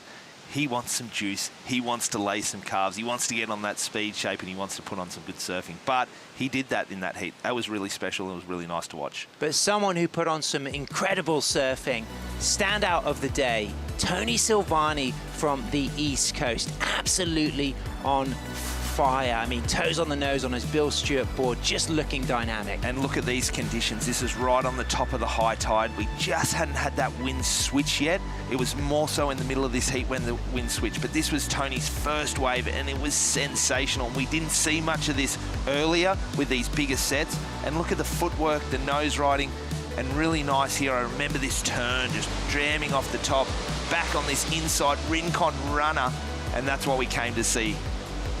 And he just got the best bit of the tide, didn't he? And the way he pressed the eject button that was just in time on that bit. But it was that dropping tide, just come off Rincon, but still had a lot of good sets. But it was incredible surfing from Jack Tyro as well. Of course, out in New Zealand, Jack Tyro had won the trials event at Torquay Point 2 days ago, and what an opportunity to see Jack Tyro on the world stage surfing against Tony Silvani. 16 years old, and look how poised and how controlled he looks. He looked calm under a big situation, first time surfing in a major WSL event, and he surfed great. Unfortunately, came up against a red-hot Tony Silvani who's been surfing for so many years on tour, and this was his backup wave. Absolutely red hot, an 8 and a 7.33, so that heat score of 15.33, and these visuals do the talking, Josh. Totally, and this was a little bit later in the heat. He backed it up with a really nice one. Beautiful drop knee turn. That board's looking sensational. His surfing was on point,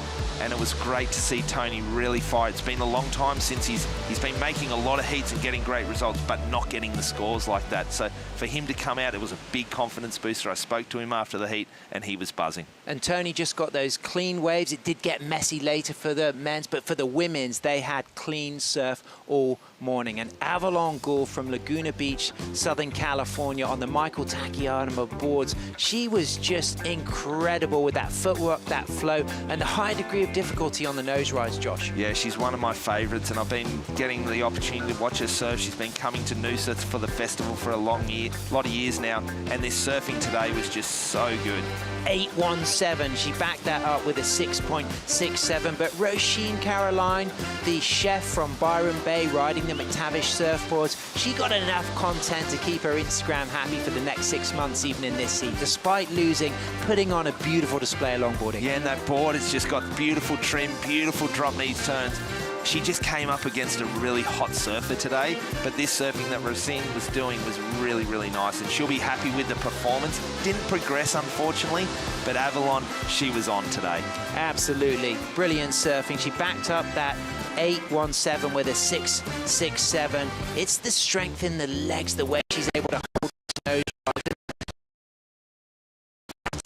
Avalon that we saw here. I've seen this in 2019 when she had a really great run on the WSL World Longboard Tour, but the way she nose rode through that section was just sensational. That was insane, and then backs it up with a really nice 10, hanging on to it. That Michael looking unreal under her feet today. She surfed really good, and it was her first time actually getting out here and surfing the high tide and surfing over at Rincon. She's been surfing the bowl every day and practicing out there, so to first surf out there, put on a performance like that, I think a few of the girls are on watch now. Absolutely. I mean, you know, the chance to look again at that 8.17, it was really some of the best surfing that we saw all day. Yeah, let's it was have the wave look. of the day, Josh. It was unreal. This nice 5 here, slipping into a 10, dropping back. Just the surfing. Here's another angle of it. This looks unreal. 5, 10, hanging, like you said, the hang time right here. Unreal. Beautiful footwork, commitment, aggression as well, but style, flow, and grace. Capped up with those 2 dynamic lifting 10s, that Michael Takayama board really doing the job. Michael, you'll be tuning in. You'll love what you saw. Surf fans, it's been the most incredible day. It's been a pleasure to have your company. Josh, we've really enjoyed it, but I recommend tuning in tomorrow because we'll be moving into that round 3. So much more to play for. 2 days left in the waiting period as we continue the 2023 Bioglan Bells Beach Longboard Classic presented by Rip Curl. We'll be catching up with the action first thing local time tomorrow morning. Stay with us for more brilliant longboarding.